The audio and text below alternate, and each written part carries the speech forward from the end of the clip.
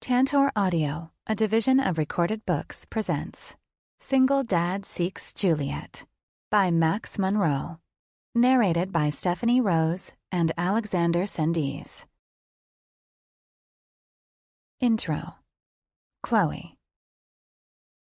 No, you lunatic. I am not typing those words about my father. Ever. Oh, come on. My best friend and altogether wild woman, Haley Hargrove, teases, setting her chin on my shoulder and rubbing it into the muscle awkwardly. Not even if there were a werewolf chasing you? And I'm not talking about dreamboat Jacob Black trying to imprint on you either. I'm talking full-on werewolf with beady eyes and sharp teeth that can't be deterred by humans or hella sexy vampires. I roll my eyes and jerk my shoulder to make her weirdo chin find another home. For the sake of our friendship, you need to stop rereading Twilight. It's not my fault Stephanie Meyer released Midnight Sun and I'm back on my Team Edward bullshizzle, she responds, acting like her words provide a perfect explanation for the fact that she's read the Twilight series no fewer than 50 times. No joke. She's been reading that series since we were like 12. And considering we're both 17, almost 18 now, her obsessive love for a fictional vampire is going 5 years strong without any signs of letting up. Don't get me wrong, I love Twilight, but Haley could stand to read about some socially conforming mortals every once in a while. It would do our friendship some good if you fit in a few John Green or Jenny Han books between your Edward Cullen binges. Speaking of us talking about my vampire boyfriend and your dad's penis, do you think Edward's penis sparkles in the sunlight too? I mean, his skin sparkles, but does his... I don't care about Edward's sparkly penis, Hale! I cut her off on a whisper yell. And we are not talking about my dad's penis. You keep trying to, but I am not. Ew. Just saying those words threatens my gag reflex. No teenage daughter should be forced to think about her father's you-know-what. Okay, fine. I'm the one talking about your dad's penis, she corrects. And you're the one who never answered my question. Because your werewolf analogy was horrible. And the question was so ridiculous it didn't deserve a response. Saying illicit things about my father's penis power, as you so eloquently put it, would do absolutely nothing for me in a chase with a werewolf. Oh, geez. What is that? What are you doing there? Are you trying to be rational? I skewer her with a glare, but my best friend is undeterred. She swings her long, dark locks over her shoulder and scoffs. That's so boring, Chloe. You need to live a little. Excuse me? What exactly do you think I'm doing here? I question and scrunch up my nose. I'd say typing up a personal ad for my dad for the Bachelor Anonymous contest that he has no freaking clue about and will most likely kill me for is living a lot. My laugh is equal parts amused and terrified. Heck, I should get it all in now. Just live it up, because when Jake Brent finds out I entered him into a dating contest, I'm going to be DEAD dead. Don't be such a worrywart. Chances are he's never even going to know you did it. They only notify the winner, right? Out of like hundreds of entries, he'll probably never win, especially since you're too much of a prude to tell everyone about his big dick energy. Oh my God, shut up! I whisper. What? Haley questions like it's no big deal that she's still talking about my dad's... Good God, don't you dare even think it. You know your dad is hot, right? I mean, back in the day, he was a big bad military god and still has the body to prove it. There is no doubt in anyone's mind that man is packing some serious heat in his pants. She laughs, waggles her brows, and then adds, Just deal with it, Chloe. Your dad is a total babe. Keep your voice down, I hiss. He is right outside in the family room. That's the only thing that's lame about him, she whispers and rolls her grayish blue eyes toward the ceiling. What kind of parent doesn't let their almost 18-year-old daughter keep their computer in their bedroom? A dad who was a Navy SEAL? I say matter-of-factly. Plus, we share this computer. It's just easier to keep it in the den. Sure, Clo-Clo. She snorts. You live in the bougie part of San Diego. You have a formal living room, a family room, and a den. Not to mention, you have to go through a gated Fort Knox-esque entrance to even get to your house. Pretty sure your dad can afford to buy you guys separate computers. I guess I shouldn't be surprised, though. He refused to let you have a phone or the gram until you were 15. The gram, aka Instagram, Haley's favorite social media app on the planet. If I had $1 for every selfie she's involved me in, I'd probably be able to afford my own college tuition. Not even kidding. Do it for the gram should be written on her freaking tombstone. Haley, shall I remind you that you live in the same bougie neighborhood as me? Your house is literally right across the street from mine. I retort, but she ignores me completely and rambles on about anything but the darn personal ad I'm trying to write. Although, I guess I sort of get it. She continues, if I had a daughter who looked like you, all long legs, gorgeous blonde hair, and big pretty eyes, I'd probably lock you in a closet until you turned 35. We are polar opposites when it comes to looks. Where I'm tall with blonde hair, Haley is short with dark hair. I look like I was born and raised in our home state of California, and she looks like she came from some exotic Mediterranean country. The same can be said for you, I counter. You're like a teenage version of Megan Fox and have had boobs since we were in 6th grade. Haley shimmies her chest, and I let out a deep sigh when I realize just how off track she's managed to get us. Do I need to remind you that today is the last day to enter this contest? I glance over my shoulder and glower at her with a stare. I need you to stop shaking your tatas around and help me write this thing. I've been helping, she whines. You just don't want the help I'm giving. That's because you've taken a leave of absence from reality, Haley. You really think I'm going to write about my dad's penis in a newspaper personal ad? Can you even fathom the number of hours I'd have to spend in therapy if I did something like that? Not to mention, if my dad actually saw it, the money he saved for my college tuition would end up going to our freaking therapists. I don't know why you make that sound like such a big deal. Everyone is in therapy these days, Chloe. Everyone. Newsflash, girlfriend, I say, and shoot a pointed look in her direction. If I don't have money for college tuition, then you'll end up going to Berkeley by yourself. When Haley and I were 13, we begged my dad to drive us 7 hours to see the Golden Gate Bridge.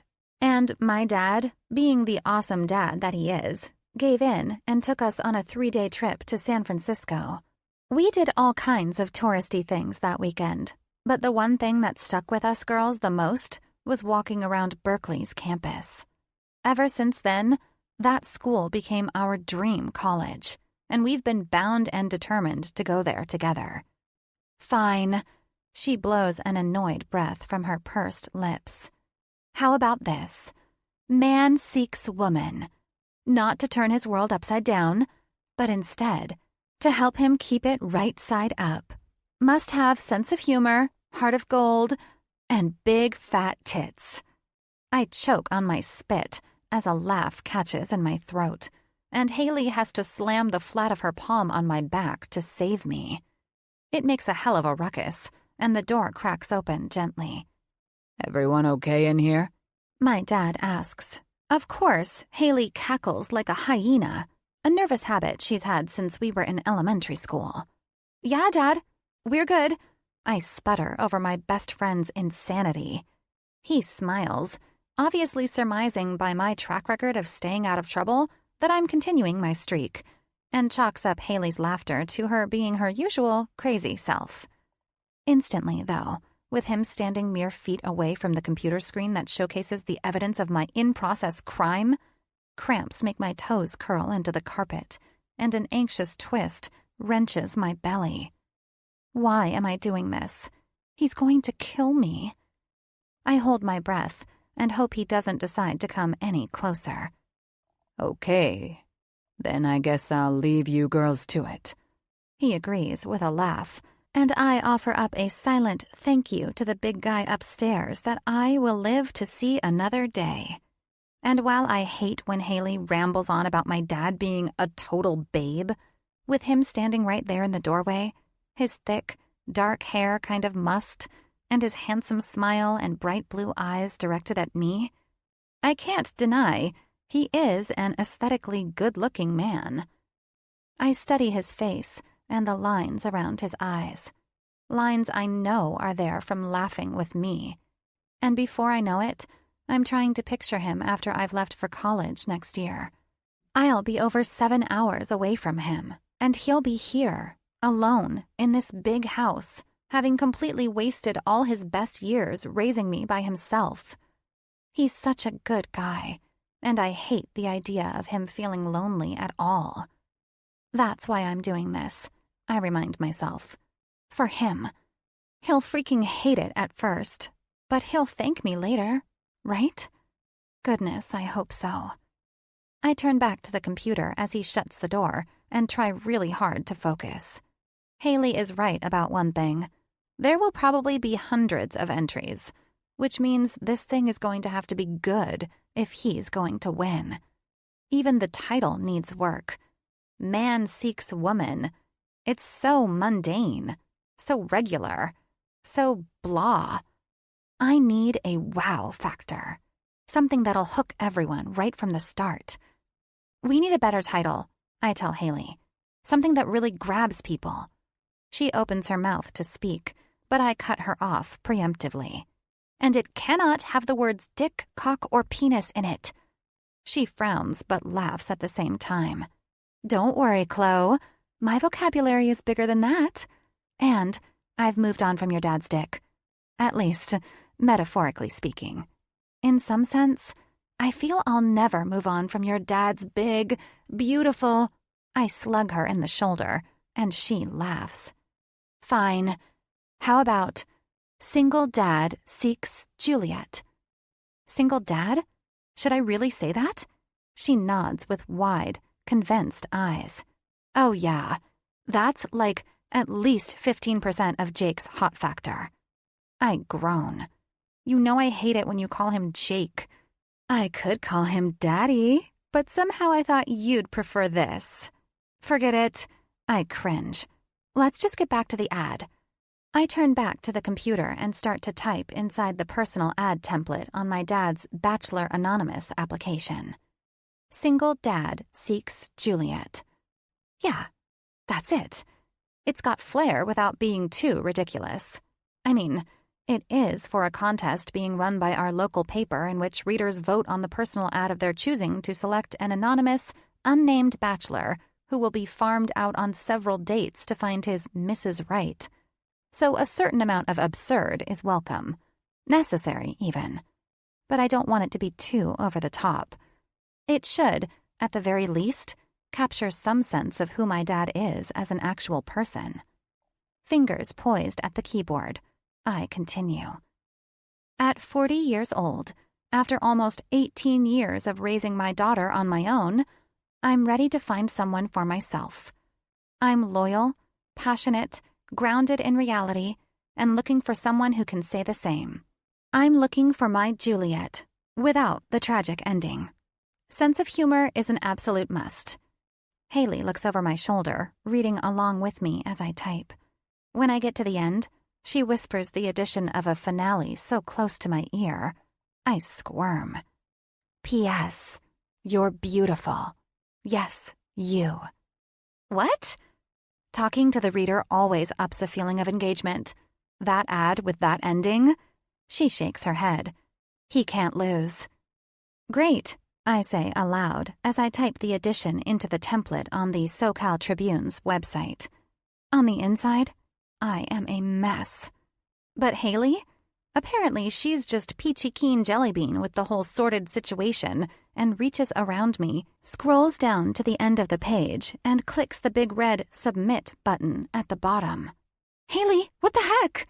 Panic makes my heart lurch inside my chest like it stubbed its toe on the leg of the living room sofa. But my best friend just smiles at me. Too late to back out now, sweet cheeks. It's really happening. My dad, Jake Brent, is officially in the running to be Southern California's first Bachelor Anonymous. Holy macaroni. I want happiness for him more than anything in this world. He's the best dad, and he deserves it. He deserves to find a woman who will make him happy. Someone who will make him laugh and smile. Someone he can spend time with when I'm away at college and no longer living at home. Someone he can build a life with. But I can't help but ask myself, am I really prepared for him to win? Because if he does, I can guarantee he's going to be pissed. Gah! Immediately, I glance at the date on iCalendar.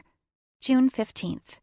And then, I scour SoCal Tribune's website to find out when the last round of voting for Bachelor Anonymous will occur. July 26th. So, okay, almost 6 weeks of summer to enjoy, until I have to worry about whether or not I'll make it to see the first day of my senior year of high school. Fingers and toes and pretty much everything crossed, the next month and a half moves like Haley that time she attempted to try out for the track team in the name of her crush on Taylor McKinley and ran the 60-yard dash in a staggering 2 minutes, aka very, very, very slowly. 1. Holley. Today might be a Tuesday, but it's feeling all kinds of Monday. My work to-do list is a mile long, and I have the lovely, painful, pleasure of fitting in a quick meeting with my editor-in-chief before I start my day. With the fresh cup of coffee I snagged from the shop up the street in tow, I tip-tap my heels across the shiny white tile floor as I take a left out of the elevators and head down the long hallway that leads to Gloria Favarelli's large corner office. Her door is already open, and the lively, early August sun peeks its rays through the partially opened blinds of the window behind her desk. And, unfortunately for me, once I step inside, she doesn't waste any time diving into the meat and potatoes of why she requested this powwow. "Are you just as thrilled as I am about our Bachelor Anonymous contest, Holley?" Gloria asks, a far too happy smile on her face. Sigh. I sit down in the chair across from her desk, and it takes a Herculean effort not to let out a deep, heaving, frustrated breath. Of all the journalists at the SoCal Tribune, for some insane reason, Gloria chose me, the woman who, just a little over 6 months ago, ended a more than a decade-long relationship, to run this 3-ring dating circus. "Oh yeah," I answer, the phony, friendly tone of my voice not at all matching the pain that's already starting to make its way inside my chest. I had a feeling this was why she wanted me to stop by her office this morning, but I was desperately hoping it was about something else. Like her telling me I've been switched to a new assignment and will no longer be running the dreaded Bachelor Anonymous contest. Hello, wishful thinking? It's me, Holley. So, I take it we're all set with our bachelor and his 5 lucky dates? Yes. I dig deep and force a smile to my face. He has officially been chosen by the readers, and I'll be meeting with the 5 selected women today. How exciting! She flashes a grin in my direction and rubs her hands together. Uh-huh. I grind my back molars together. So exciting. I'm probably the last woman on Earth who should be spearheading a contest that involves helping people find love. Yet here I am, pretending to be absolutely delighted. Call it survival. Call it a desire to keep my job. Call it a 33-year-old woman in the middle of some kind of nervous breakdown. Whatever the reason for my agreement, the fact remains that I am a journalist through and through, and no matter the story, I will write it. So, tell me about our bachelor. What's his name? What's he like? Is he as hunky as we're all hoping he'll be? She asks, her voice giddy, and her short red hair bobbing up and down with each enthusiastic word. For a woman who can be such a hard-ass about deadlines, Gloria is the world's biggest romantic. Her penchant for watching every single season of The Bachelor is proof of that. Also, it doesn't take a rocket scientist to figure out where she obtained the inspiration for this contest. Thanks for nothing, Chris Harrison. His name is Jake Brent, I answer, but I choose to skirt around the whole issue of my not actually being in contact with him yet.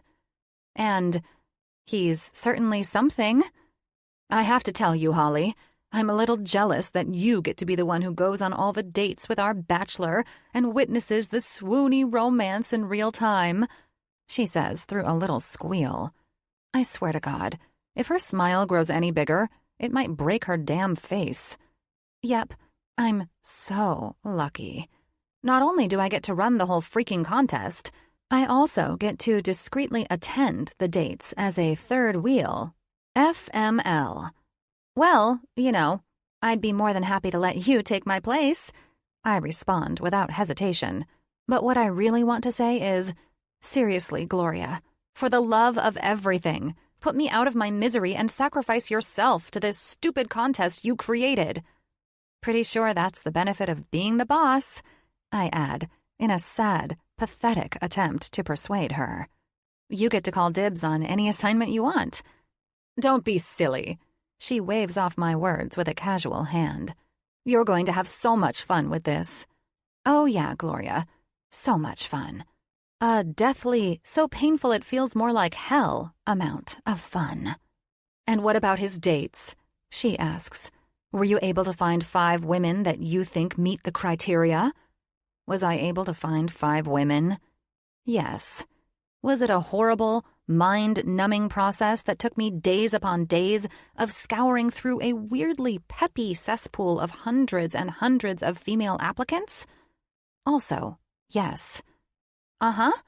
And actually, they should be here in the next 15 minutes or so to sign NDAs and get abreast of how the contest will move forward. Fantastic. Sounds like everything is running smoothly on your end, then. Sure is. Considering I've yet to officially talk to our Bachelor Anonymous, it's safe to say things aren't exactly running smoothly. But if there's one thing you learn as a journalist early on, only tell your editor-in-chief, what you need to tell them. And right now, all Gloria needs to know is that the contest is in progress. Well, if you don't mind, I add before she can ask me any more giddy fucking questions I don't have answers to. I'm going to head out and get ready for my meeting with the 5 women. She gives a little nod of approval, and I waste 0 time hauling ass out of her office. Once I'm settled at my desk, I prepare myself for the first priority of the day, the nerve-wracking phone call to Mr. Bachelor himself.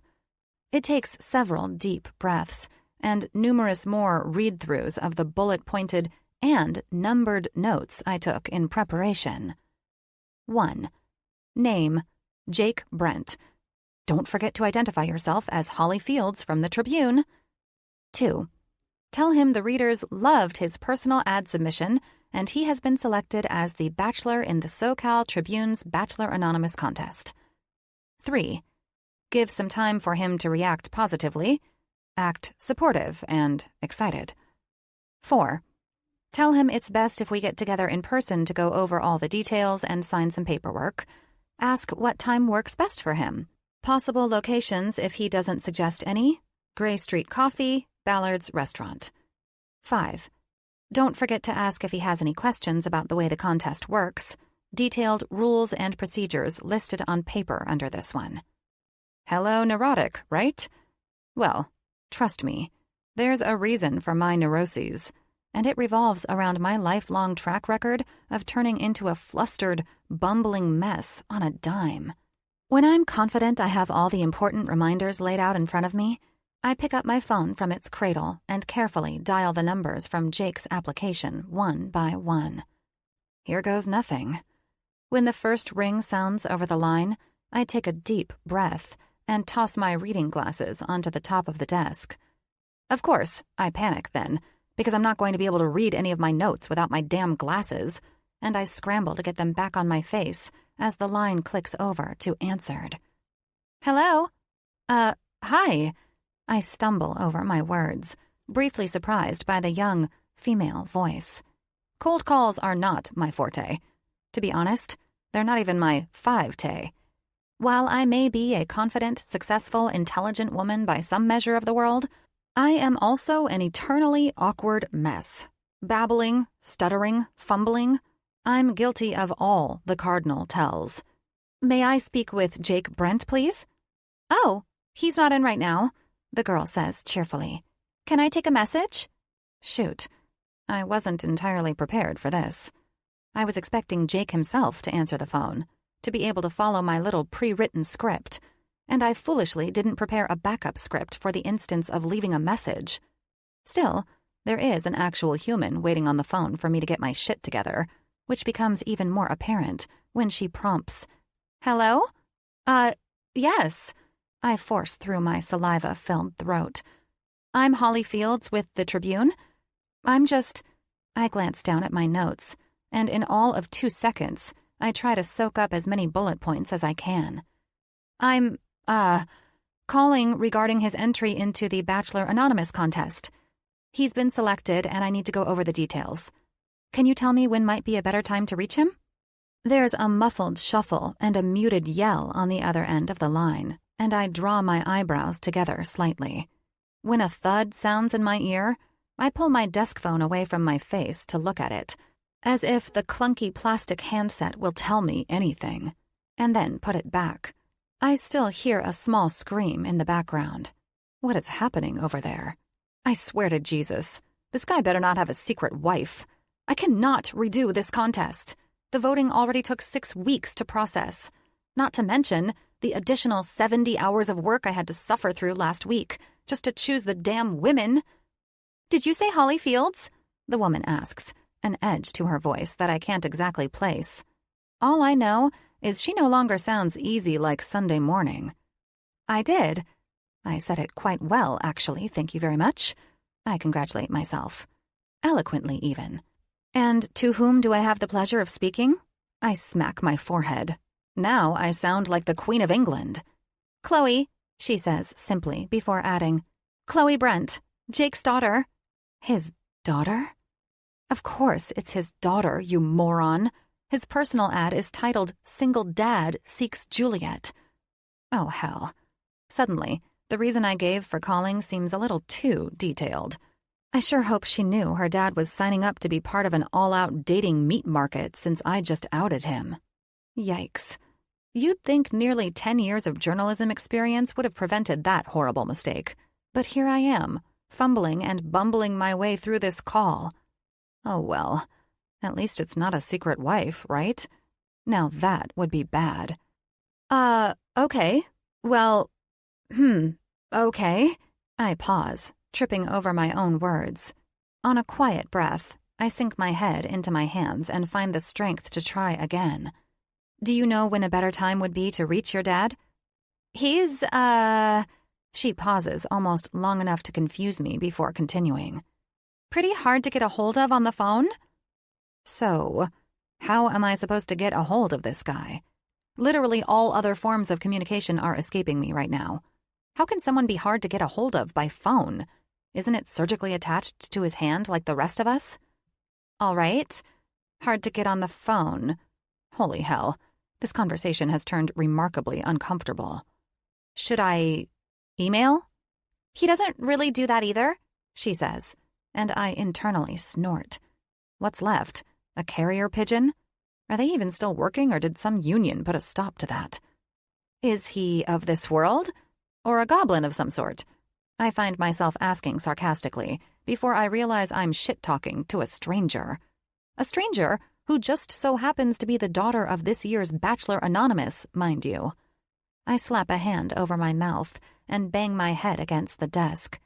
Thankfully, she laughs. My dad isn't a goblin, she says through a final snort. He's 100% a human man, and he'll be at Coronado Beach tomorrow morning. He's literally there every morning, just after sunrise. A bit of a creature of habit, I guess you could say. Coronado Beach? I repeat and mentally calculate that it's only a short drive from my house. 10, 15 minutes tops. Yep, you can find him there. And what? I'm just supposed to stumble around the beach for a couple hours until I find him? Pretty sure I'm going to need a meet point that's a little more detailed than an entire freaking beach. Maybe I should just give him another call to... No, she says quickly, and I squint, curious as to her intensity. He won't be home, but I'll let him know that you called, and he'll be expecting to see you tomorrow at Coronado Beach, right across from the Hotel Del. But he doesn't even... The line goes dead before I finish the rest of my thought. Know what I look like. Well, that didn't go as planned. I pull the phone away from my ear slowly before replacing it back in the cradle. I'm not sure what level of awkward I'd classify that conversation as, but it was definitely on the spectrum. Still, I guess being the daughter of a single man who's entered himself in a bachelor competition has to be a little unsettling. I know I probably wouldn't have known what to say or do in that situation either. Which is exactly why you shouldn't have given so damn many details at the beginning. I cringe and offer up a silent prayer that my minor conversational fuck-up doesn't come back to bite me in the ass. The last thing I need is Mr. Bachelor threatening to sue the newspaper because I accidentally spilled the beans to his daughter. Shit, shit, shit. You'd think, at this stage in my life, I'd be better prepared for my blundering. But no. My foot-in-mouth syndrome appears to be chronic. Goodness, I really hope I didn't traumatize his daughter with my slip-up. My dad had the good grace to be perpetually single after my mom passed. Don't get me wrong, I want him to be happy. I've always wanted him to be happy. And I know a large part of that would be amplified by a companion in his life. But the interviews I've spent the last week doing in order to narrow the Bachelor Anonymous dating pool have been irrefutable proof that it's scary out there in the open seas of desperate women. I sigh, and when I look up from my desk, I come face to face with the only 5 women who seemed like it wouldn't be an actual crime to make our nominated bachelor date. In the glass-walled conference room across the hall from my office, they sit, waiting for me to join them. Damn, sometimes Dolly, one of the main office assistants here at the Tribune, is far too prompt. I sigh again. I thought I'd be meeting with them after getting verbal confirmation of participation from our bachelor, but I was clearly a little too ambitious with my timing. Oh well, the NDA I've had the legal team draft should be all-encompassing. Even if we had to make a change to Bachelor Anonymous at the last minute, it wouldn't make a difference in the paperwork. At least this part will be out of the way. I shove my chair back with my hips and press the button on front of my computer monitor to shut off the screen. The glass walls may have seemed like a good idea to the designer when they remodeled the Tribune 2 years ago, but I can tell you, they were not. My neighbor to the left, Fritz Kahlo, the contributor responsible for the over-sensationalized Men Want More column, is a snoop, and, in all honesty, kind of a pervert. I make a point to steer clear of him and his wandering eyes at all costs. Meanwhile, to the right of me sits Gianna Welsh, the woman in charge of obituaries. Sounds innocent enough on the surface, but let me tell you, she spends half her workday video chat flirting with all the widowed men. I can't even count the number of times I've seen her reach into the V-neck of her top to pull her boobs up and inward for more camera exposure just before signing on to, or during, a call. I do have to hand it to her, though. She's frighteningly, impressively, shameless. Everyone in the office other than the editor knows of her behavior, and knows of it well. I'm actually surprised her name didn't show up on any of the applications I've been sorting through over the last 2 weeks for this contest.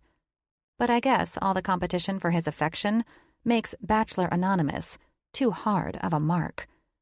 The hustle and bustle of the office amplifies as I shove through the glass door of my office and step out into the hall. A huge network of cubicles just on the other side of Fritz buzzes with the anxious anticipation of our print deadline. Beat reporters pull phones away from their ears and cover the mouthpieces to shout at their compadres, and runners sweep the grid, looking for articles that can get picked up, proofread, submitted to the editor, and fast-tracked over to layout. The timeline of our paper's release never changes. Ever. And yet, we're almost always, comically, agonizingly, in a rush. Either the expectations to fit this much work into the timeline given are ridiculous, or we're staffed mostly by procrastinators. Based on myself, I'd wager a guess that it's a healthy mix of both. My phone pings with a text from my blazer pocket, and I pull it out quickly to make sure it's not something of immediate importance.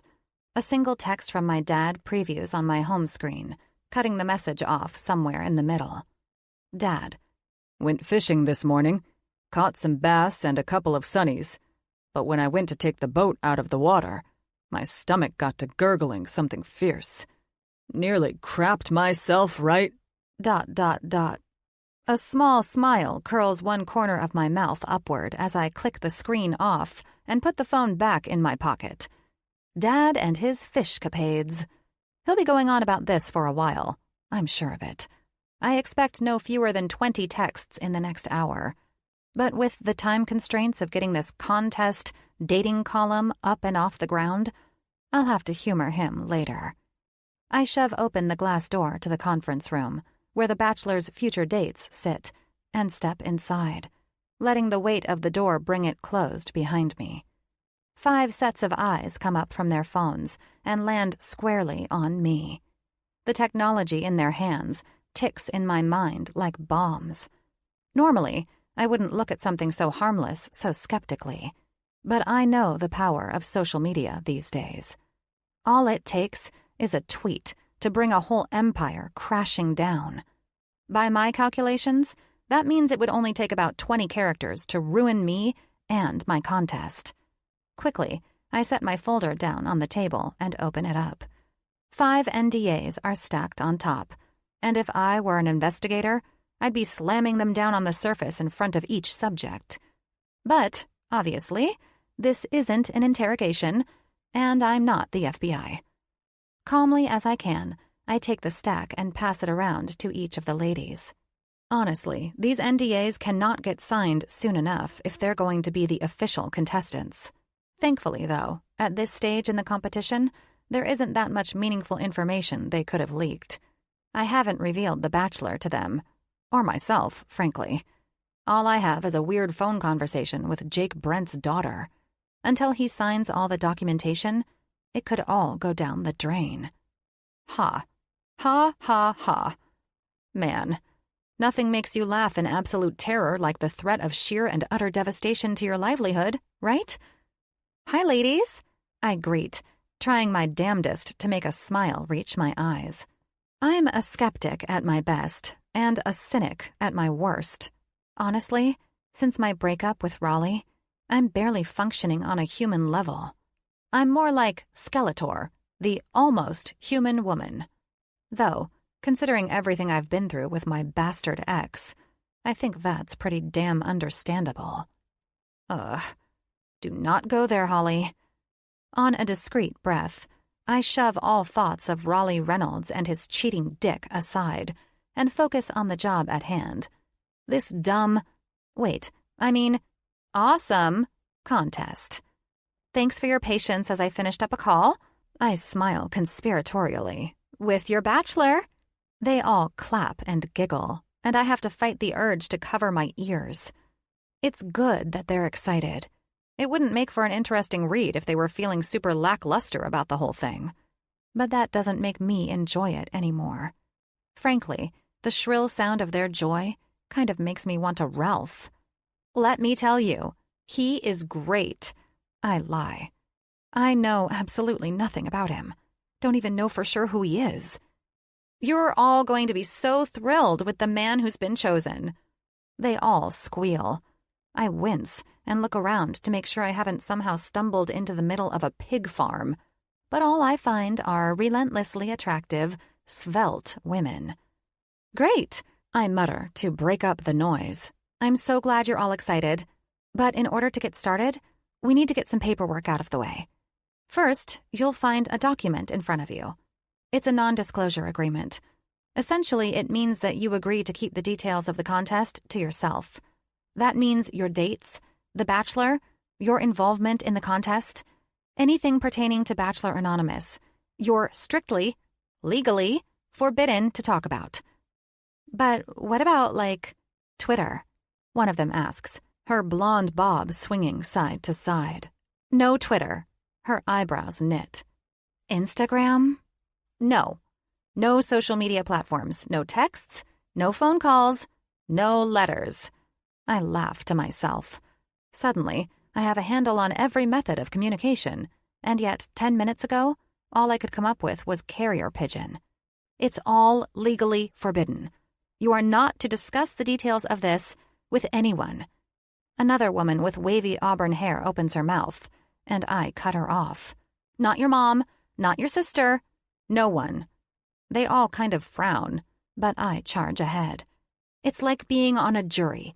You are sworn to secrecy over the details until the contest is completely over, and even then, you'll have to be released from your non-disclosure agreement in order to share anything. What's the point if we can't share anything? The blonde asks again. To find love, I offer. To meet someone you can spend the rest of your life with. But how would that work? My mom is going to want to meet the guy I marry, the blonde asserts. I nod, though I kind of want to smash my head into the table. Really, though, it's my fault. I should have seen this coming. When there's this much hairspray in a room, the fumes are at least partially noxious. I should have told Dolly to put them in a room with a window. The non-disclosure will almost definitely end after the contest is over. I begin to explain. And then you'll be free to share your relationship wherever you and your partner like. But it's an integral part of the contest now. It's to protect both your and the Bachelor's privacy as you get to know each other. 4 of 5 women put their pens to the paper and sign. One, though, she's a holdout for some reason. To be honest, I can't tell if she has a genuine problem with those terms, or if she's still trying to make sense of it all in her head. I take a deep breath, reminding myself that these women have done nothing to wrong me, no matter their striking likeness to Raleigh's assistant, and smile.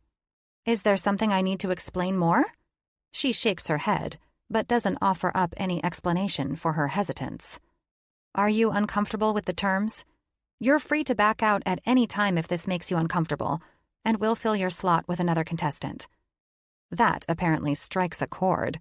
She picks up the pen and signs her name at the bottom of the paper. Great, I approve with a smile, collecting the NDAs and filing them in my folder immediately. Now we can move on to the fun stuff. More squeals fill the air, and I reach into the folder, pull out the next round of forms, and mentally brace myself to be stuck in this room of giggly squealers for the next hour and a half. Lord, please give me strength. 2. Jake. Music thumps through the ceiling of the kitchen like there's almost no buffer of drywall and wood at all between one floor and the next. But I'm the one who built this house. I know better. The construction is sound. That can only mean one thing. My daughter Chloe is trying to communicate with otherworldly life forms via her stereo system. Just another normal Tuesday night. I smile to myself as I jog down the hall and take the steps 2 at a time up the stairs to the 2nd floor. I pass a guest room and bath and knock on the closed door on the right with 4 hard raps. There's no point in wasting my time with a gentle tap. She's raving in there. There's no way she would hear me. Chloe! I yell through the closed door when the volume doesn't descend to non-rock concert levels immediately. Open up! The heart-shaking music finally drops in intensity, and a few seconds later the door swings open to my beautiful daughter's repentant face. Hey, Dad. Music too loud? I shake my head with a smile and laugh. I've only just started to bleed from my ears. Sorry. She apologizes with a giggle. It's fine. I mean, when I go deaf in about 5 years, you'll only have your music to blame. But it's perfectly fine. I grin, and she just rolls her eyes on another giggle. I reach forward and tug on the end of her long ponytail. And it's time to come down for dinner anyway. Something rings on the screen of her iPad, which is propped up on its stand on the desk, and we both look behind her to the source of it. Okay, Dad. She agrees, walking swiftly toward the tablet. Let me just answer this call from Haley and tell her I'll call her back, and then I'll be right down. I look at the screen harder, trying to make out the image there. It doesn't look like Haley at all, and I'm instantly confused. Chloe? I prompt. Yeah, Dad? Is Haley dressed like a chicken or something? What? She asks, turning her head to face me, the screen still ringing. I know you said it's Haley, but it looks like a guy dressed like a chicken to me. She looks back to the screen and bursts out laughing, grabbing her stomach so hard she almost falls to the floor when she glances back at me. What? I ask. Oh my God. Dad, that's not Haley. That's my screensaver of Conan O'Brien dressed as the crazy rooster. Her laughter rings out and peals as she finally does something to answer the call, and a camera screen pops over the man chicken, putting Haley's face in the window. Oh my God. Chloe squeals again, immediately inciting a whirlwind of excitement from her best friend. My dad just confused you and Conan O'Brien, she yells toward the screen, and I take that opportunity to make my exit with a roll of my eyes. 2 minutes, Chloe, I remind her, and she turns around to nod as I'm shutting the door, still laughing so hard she can hardly breathe. Jesus, I think to myself. Some days I convince myself that 40 is still young, and then moments like this make it painfully obvious just how old I'm actually getting. I'm halfway down the stairs on my way back to the kitchen when my phone vibrates in my back pocket. I pull it out and look at the screen. One new message. Heather. The lovely Heather. A flight attendant with an irregular route. She's been one of the easiest women to meet up with without complication as of late. She comes into town. We get together if it works out, and then she goes back on her way without any hurt feelings on either side. I click the box to open the message and see what she has to say, and to remind myself that I'm not exactly dead and buried yet.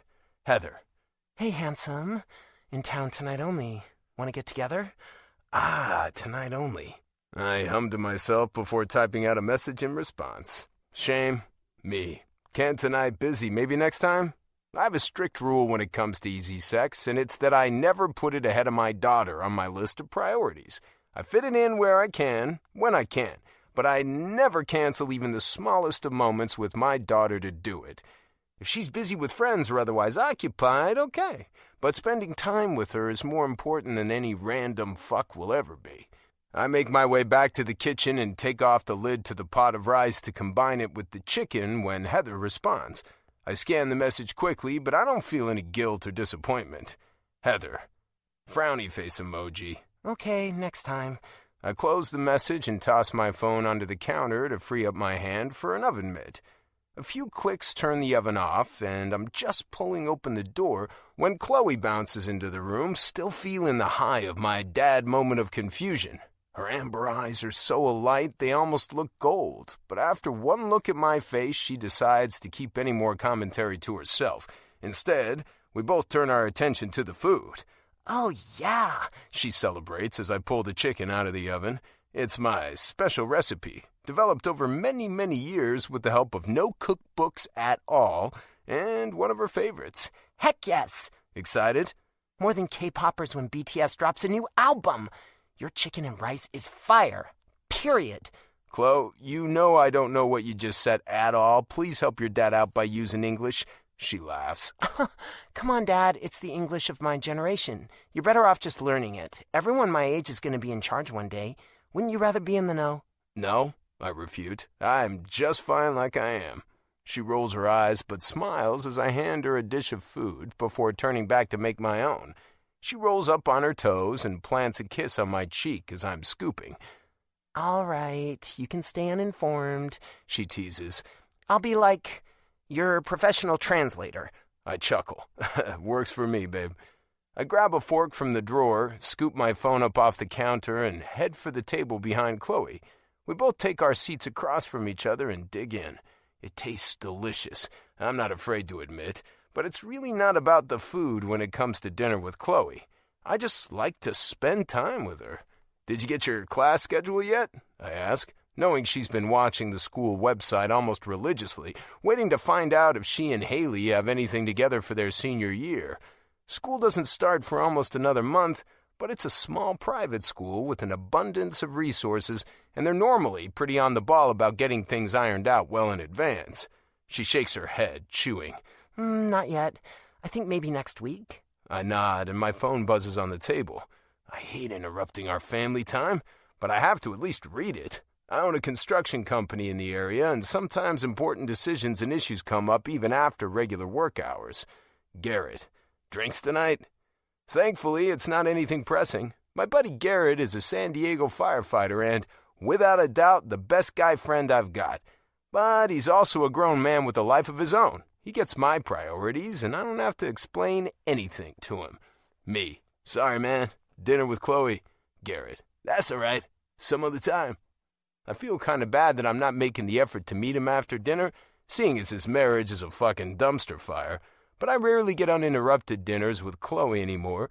Soon she'll be busy with school and friends, and sooner than I'd like to think about, she'll be moving out of the house and starting college. After 17 years of raising her myself, of dedicating my life to her, I'm honestly not sure how I'm going to handle it. For the time being, I'm determined not to rush any of the time I have.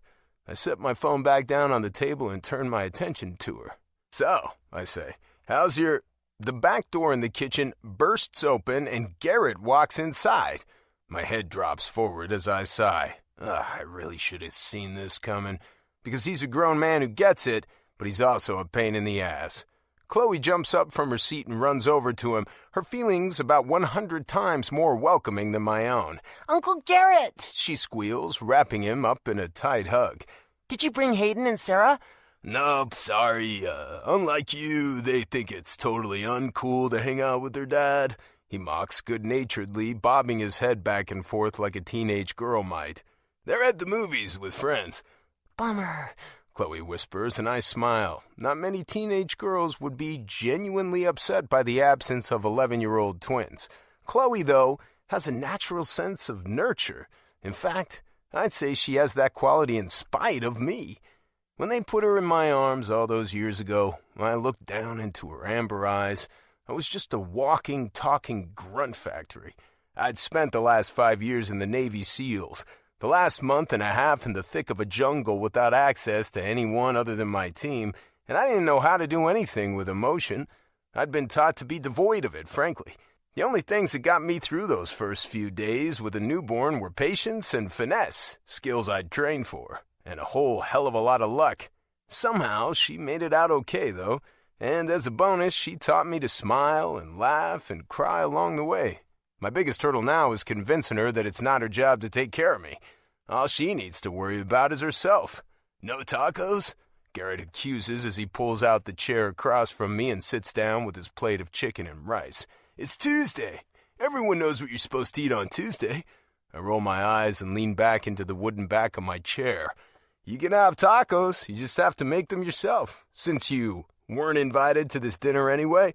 What? You said, and I quote, dinner with Chloe. I'm here for dinner with Chloe. I shake my head, but I also have to laugh. Garrett has a way of making things fit his narrative.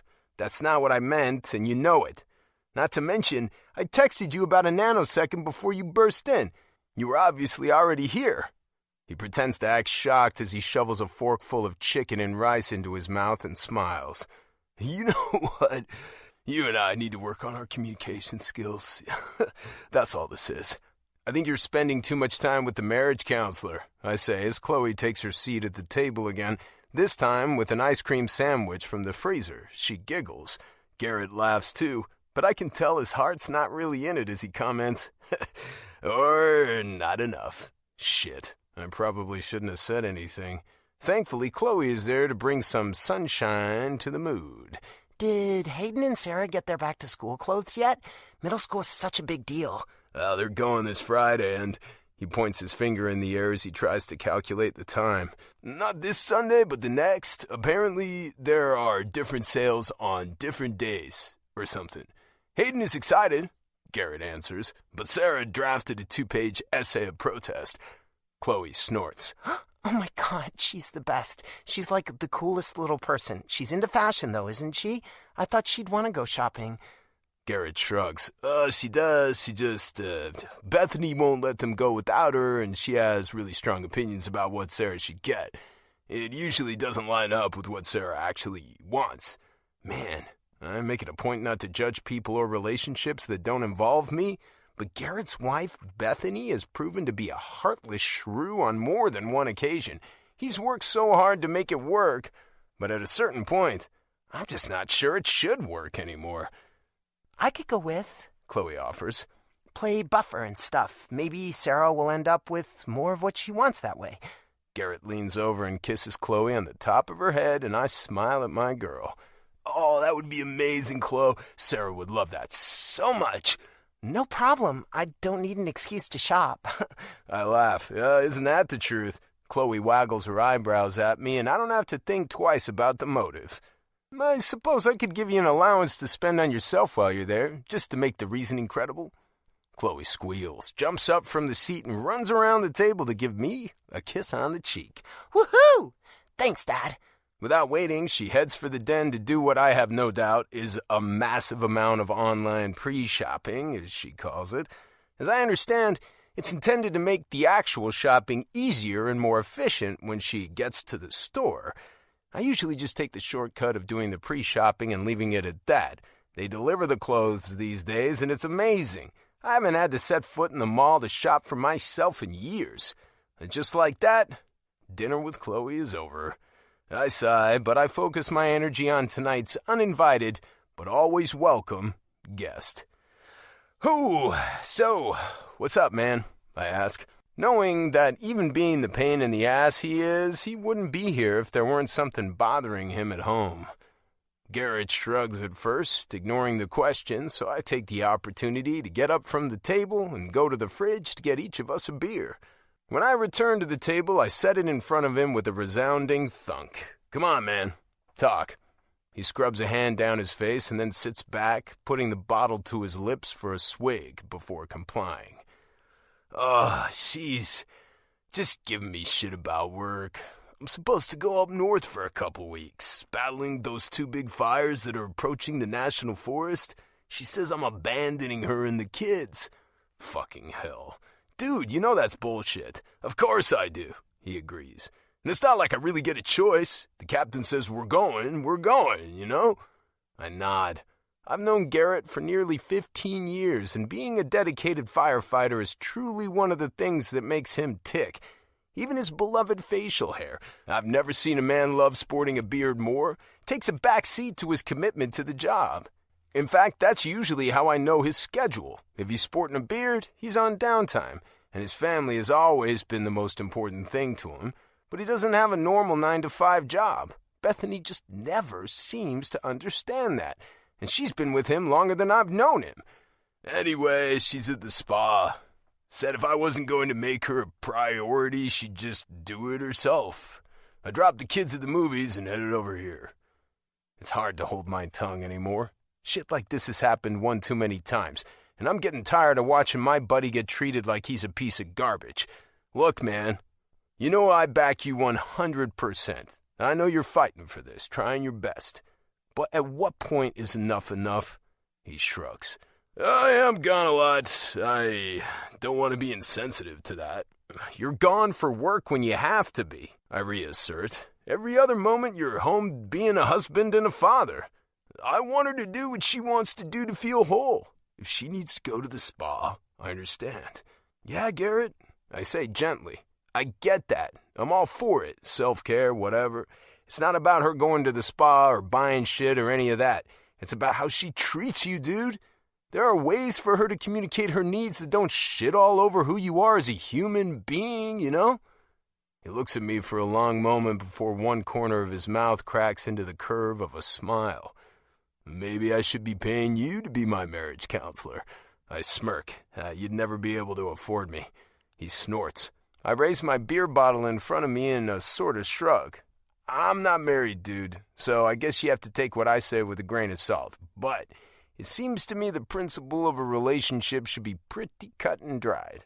It's both give and take, not just one or the other. And I haven't seen Bethany give you much of anything other than a headache and blue balls in quite a fucking while. He doesn't say anything, just pulls at the label on his beer bottle as he considers my words. Now come on, I say, cutting into his thoughts. You interrupted dinner, so now you're going to buy me dessert on the way to pick up your kids. He nods with a smile and stands up to carry his plate to the sink while I yell for Chloe in the den. Chloe, get your shoes on, we gotta go. Where? She shouts back, but makes no move to come out from behind the closed den doors. To grab some ice cream and pick up the twins with Uncle Garrett. Hello, I'm a little busy in here, she retorts, but only after a few seconds of silence she adds, but I could be convinced into going if we get froyo. Yeah, sure thing, Chloe. What the fuck is froyo? Garrett asks, and I shrug. Hell if I know. It's frozen yogurt, Uncle Garrett, Chloe chimes in, already heading into the mudroom to grab her shoes. Sheesh, you guys need to learn the lingo. Is it me, or do teenagers make you feel really damn old? Garrett asks, and I laugh. Ha! Preaching to the choir, dude. 3. Holley. Now would be a fantastic time to put on your big girl panties and get out of the car. My mind sasses me as I stay rooted in the driver's seat of my parked car. Instantly, I lean my head back against the headrest and force myself to inhale a big, cleansing breath. For a Wednesday morning, this is the very last place I want to be. Sitting in a public parking lot in front of Coronado Beach, moments away from attempting to find Jake Brent. Holy moly. Talk about insane. The rearview mirror taunts me, and it doesn't take long before I meet my reflection again and check my makeup for a third, or is it fourth, time. I doubt much has changed since I last looked a minute and a half ago, but my nerves are acting like this is a 4th of July fireworks show. Pow, bam, sizzle. Any more of this, and they're going to drag me out to the barge in the Hudson River to be a part of the television broadcast display. Not that I know much about the Hudson River and New York City. I've only ever been twice, and after growing up in the Midwest with my dad, I ended up choosing the West Coast over the East. Once I graduated from my small-town high school, I headed for the bright lights of Southern California to attend college at San Diego State. Compared to the Iowa farm country I was born and raised in, California was glitzy and glamour-filled, and needless to say, it wowed me. Sadly, it's probably because of that wide-eyed wonder that I fell so easily in love with frat boy Raleigh Reynolds. He was clean-cut, well-liked, from a well-off family, and he treated me like I was something special. Amid a crowd of perfect bodies and plastic surgery, I was absolutely thrilled that someone like him could think I, the small-town girl from Iowa, stood out. 1 month after meeting Raleigh at a party during my junior year of college, we started dating. And to be honest, I thought I'd date him for the rest of my life. I thought we'd get married and have kids and be the perfect California couple with big dreams and a house in Malibu. I glance at myself in the mirror again and shake my head. My God, what a naive little girl I was. I swipe at the crease of my eyeshadow and check the corner of my mouth for excess lipstick. Everything is in order, but I still pull out my eyebrow pencil and do a couple extra strokes at the apex of the arch of my brow. The clock glares in the dim morning light, clicking over to another minute of time, and I swallow wordlessly. It's time to face the Bachelor music.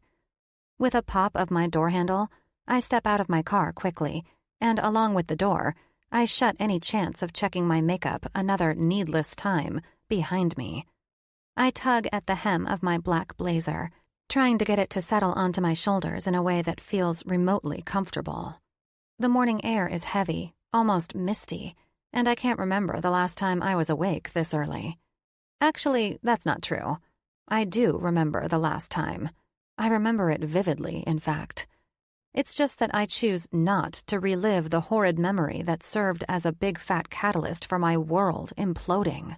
Graceful as can be, I trip as I take my first step onto the sand on Coronado Beach. but I catch myself without taking a tumble. It's not crowded, though there are several more people than I would have expected, seeing as the sun is barely even peeking above the horizon. A contingent of navy t-shirt-wearing men jog by, and not a single one of them looks up at me. I choose to believe it's their dedication to their duty, and not the extra pounds I've put on recently, that makes me invisible. I almost roll my ankle again, and I curse under my breath to make myself feel better. Stooping low, I take off what my dad likes to refer to as my man heels in favor of bare feet. They're normally my most sensible, I'm still trying to look professional but not get blisters shoes. Hence the less than flattering nickname from my dad. But, apparently, a heel of any kind in soft sand is a death sentence. I scan the waterline for a man of Jake Brent's description. Tall, athletic, muscular. But all I see are military men and large, rolling waves. To be fair, a good number of them are of both good height and physical condition, but none of them seems like the man I'm looking for. There's something about Jake Brent that makes me feel like I'll know him when I see him. It's not cosmic destiny or anything. It's just access to information. In addition to the personal ad entrance submitted for the contest, they also had to provide a brief physical description.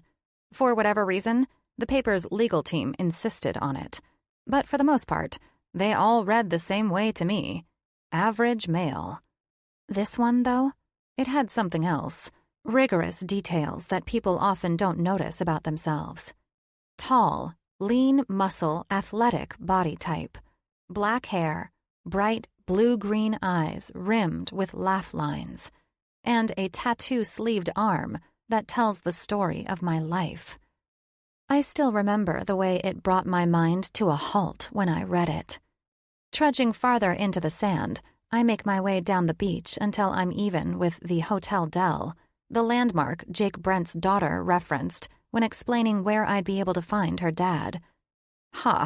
Landmark referenced. More like the hint she dropped on my doorstep right before she ran. It was the ultimate ding-dong ditch of explanatory phone calls. The air is still a little hazy with dawn, but from what I can tell, almost everyone else I noticed in the vicinity before has moved on to sandier beaches. Or something. I look back toward my car, wondering if I should just peel out of here, get on the phone again, and hope Jake Brent actually answers my call this time, so I can schedule a meeting in which I feel slightly less awkward. But in the end, the sheer distance of the walk makes my decision for me. Instead, I plop down in the sand and dig my newly freed toes down until the grains feel cool. Serene and quiet, the morning blankets me comfortingly. The truth is, I've spent the last 6 months out of sorts, confused, lazy, desperate to find something that motivates me again after breaking off my engagement to my college sweetheart. After I spent more than a decade of my life with someone, it's like I forgot how to function properly on my own. I laugh to myself as I think of my dad's car analogies I almost never get. According to him, ever since I broke it off with Raleigh Reynolds, I've been down a cylinder or two. Whatever that means. I check the time on my chunky Michael Kors watch and glance over my shoulder. Nobody. Frankly, the place seems to have gone from hopping to deserted in no time flat. I look out at the ocean and scan the surface of the water for anything of interest. I don't expect to see much, but with a hand over my eyes to shade out the light from the rising sun and a squint, I can just make out a human-looking figure in the ocean right before it disappears under a crushing blow from a huge wave. Holy shit, that doesn't look good. Panic grips me, and I jump up to my feet in the kind of swift motion I didn't even know I was capable of anymore in my 30s. I search the surface of the water for signs of the person as quickly as I can. Briefly, so briefly I almost miss it. His head pops up from the hollow in between the waves, arms stretched up, and then disappears again. Shit, that definitely isn't good. Isn't that like the international sign for distress in the water or something? I feel like I've read it in a book before. I run forward toward the edge of the waterline, dropping my purse in the sand in the process. I watch avidly for the man to reappear, but all I'm able to make out is a rogue arm through the wall of yet another wave. I think that guy is going to drown. Fear for the stranger's life grips me, and I jump into action without thinking, sprinting into the water up to my thighs. My clothes are getting more drenched by the second, and the instant a wave breaks right in front of me, I freeze in my spot. How in the hell am I going to help him? I'm not Michael Phelps, for fuck's sake. I search the water maniacally, hoping to lock onto a body part, a fleck of hope for this soul, when the back of a head bobs in the water before disappearing yet again. Jesus, I can't just leave him. I could never live with myself. Shit, I'm really going to have to do this. I'm going to have to try to help him. I time my jump into the body of the next wave just before it breaks, hoping to avoid getting caught up in the inertia of it. I'm an average swimmer at best, but I've seen the movie Blue Crush at least a dozen times. Surely, I can use all that research to my advantage. Surprisingly enough, my film-grade technique works out okay, getting me to the other side of the wave without incident. But it's in the results of my move where I find the problem. No longer able to touch bottom, I fight to keep up my doggy paddling as I search the water for the missing man. Another wave approaches, and without any footing to push off with, I don't know how I'm going to force myself under the barrel of this one. I glance back to the shoreline quickly, but it's much farther away than anticipated. The current of the ocean has sucked me out well past where I'd ever choose to venture on my own. And I'm getting dangerously tired. I would have sworn I'd be able to keep my legs churning for longer than 60 seconds, but maybe I'm not as buoyant as I used to be. Does age make you sink faster? Do carbs? Okay, this isn't good. I scan the surface of the water again, hoping to find either the man who brought me into the stupid fucking ocean or a conveniently located platform to stand on, but I see neither. Big and bold and overbearing, the wave makes it to me, crashing over my head as I take a huge last gulp of air. I immediately start fighting for the surface, but I can't find it. I touch sand on what must be the ocean floor and flip my body so I can push off with both feet. I fight and kick and claw my way to the top, because there is no way I can look people in the eye in heaven if I know how absolutely stupid of a reason, trying to meet up with a guy I've dubbed Bachelor Anonymous for a freaking newspaper promotion, I died. I'm not going down for useless pop culture. I break through the top of the water and suck air into my lungs savagely, but it isn't long before another wave crashes over my head. Why would anyone swim in this ocean? Why? It's a goddamn death sentence. Salt water goes up my nose as I struggle for the surface again and burns a path straight to my brain, where realization officially sets in. I came into the water to save the life of a stranger, but chances are looking a little too likely that I'm going to drown before I even find the guy. 4. Jake. Morning swim cardio completed, I move on to some of my lung capacity exercises, slowly increasing the time I spend underwater, one 15-second increment at a time. I do it all for fun now, but I used to need the ability to ensure I came home alive. Something about that stuck with me, I guess, because I can't start my mornings without swimming in the ocean. Clearly, I'd never be able to move away from the beach. Timing the waves, I go under again, this time for a full minute, resting on the sandy bottom and taking in everything around me. Thankfully, the water is pretty clear here, and after years of training, the salt water barely even burns my eyes. A school of fish swims by, unaffected by my presence. The sound of the ocean's churn is quiet, but even from the floor below, you can feel the power of each wave. Something about it recharges me with the energy I need to face the day. My underwater watch blinks, signaling I'm at the end of my interval, and I stand up and push off the bottom before swimming to the surface. I breach the barrier of the water and take a deep, satisfying pull of air to fill my lungs once again. I feel invigorated and ready to go again, but I do my due diligence and give myself and my lungs the recovery time I know they need by floating on my back in the hollow of the swells. Eventually, my timer goes off and I repeat it all again, over and over until I can't take it anymore. I've just crested the water after my 2-minute dive drill when I unexpectedly see the head of a woman disappear under the barrel of a wave. I'm always out here alone. I make a point of it by being here so early, but something feels off about her presence and I'm immediately on alert.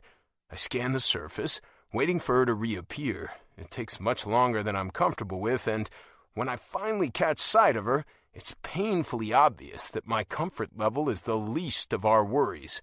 Her arms flail helplessly as she fights for purchase on the water's top, and when that doesn't work, she disappears to the depths of yet another wave. Son of a bitch, she's struggling. In my prime as a Navy SEAL, I was able to hold my breath for more than 3 minutes at a time, but as I've aged, my ability has sloped off. Still, I make it a habit to train every morning, to maintain both my lung capacity and real-world training so that I can stay still underwater longer than any average person. I jump into action, swimming in the direction I last saw her and waiting for the eddy from the wave to recede. I go under quickly, opening my eyes to search for her. She's at the bottom, rolling around and trying to make sense of her body. Her clothing is baggy and soaked, and it's making it even harder for her to find the surface. Did she dive in with her damn clothes on? I swoop down swiftly, and with practiced ease, slide an arm under her armpit, across the wall of her chest, and secure my hand under the other armpit. And then I swim for the shore. I know she's likely close to the end of her air supply, but we'll make it to shallow water much faster if we swim below the waves. The surf is rolling today, and it's probably why she got into trouble in the first place. Waist-deep water comes quickly, and I switch my grip on her upper body, shifting her into my arms to carry her behind the head and knees. I run to dry ground, settling her body softly into the sand as she sputters for air while her throat works to rid itself of ocean water. I push wet strands of her dark hair away from her face and look her over, but all in all, she seems pretty lucky. No signs of severe oxygen loss, and her pupils are reactive. "Are you okay?" I ask when she stops coughing. The sound of my voice forces her to focus on me for the first time as I search her crystal-like eyes. Oh, they're the color of jade. "You're alive!" she responds strangely. My eyebrows come together as I assess her further. She's in a black business suit. It hangs on her body, but I can't tell if it's a tomboyish structure to the suit or the weight of the water that's the cause. What it isn't, though, is a swimsuit or wetsuit or appropriate apparel of any kind for the ocean. Why are you wearing clothes?" I question. "You're alive!" she shouts again, and this time I can't ignore it. "Yes," I say slowly, "and so are you, but you're extremely lucky to be. You almost drowned out there." "I almost drowned because you were drowning." "No," I shake my head and almost laugh at the ridiculousness of her response. "You didn't drown because I know how to swim, and I certainly don't go out into the ocean in business clothes."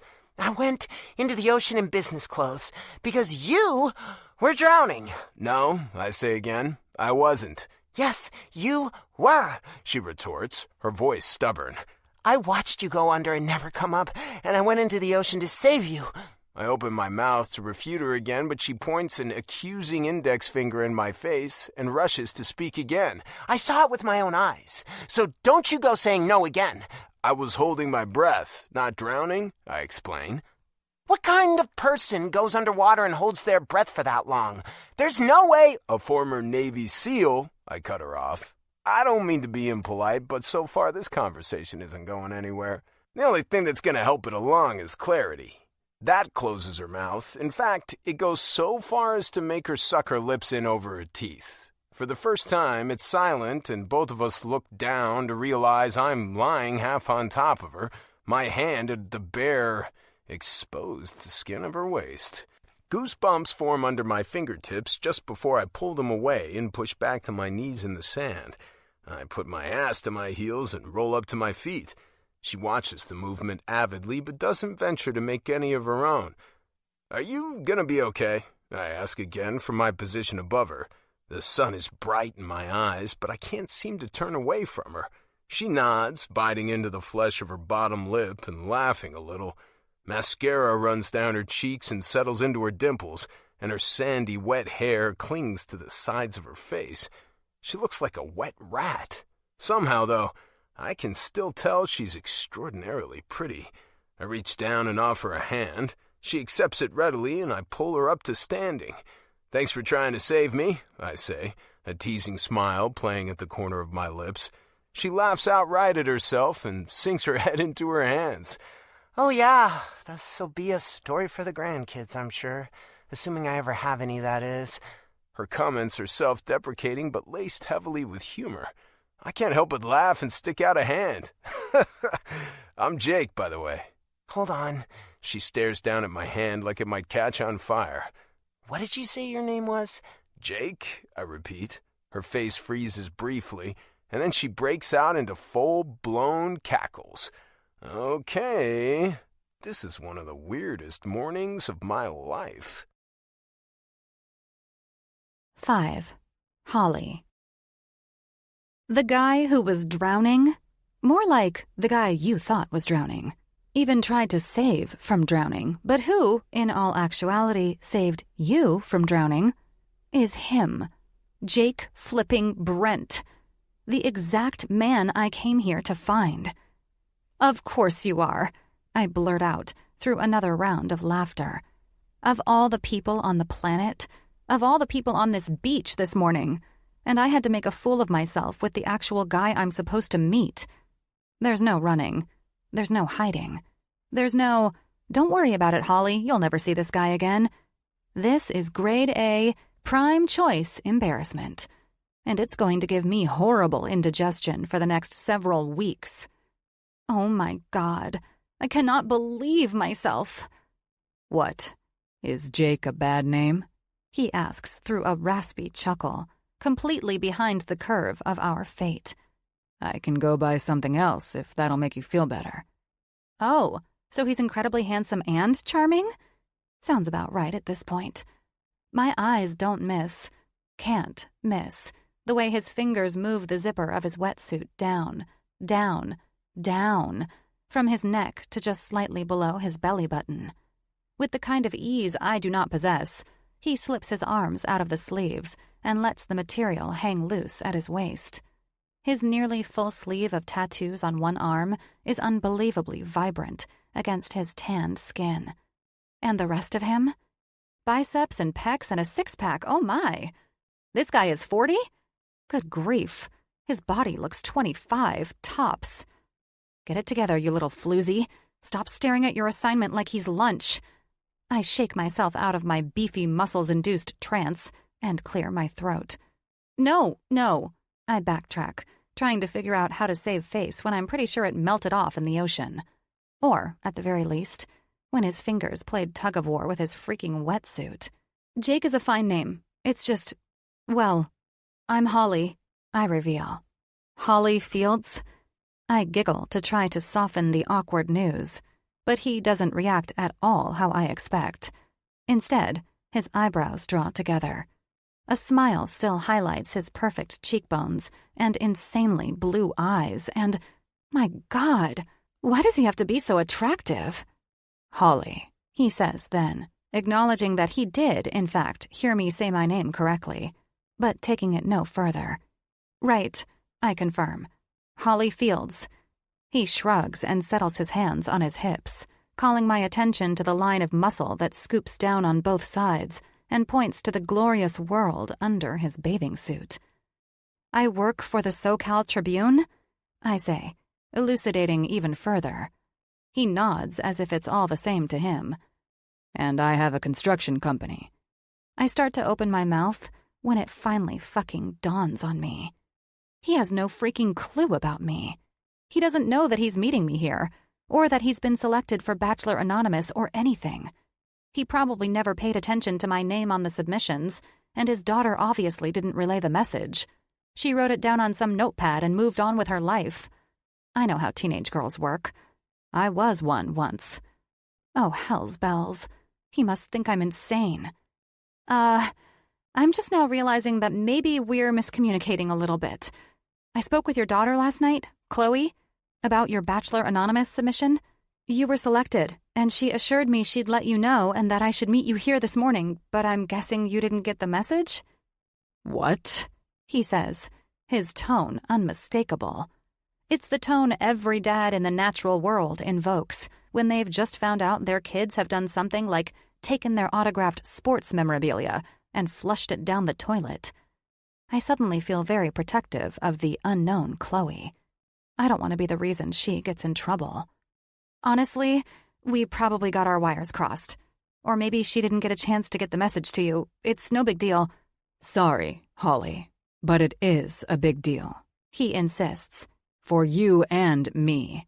Because I don't have a single clue what Bachelor Anonymous is, and I can assure you, if I did, I'd never sign myself up for it." "Oh, shit." He nods. "Oh, shit, indeed." I follow closely behind him as he turns on his heel and heads for a pile of stuff about 20 feet away. I have to assume it's his.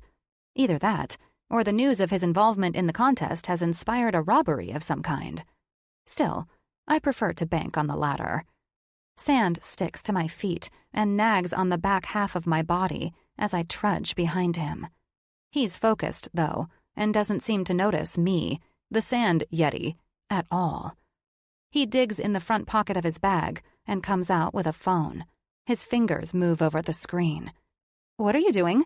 I ask, a boldness I'm not entitled to somehow taking me over. "I'm calling my daughter," he answers matter-of-factly. "She has some explaining to do." "Maybe she didn't have anything to do with this. Maybe someone else submitted a personal ad for you?" I offer, and he targets an incredulous yet stern look directly at me. "Holley, with all due respect, I know my daughter pretty fucking well," he responds, and his jaw clenches a little. "And I'm 100% certain she's the culprit." Uh-oh. I wince, feeling seriously sorry for the unknown teen now. "Maybe you should calm down," I suggest, unimpressed with my brazenness, which, quite frankly, I can't blame him for. I don't know where it's coming from. He spears me with a glare, and I try like hell to speak in coherent sentences as I attempt to explain myself. Maybe you should read the ad first. Get acquainted with the whole situation before you... I pause as I backpedal away from saying the words, "rip her a new asshole." "I have it in my bag." Without speaking, he holds out a waiting hand, and I don't hesitate. Quickly, so quickly I'm huffing, I run through the 30 feet of sand back over to the spot I left my purse, grab it, and jog back over to him. I open the top flap, dig around, and finally pull out the edition of the paper in which the ads ran for the contest. Through all of this, he never puts down his hand. I slide the paper between his fingers, which clamp down immediately, and he begins flipping through the pages furiously. "It's on page 6, I say, trying to be helpful. Clearly, I can't just help but butt in today. Once he gets to the right page, the ad is easy enough to find. I have it circled in bright red pen. I glance at the paper, and my eyes widen. Okay, so that's not a circle. How in the fucking bejesus did I not remember that I put a heart around it? Embarrassment heats the back of my neck, and if it weren't for the smeared makeup and sand, he'd probably be able to see some pink in the apples of my cheeks. As it is, I'm pretty sure nothing could make me look out of the ordinary.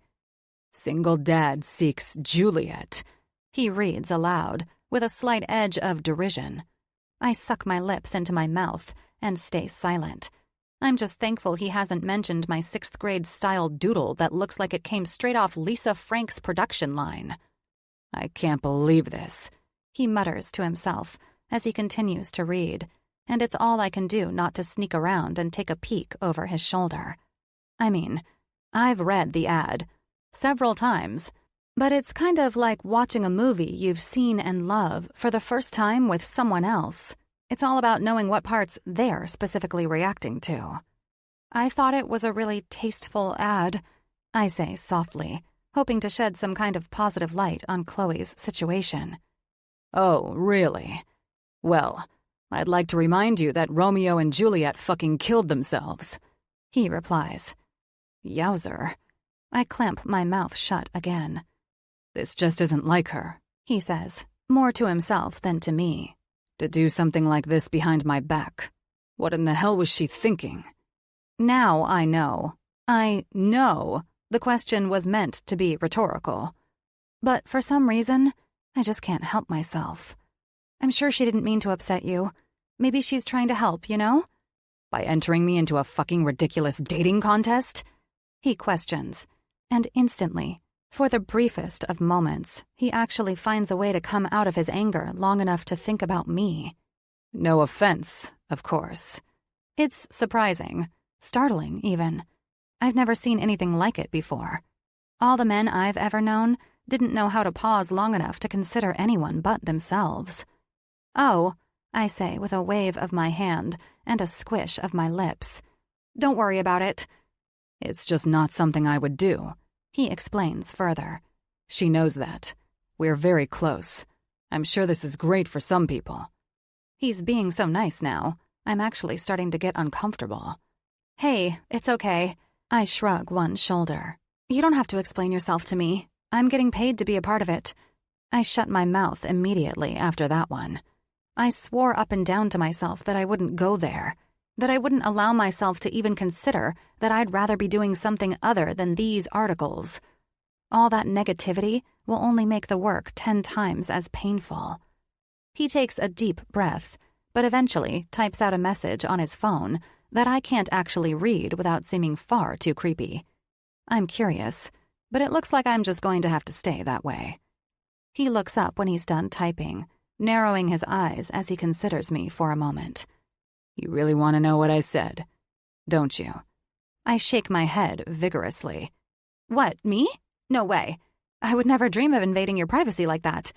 He snorts. I just told her to meet me at home because we have to talk. I suck my lips into my mouth and nod. Man, it feels so good to know what he said. Even more than that, I'm glad I agree with it. Not that I need to at all, obviously. It's not my business. Yet, you just can't seem to stop making it your business. I think that's a good move. I comment. In person is better. He surveys me closely, looking over my sand and water-soaked, haggard body before landing on my eyes. His are earnest and friendly, and only a small % amused by my appearance. I look ridiculous. I know it, and he knows it too. But he's chosen to be nice. Are you going to be okay? You know, to drive and everything? Because... Who, me? I say, far too casually. Are you kidding? I'm great. Terrific. Totally A-okay. I look like a wet rat, and I'm going to find a new Bachelor Anonymous for the contest in a crazy short amount of time. But that's just minor details. Right? Are you sure? He checks, and despite the internal battle that's beginning inside me, I nod. I'll be fine.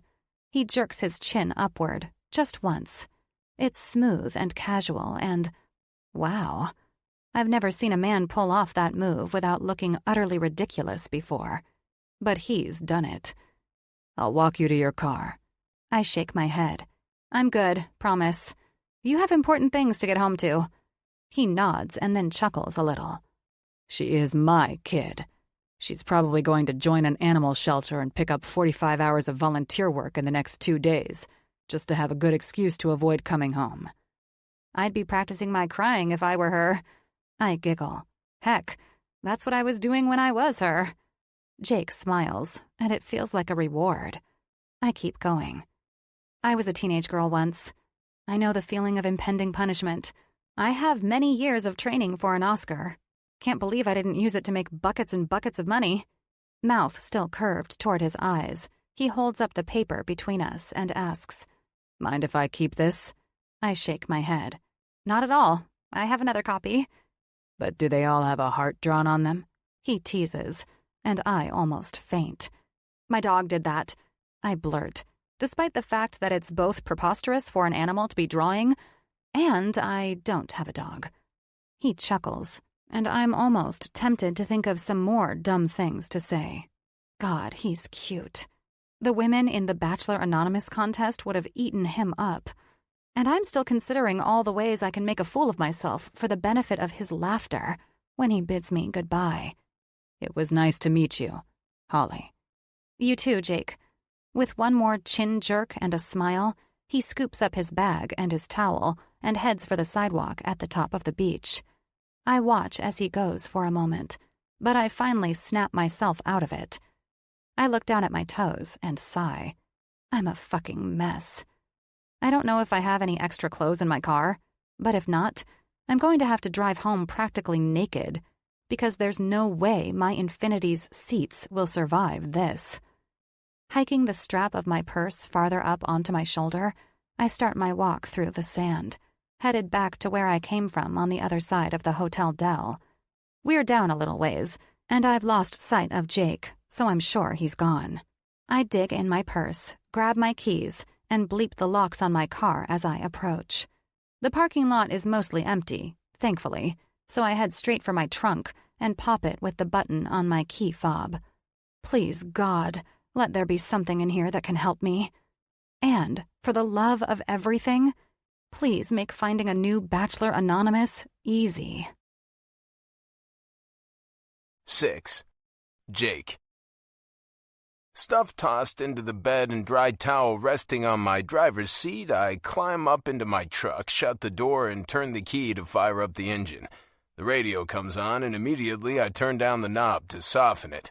Normally, I listen to my music loud. I like to jam as I drive, but I'm not the same person who got into the truck this morning to come here. A father whose teenage daughter would never dream of signing him up for a fucking dating contest. Now, I'm torn between knowing my daughter is still sweet and loving and kind and an amazing human being and a huge fucking shit stirrer. I cannot believe she did this behind my back. I'm honestly shocked. I close my eyes and let my head fall back onto the headrest. I take a minute to gather my thoughts, to process the whole cluster of a morning I wasn't expecting. I come here to swim every day. Every day for the last 17 years that I've been home, I've gone swimming in the ocean to start my day. None of them is shaped up quite like this. I open my eyes again, prepared to put the truck in gear and head for the house, when I see the lone car across the parking lot light up as the locks bleep. Holley materializes from the beach onto the sidewalk, heading directly to the Infinity.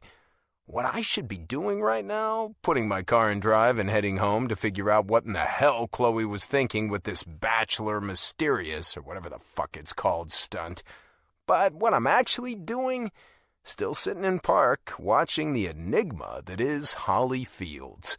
She moves to her trunk and pops it open, dropping her bag on the one side and leaning so far in all I can see is her sand-covered ass. I bite my lip, laughter so close to the surface I can feel it in all the features of my face. She's something. Awkward, kind of a mess, but really that's just camouflage. After 10 minutes on the beach with her, it's more than obvious she's both funny and beautiful. I take my hand off the shifter and relax into my seat, unable to stop watching the show. She roots around for a while, looking for God knows what, and when she finally emerges, she holds a towel in the air like it's Simba, and she's Mufasa, presenting it to her kingdom. I chuckle a little out loud. What's she gonna do now? I mutter to myself as she moves from the trunk of the car to the passenger side door, rustling around on the floorboard. She pulls out a previously open bag of chips and takes the clip from the folded edge and tosses it on the top of her car. Then she looks up, glancing around the parking lot, sweeping right over me in my truck. Apparently she can't see me with the backlighting from the sun. Falsely surmising the coast is clear, she steps into the open door of her car again to shield herself slightly, though it does nothing for someone looking on from my direction, and yanks off the soggy black blazer before tossing it to the pavement. Next, she wiggles her hips, working at the waistband of her pants while facing away from me, and finally shimmies the sand-logged material down to the ground. Her panties are black lace, and I suddenly feel like I'm doing something very, very wrong by watching her without her knowledge. I don't want to startle her by driving away, though, so I don't move. And against my better judgment, I don't close my eyes either. Holley Fields was definitely hiding one hell of a body under that business suit. Struggling against the wet fabric of her top, she peels it from her skin up over her head, tossing it onto the pile in the parking lot as well. I look on at the tan skin of her bare back and the unbelievably beautiful shape of her ass. Christ. She grabs the towel from where she previously left it on the seat, wraps it around her entire body, and then takes the chip clip from the roof and secures it at the chest. It's ingenuity at its finest. But necessity definitely is the mother of invention, isn't it? To be completely honest, that could be the slogan for my life as a parent. Because when I first had Chloe, I didn't have a goddamn clue what I was supposed to be doing. The only option I had was to make it up as I went along. Finally ready to leave, Holley grabs her bag out of the trunk, slams it closed, and rounds the corner to the driver's door. She sinks down into the seat and disappears. I wait, watching as her taillights come on, and she backs out of the spot before putting my truck into gear. Her reverse out of the spot is quick, and she's off like a shot toward the entrance of the parking lot before I even get rolling. She puts her right turn signal on, pulls to a stop, and then starts to go, and almost runs over a couple crossing the road. Shit! The brake lights come on as she narrowly misses them, and I can see her arms going crazy through the glass of her back windshield. I don't know exactly how I can tell, but I know they're the motions of an apology. Still, the couple glares before finishing their stroll across the sidewalk at a jog. Fairly traumatized, she sits there at the stop sign for a full minute, swinging her head back and forth before she finally takes the leap again, pulling out onto the street with caution. I pull up to the stop sign myself, give Holley's retreating car one last glance, and then turn the other direction, toward home, toward Chloe, toward answers. Sorry, baby girl. It's time to face the fucking music. I put my truck in park, kill the engine, and jump down to the driveway without pause. Normally, I would pull into the garage, but my mind is too chaotic to allow me the patience needed to do it, so I've settled for the simpler parking spot in the front circle drive. My need for answers from Chloe has only grown with the passing moments of my 20-minute trip back home, and the quicker I find her, the better. I climb the front steps 2 at a time, unlock the front door, and shove it open. "Chloe!" I yell as soon as I cross the threshold. When she doesn't respond immediately, I shout her name again. "Chloe! We need to talk right now!" I circle around the front stairs and go down the hall to the kitchen. She's not there, so I walk into the den, over to the back staircase, and take those steps 2 at a time on my way to her room. As I approach, an open door becomes obvious. With just that, I know she's probably not in there, but I continue until I'm far enough to look inside anyway. "Chloe!" I yell again, a little edge of panic starting to make its way in alongside the anger. Where is she? I jog back down the stairs with ankle-snapping speed and circle back into the den, my head swinging back and forth and coming up empty once again. I'm just about to head back out to my truck to find my phone when she steps inside from the back patio, an undeniable look of culpability on her face. "Chloe?" I say, this time as calmly as I can manage. A lone tear runs down her cheek almost immediately, but I try to stay strong in my role as a father who needs to question his daughter when she does something incredibly stupid. "What were you thinking?" I ask, my voice rising in irritation. "I'm so sorry," she whispers, and a few more tears stream down her cheeks. Shit. For as angry and desperate for answers as I am, I still can't ignore the power of her sadness on my own emotional scale.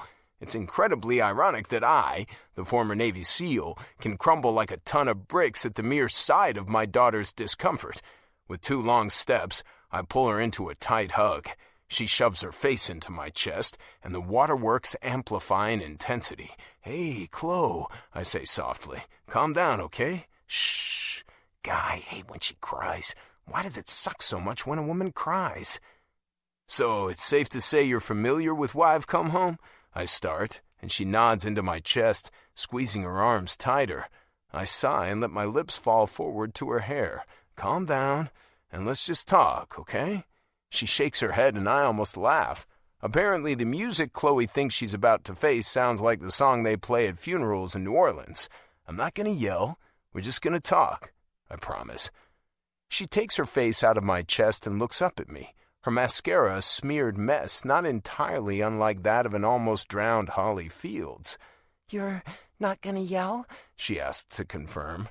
I smile. I wanted to, but no, there's no need anymore. I just need you to be honest with me. No lies, no details left out. I need to know exactly what you were thinking. And Chloe? She looks up at me with quivering lips. I need to know it right now. Finally, she nods, stepping back and wiping the skin under her eyes with both hands. "Okay," she agrees. "But I really need cookies for this. So can we please go into the kitchen?" I laugh before nodding in agreement. Yeah, cookies sound pretty good right now. She nods. "I'll make some." While we talk, I order. No delaying the inevitable. Got me? She nods yet again. "I can bake and talk at the same time." Good. I walk her into the kitchen and into the pantry where she can gather the ingredients she needs. I decide I'll give her the peace to do that without me barking questions in her ear, but not much else. After all, baking is pretty precise, and despite everything, I really would like to be able to eat some of these cookies. You get started getting everything you need, I tell her. I'm going back out to my truck to get my phone. I'll be right back. She nods mutely, and I turn and make my way to the front door, walk down the steps, and lean in the passenger side of my truck to get my phone, keys I left in the ignition, and the article from the front seat. When I get back inside, I lock the front door and head for the kitchen again. Chloe is already at the kitchen island, adding ingredients to the bowl. I toss the paper onto the counter next to her, the heart-circled ad right there for her to see. "Single Dad Seeks Juliet?" I question simply, pulling out a stool at the island and sitting down across from her. She winces, cutting open a bag of chocolate chips, dumping them into the bowl and stirring them in with a wooden spoon. "It seemed like a good idea at the time," she says, the inflection of remorse tinged with an obvious air of excuse-making. She regrets getting caught, that much is certain, but I don't think she regrets doing it at all, and I desperately need to know why. "Chloe," I prompt, and she sighs. "Okay, fine. Maybe I shouldn't have done it, but I had to do it." I furrow my brow. I don't understand. "I had to, Dad. I had to try everything, do everything I could to look out for you the way you looked out for me." I'm not your responsibility, Chloe, and my love life certainly isn't. I'm the parent and you're the child. Simple as that. "No," she dissents immediately. "It's not that simple, and you know it." "It is," I insist. "I take care of you, not the other way around. It's my job as a parent." "It's your job to make sure I'm fed and clothed and loved, Dad. But you've always gone way, way, way above and beyond that, haven't you?" "Chloe." "No!" she snaps, and I almost open my mouth to tell her to cut the attitude, but she beats me to the verbal punch. "It wasn't your job to join a single dad's club when I was a toddler to make sure you were doing all you could to help me adjust to growing up without a mom." "Chloe." "And it wasn't your job to take me to tea parties when everyone else was there with their mom, or dance on stage to help me at my first recital when I couldn't remember the moves." Emotion crawls into my throat and thickens it so much I don't know if I'll be able to swallow. "It wasn't your job to take a lesson at the salon so you'd know how to do my hair, or go to the women's center to research all you could about getting your period so it wouldn't catch me off guard." She stops stirring and leans into the counter to look me in the eye, her amber one shining brightly with unshed tears. "You went the extra mile to be the absolute best father you could be, but that wasn't your job. Just like taking care of you isn't mine. But I'm gonna do it anyway, and I'm gonna do it the way you always did with me. Maybe signing you up to be the Bachelor in some newspaper thingy was extra, but I stand by it."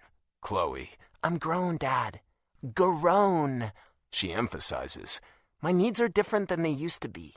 Now, I need to know you're set. You've been my best friend for my entire life, and if you don't want happiness for your friend, you're not really a friend at all." "If you want me to meet a woman, there are 100 ways to do that don't include being the pawn in a ridiculous farce called Bachelor Mystery." "A Bachelor Anonymous?" She corrects me on a giggle. "Whatever," I sigh.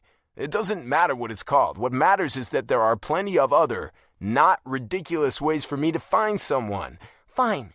You're right," she agrees. "But if you were going to do any of them, you would have done them years ago. Just give this a chance, Dad. Please." "Why is this so important to you, Chloe?" I ask, a knot of unwelcome emotion clogging my throat as I think back through the movie reel of our lives.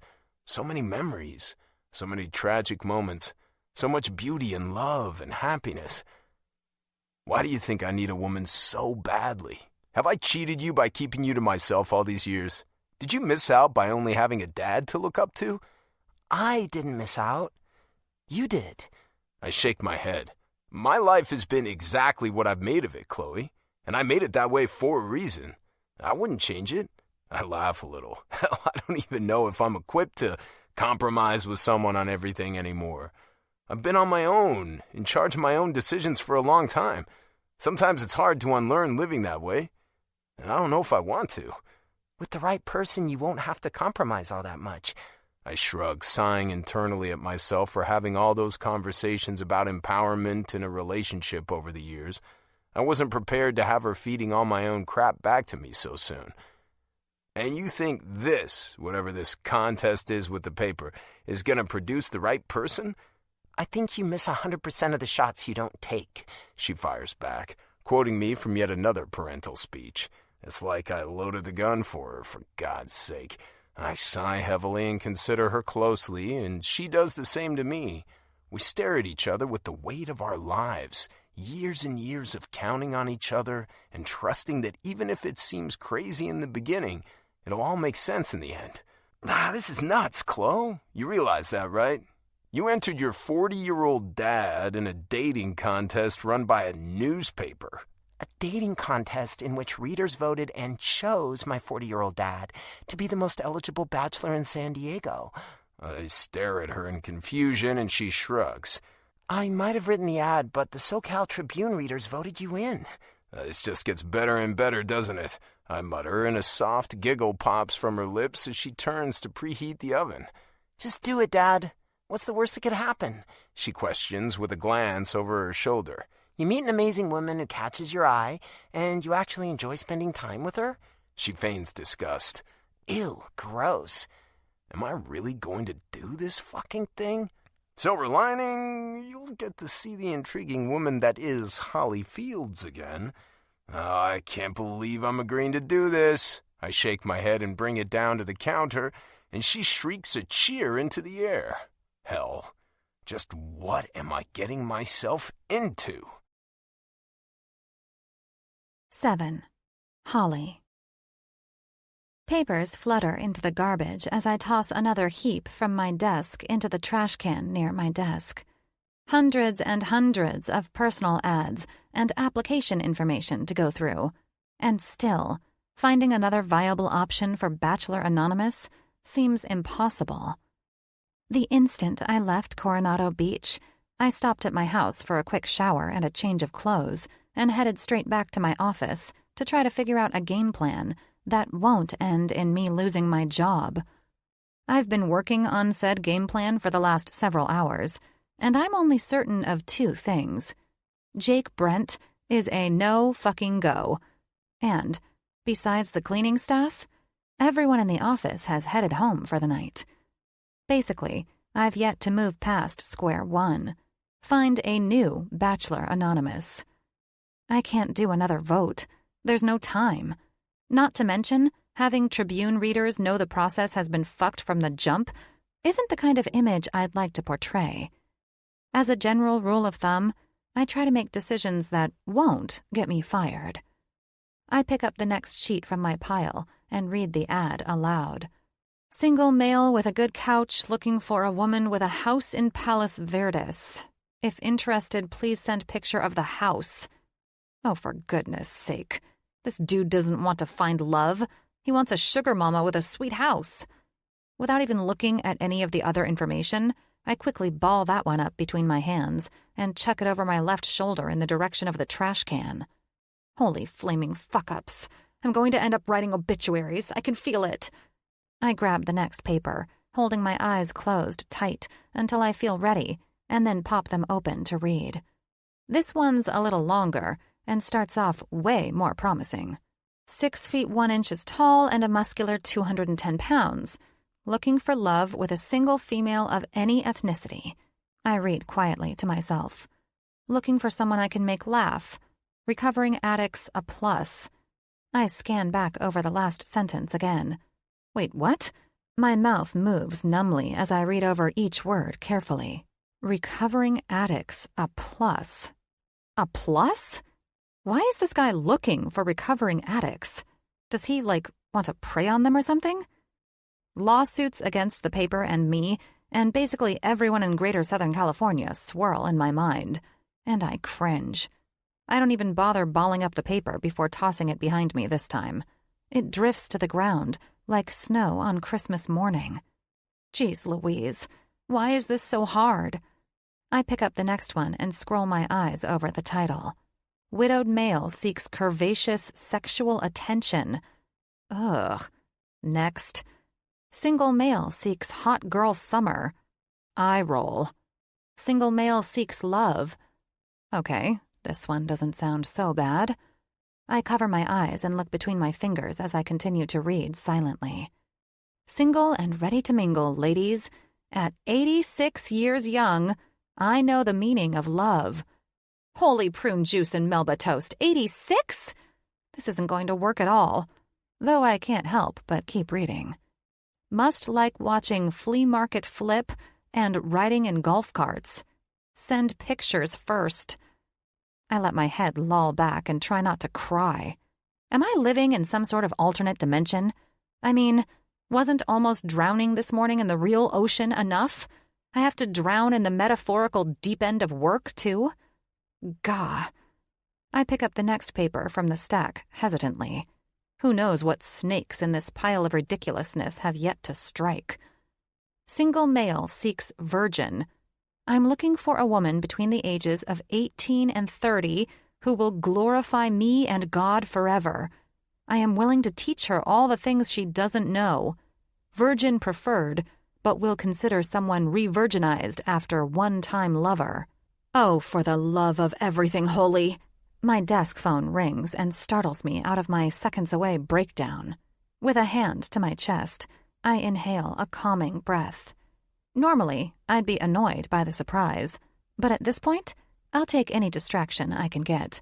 Hell, I'll talk to anyone right now. Telemarketers, drug pushers, political activists, Pilot Pete's mom from The Bachelor? Anyone, to save myself from reading another personal ad sent straight from hell. Hello? Hello, Holley Fields from the Tribune. A warm, masculine voice says in my ear. This is Jake Brent from the ocean. Holy shit, he finishes for me. Holy shit, indeed. I pause briefly to clear my throat and blink myself out of shock. Yeah, I guess you could say I didn't expect to hear from you. And I never expected to call you, he replies, a slight lilt to his husky voice. Trust me. Nor did I think I would have to scour the Tribune's website to find the number for the woman running a dating contest, which, apparently, I've been nominated to be a part of. So, why are you? I ask, then immediately wince. Man, I hope he's not thinking of taking legal action against the paper. I'd really like to be able to continue to pay my mortgage and buy donuts. I need to have a job. Because I've lost my mind? I laugh. I lose mine at least twice a day. I still don't call people who save me from drowning for no reason. I saved you. Potato, potato. He chuckles. Well, I guess I'm calling because... Because? Because he's going to do it!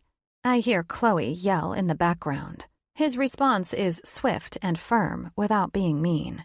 Chloe? How is it that fathers can say so much with just a name? My dad has the exact same ability. You're going to do it? I ask tentatively, rather than get in the middle of their parent-child dynamic. He's going to do it! Chloe shouts excitedly. Her name is swift and firm again, but this time, somehow, Jake manages to combine the disciplinary word with a laugh. Chloe! The sound is magnetic. So much so, I have to shake off the eerie, warm way it makes me feel. Finally, of his own accord, Jake confirms my salvation from the land of terrible personal ads. Yes, I'm going to do it. Slightly under protest, but my daughter thinks this is the right thing to do. For both of us. And since I've done such a good job of raising her, he says teasingly, I'm going to trust her judgment. Instantly, I feel giddy. I honestly have to work exceedingly hard not to giggle into the phone. But I have to remain anonymous, he adds, his voice edging along serious. I cannot be part of a circus, and I won't bring my daughter into one, no matter what she thinks is a good idea. Of course, I say swiftly, trying not to sound too excited and failing miserably. Bachelor Anonymous. You can't put the word in the title without meaning it, right? I'll use the utmost caution and discretion when it comes to your identity during the dating portion of the contest. The line goes silent, and I start to worry that maybe he's decided this is a horrible idea after all. All right, then. He eventually puts me out of my misery. Where do we go from here? God help me, but what are the details? Hallelujah! I fist pump the air and then promptly clear my throat and try to act like a professional woman who isn't tempted to hop up onto her desk and start twerking. We should probably get together in person, I respond. It'll be the easiest way to go over everything, and I have some paperwork for you to sign. Okay. When would be a good time to meet? How about now? He shocks me by offering. You can come to our house. We were just about to figure out dinner, and you can join us. Their house? Holy jeez, that seems personal. Holley? He questions. Right, your house. Now. He laughs a little, and I'm completely surprised by his mirth. I'm even more surprised when he speaks. Stop overthinking this and just come over. Do you like spaghetti? How in the actual hell does he know I was overthinking it? And, of course, I like spaghetti. I'm not a monster. I like spaghetti. We'll see you in a little while, then, he says, voice easy breezy. I'm assuming you have my address from that lovely application my daughter illegally sent in on my behalf? I hum my affirmation. Mm-hmm, sure do. Great. Drive safe. Holley from the Tribune. I will. See you soon, Jake, from the ocean. 8. Holley. The speaker box to my left squawks unexpectedly as soon as I lower my window, and I jump. Holley? The young woman's voice says excitedly. I put a hand to my chest, suddenly concerned that I'm on camera. I try to look for a lens inconspicuously, but I can't find one. Yes? Yay! Come on through, she says as the box buzzes and the gate starts to open. My Infinity, or what my dad likes to refer to as my I've been dumped crisis car, purrs as I rev the RPMs and let off the clutch enough to roll through the gate. My tires rumble on the paver driveway as I pull around the circle and come to a stop right in front of the grand steps of the main entrance. They're trademark rich people steps, the ones that curve in sweeping arches all the way to the top instead of running straight across. I don't know how much money Jake Brent has, but I know it's more than I do. Though, I suppose that it's not the hardest of benchmarks to achieve. After nearly 10 years at the paper, I do okay for myself. But I'm not knocking down any glass ceilings or anything. I'm pretty sure I'd need one of those flying machines from Willy Wonka to do that. I pull up on the parking brake and cut the engine before taking one last look up at the house. It's fairly unassuming for its size and obvious opulence. I mean, I don't see any gilded lions or anything, but I still feel like I'm suddenly playing ball in a whole other league. I'm equipped for, like, T-ball. This is, at the very least, a Division I farm team or something. I snort to myself. I should really leave the baseball metaphors to someone who actually watches baseball. Climbing out of my car, I shut the door, bleep the locks, though I'm not sure it's necessary within their gated driveway, and head for the stairs. I have the first foot poised on the very bottom one when the door bursts open and a tornado of arms, legs, and tanned skin teenager comes flying through. I, being the graceful human that I am, trip and fall immediately. "Oh my God!" the blonde girl shrieks. "Dad!" All of a sudden, I'm being lifted to my feet by strong hands under my armpits. When I look back over my shoulder, Jake Brent's blue-green eyes are assessing me closely. I swear I didn't even see him descend the stairs. Are you okay?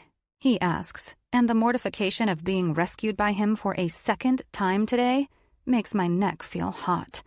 Yeah, I assure him through a thick swallow. I'm fine. Just another night in the blundering world of Holley.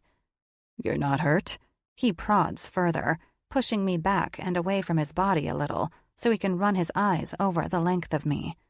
His scrutiny makes my hot neck spread into pink cheeks, but I shake my head. I'm fine, really, just a little clumsy. I'll help you up the stairs, he offers, but I shake my head to refuse. I know I've made quite the impression today, and I really do appreciate the offer, but I'm currently trying to hold on to my final shred of dignity. He smiles then, stepping back and sweeping his arm out ahead of me. Understood. You lead the way. I do as he says, taking each step one at a time. Walking up a set of stairs isn't normally such a difficult task for me, but today, with his eyes burning into the flesh at my back, it seems astonishingly more difficult. A breath of relief fills my lungs as I make it to the top and turn to wait for his arrival. The girl's energy is palpable as she skips from the doorway over to me and sticks out a hand for me to shake. I'm Chloe, by the way, and sorry if I startled you. I'm just super stoked that you're here. Jake rolls his eyes, but I take her hand all the same. She is, as it were, the one I have to thank for his entry in the first place. She's also the one who caused this whole debacle of a day, but after reading the ads I did over the last several hours, her gifts really outweigh the negatives. No worries, Chloe. I'm not the most graceful anyway. Jake snorts, and I glare at him. I owe you a thank you for entering your dad. And more than that, it seems. I lower my voice to a conspiratorial whisper, though I'm absolutely positive Jake can still hear me. How did you convince him to do it? Chloe starts to giggle, but Jake grabs her gently at the back of the neck and turns her toward the house without waiting for her to answer. Instead, he raises a pointed eyebrow at me. That's not important, but if you don't want me to change my mind, you should probably go ahead inside. As much as I want to needle him, I don't dare test the waters. I need him to do this too badly at this point. With the bound of a gazelle, I prance inside. He laughs, evidently hip to my point. I'll give Jake Brent that. So far, he has a great sense of humor. Not many men would find it in their hearts to be teased by a woman like me, a woman who, so far, has brought nothing but chaos to his life. It hasn't been on purpose, but it's undeniable. I've yet to be anything but a giant thorn in Jake's side. Unfortunately, knowing what I know about the rules of the contest, I don't see that ending anytime soon. Come on, let's head into the kitchen, Jake suggests. He walks down the hall, and I follow, Chloe noticeably bouncing behind me. Her feet make the cutest little rap on the wood floor. I pay attention to the craftsmanship as I walk down the hallway. High ceilings, crown molding, and impeccable built-in shelves for neatly organized belongings. A light at the end of the hall beckons, opening up into what I can already tell is a large, state-of-the-art kitchen. I can't make out more than the color and quality of the cabinets as of yet, a beigey gray custom wood, but they really say it all. This house is the creme de la creme. Honestly, it pulls out all the stops. Knowing that Jake is in the construction business, I can't help but wonder if he built it himself. And, perhaps, what kind of sexual favors it would cost me to get him to do some work at my place. When we make it to the kitchen, my every thought is confirmed. It's beautiful. Tall, almost unbearably beautiful cabinets with big, chunky poles and marble countertops, and the most intricately patterned simple subway tile backsplash I've ever seen. The appliances are all high-end, commercial grade, and under-cabinet lighting makes me feel like I'm aboard the fanciest of spaceships. I take a seat at a high-backed black velvet stool on this side of the massive island as Jake moves around to the other side, opens the fridge, and takes out a pitcher of lemonade. Chloe grabs a couple glasses from the cabinet and sets them down in front of me without having to be asked. Instead, she directs a question to me. "Do you want a cookie, Holley? I baked them earlier." I find myself nodding before I can even pretend to be polite. A nice glass of homemade lemonade and fresh-baked cookies sound like exactly what I need after the day I've had. She grabs it from the decorative cake plate in the corner, gets a tiny plate from the cupboard, and sets it down in front of me. I eye it lovingly, but just when I get it to my mouth to make sweet love to it, Jake interrupts our dalliance. So, what is it that made you want to write a column about this? What exactly drew you to Bachelor Anonymous? Sadly, almost dejectedly, I set my cookie back down on the plate in front of me. A tear threatens to leave my eye, but I hold it back. Time to be professional. Well, it's a really interesting concept, you know? Letting the public decide on the man they'd like to see chase true love? Jake settles his hips into the counter behind him and crosses his muscular arms over his chest as I continue. And then, to take those self-described qualities and use them to try to match him, well, you, with the best of the best, as far as matches go. I trail off, and a small smile curves the corner of his lips. You absolutely hate this contest, don't you? No, I protest. Holley, he says with a laugh. You can barely even stomach the description. No, I counter again. It's great. It's honestly so great. Holley, he challenges again, and I can't help it. I sigh. My editor assigned it to me. I didn't have a choice. You hate it. I roll my eyes. I probably wouldn't have chosen it. He chuckles. Oh my God, you loathe it so much. I throw up my hands, and he dissolves into real peals of laughter. I know! I shout. I've ruined the sanctity of the contest. If you're second-guessing it now... Are you kidding? Jake interrupts. It's seeming like a good idea for the first time today. What? I'm almost unable to form the simple word. I'm so confused. I was dreading working with someone who thought this was something... He shakes his head as he gathers his thoughts. It's just a relief to know that you have skepticism. I think we'll get along so much better than if you'd felt a different way. That's all. Good, I say. I think. He chuckles again. It's good. Finally, unable to stop myself, I pick up my cookie and take a bite. It's freaking delicious. Oh my heavens, Chloe! I nearly shout. You made these? She nods, a small amount of crimson tinging her cheeks. Yeah. They're so dang good. Where did you learn to make these? I need the recipe. She shakes her head. I taught myself. And the recipe is mine. I just kind of made it up. Holy crap, are you serious? She nods. See? Jake interjects. I told you they were good. She shrugs. You eat anything. You're not a good judge. She turns to me and continues. Seriously, he's like a garbage disposal. I turn to look at him, surveying his body closely. No candor, no subtlety. I straight up devour his big, fit body with my eyes. Tanned, veiny, muscled arms, and a trim, in no way cushiony waist make his t-shirt look like it's been royally awarded the privilege to sit atop his skin. His thighs look like weapons. I know for a fact after seeing him in a wetsuit this morning. The disparity is almost too much to handle. How is it possible this man eats anything and everything he wants and still looks like that?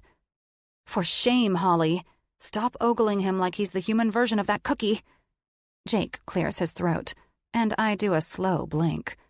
That's interesting, I say, unable to come up with anything else. Chloe turns away. almost definitely in an attempt to conceal her smile. Dangerously close to letting this meeting get completely out of control, I reach into my bag at my side and pull out the folder full of paperwork. Business, Holley. Get back to the safety of business. Jake looks over at the folder in front of me and turns to Chloe. Why don't you... Going to my room now, she finishes for him with a smile. You got it, Daddy-o. I really have to admire his parenting skills. I've never even been a good dog mom. Though, to be fair, Raleigh's dog Helga always favored him. I swear she had some kind of party the day I left. What I don't do is mention any of that aloud. I don't think it's my place to make any sort of commentary on him as a father, even if it's positive. In my experience, people would much rather you just minded your own business. Well, Jake says. What have you got there? I flip through the folder and pull out the simplest of the forms first. It's a standard NDA, and I'm fairly certain he's pretty eager to sign it. This is an NDA or a non-disclosure agreement. He nods and reaches a hand out for me to pass over the paper.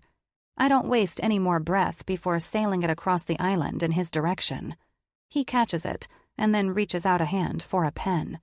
Quickly, I dig through my bag and toss one his way. He signs it the way most men sign things, with a squiggle I'm absolutely certain looks nothing like his actual name, and sends it back across the marble to me. I catch it and put it in my folder. Next, he prompts. Next is a form stating that you're agreeing to participate with the following terms and conditions. I start to read them off when he wiggles his fingers again. I send the paper across to him, and he catches it with a flat palm to the counter, reading silently to himself. So, not only will you be writing articles about each date, but you'll be the journalist there after the dates for a debriefing of some sorts? He asks, lifting his eyes to meet mine. Yes, I answer.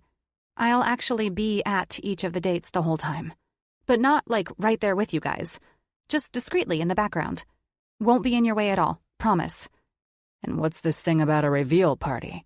He asks, and I school my face into a relaxed expression, trying to convey that it's no big thing. Oh, that's just a small party at the end of the contest, I say, my voice hopefully as easy-breezy as I'm trying to make it. Once you go on all 5 of the dates, you'll choose the one contestant that you think is the best match, the one you want to pursue because you see a possible future with, at the reveal party.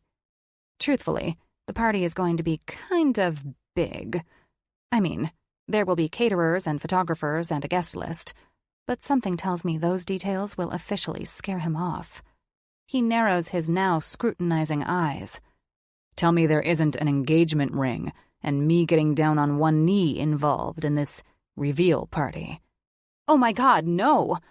A laugh bursts from my lungs. There's no marriage proposal involved, I swear. You'll just announce which contestant you want to take on a second date. That's it.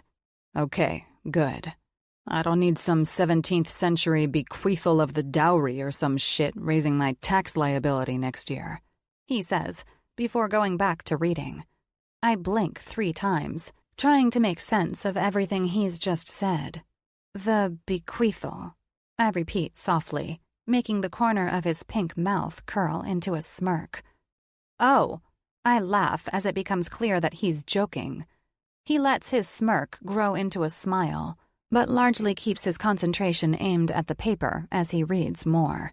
He rolls his eyes at some of the bullet-pointed rules farther down the page, but eventually puts his pen to the dotted line and scribbles. Okay, what else? I look down into the folder and wince. Man, I was really hoping I'd figure out how to make myself a holograph before having to bring up this part. You're really not going to like this. He quirks a curious brow. Not going to like what? The next detail, as it were. But it's a part of the official rules, and the legal team says it has to be done, and... I pause, trying to find the right way to deliver this doozy. Holley, what is it? I wince. Well, you're required to go get an STI test, and a drug test, and a physical. Anything else? No, well, yes, but it doesn't require peeing or needles or anything. I just need you to fill out a questionnaire to help us plan the dates. What you're comfortable with doing, some of your hobbies, and if you're allergic to anything specifically. Shouldn't that be in my physical? Yes, I agree, 100%. But the Tribune has a strict policy on anaphylaxis, mainly that we are not to cause it under any circumstances. So we double down just in case it's not in your medical records. And the women? They have to do all the physicals too. We can't assure everything. There's some risk, obviously, as there always is with dating, but we're trying to lower the percentage as much as possible. He considers me for a minute. My hands shake a little, but I hold eye contact. I will not back down. I mean, given enough time and pressure, I probably, almost definitely will. But the goal right now is for him not to know that. I am a steel fortress. These are the terms. Take them or leave them. Ha. Ha ha ha. I'm sweating. Fine. Fine? I ask, my voice far too hopeful for someone who should be a balls-of-steel negotiator. He nods. All of it is fine. Instantly, relief washes over me, and I let out a breath I didn't even know I was holding. My God, the stress, the anxiety. Finally, I can start to let it go. This is going to be good. I'm not going to get fired, and maybe, eventually, if it goes well, I can put in for a request to move my office location, get out from in between.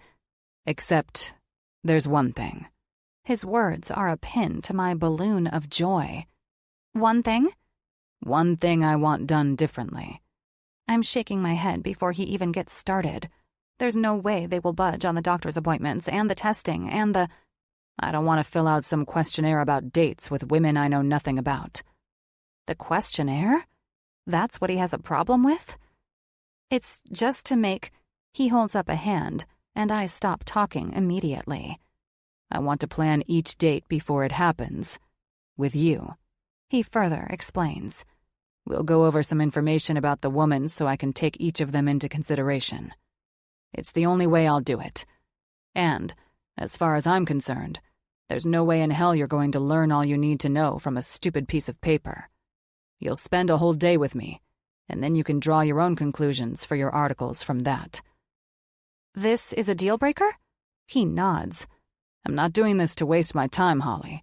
If I'm going to do it, I'm going to do it. I'm not the type of man who likes to half-ass things or, worse, fail at them.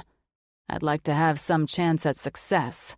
And if you ask me, no piece of paper with a questionnaire is going to give me a shot in hell of doing that. Okay, I agree. I mean, what else can I do? You and we'll plan each date together, one by one. And I'll learn what I need to know about you from spending the day with you, not from a piece of paper. Great. You free tomorrow? Tomorrow? I question more to myself than him. What's tomorrow? Thursday? I think I almost say yes, but then realize I have a dreaded yearly with my gynecologist. Wait, and then I almost freaking tell him that I have an appointment with my gyno. Thankfully, I settle on, actually, I'm busy tomorrow. Then Friday? He offers, and I agree with a nod. Friday works great. Well, Holley, it looks like you'll be heading back to the ocean on Friday morning, then. He winks and turns around to stir the pasta sauce that's now starting to bubble on the stove. Back to the ocean? Oh, boy. 9. Jake. I'm finishing up checking in at the front desk when the door to the office opens behind me.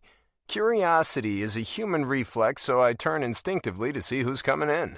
The results of my reflex, however, are anything but expected. With brown hair tucked behind her ears and a makeup-free face, Holley Fields steps inside the door and shuts it behind herself without looking up. She's wearing a simple white t-shirt, jean shorts, and strappy sandals, and despite a huge height deficit, her legs seem to go on for days. I watch her without guilt or subtlety, but it still takes her almost a full minute and actual physical contact to realize I'm there. Oh, She mumbles quickly as her hands, texting something on her phone, bump into the soft cotton fabric of my baby blue t-shirt. Our toes are nearly touching, which makes the action of her head moving from its downward tilt all the way up to meet my eyes even more dramatic. Once recognition sets in, her eyes turn wide and surprised. Jake! Let me guess. Holley, my homemade pasta sauce last night was so good you decided to track me down today? I smile so hard I feel it in the skin behind my ears. Or wait, don't tell me. You have to sit in on my doctor's appointment too? I don't remember that being in all the fine print. What? Her face is downright comical as her brain backpedals. No, wait. What are you doing here? I'm here for my appointment, I say with a laugh. When she still looks confused, I take my explanation a step further. This is a doctor's office? She stumbles over basic human functions, looking over her shoulder and around the room and back at me with little to no traceable rationality. When she lands back at me, I raise my eyebrows. I know this is a doctor's office, she stutters. This is your doctor's office? I laugh again and scratch a hand through my hair. My brain is starting to hurt a little. Are we speaking the same language at all? No, yes. I mean, sorry. It's just, this is my doctor's office. She lowers her voice to a whisper. Gynecologist. Do they do something for men now? I turn to look back up at the front desk window again, and a big typed-up sign is in the center of it. Piper Gynecology and SoCal Family Medicine are temporarily sharing office space. Please excuse the confusion and the mess, and sign in on the correct sheet. Holley follows my line of sight and apparently reads it to herself. Oh, my Jesus. I laugh. I can't help it. I guess we're doctor buddies today, huh? She looks ready to crawl out of her skin, leave the shell here, and slither out the door. And hell if it isn't making me want to tease her even more. Doctor buddies, she mutters with a fake giggle instead. Great. I doubt they'll put us in the same room, I joke, though I bet we could request it. She shakes her head violently and grabs my arm as I pretend to turn to the receptionist. No!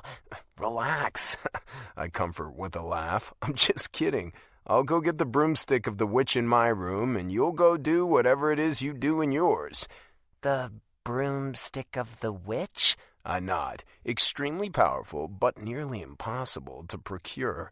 Isn't that a requirement for Bachelor Anonymous? Everything else is. She bites her lip and finally, as the panic recedes slightly, breaks into a small smile and shrugs. I guess if it's in there, you might as well grab it. Can't hurt. That's what I figured. I also assumed I needed to get all this testing and such done as soon as possible, right? She nods. We are working on a bit of a deadline with the first date next week. Right. So I called the doctor first thing this morning, and they fit me in for today. The doctor's office squeezed you in same day? She asks disbelievingly. My answering smile is conspiratorial. I told them it was really important. Still, a physical doesn't usually get them jumping to it. She stops mid-sentence when I rock my head back and forth on my shoulders. Her eyebrows pull together, and I curl a finger in her face, suggesting she come in closer. She does, but not nearly close enough. I widen my eyes, and finally she gets close enough that I can lean right into her ear to whisper. I may have, possibly, told them that I was experiencing some pain I'm not.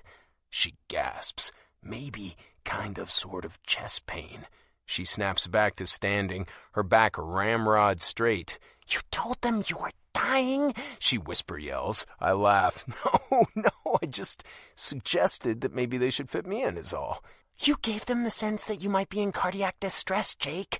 No, they may have surmised that on their own. Oh, man, you're bad. I waggle my brows. I'm here, aren't I? What do you think they're going to say when you get in there and you aren't experiencing chest pain?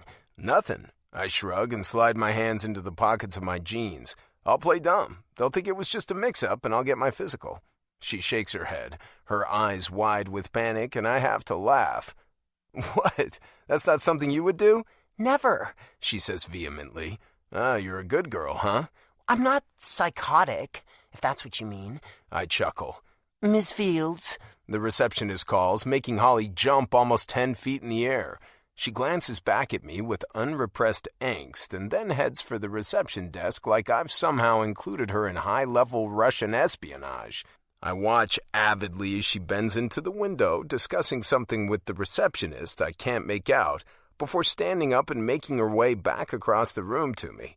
We sit down in chairs next to each other, but it's more than obvious she thinks even looking at me will make her guilty by association. I lean over and whisper in her ear again. I'm not with the KGB, you know. You don't have to worry about Homeland Security or anything. This is just a doctor's office. You probably just got us both flagged and put on the terrorist watch list, I hope you know, she whispers back angrily. They listen to everything through our phones. Yeah, I say with a laugh. But I said not KGB. Stop saying KGB. Are you secretly a Russian operative? Is that why you're so nervous? Jake! All right, I soothe. I'll stop. Great, she says with a roll of her eyes. Clearly, she thinks it's too late now anyway. What can I talk about, Holley? Is there anything that's safe? You can talk about bananas. Bananas? I ask with a laugh. Why bananas? Because they're nice, innocent fruit, okay? Also phallic-shaped, but I choose not to mention that for fear her head might explode. And full of potassium, I add mockingly, and she glares. What did I say wrong now? She sticks out her tongue at me. Don't make fun of me. Oh, come on, I say, and a chuckle escapes my throat. Bananas? You knew you had it coming with that one. What am I supposed to talk about with bananas? I don't know, she snipes. Gwen Stefani managed a whole song on the topic. Man, she's cute and almost dangerously entertaining.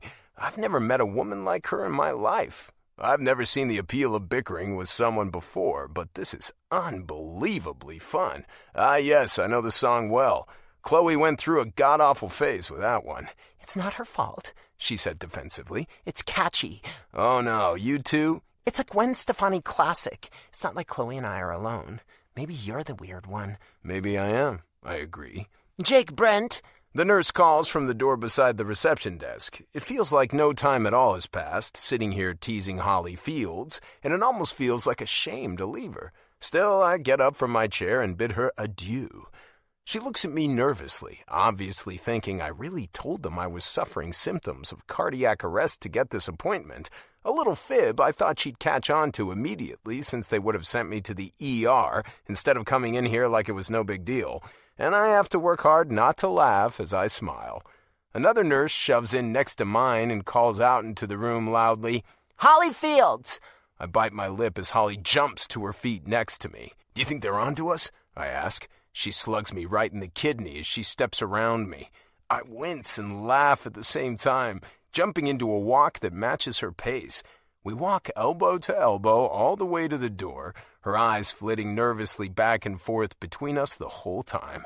My nurse smiles at me, while hers narrows her eyes. Apparently, she finds it suspect that Holley is that twitchy. Hoping to ease the awkwardness, I wrap an arm around Holley's shoulder and pull her toward me, saying loudly enough for her nurse to hear, No reason to be nervous, sweetheart. What? Holley asks, confused. I put my lips to her ear and smile as I whisper, You look like a junkie right now, all fidgety. I'm helping you.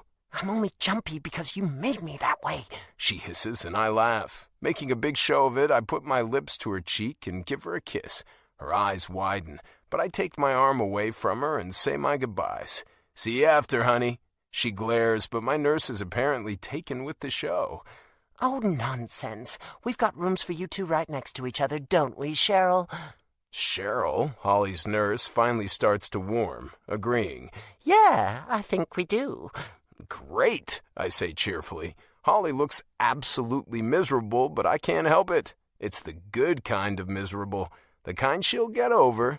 The kind I always tell Chloe is the fun kind of embarrassment. 10. Holley. Jake Brent is literally in the room next door. They walked us down the hall together, handed me a cup, and requested that I go fill it with my urine, all while he was still within earshot. Heaven help me, this day has not gone at all how I thought it would. I didn't expect to see him. I didn't expect to see anyone. One does not go to the vagina doctor to have buddy time. One goes to the vagina doctor because they absolutely must to ensure reproductive health. The thin paper of the gown on the bed feels like nothing against the air from the vent above my head, and the draft on all parts of my body only amplifies the acute awareness that I am seriously naked only a wall away from Jake. And it was all his doing. I'm pretty sure he was suffering some sort of psychotic break out there. Like, it's good he's in a doctor's office at this point, but did he really have to be in the same one as me? In the room next door? How am I going to handle the claw of death cranking open my vajayjay with him no more than a wall away? This isn't normal. This isn't something women should have to go through. Shouldn't our doctor's offices at least be keeping to their own halls? There's a knock on the door, and I have to admit, a part of me is hoping it's the Grim Reaper, here to put me out of my misery. Like, he and his sharp scythe aren't that intimidating. They're even kind of friendly looking if you really think about it. Alas, it's not him when the door swings open. "Hey there," my nurse greets, going over to my cup of warm pee and dipping a test strip in it with gloved hands. I look on as she lays it on top of the protective plastic across the edge of the sink and waits for the results. "Everything looks normal," she says, sounding almost disappointed. "Not pregnant." Good. I'm glad. I'd really have to fucking worry if I'd somehow turned up pregnant without even coming close to having sex. Still, she looks like it's not the best of news, so I make sure I nip that in the bud. "That's good." She smiles kindly as she heads for the blood pressure cuff. "You two aren't ready to try?" I laugh. Am I high on drugs? What in the world is going on here? "What two?" "You and Jake." She flashes a knowing, amused grin. He's too funny. He was just making jokes out in the hall. "You're a lucky girl." I roll my eyes. He's like a charm explosion all over this place. I, apparently, had my force field engaged beforehand, though. "We're not together," I clarify. She smiles like she doesn't believe me. Whatever. I have no reason to try to convince this woman anyway. I'll likely never see her again. At most, at my next annual appointment. Thankfully, she moves on too. "Blood pressure is normal. Anything in particular you need to discuss with the doctor today?" I shake my head. "Just my normal appointment." "Okay, great. She'll be in shortly then, okay?" I nod. "Okay, Cheryl." Laughter rings through the walls of the next room, and my head whips that direction so fast I almost knock myself right off the top of the table. As it is, the paper makes a horrendously loud noise. What is it, comedy hour in there? I shake my head and pull my paper gown a little tighter. Still, a cold breeze blows across the bare skin of my vagina and makes me tense up. He can't hear me in here, can he? I mean, I can hear them laughing, but they're being extra loud. There's no way he can hear normal volume conversation, right? For the sake of my sanity, I agree with myself. He can't hear me, and he definitely can't see me. It's just like any other awful trip to the gyno. I'll just get my pap smeared, my boobs squeezed, and get the hell out of here. We probably won't even leave at the same time, and by the time I see Jake Brent next, I'll have had the chance to get some composure back. A knock at the door startles me once again, but somehow I find my voice. "Come in."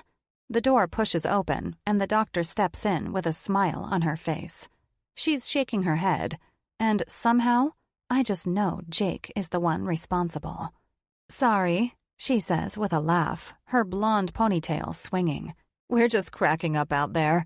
Cheryl says Jake's your boyfriend." I grimace. Actually, he's a riot. I smile so fakely, it's a miracle my face doesn't shatter. "Oh yeah." Dr. Davenport doesn't notice. "Anyway, let's get this over with, shall we?" I nod. Now that sounds like a splendid idea. "Okay, just lie back for me. Scoot all the way down to the edge," she instructs, turning to get her instruments ready. I do as I'm asked, shimmying my way down the table, and my paper gown crinkles the whole way. My instinct is to cross my legs, but I know better than that. This is the time to butterfly. Wide and open to the air, I'm to spread my vagine for all to see. I can only hope, with the way this appointment's gone so far, that Jake Brent doesn't open the door and step inside right at this moment. I shake my head and close my eyes. Why am I making this such a big deal? It's not, obviously. It's a coincidence. And Jake's been friendly and fun. Clearly everyone else is loving their time with him. Maybe I just need to lighten up? Think of him without jumping to conclusions or getting all nervous. I mean, it was great to see him smile so much. He's got an undeniably great smile. It goes all the way to his blue-green eyes and lights up the room. And the ad was right. It makes the most perfect of wrinkled laugh lines at the sides of his eyes. Clearly, he's like this all the time, cutting up and having fun. He's spent many, many years finding the mirth in life.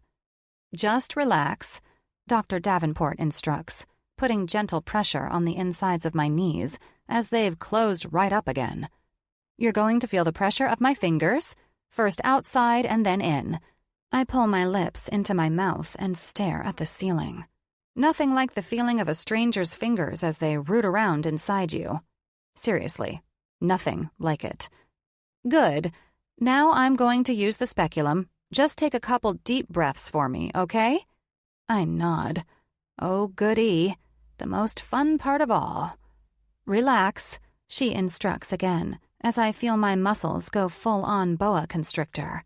I take a deep breath in and then slowly blow it out as she slides the plastic dinosaur inside and slowly cranks open the jaws. Okay, you may feel a tiny pinch. I wince as she swabs the cotton over the inside of my body and pulls it out. All done, she announces finally, pulling the plastic back out. Great. Everything is looking great. Always good news when someone has just taken a super thorough look at your vagina. Come to think of it, maybe that was the problem with Raleigh. I don't think he ever told me my vagina was looking really good. Dr. Davenport moves up the bed, pulls off her gloves, and tosses them in the garbage, and then gently opens the front of my gown to give my boobs a quick rub-down. I once again look awkwardly to the ceiling as she makes circles from my nipples all the way out to the edges of my breasts. Good, she says again, and for as dramatic as I've been about this whole thing, I take another deep breath. Any time you can come to this doctor's office without getting bad news is a blessing. I sit up a little, shuffling my bare ass from the edge of the table to back under my body. She makes some notes on my chart and then looks back at me. Do you want an STI test? No. The doctor nods, ready to leave the room, when panic overwhelms me. My mouth is about to move without my consent. I can feel it coming like vomit crawling up my throat. Yes. Actually, yes. I'd like to get tested. Just to... no. For future reference kind of thing. Just in case. Could I be any more awkward? Seriously, why am I like this? All right, then. Dr. Davenport nods. I'll have the nurse come back in with the test in just a couple minutes. Thank you.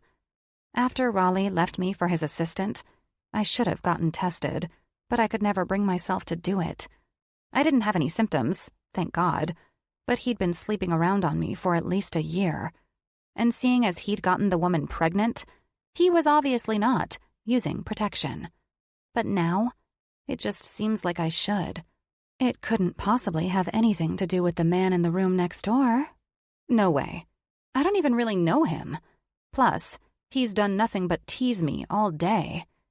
You want to be teased, all right. Oh, for fuck's sake. This is a professional relationship, that's all, despite what everyone in this office might think.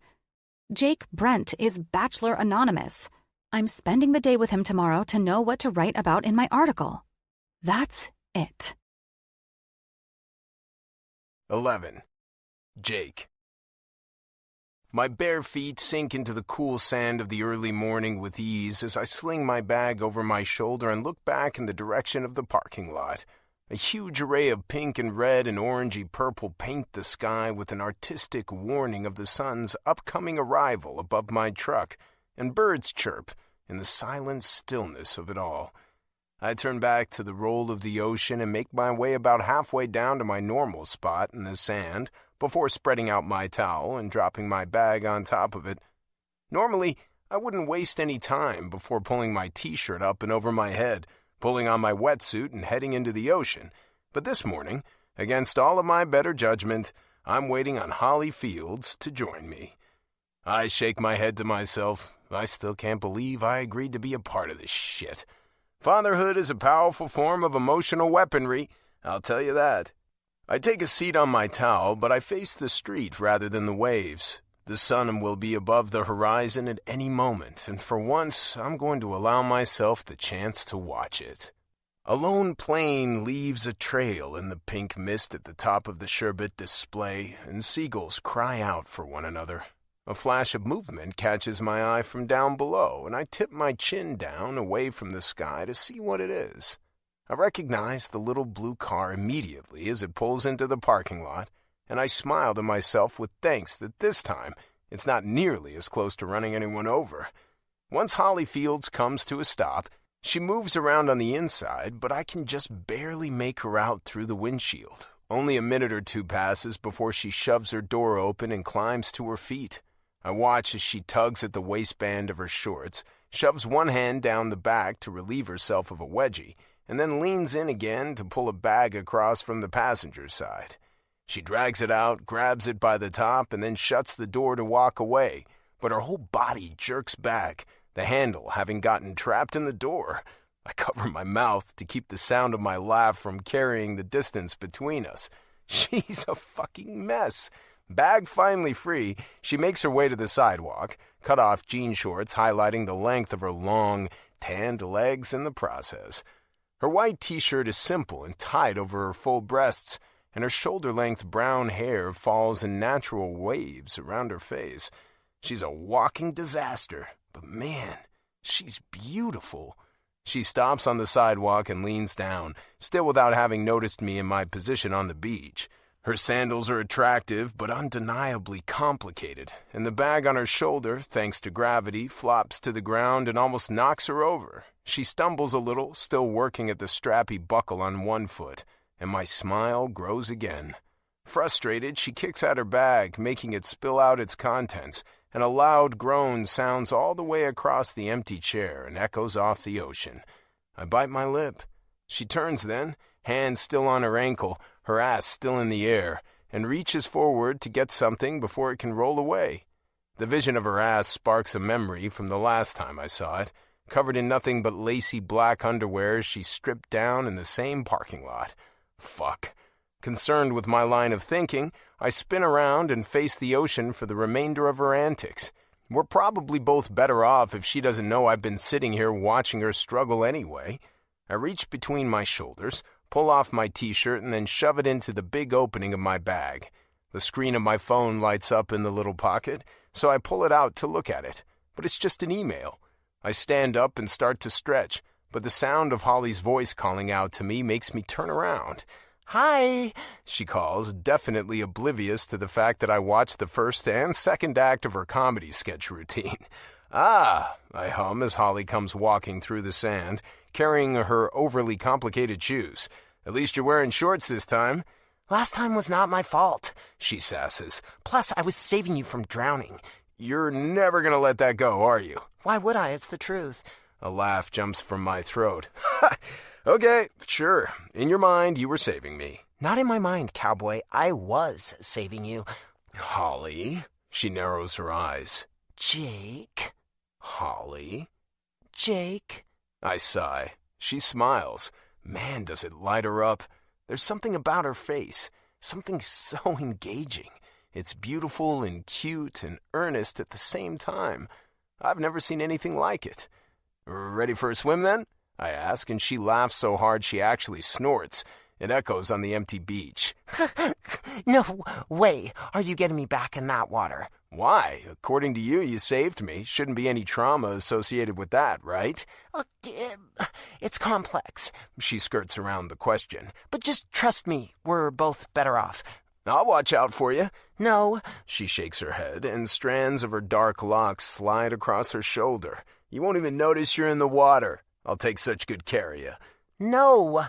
But how will you accurately write about any of this if you're not out there with me? You swim in the ocean, blah, blah, blah. I bet I can make up some really good stuff. I put 2 hands on my hips. Come on, Holley. I don't have a suit. I grin, clapping my hands together between us so hard she jumps, and then turn to my bag to riffle through it. I find the fabric easily enough, pull it out, and hold it up in front of her. Given how you dressed last time, I thought that might be the case, so I brought you one. Her jaw nearly hits the sand. What? A bathing suit, I say, shaking the material between us. I took one of Chloe's. I'm never going to fit into one of Chloe's bathing suits. Sure you will, I say. You're about the same height. Not really. Chloe is definitely taller, but I'm not above necessary white lies if it'll get her to put the thing on. But not even close to the same weight. I frown. She sounds kind of like she's being down on herself about her weight, but I don't get it. Her body is amazing, despite the ambiguity of its first impression in an ocean-soaked business suit. The material is stretchy. It'll fit. Jake. Holley. She shakes her head, and I shake the suit. Come on. I'm not going in without you, and I can't start my day without a swim. It's going to throw our whole schedule off if you don't get a move on it. She snatches it out of my hand, and I have to hide my smile as a fiery heat surfaces to her cheeks.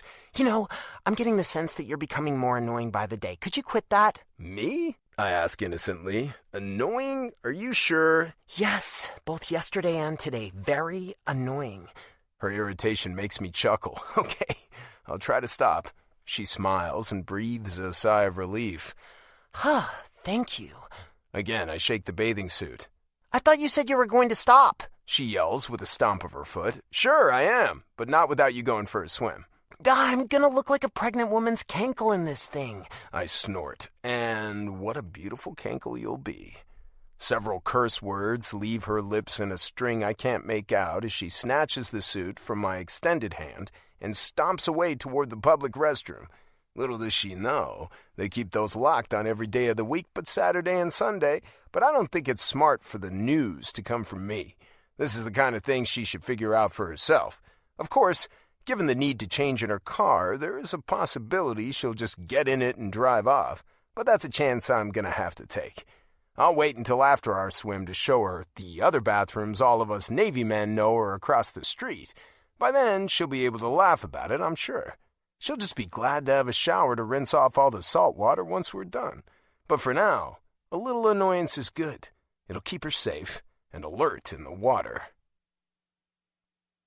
Holley's hand in mine, I lead her out into the water at an extremely tentative pace. Her hand is like a vice, and it's pulling me back toward the sand like an untrained horse on a lead line. It's safe to say she's feeling pretty reluctant about our swim this morning, but I'm confident once I get her out there, I'll be able to show her enough techniques to help her relax. And if not, that's fine. I can carry her the whole time without much trouble. I'm almost more at home in the water than I am on solid ground. Come on, I coax softly. It's all right. I'm not even wearing a wetsuit today. That's how you know we're not doing anything too intense. Shh, she says, and immediately a smile curves up both sides of my lips. We're better off getting past the breaking waves. It's much calmer out there, but we have to... Shh, she snaps again, and I laugh. Do you want to just climb on my back? Hold your breath? I'll have us out there in under 15 seconds. What are you, ocean Uber? She asks, her voice half amused, half terrified. Something like that, I agree with a grin. Just trust me, Holley. I won't let anything happen to you. She looks at the waves as they crash ahead of me and then back at me and, without much prodding, agrees. Okay, fine. I don't give her a chance to second-guess her agreement. Gently, I grab her by the arm and turn around to lift her up. What are you doing? She asks as I wrap a hand around her thigh. Putting you on my back, I say slowly. You know, just like we talked about. I'm reconsidering. Holley, just get on. She frowns and then steps forward again to put both hands to my shoulders. I think I can get on myself. Fine, whatever. Anything to get this show on the road. I stoop down with a bend of my knees and she jumps. It is not graceful. Rather, her hands slip on the slick of my skin and she starts to fall, scraping at my neck and throat for some kind of purchase and almost knocking the two of us backward. I don't wait for permission this time. I just grab her thighs and lift her up the rest of the way, wrapping her legs around me and securing her feet at my waist. She's silent while I cough, trying to catch my breath after her attempt to crush my windpipe. Oops, she whispers softly. I shake my head, but I don't say anything. I'm afraid to even try at this point. She giggles as I run through the first wave as it crashes around my hips and clings tightly to my shoulders as I approach the next. It's coming fast, getting ready to break, and with the height of this one, it's liable to break right at our heads. Hold your breath, I instruct, just before diving through the body of it. She stays with me as I shoot under the barrel and surface on the other side, and she screams a little in exhilaration as we come up. I laugh, but she's got commentary. This has got to be what it's like to ride on the back of a sea turtle. I shake my head again and prepare for the next wave. I'm no longer able to touch the bottom, and we'll have to be under the surface even more to clear this swell. Get ready to hold your breath again. Longer this time. I feel her nod against my back as the wave approaches, and I take a deep breath of my own as I submerge our bodies again. The wave rolls over us, and we come up on the other side, and finally, we've reached the sweet calm of gentle swells. I pull her around off my back and manipulate her body so that she's floating on her back. She clings a little in panic, but for the most part, she doesn't fight it. This is the easiest way to stay afloat, I tell her, putting gentle pressure on her back so she lifts her belly higher toward the sky. Just like this. You could stay like this for hours if you had to. All you have to do is relax. She nods in the water, and her chin almost goes under, so I reach under her back again and help her stomach back to the surface. See? I say with a smile. This isn't so bad, right? It's not as bad as, water torture, I'm sure. She qualifies, and I laugh. Wow, a stellar review. I'm nervous is all. She mumbles, and I swim around to the other side of her outstretched body and move to float on my back right beside her. There's nothing to be nervous about. I'm right here, and I promise I won't let anything happen. Okay, she whispers quietly before blowing a breath toward the sky. I watch as a couple clouds dance next to each other, headed farther out to sea. So, what do we do now? Holley asks after a brief minute of quiet. I turn my head to face her and study the line of her profile. Her features are petite and proportionate, but her lips, they're much fuller than average. Natural, though, not fake. I can tell. Well, normally I would do some calisthenics followed by an underwater training, but obviously we can modify this morning to fit what you're comfortable with. How are you at opening your eyes underwater? I haven't tried in the ocean, but I can do it in the pool. Is it different? Some people think the salt water burns a little more, but I actually think it feels better than chlorine. I guess I can try, she says, toward the vastly changing hues of the brightening sky above us. Is there a lot to see down there? I chuckle. A thing or two. It's the ocean. Yeah, well, I'm usually the I'd-rather-not-know type of ocean gal. I'm better off without the intimate knowledge of all the things that could kill me in here. I have a feeling if I knew, I'd really never come in again. I'm gonna tell you what I always tell Chloe, but I'll try not to sound like a condescending prick, okay? The corners of her mouth curve upward. Knowledge is power. It's always better to have it. I don't know, she hedges. I'm pretty sure I'd rather not know a lot of stuff. The knowing is what's caused me a fair amount of heartache. I shift in the water and take hold of her carefully to make sure she can see me. She's been too scared to turn her head in my direction while on her back, and for some reason, I find it tremendously important that she is able to look me in the eye right now.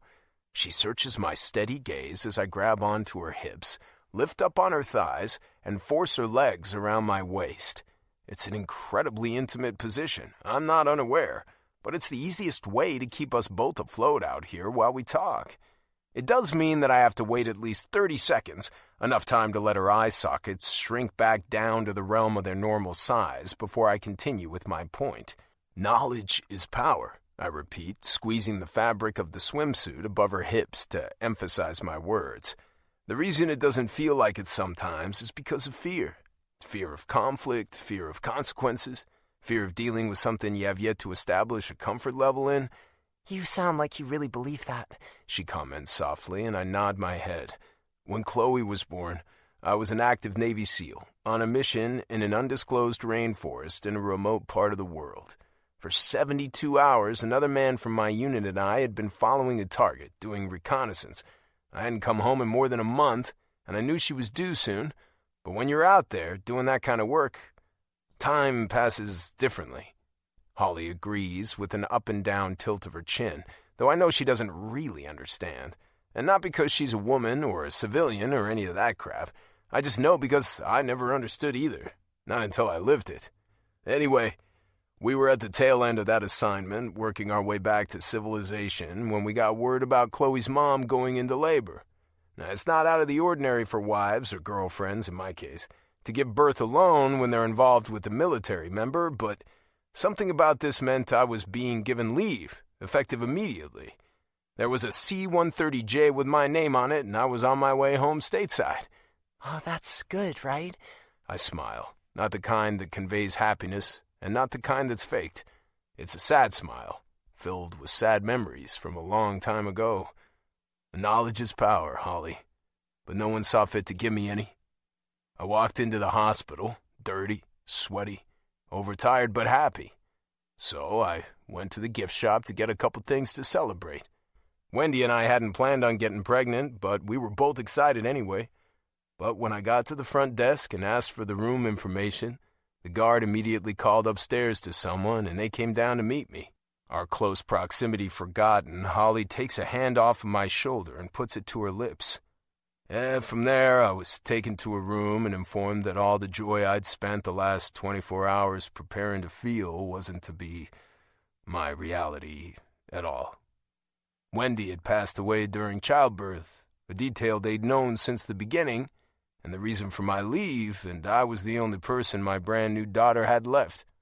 3 days she'd been in the care of the hospital staff, without any other kin to call, waiting on me to arrive, waiting on someone to bond with, a person to call home. And I was in the gift shop. I don't know why I decided to share that story with her, a story I keep very close to my vest. But there's just something about Holley Fields that makes me comfortable enough to open up. Jake, she whispers, her voice laced with poignant sadness. Knowledge is power, Holley, I repeat. I spent a lot of time wishing I could redo a whole lot of those first moments, wishing I'd been given the chance to prepare for them better. It wouldn't have lessened the heartache on my way home. It would have amplified it, but it would have given me the time to prepare to fight. Understand? She nods, the green of her eyes clearly shining with the moisture of unshed tears. Her hands have moved from my shoulders to my neck, and suddenly, the proximity of our bodies is feeling a hell of a lot less innocent. In fact, I can feel my dick starting to get hard. Gently, so as not to alarm her, I set her away enough to ensure I'm not at the center of an uncomfortable explanation, but keep a hand to her elbow for support. She churns her legs in an active doggy paddle, which is sure to tire her out quickly. What do you say we make our way back toward shore? I suggest. Go get some breakfast. Today's ocean exercise will be limited, but one day of variation isn't going to kill me. I'll be back into the workout and breathing exercises tomorrow. She nods excitedly. I love breakfast, Jake, and since knowledge is power, I just really thought you should know that. I chuckle and shake my head. Are you mocking me? Only a very little bit, she qualifies. It's good advice, and I promise I took you seriously. It was just too good of an opportunity to pass up. I nod and hum. I see how it is. Her smile curves even the corners of her eyes, lighting them up with the reflection of the water. I take a hand and splash the surface in front of her, effectively sprinkling the peachy tan of her skin with a million droplets. Ah! She shrieks, splashing me back without hesitation. I laugh as she starts to move farther away and follow her. I'm fine with having her out here, but I don't need her developing a late surge of confidence that gets her in trouble again. Come on, Holley, I say. Take my hand. No way, she says with a laugh. I know what you're going to do when I get close. You're going to splash me again. No, I'm not, I assure. I'm done with that childishness. Sure, she replies disbelievingly. Needing a new tactic and running out of options, I go for something that's bound to work, but she won't like very much. Pulling my face into a position of concern, I look directly over her shoulder and lower my voice. What's that? I ask suddenly, like I'm a little shaken. She notes the seriousness on my face immediately.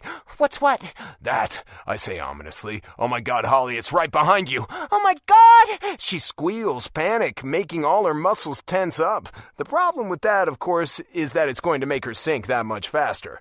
I put out a hand toward her quickly. Come on, swim to me. She does as asked, looking over her shoulder with unconcealed fear, and I start to feel just the tiniest, slightest bit bad. I doubt it'll stick, but at least when she reads me the riot act, I can honestly say I had a moment of conscience. Holley safely within reach, I pull her up onto my back like before, only this time she doesn't hesitate to hold on. We do the same routine as we did on the way out, beating the waves by swimming under them when we can. We're in waist-deep water in no time, and Holley doesn't waste even a moment before jumping down and running to the perceived safety of the sandy beach. I take my time, a slow, methodic walk out of the water, allowing the parts of me I'm not always in control of time to calm down. What was that? She asks from a spot next to our stuff, shivering in the air. I reach down and grab a towel, offering it to her as a show of goodwill, before I admit the truth. She accepts it readily, and I grab one of my own while I answer, there wasn't anything, a couple of fish maybe. Just wanted you to swim back over to me. What? I laugh. I can't help it. Her face is too priceless. There were probably some fish close to you, but that's about it. I didn't see the Loch Ness or that big shark from Jaws or anything like that. I can see an argument building in her mind, but remarkably, she closes it down before it even gets rolling. I'm scratching this from my memory. She shakes her head. Nope, this whole thing didn't happen because I don't want to think about Loch Ness monsters or sharks or fish, and I don't want to think about how I'd like to wring Bachelor Anonymous's neck. I laugh and shake out my hair, flinging some of the moisture in her direction. Hey, look at it this way. Now we can go to breakfast. That is a positive, she agrees. I just wish I had somewhere better to change than my car. I bite my lip. Looks like the other thing I'm going to get in trouble for is swift on the first transgression's heels. Oh, yeah, well, see, there are some bathrooms across the street that are open. There's a shower and everything, so you'll be able to clean up pretty good. Her eyes narrow as she considers me, but she doesn't say anything. It's almost scarier than having a woman get sassy. I smile, trying to disarm whatever bomb she's got ticking. And when she rolls her eyes at my attempt at charming her, I have to laugh. Come on, I'll show you where the bathroom is. She nods once, and then shakes her head. I repeat the motions with my own head, trying to keep up with what's coming next. I just didn't want you to almost drown again. I defend myself when she still doesn't say anything. It takes a heavy sigh, 2 clucks of her tongue, and a roll of her eyes, but she finally ends the silent treatment. Fine, show me the bathroom then. I smile, thrilled with my little victory, scoop up all of our belongings from the beach in one armful, and show her the way. I can't explain how weirdly enjoyable our needling has been this morning, but I know this. My shower is going to have to be a cold one. 12. Holley.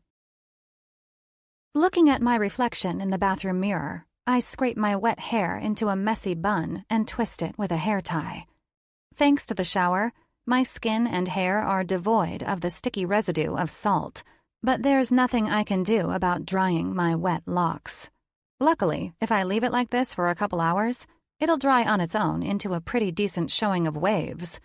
Of all the things I've had tough in my life, making my hair work in a pinch isn't one of them. My t-shirt clings to my newly dried skin, and my nipples jab at the material of my bra.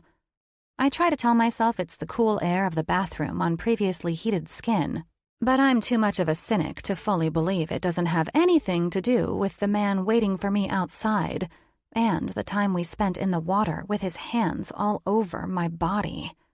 Having my legs wrapped around his hips, listening to him share the heartbreaking true story of his early life, I almost couldn't take it. My whole body felt drawn toward him, like being pulled in by a black hole in space.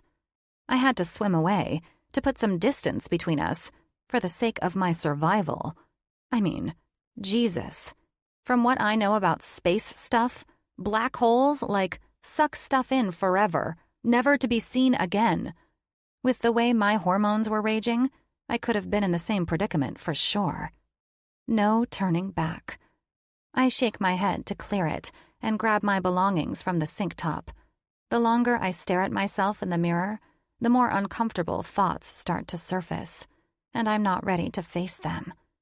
I make my way along the stalls, up to the front entrance of the bathroom, while shoving my deodorant back down in my bag. I round the corner of the wall at the exit and slam right into a hard body. "I'm sorry," I squeak, but firm hands settle at my hips before I can say any more. I'd be lying if I said I could say any more. The truth is, looking up into startling aqua eyes and feeling the sensation of his hands on me again have robbed the voice box right from my throat. Call the cops, baby. I'm a victim of a crime. Holy moly, I think I'm losing it. Jake smiles at me like he can hear all of the thoughts running through my mind, like he's acutely attuned to every stupid thing I can't seem to stop myself from wondering about. I reach out to grab his tattooed arm, purportedly to push myself back and away, but when a fresh droplet of water sinks into my palm from the skin of his forearm, my vision tunnels and my actions slow. My God, is that droplet of water from his shower? And if so, what other parts of his body might it have touched? Someone call a doctor. I'm a sick, sick woman. Slowly, carefully, I extricate myself from his body and try my best to smile without looking like I've just been fantasizing about him. It seems like a better option than pretending to be mad again because that means coming up with things to argue about. And he's funny. It's not easy pretending like the jokes he makes are annoying. I have no idea if I succeed in my endeavor to look innocent or not, and I hope I never find out. Because with my track record, the statistics on that one, friends, would not be in my favor. "You ready to go to breakfast?" he asks casually, like we spend the day together all the time. It's startling how natural it sounds. Yep. I reach back to the suit hanging over my bag and hold it up for him. I rinsed out Chloe's bathing suit, but I can take it home and wash it if you'd like. He shakes his head, grabbing it from me. No problem. I watch with startling fascination as he throws it over his shoulder and tucks it close to his throat. That was just on me. In fact, the crotch of the suit that's closest to his mouth is still warm from my flesh. Danger! Danger! I shake my head to clear it again. What is wrong with me this morning? Who even thinks of something like that? Like, how horny am I? I point in the direction of my car over my shoulder. I can drive myself. Probably a good idea. He smiles, but stops himself from laughing at me by biting into the flesh of his bottom lip. No need. We can walk to breakfast. Walk? I ask, almost sounding horrified. How far is it? He laughs now. Just under a block. Don't worry, you'll make it without collapsing. I glare, but he keeps going. And if you don't, I'll pick you up and carry you. All attitude and sass, I step around him to start walking, but I'm not paying enough attention to my footing and accidentally step off the sidewalk and into the sand. It took a full 3 minutes to get these sandals all done up again. Don't ask me to explain why I chose them. And now, one foot is full of sand. I try to ignore it, even try to discreetly shake the sand out, but it's beyond annoying. The grains are in all the bad spots, rubbing the skin off my foot with quick precision. I'm going to have to stop and fix it, but that's going to make it really hard to continue to save face. Desperate, I transform my gait into a limp. Maybe if I don't put full pressure on that foot, it'll survive the walk to the restaurant without needing to be amputated. Holley, Jake remarks behind me, watching me do my best impression of a peg-legged pirate. Did you step on a scorpion or something? What are you doing? I have sand in my shoe, I say with a roll of my eyes, finally stopping and bending down to try to get it out. Jake doesn't say much from behind me, so I do my best to ignore him while I work at the intricate strap and buckle that circle my ankle.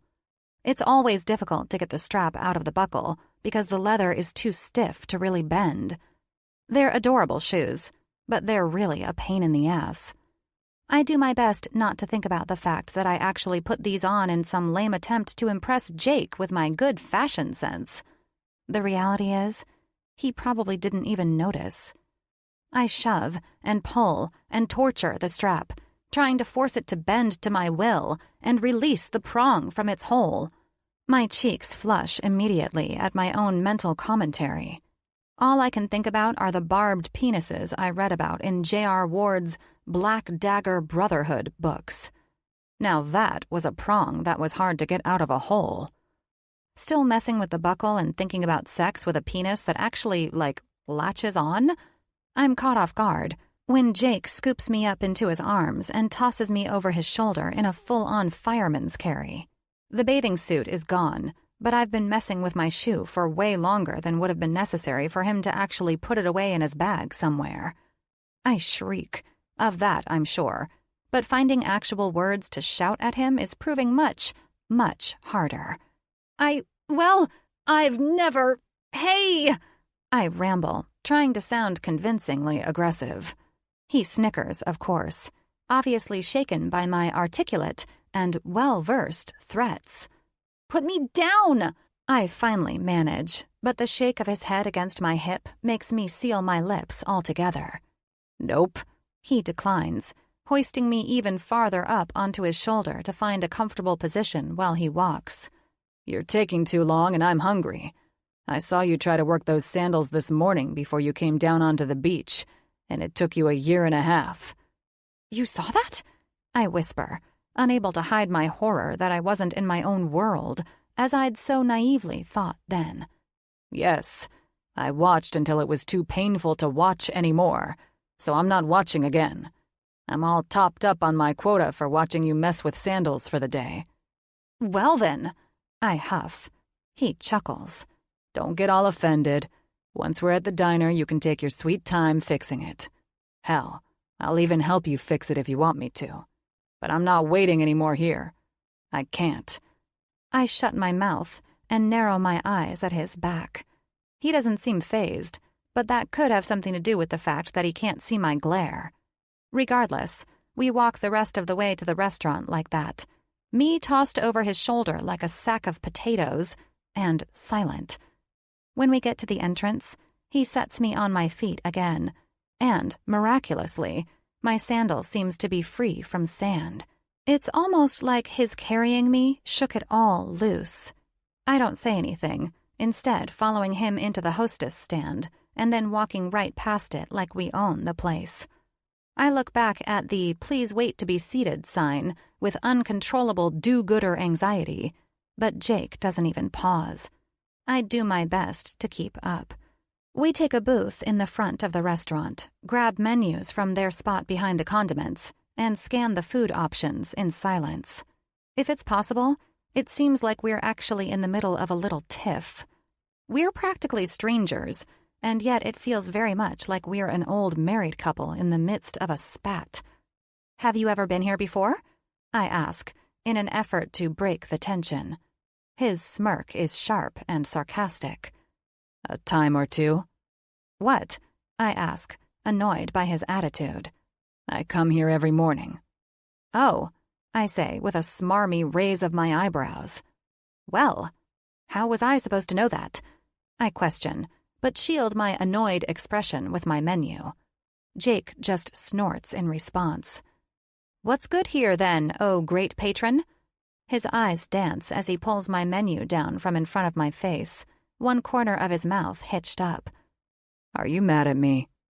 What? I ask. Why would I be mad at you? He shakes his head, the other side of his mouth now engaging in the smile. I don't know. That's why I'm asking you. I'm not mad. I lie. Are you sure? Because you seem mad about something. Maybe me carrying you here? I'm not. I lie again. I'm perfectly fine. Oh, he says, nodding dramatically. Fine. Gotcha. That changes everything. Don't mock me, I challenge. Come on, Holley, he says through a knowing chuckle, gesturing to my face with one hand. You're mocking yourself. You know as well as I do, Fine is one of the most mischaracterized words in the English language.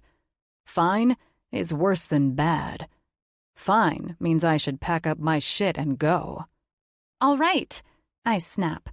I'm mad. Sort of. But I'm not sure why, okay? I expect him to cackle in my face. I mean, I sound ludicrous. Instead, he reaches out and pats my hand. There we go. He smiles. Doesn't that feel good? To get the truth out in the open? I frown a little, but I can't help but consider what he's saying. I do feel better. It makes no sense at all, but all the tension in my shoulders has softened. I'm very confused by you, Jake. He laughs at that. And I you, Holley. I think that's the way of our genders, though. Let's not fight it, okay? I nod. I don't know what I've just agreed to, really. It feels like some kind of illicit or illegal treaty, but I have no choice but to run with it at this point. Now, he says, as far as breakfast is concerned, you really can't go wrong. Everything is great, but I usually get 2 eggs over medium, a large side of bacon, wheat toast, and a side of seasoned, cubed hash browns. That sounds good. I think I'll get that too. Great. Do you want coffee? I scoff. Do I want coffee? What kind of a question is that? He grins, understanding my nonverbal cues better than I understand them myself. Coffee's a yes, then. The waitress finally stops at our table after running the feet right off her legs. She looks like she's one of the only people here, and the place is packed. Jake smiles up at her, and I swear, she looks down at him like he's Christ reborn, here to save her. Jake, she says, her voice warm. Hey, Shell. Crazy today, huh? You have no idea. She breathes out a deep sigh. SEALs are supposed to graduate buds tomorrow. Families are in town. Jake nods like he knows what she's talking about, but my eyebrows pull together. SEALs? Buds? As in Navy SEALs? I really should have researched this more after he saved me the other morning. That's right, he says with a smile. Almost lost track of what day it is. She chortles and reaches down to touch his shoulder softly. You and me both. We'll both take my usual, okay? She finally looks over from Jake to me, but I'm pleased to see her eyes warm on me, too. There's no jealousy or angst from her. She's just friendly. I make sure my answering smile meets my eyes. Nice to meet you, Shell, I say. I'm Holley. You too, darlin'. Be right back with your coffees, she says to us both with a wink. She's nice, I say as soon as she walks away. Jake nods. She is. Works really hard, too. She has a couple kids and a deadbeat husband, so tips are really important to her. I purse my lips as I think about Shell struggling. I don't want that for her. Instantly, I dig down in my purse to try to find some extra bills to leave for her on the table when we go. She needs them more than I do. Jake's hand comes down on my own to stop me, but when I look up, his eyes make Shell's look like glaciers. Geez, I don't really know if I've ever been looked at like that. She won't take it, he whispers. That's why I come here every morning. You have to spread it out a little bit at a time. My throat closes around itself as he sits back in the booth and looks out the window. His jaw is strong, and, Lord Almighty, he's attractive. Now, after telling me the reason he comes here every freaking morning, dare I say, more than ever. And let me tell you, he's pretty dang attractive all the time. So, being more than that should be impossible. I set my purse back down on the seat beside me and lean my elbows into the table with a sigh, asking, So, what else should I know about you? He raises his eyebrows, and I shake my head and clear my throat. What should readers know about you, I mean? I'm just a regular guy. He shrugs off his words. Have been for a really long time.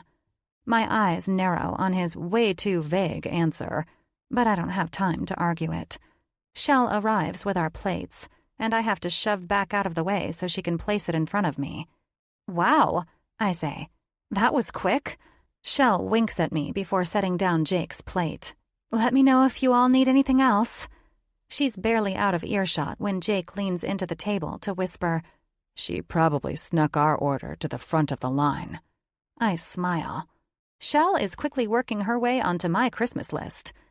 I was really only speaking to myself, but Jake laughs anyway.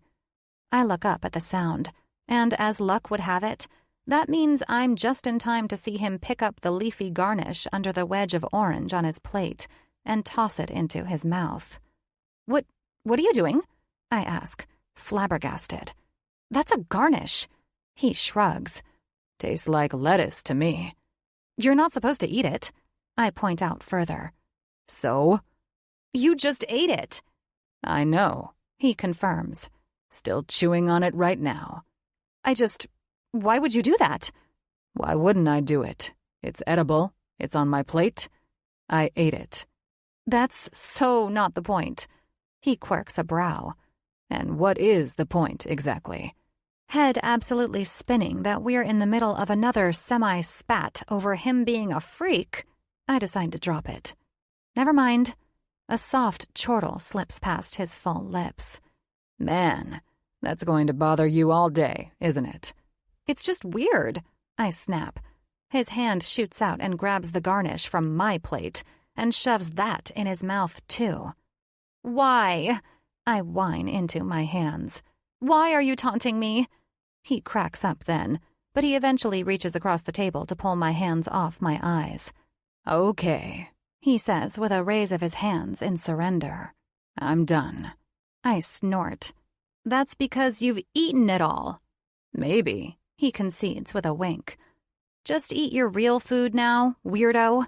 I don't have to tell him twice. He scoops a giant piece of egg onto his fork and lifts it to his mouth, and I tuck into my own food. We really do have a long day ahead of us, and I have a lot of notes to take. This first article isn't going to write itself, and unlucky for me, it's already due tomorrow afternoon because it's supposed to print in the Sunday edition. I have no choice but to get it done. Jake's phone buzzes on the table, and a smile lights his face as he wipes his mouth with his napkin, sets his fork on his plate, and picks it up to answer it. Good morning, Chloe, he says into the space between us, the phone tucked close to his ear. His words are warm and familiar, and his heart is in his eyes. It's more than apparent. His sun rises and sets within his daughter. I smile to myself, but duck my head back down to look at my plate. Yeah, I know. He continues his conversation. Yeah, she's right across from me. We're having breakfast. He chuckles, and an intense curiosity lights my whole body on fire. They're talking about me, and I need to know what they're saying. I am being nice, he asserts. Why wouldn't I be nice? He laughs again, then snaps at me to look up at him. I do, obviously, and I'm even half confident that I don't look guilty as hell when I do. No, Jake.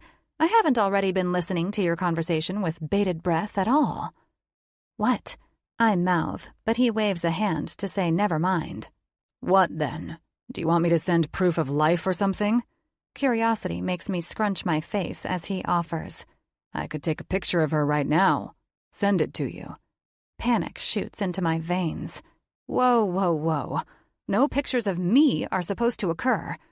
I am being serious, he responds, a perpetual chuckle making the air between us vibrate. You'll see her tonight, and you can ask her all the questions you want yourself. He pauses, and I listen harder. It doesn't help, but my ears do ring a little with the extra concentration. Yes, dinner at Boogie's. Boogie's? Familiarity makes my synapses light up. My dad and I have been going to a place named Boogie's ever since he sold the family farm in Iowa and moved out here to retire and be closer to me a couple years ago. He says it's the only thing that makes him feel even remotely close to home. Well, that and me. Listen, Chloe, I have to go. Gotta be at work in half an hour. He shakes his head and rolls his eyes. I know I'm the boss, but it doesn't matter. What are you doing today? He listens for a minute, transforming from playful back to full-on dad mode. Okay, text me when you get there. Text me when you leave. You know the drill. And be careful. Always pay attention to your surroundings, yeah? Chloe's response makes him smile. I know I always say it, and I always will, even when you're 40. I set my fork down and settle my hand into my chest, no doubt in an attempt to stop the newly awakened flutter under my ribs.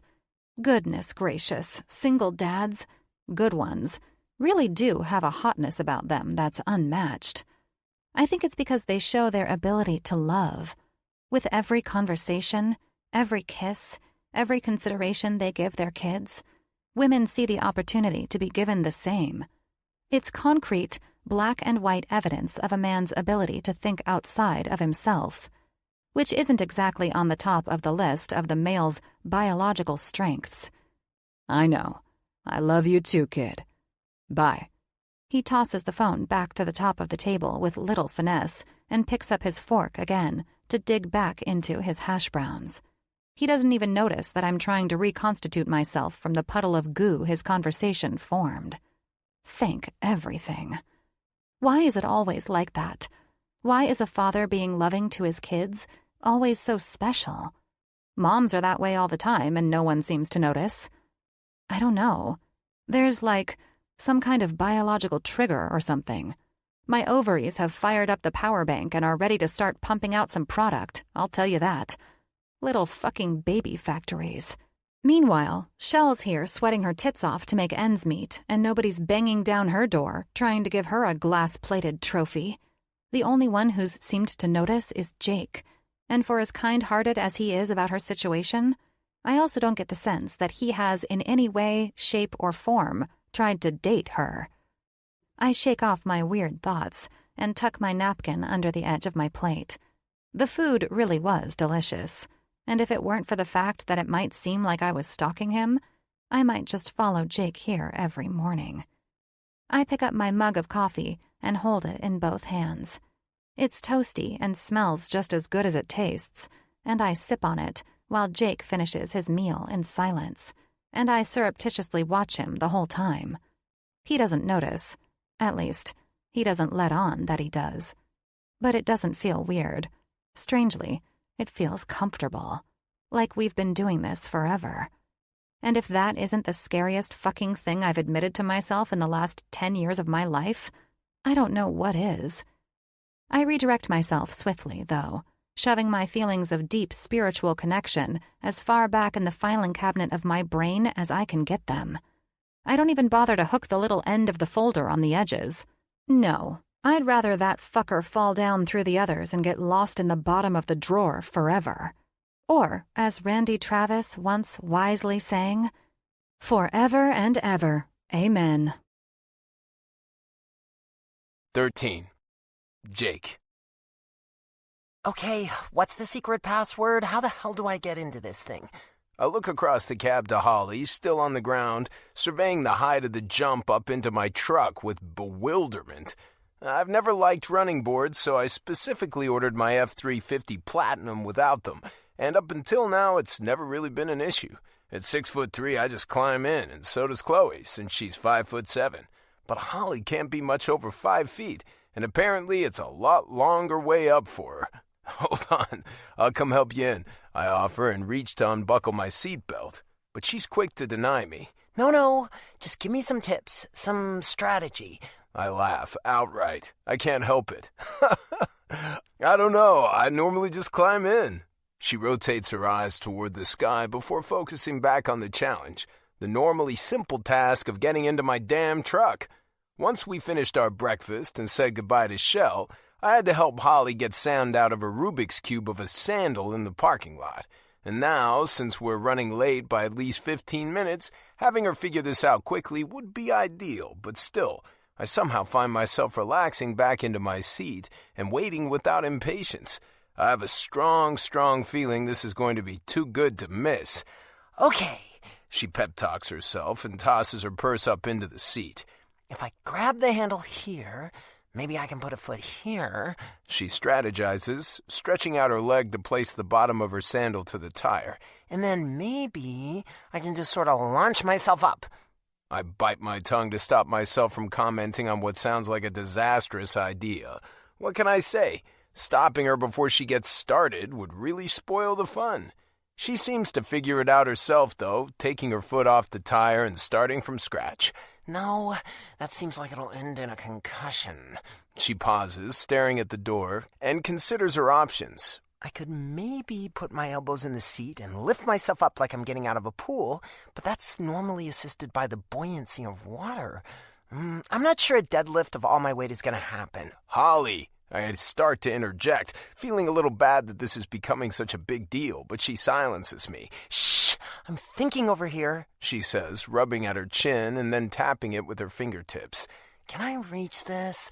In a combination of fascination and amusement, I watch as she stretches to the tips of her toes and manages to wrap her fingers around the handle inside the truck by the windshield. Then, she turns her body and puts a hand to the surface of the seat before hiking up a leg awkwardly to try to get a knee in the floorboard. It is a sight to see, truly. But it also looks like it could end in catastrophe. Hopping on the one foot still left on the ground, she gets a rhythm going, almost like she's on a trampoline, before finally launching herself up and toward the floorboard. I lean over the console quickly, wrapping a hand around her upper arm and pulling her as hard as I can to make sure she ends up inside the cab instead of splattered on the pavement. I did it! She shouts victoriously from her pretzel-like position, her body sprawled half on the floor and half on the edge of the seat. It's all I can do not to laugh as I congratulate her. You did, and it was very impressive. Now, do you think you can make it all the way back into the seat? She huffs out an exasperated sigh before getting to both of her knees, moving her bag from the seat and lifting herself up. Ugh! Finally! Her breaths come out in hard pants when she sinks into the leather and clicks her seatbelt into place. Do you need a bottle of water? I tease, noting the way her face has flushed the prettiest shade of pink. A cold towel, perhaps? She shoves my shoulder as hard as she can manage, but it's not very hard. I have to imagine, though, she's probably pretty worn out after the gymnastics competition she just performed into my truck. Next time we ride together, she announces, with one pointed eyebrow raised in my direction, we take my car, or you just have to fall in. Damn, this woman cracks me the hell up. Sounds like a plan, I wink. The next day we spend together, we'll take yours. She narrows her eyes, but doesn't say anything. I'm almost positive it's of great difficulty for her, and somehow she even manages to keep her sarcastic remarks to herself until I put my truck in reverse and back out of the spot. Where are we headed now?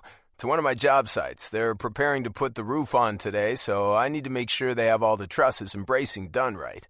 Is it a house? She asks. Oh yeah, I forgot. She knows next to nothing about me. She's just so easy to be around, it kind of feels like we've known each other much longer than we really have. Yes, I have a residential construction company. Mostly high-end stuff in the greater San Diego area, but we also do work in a couple other places when requested. I explain and pull out onto the main road. This house is for a tech mogul. Invented some kind of app that Chloe thinks is a big deal, but I can't even remember what it's called. She shakes her head on a snort. Don't ask me. I don't know any of that stuff. I'm like the opposite of a pop culture savant. So you're saying you're old? I tease with a laugh. Pretty much, I guess.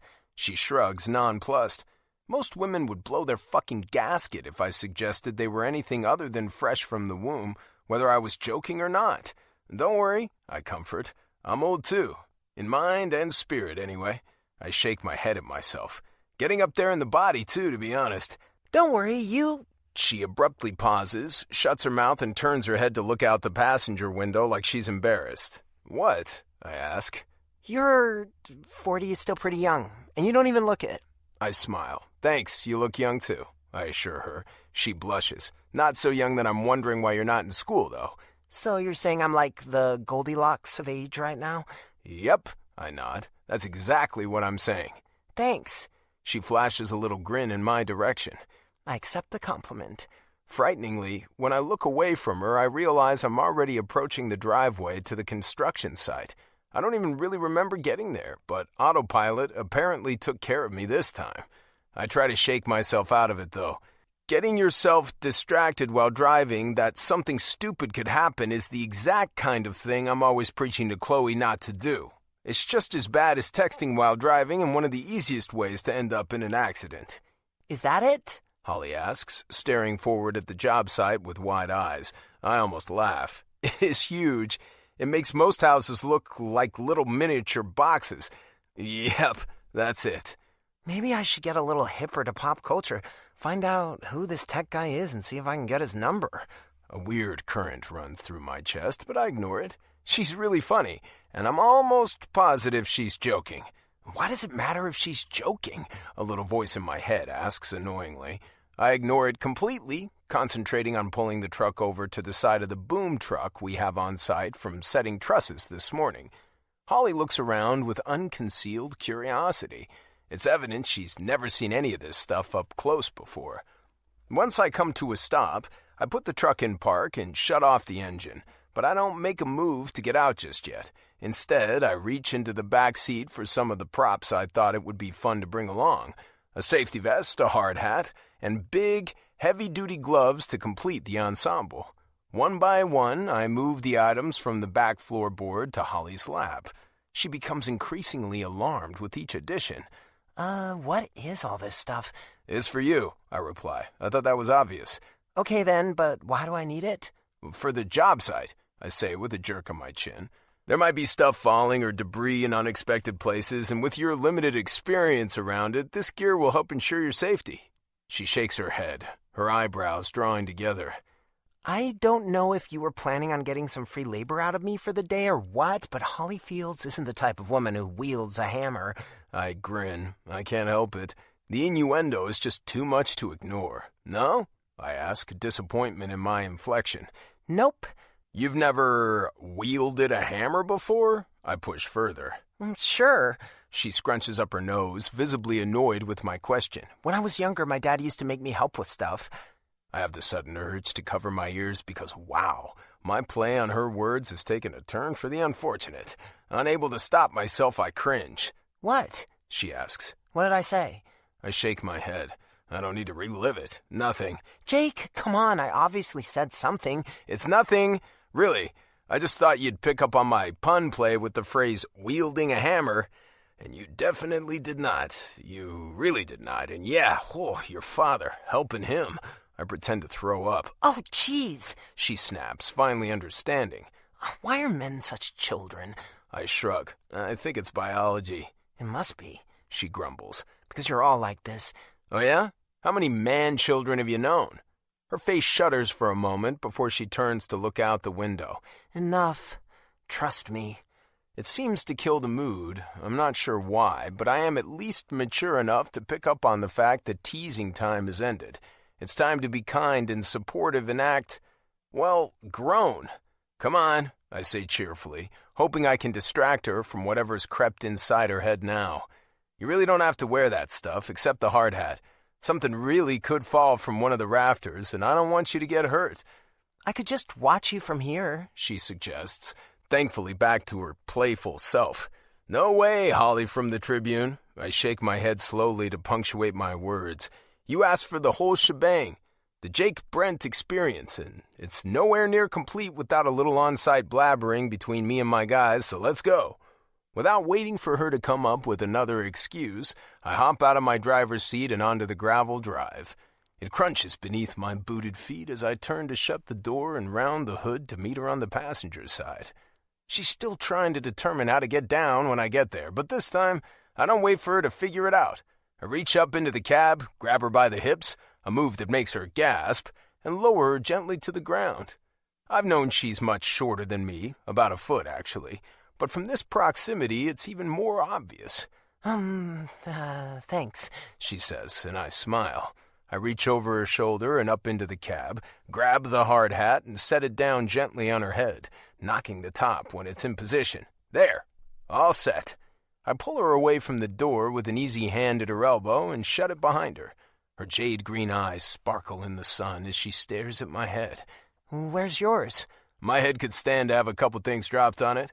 I mock myself. She laughs, but frowns a little too, at the thought of me getting hurt. And I can't deny it's a nice feeling, her caring about me, even though I didn't expect to feel it. I lead the way from the truck over to the house, where a couple of my main guys, Matt and Johnny, are working up on the roof. They've both been with my company for over a decade, and they're some of the most capable carpenters in the business. The two of them working together can get more done than most crews of 5 in the same amount of time. I put my fingers into my lips and whistle from the side of the building as we approach. Johnny covers his eyes to shade them from the sun as he looks down at us. "How's it going?" I ask, knowing they really hate when I ask that question. It's a fluff question, one they'd rather not take the time to answer. That's probably why I ask it every day. I can't help but bust their balls. "Huh, swimmingly, boss," Matt says with a laugh. He doesn't look up from checking his measurement against his string line to ensure he's still level, but recognizes my voice all the same. "Who's she?" Johnny asks, looking down the roof line at the two of us. When I glance back at Holley, I see she's trying her best to make herself disappear behind me. I bite my lip to stop from laughing. Old Matty, though, his ears have perked at the mention of a woman, and he's no longer enthralled with the body of his work. I jerk a thumb over my shoulder. "Oh, her? That's Holly Smith. She's a state inspector," I fib, looking back to watch her reaction. Holly's eyebrows shoot up, but I don't acknowledge it. At least not yet. She's just here to go over our plans and any upcoming code changes. "What happened to Jim?" Johnny asks about our regular inspector. Matt laughs and smacks Johnny in the chest. "Who the hell cares about Jim?" He smirks down from the roof, charm and flirtation oozing out on us even all the way down here. "Nice to meet you, Holly. Really nice to meet you." She clears her throat, spears me with a glare, and shields her eyes as she looks up and into the sun. Matt and Johnny look like nothing more than shadows from our vantage point. Nice to meet you too." "So, Holly, do you need to know the blow count from the beams?" Matt asks. "I wrote it down. I can get it for you." "Do I need to know what?" Holly whispers frantically behind me. I shake my head. My God, Matt has no idea how fucking hilarious this is. I never even dreamed my giving her an alternate identity could be this fun. "A blow count," I repeat for her. How many times they had to strike the beam with the hammer to get it in the ground. "The what?" I almost snort. Just ask him if they gave the count to the engineer. "Did you, give the count to the engineer?" Holly raises her voice to ask, so painfully unversed in the terminology it's ridiculous.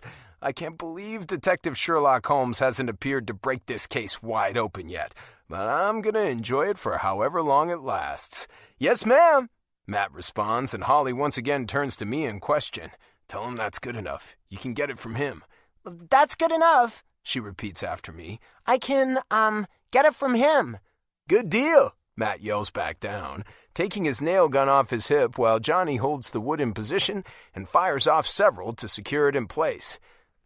"I get the need for mystery," Holly suddenly says in my ear, her hand pressing heat through my t-shirt into the skin of my back. "But couldn't you have chosen something a little less knowledge-intensive?" I glance over my shoulder with a smirk. "I guess I could have told him you're an agent of the IRS. "Ugh," she huffs. "No way. No one wants to see someone from the IRS. No one." "Okay then," I shrug, turning to face her and putting my hands on my hips. To Matt and Johnny, it probably looks like we're discussing important vectors of the job. It's almost funny how much we are not. I could tell them your death in human form, that you've stolen Holley Fields from the Tribune's body, and that you just have to know what it's like to be human before you take me to the afterlife. Her eyes narrow. "That's basically the plot from Meet Joe Black." And? "And what are you doing watching Brad Pitt movies?" "I do have a teenage daughter," I justify. "Remember?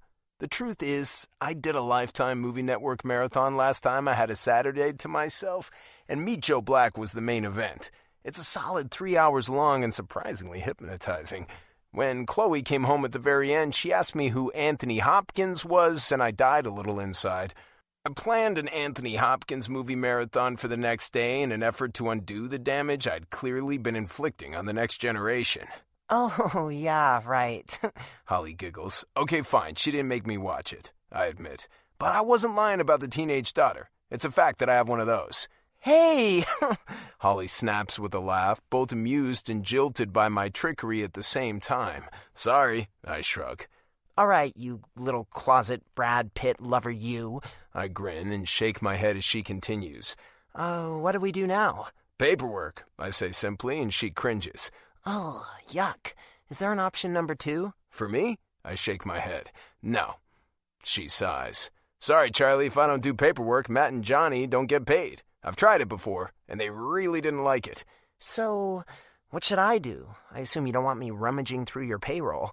I laugh. You could take my truck and go get lunch for everyone. She looks from me to the truck and throws out an arm in disbelief. That truck? I nod. I can barely get in. I don't think I should be driving it. I really don't. Okay, I agree. Then I suggest you find a comfy spot and camp out. Here? She questions, looking around with obvious disdain for the comfort she's going to be lacking. Unless you have the ability to teleport. She puts a defiant hand to her hip.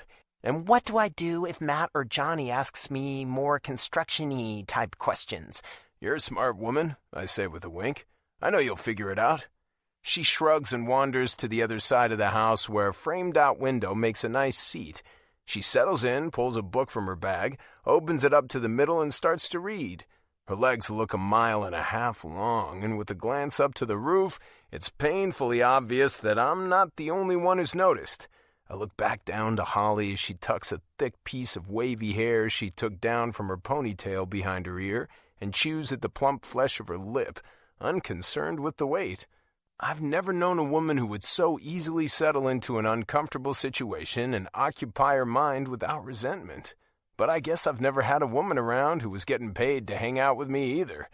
I shake my head and force myself to get back on task. Time to get back to work. 14. Holley. We've been up since before the sun, and even at 4:30 in the afternoon, we're still on the move. Jake's like the Energizer Bunny of men. I swear, I don't even think he stops to take a breath most of the time.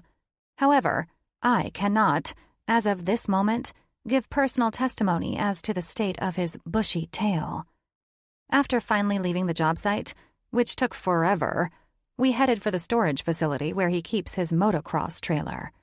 I, being a woman of limited life experiences, didn't even really know what that meant until we got to the facility and he backed his truck in front of it. Jake didn't waste any time hopping out and hooking it up, and as much as I wanted to follow, I knew I wouldn't be able to do it in the time allotted. Instead, I climbed to my knees in my seat and spun around so I could watch him work through the back cab window. Muscles flexing and bunching as he bent over to do something between the truck and the trailer. He was a bit of a distraction, but I did the best I could to follow along with the technical side of it all. Black and gray and green, his trailer has one of the coolest paint jobs I've ever seen. His name sliding through the inside of a graphic slash mark. His number, apparently number 86, is stamped directly below his name.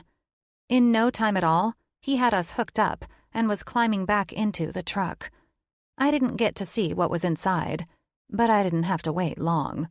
Once we arrived at the track, a big, dirt-covered, hilly thing that is apparently what you do with motocross, he backed into a spot, jumped down, rounded the truck to help me out, and then opened up the trailer immediately. "Oh," I hummed to myself as he pinned back the trailer door and I had the chance to lean inside. "It's like a motorcycle." His smile lit up the blue in his eyes. "Yep, motocross." I'd simply shrugged, and he'd let it go. Obviously, he had other things to do than sitting around explaining it to me. I could watch for myself. And that's what I'd been doing ever since he got changed in the back seat of the truck, climbed in the trailer, and started unhooking everything inside to free the bike. Jake backs his bike out of the trailer, climbs astride it, and pulls his helmet on, offering me a hand. I stare at the hand. He stares at me staring at the hand. "Come on," he says. "Come on where?" I question, and a laugh jumps from his lungs. "On the bike, Holley. I'll give you a ride over to the best spot in the stands so you'll have a good view." I'm shaking my head before he even gets the whole sentence out. Why don't you just point to the spot and I'll walk there on my legs? They're pretty trustworthy. I've been using them for, 32 years or so. You're 32? He asks. 33. I didn't walk till I was 1. Does that ruin my run for Goldilocks? Nope. He grins, and he brushes his eyes over the top of my head. Although your hair isn't really the right color. I wrinkle my nose. I've been blonde before, and honestly... Come on, Holley. He cuts off my ramble. Don't you trust me? I kept you nice and safe in the ocean this morning. That's debatable. I mean, I almost got eaten by a freaking fish monster. I sass, and he cracks another smile. You and I both know I made up the fish monster bullshit to get you moving. I'm not so sure, I sing-song. I recall seeing true fear in your eyes out there in the ocean. Come on, Holley, he encourages, completely ignoring my sarcasm. Trust me, I won't do anything to hurt you. Ever. I purse my lips. That's a really big promise to make to someone you hardly even know. I know enough, he says simply. Butterflies flutter inside my stomach as I consider actually climbing on this thing with him. Not only does it look dangerous as hell, it's also quite clearly designed to accommodate only one body. Where am I even going to sit? In his lap? I start to shake my head again, but he reaches out and takes my hand. Come on, he cajoles. Just put your left leg on this side and your right over here. Sit right in front of me like you're riding a regular bike.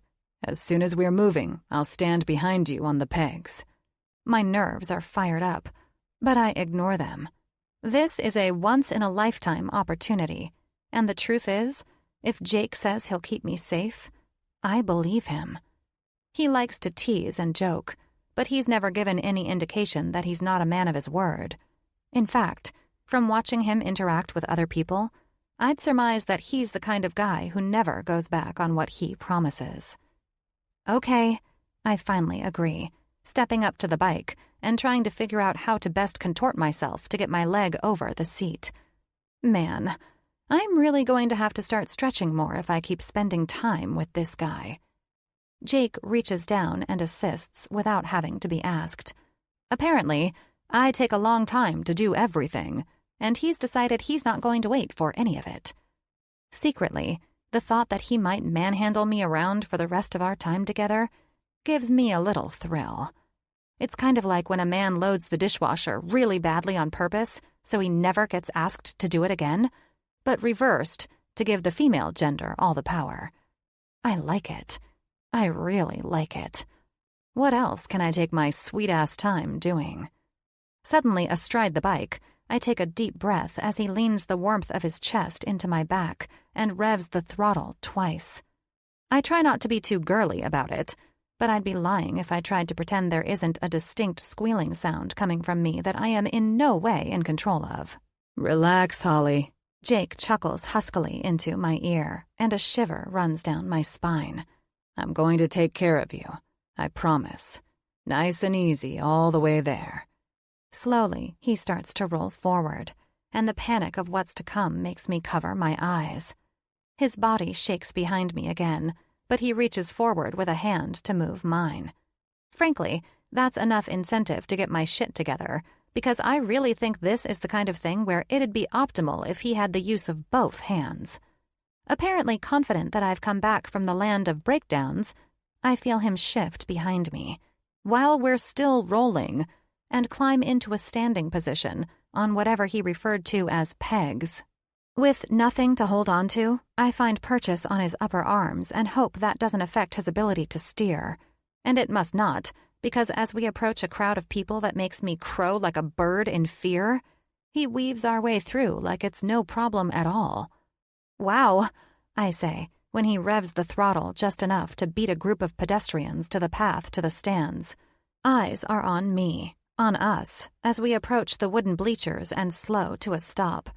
Jake jumps off with ease, somehow both holding the bike standing and offering me a hand of assistance as I climb off.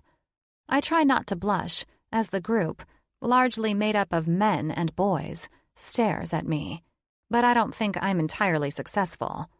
With a swing of a leg, I plant my sandaled feet on solid ground and resist the urge to drop to my knees and kiss it. If I'm honest, resisting isn't even that hard. It was far more enjoyable riding on that thing than I imagined.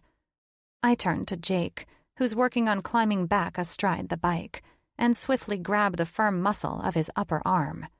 He looks to my grip there first, grins, and then looks me in the eyes with his own. Framed out by the hole in his green and black helmet, they look almost teal. "What?" he whispers, thankfully sensitive to the fact that I'm not really looking for an audience with this discussion. "Why, I pause, glancing behind me and back again, before moving even closer to Jake's face and lowering my voice more. "Why is it all men?" He laughs, glancing at the bleachers behind me quickly before answering. "First of all, it's not. There are a few women peppered in there. But it probably seems like it is because these are the crew bleachers. And, as unfortunate as it is, there are more males in motocross than females by a long shot." "Am I your crew?" I can't see his smile, but his eyes sure look like that's what's going on. "You've been mediocre moral support. But yes, sure, you're my crew. Now, can you sit down so I can go out there and get some laps in?" Realizing for the first time that my questions have greatly delayed his entrance onto the track, I acquiesce immediately. "Oh, yeah, sure." He shakes his head, but greatly surprises me by reaching out and tucking some hair behind my ear. It feels remarkably intimate and innocent at the same time. My body doesn't know what to make of it. "Don't ever change, Holley." It's such a kind thing to say. I'm almost too stunned to respond. Somehow, though, I manage to find the only words appropriate. The truth. "I don't think I could if I wanted to, Jake." He nods, climbs astride the bike, revs the engine, and takes off down the hill onto the track so fast a whole trail of dirt kicks up behind him. It's terrifying, but, at the same time, makes it obvious that he was practically crawling on the road over to the stands with me aboard. I do my best to climb into the stands without taking my eyes off Jake, and, as a result, I settle for the first wooden spot my ass comes in contact with. I'm riveted as he rips down the first straight piece of the track right at a massive hill and sends himself flying into the air like evil fucking Knievel. No hesitation, no warm-up, just bam, right into the air. I shriek a little, drawing some eyes around me, but no one else even looks fazed. How in the world does everyone else think this is normal? He's, like, higher than a 2-story building in the air, and he's doing it on purpose. Doesn't it hurt when he lands? How in the world does he do it so close to other people? I would run all of them right off the track. I grip the edge of my seat and bounce my feet as he flies around the first curve, coming back this direction and going over a million little bumps, like he's on a high-speed rocking horse. Other guys bounce along beside him, and they all make it to the next turn together, jammed in right on top of one another. "Eek!" I squeal, sucking my neck back into itself and curling slightly into a ball. "Oh, man!" I jump as he jerks and weaves to avoid the other guys and takes off full throttle for the next huge hill. It's even bigger than the first, and the guys he navigated around in the curve are right on his heels. I hiss and wince and cover my eyes briefly as he takes off like a damn rocket, twists in the air so much his body comes off the bike, and then, somehow, lands on the other side, like he didn't just basically jump out of a freaking plane without a parachute. As he rounds the corner to start the second lap, the tension in my shoulders finally starts to loosen. Clearly, he's done this a time or two, and if I press pause on my rising anxiety and really think about all of the freakishly scary things I've seen him do, it's really impressive. The most noteworthy thing Raleigh ever did was a mud run. And while I'm not exactly bashing that because it's hardcore, he never really looked like he was strapped to an actual rocket ship either. Plus, he cheated on me with his assistant and got her pregnant. So I'm allowed to mentally belittle everything he's ever done in his life until the cows come home. It's my right. Jake zooms around another turn and launches over the last huge hill, this time doing an actual flip with his whole dang body and bike. Like, what is this sorcery? I jump to my feet, a huge scream of appreciation bursting from my lungs so loudly I almost scare myself. Woohoo! Come on, Jake! Way to go! I yell, to which I hear a small trill of answering laughter coming from somewhere in the stands. I ignore the audience and focus on the man on the bike, becoming so involved in his movements, I'm actually imitating them from my place in the bleachers. I jump and weave and throw elbows like I'm trying to take all those other suckers down. Before I know it, some of the others have actually started to join in, yelling for their own riders with almost the same amount of enthusiasm I am. Not quite, though, because it's pretty hard to match the intensity of a woman possessed. Before long, I don't even know who I am anymore. I'm out for blood, and the more of his competitors Jake takes out, the better. I scream and yell and jump, and when he makes the final turn to come off the track, I don't even know how long has passed. All I know is that it's been one of the coolest experiences of my life. Fresh from the shower, Jake's hair curls ever so slightly at the ends and kisses at the skin of his neck as we drive away from the storage facility where we dropped the trailer back in its spot and head for Boogie's to meet Chloe for dinner. He smells like clean soap and the faintest hint of cologne. It's so subtle, though, I'm not even sure it's cologne. Is it possible that his skin smells that good? I'm not sure, but I'm desperate to place the scent in my mind so that I can recreate it at a later date. Maybe vanilla? But not a lot of vanilla because that overpowering saccharine smell always makes me nauseous. Yeah, a small hint of vanilla mixed with something else to it, too. Like the scent of sweet, earthy grass. I know that sounds weird, but it's not. He smells so good, I have to stop myself from climbing over the console of his truck and affixing my nose to his skin for a 10-day holiday. I don't know for a fact, but I have to assume he would be put off by that. Instead, I keep all my scent-driven angst to myself and stare surreptitiously at the strong line of his jaw. It's relaxed. I haven't really seen it clench at all since that first moment on the beach when he found out he was involved in this whole Bachelor Anonymous thing. But still, even lax, it's almost as though it's been cut precisely from stone. Frankly, it's kind of a crime that this guy has been single for as long as he has. It makes no sense with nature and physics and science in general. Still, I can tell by the way he holds himself that just because he's been single doesn't mean he's been celibate.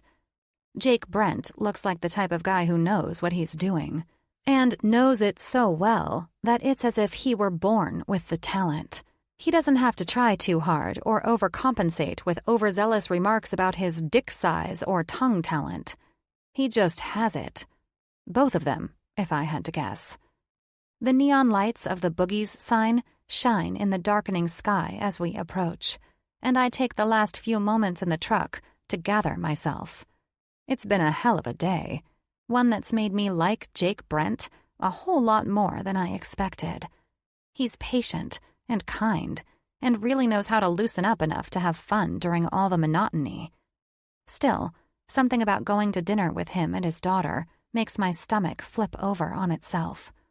I already spent a little time with them at spaghetti dinner the other night, watching their dynamic play out, and I know the way seeing them together makes me feel.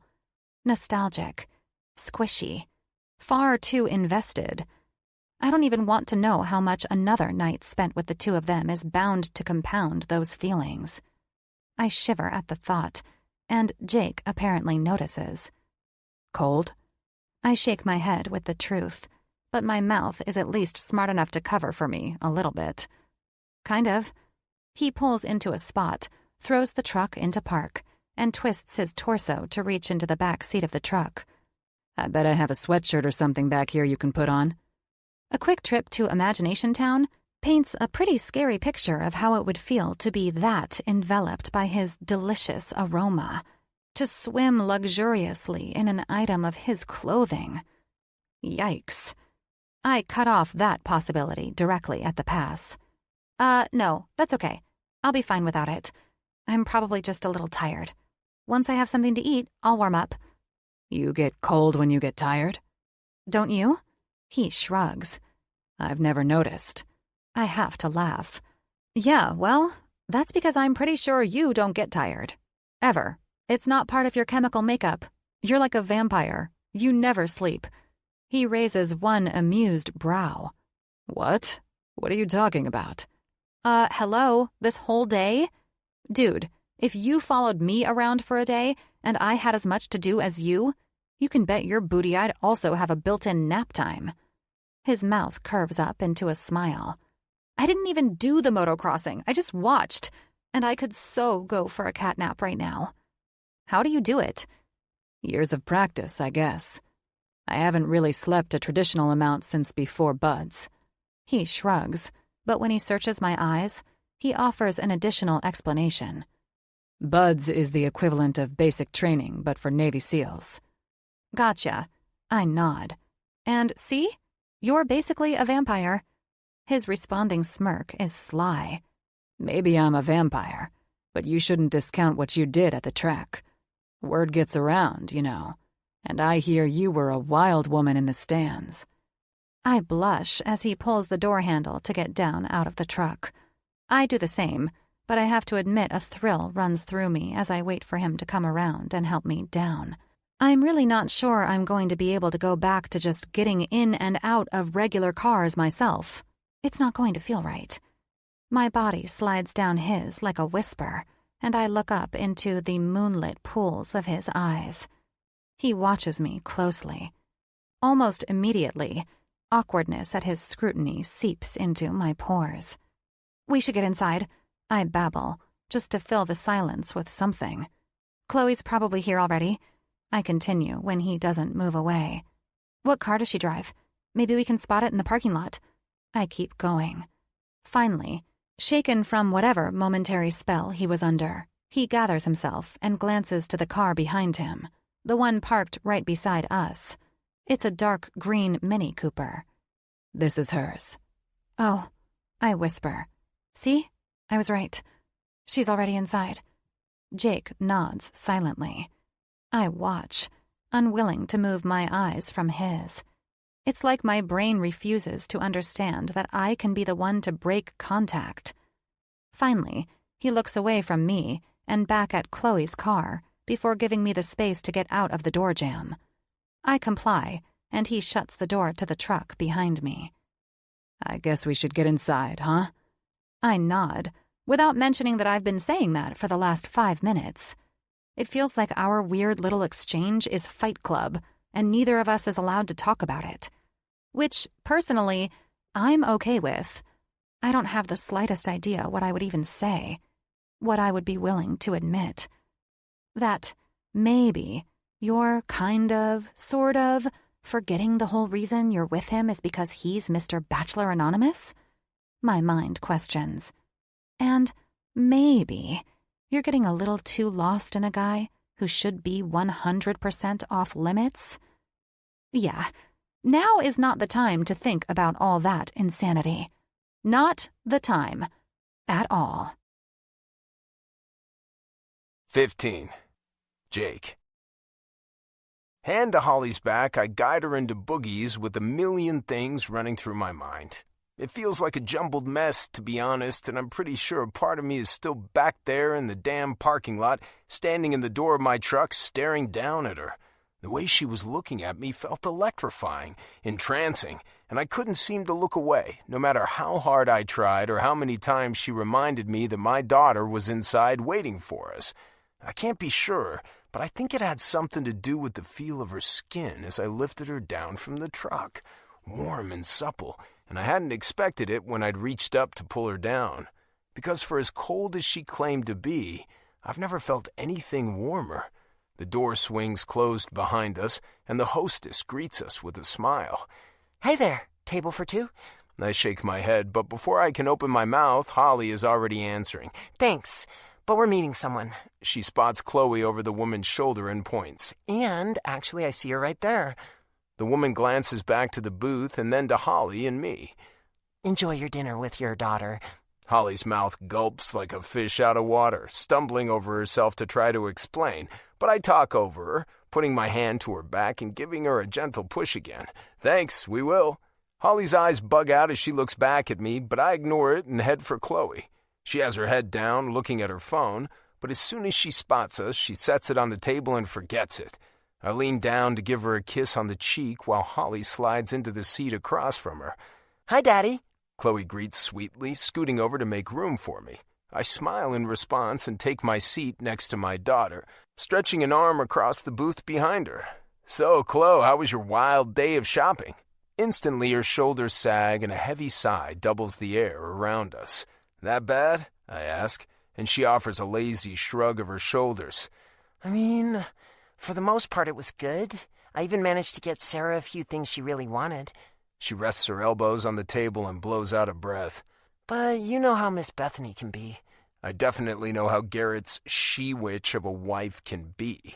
As a responsible adult, however, I don't put a voice to any of the nasty comments that come to mind.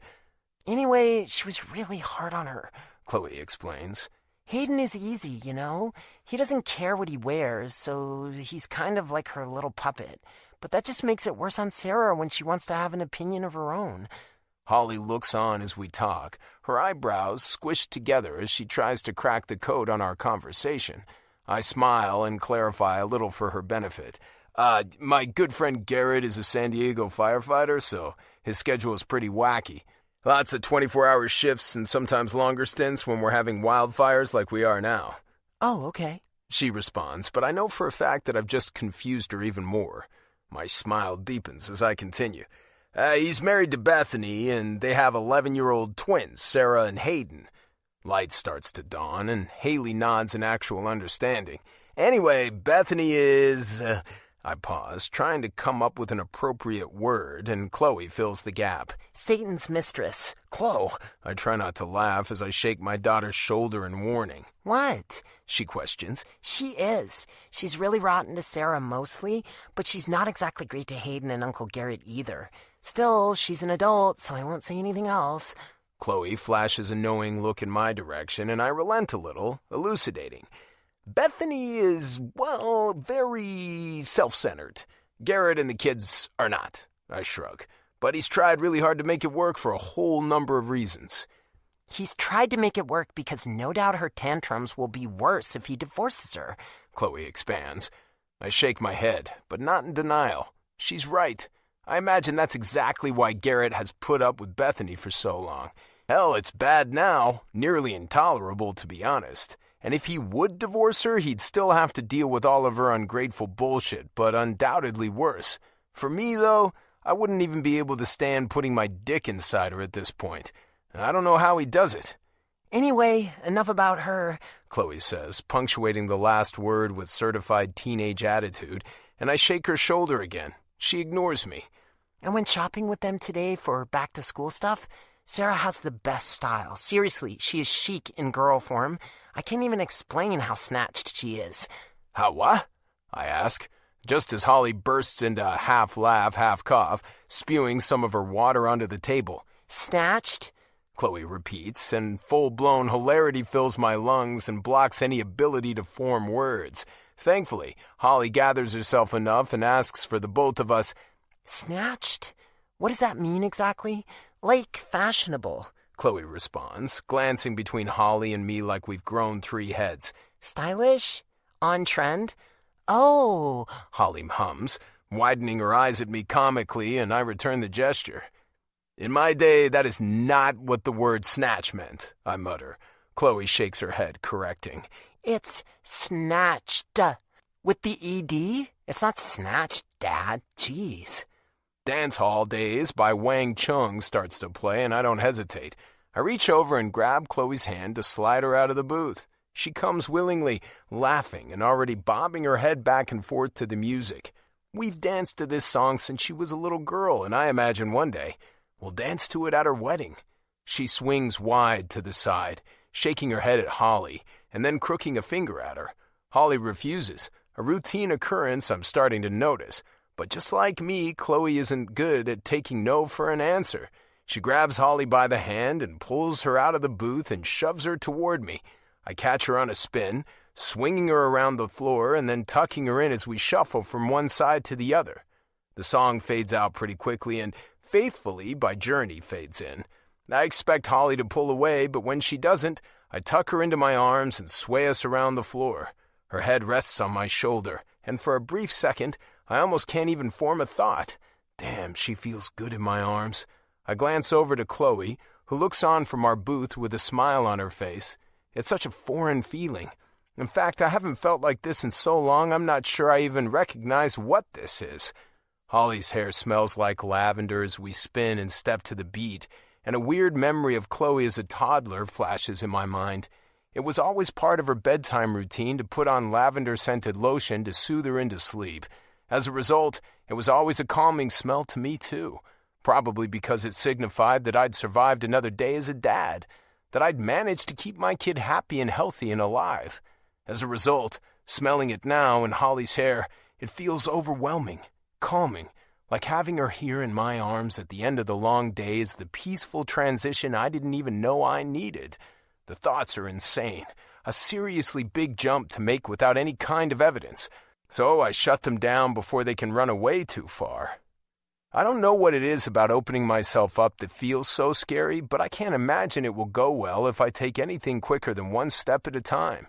Starting next week, I'm going to be dating several women after years of not dating any at all. I'm going to have enough on my plate.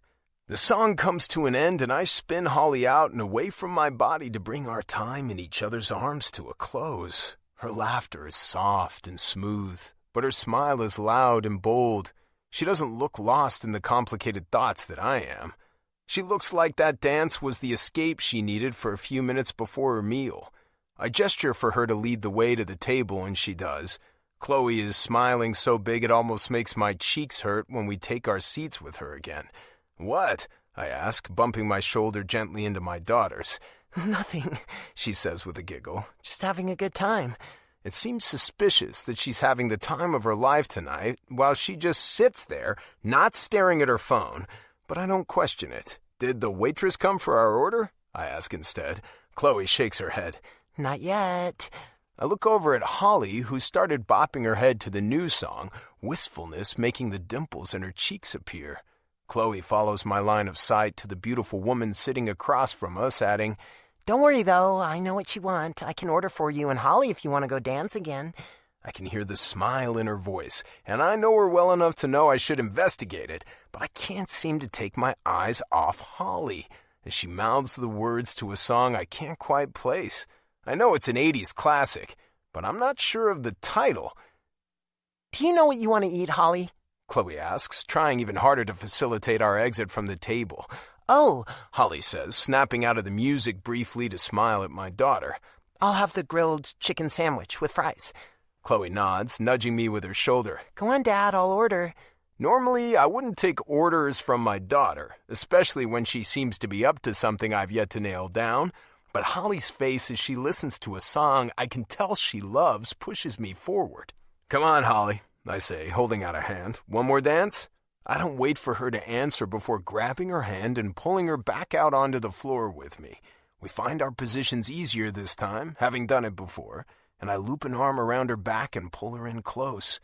The music is a soft, sweet kind of beat, and we fall into a slow rhythm to match. What song is this? I ask her quietly, and she glances up to meet my eyes. I Want to Know What Love Is, she answers. by Foreigner. I knew it was an 80s classic, I comment, but I couldn't place it. You like 80s music, Jake? She asks, quirking a brow. What can I say?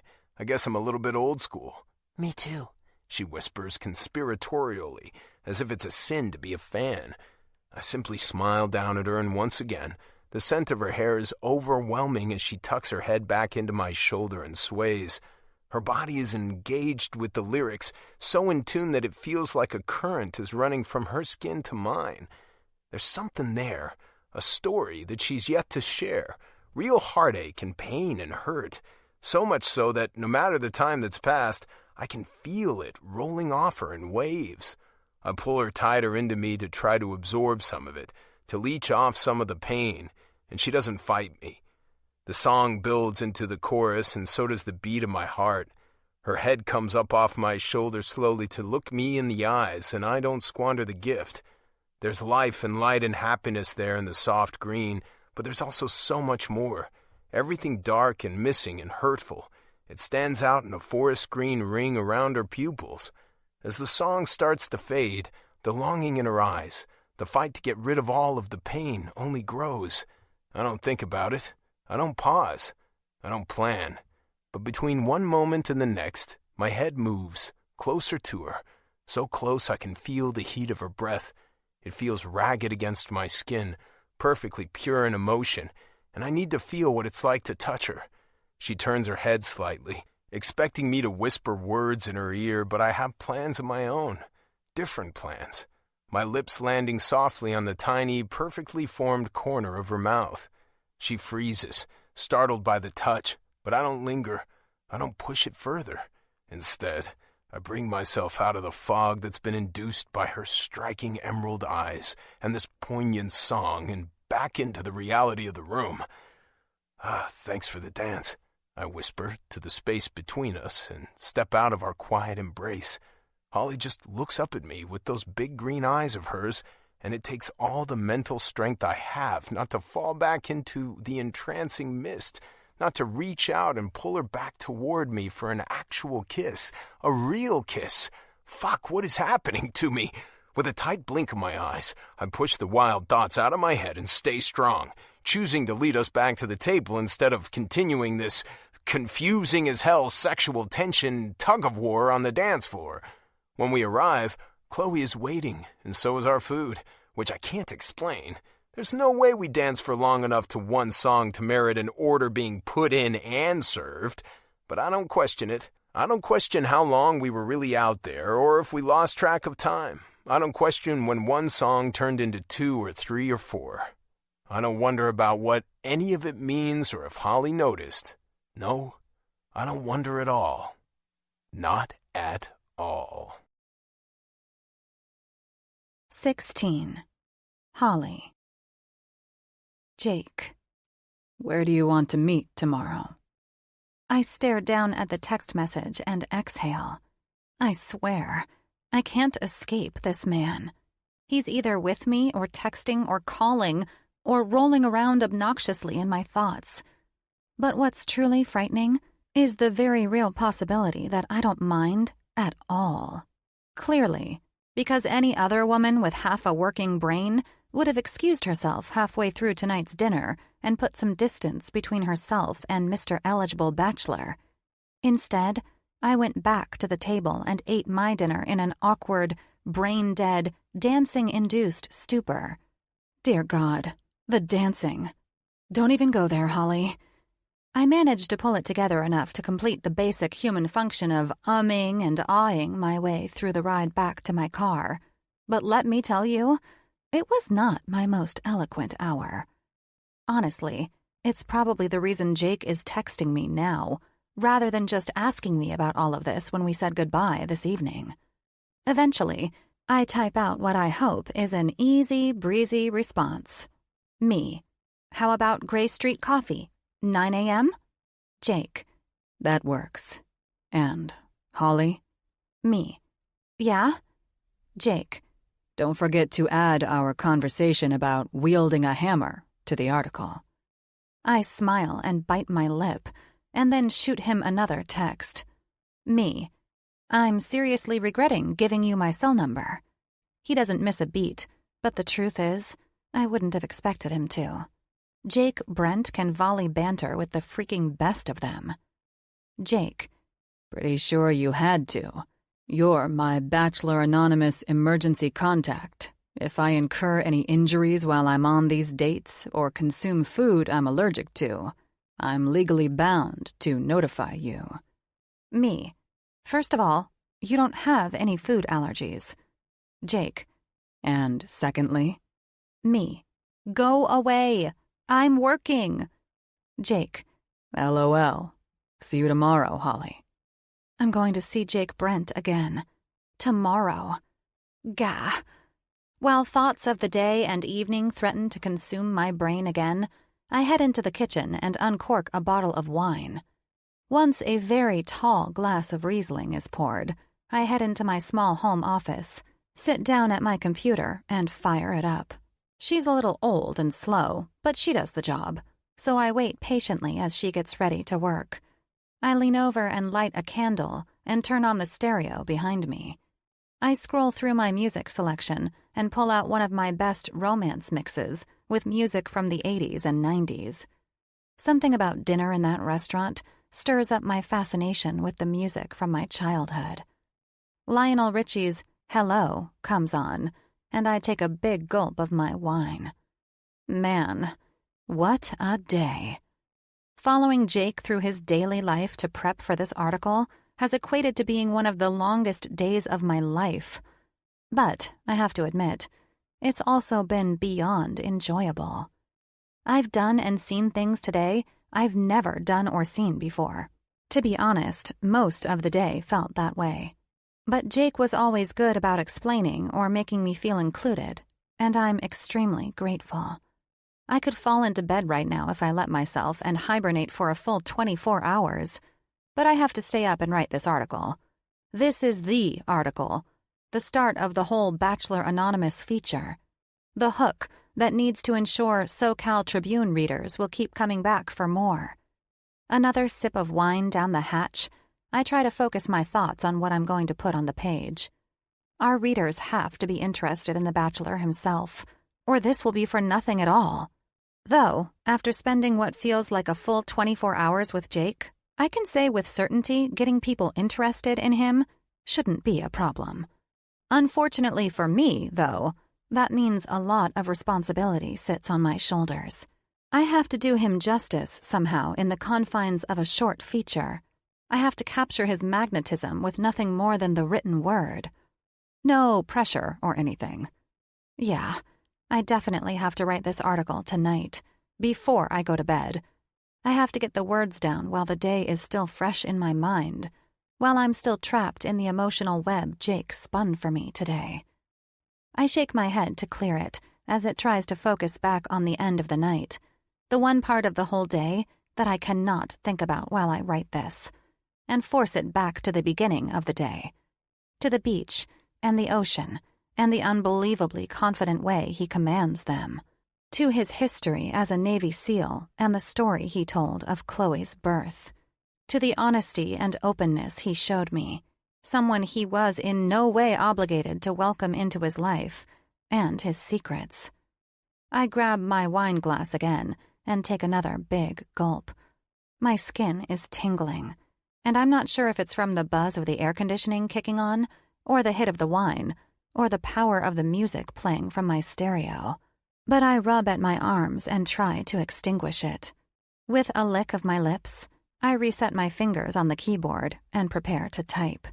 This article isn't going to write itself. I know this to be true. The best thing I can do right now is let the words pour out of me naturally. I can worry about revising it and perfecting it after the bones are established. Not your average Romeo. Bachelor Anonymous has been selected, ladies, and you better get ready to hold on to your hats, because this single dad brings quite a bit to the table. A former military man, B.A. starts his mornings in the swells of the ocean, conditioning his body and mind to be ready for anything. He's strong and capable, and downright impressive in his physical ability. But that's just the tip of the iceberg when it comes to this man. He's emotionally real and raw, and the openness he uses when approaching life, no matter the tragedies he's faced, would bring most men to their knees. But not Bachelor Anonymous. He's a single dad with a cape, and his superpower is unconditional love. People he cares about aren't limited to a small circle of family and close friends, though. His care and understanding spread all the way to simple acquaintances and employees, and he's just as dedicated to them as his own daughter. It's impressive to witness, to say the least, and after spending a few short hours with him in the morning, I knew that although he may be seeking his Juliet, he's not your average Romeo. I take a deep breath and scan through what I've written thus far. To some, it might seem like hyperbole, the way I've portrayed him. But the truth is, if anything, I've dialed my language back. What's real and ripe in my mind sounds way, way too much like a love letter. I want desperately to fill in more details and personal accounts, but that's not the point of this thing at all. The point is intrigue, mystery, a little bit of truth. I pick up my wine glass and take another gulp, swallowing it without even really tasting it, and then taking another gulp for good measure. I have more to write. I know I do. But the hum of what happened at the end of the night taunts me ruthlessly and puts a restlessness in my legs I can hardly sit through.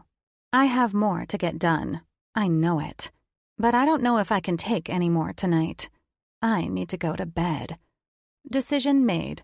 I scroll through the menu to save my progress and exit the window quickly, shoving back my chair, picking up my mostly empty glass, and taking it to the kitchen to wash it out. Soft 80s music still plays from the stereo, and I decide to leave it thrumming in the background. I like a little music as I fall asleep most nights.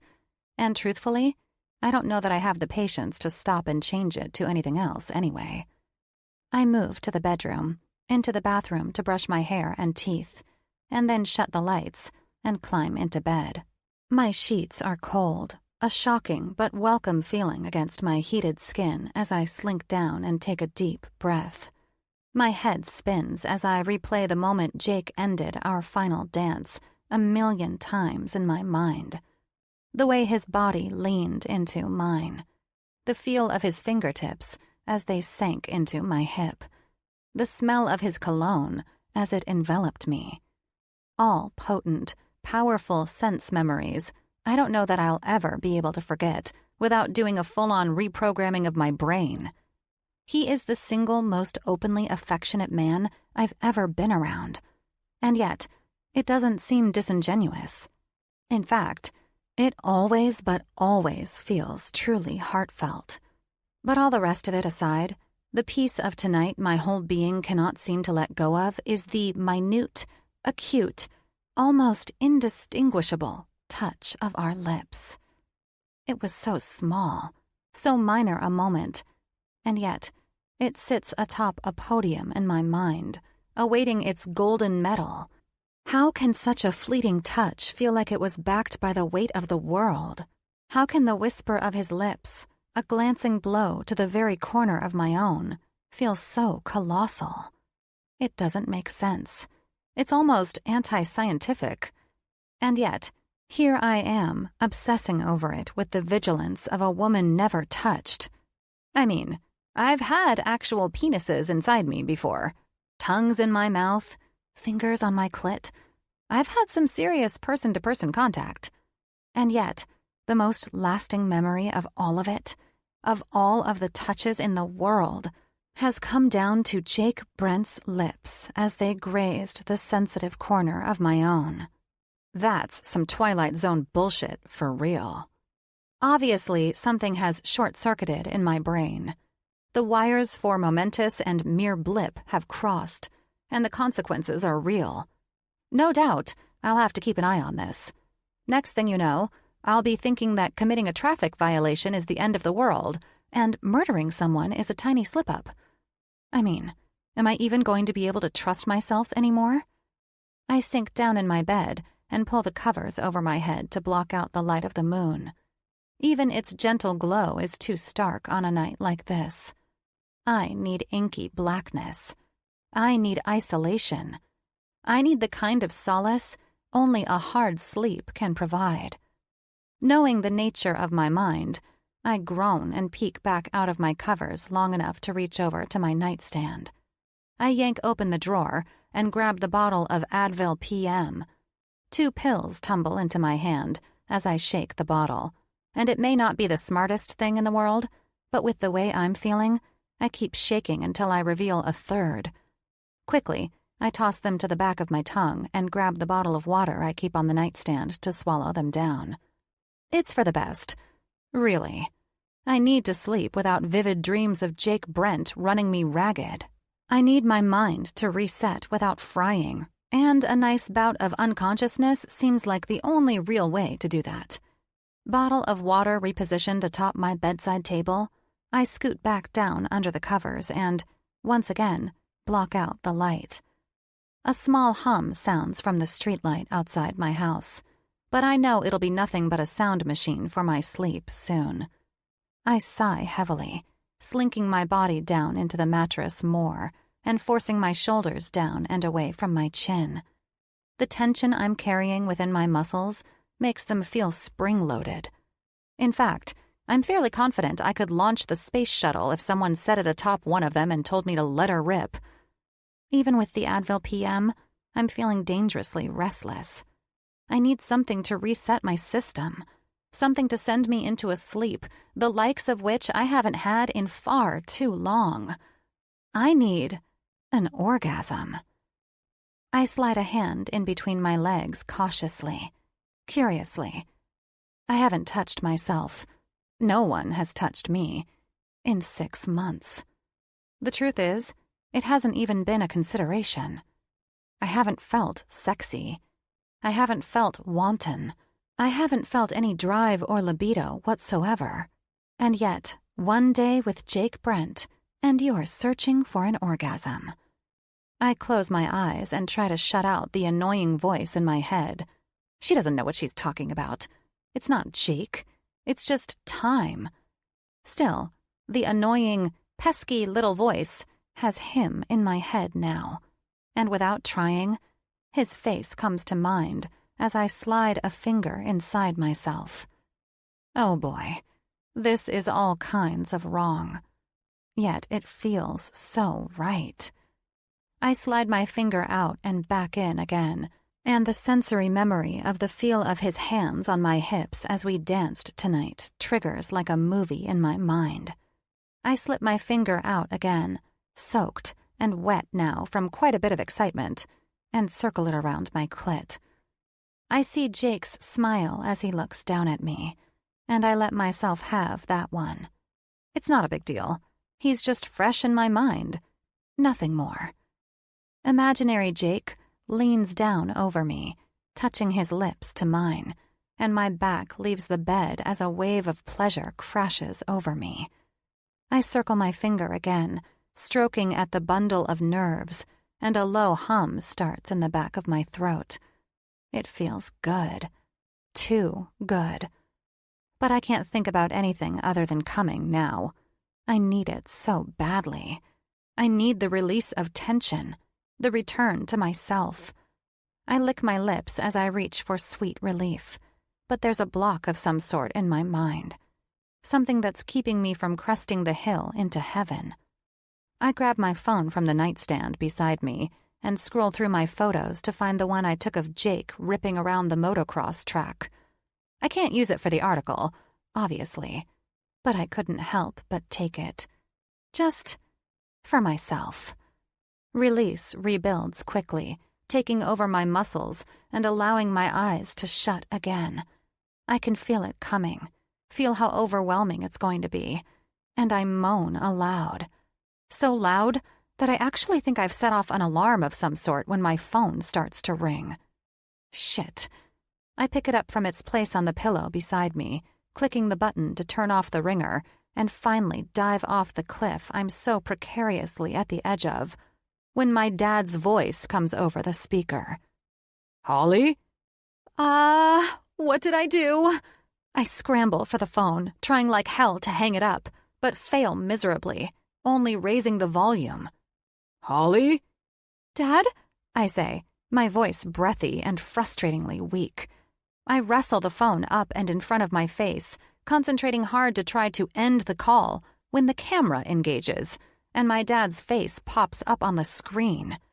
Sweet Jesus, how am I FaceTiming my dad right now? Completely unsure of what my dad could be looking at that moment, I do the only thing I can think of. I yell. First, in a shrieking, indecipherable kind of way, and then in a way that forms actual words, as my dad starts to freak out because I'm freaking out. Dad, close your eyes! I scream. For the love of God, close your eyes! What in the... Close your eyes! I screech at an ungodly pitch. Okay. He yells back. I closed 'em. Can't see a goddamn thing, I swear. Can't see a goddamn thing at all. I finally find the button to hang up the call and sag back into the bed like a rag doll. My whole body is sweaty, and I'm fairly certain those are tears running out of my eyes. I don't think I've ever felt this close to death before in my life. Please, Jesus, tell me my dad didn't just see me with my hand between my legs. Please. I need him not to have seen my vagina just now, like I've never needed anything else in my life. Immediately, a text comes in, and I scream in horror and throw my phone across the bed in a panic. Only when my heart calms down to a pace that doesn't seem like it's going to land me in the morgue do I pick it up again. I hug it to my chest until it seems like it doesn't have fangs, and then pull it away to look at the screen. My dad's name beckons from the text bubble, and I slam it down on the bed again. Will I survive the contents of this text? I'm not sure. But I'm doubly sure I'll never survive deleting it without reading it either. I have to know. I just have to know what it says. With a grimace, I pick it up from the hollow of my comforter and bring it up to my face. I click the button to open it and hold my breath. Dad. I didn't see anything. I just want you to know that. I start to take a deep breath when another text message pops into the thread immediately underneath that one without warning. Dad. But if I had, I'd just remind you that I changed your pull-up all the way until you were nearly 5, so this is really no big deal. You refusing to piss on the toilet before you were practically grown was a big deal, but this isn't. If, there was a this. But I didn't see anything. Swear. God damn it! Dad. Also, you shouldn't feel too bad about the potty training thing either. Doc said it was a trauma thing from losing your mom. Anywho, love you and your rights to a healthy relationship with your body. Mortification isn't a big enough word. I'm going to have to move. Somewhere really remote. But, not so remote that Amazon won't deliver. I wonder if Jeff Bezos knows the zip code to hell. Someone put me out of my fucking misery. At least I won't have to move if hell's where I decide to go. Because I'm already there. Oh, and don't forget, tomorrow you get to finish writing that article that's literally due, now. And you get to see Jake again. Should be a fantastic day. Why is my life like this? Why am I like this? Seriously, why? 17. Holley. When I park the car outside the coffee shop where I'm supposed to meet Jake, I look up and into the rearview mirror one last time and gasp. Holy hell, I look like a crypt keeper from the afterlife. I rub furiously at the smudged makeup under my eyes and lick my finger when it won't come off without some moisture. I'd normally never leave the house in this much of a state, but to say everything has been a blur since last night would be an understatement. I accidentally FaceTimed with my father while I was masturbating. Okay, real talk?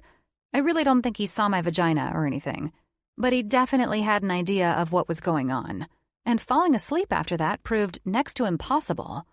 Instead, I fell down one hell of a rabbit hole via an internet thread on Reddit about the trauma of walking in on your parents doing it.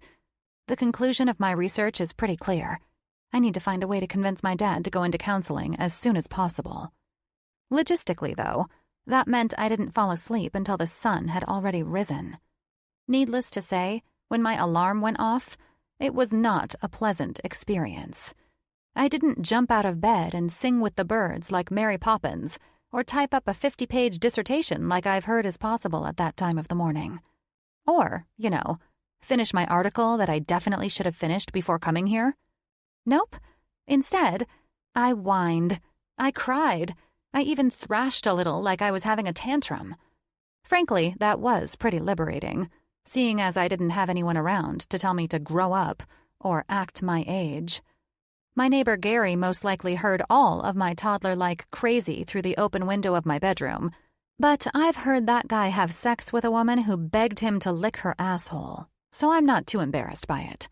But it did make getting ready in time a challenge. My hair looks almost intentional in today's age of super messy buns, and chunky earrings make me look like I half put myself together. But the mascara smears were totally giving me away. Raccoon eyes fixed, I climb out of the car and head for the entrance of the shop. I can see Jake through the window, sitting at a table alone and reading the paper while waiting for me. I pull down the hem of my old AC/DC t-shirt a little closer to the waistband of my cut-off jean shorts and yank the door open quickly. His head comes up at the sound of the chime, and he smiles when he sees me, despite my somewhat Frankensteinish appearance. "Hey," I say in greeting, and toss my phone and keys down beside his things that have already established residency on the incredibly small bistro table. "Sorry I'm running a little late. I didn't get much sleep last night." He directs a wink in my direction. Stayed up late writing about me? "Huh, yeah, I wish that were the reason." Not exactly." His eyebrows pull together and then lift, and it takes me a minute, but I finally understand what his face is insinuating. Oh boy, he really has no idea. I nearly laugh. "Truth is, Jake, I was diddling my doodah to the image of you when my dad interrupted." My face turns beet red just thinking about it. Yeah, no, well, let's just say it was interesting, but I was not with someone. Interesting. That sounds like something I need to hear. "No," I say vehemently. "You don't. I will die before I share with him the true happenings of last night. Death would be much more enjoyable." Oh, come on, Holley. You're privy to all the details of my life. I'm not allowed to know a few of yours. He points out with a pat. My stomach roils, but I hold strong. I cannot tell him about last night. Cannot. I'll never survive it. Once I find a safe and legal way to sign my father up for a lobotomy, I'm taking this sordid tale to the fucking grave. No way, Jose. At least, not this detail. You'll have to pick something else. My phone chimes on the table, but before I can pick it up, Jake reaches down and pulls it into his hands, his eyes already scanning the notification. That's my...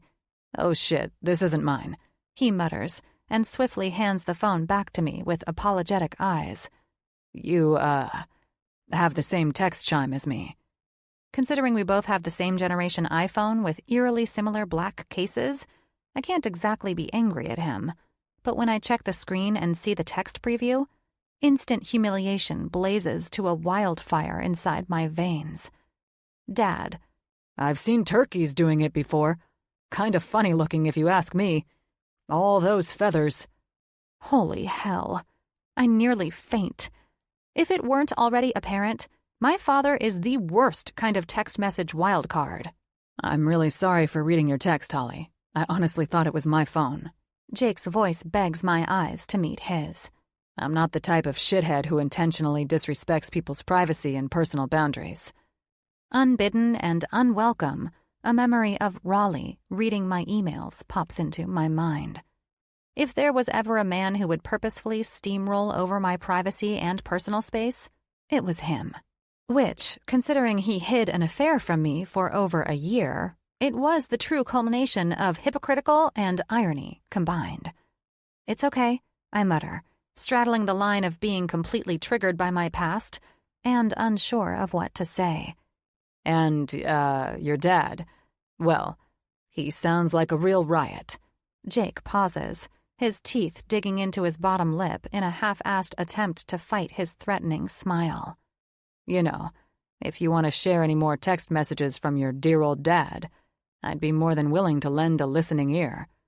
Emotional overload engaged, my entire being is on the brink of spontaneously combusting right in the middle of this coffee shop. I wonder if they'll still be able to spread the ashes if they don't get them from an official crematorium.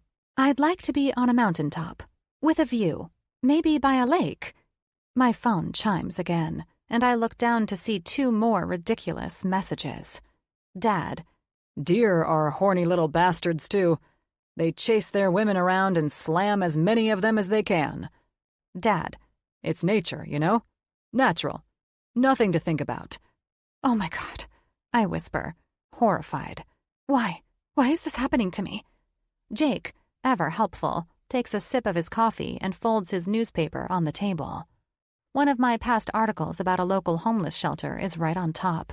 I ignore it, though.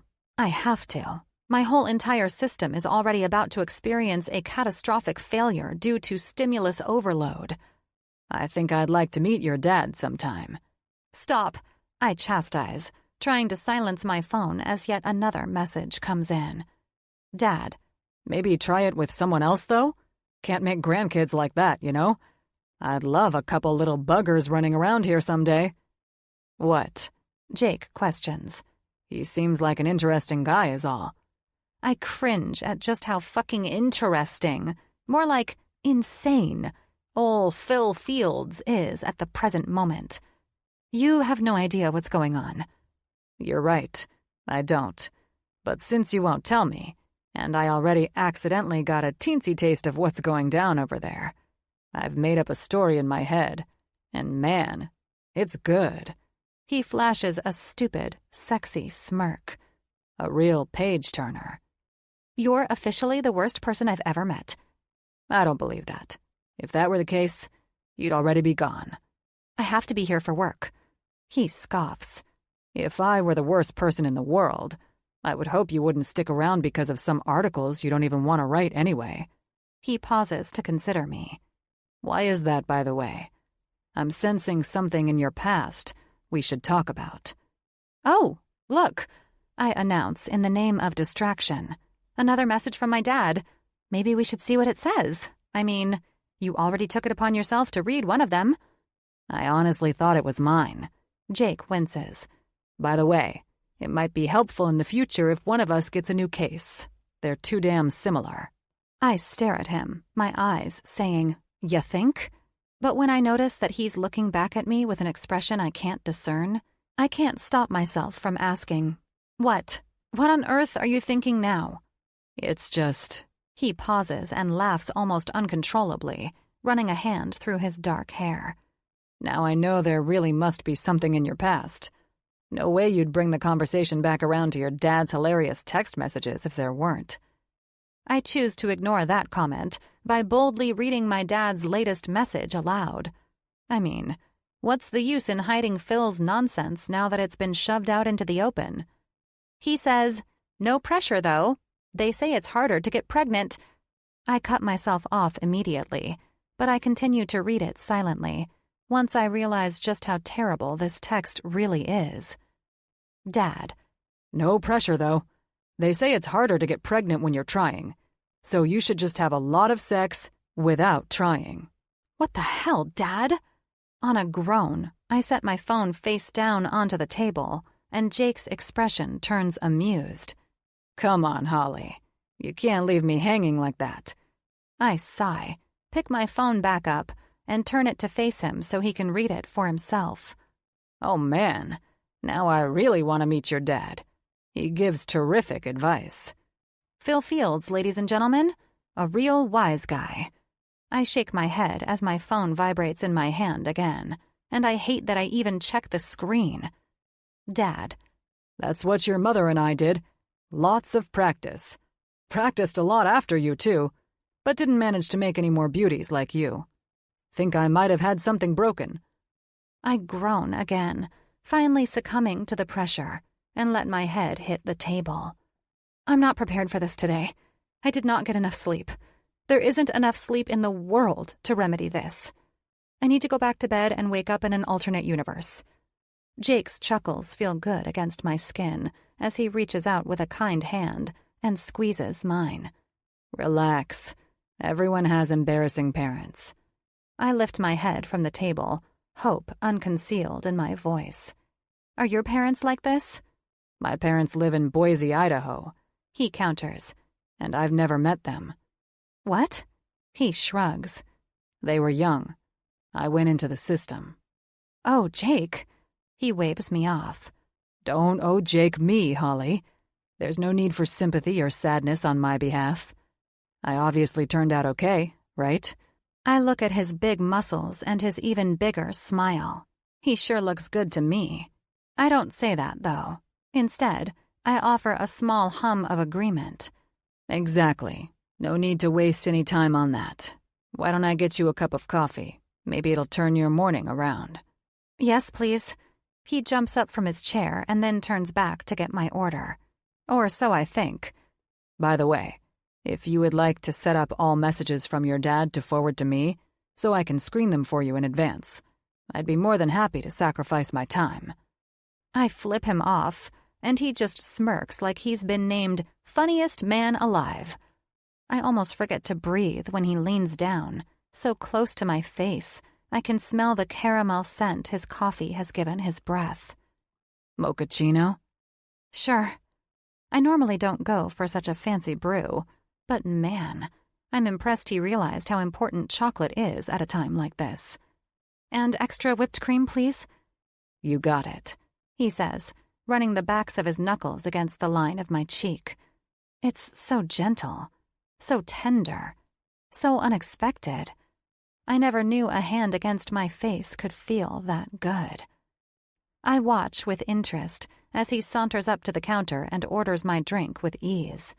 He doesn't look hurried or uncomfortable or like he's affected by the traumatic messages he's just read from my father. I mean, is he wondering at all about the context? Because he sure isn't acting like it. My phone buzzes on the table, and I look down to see what else Chatty Chadwick has to say. It's a nickname given to my dad by my grandparents, and there's a reason it's stuck for all these years. Dad.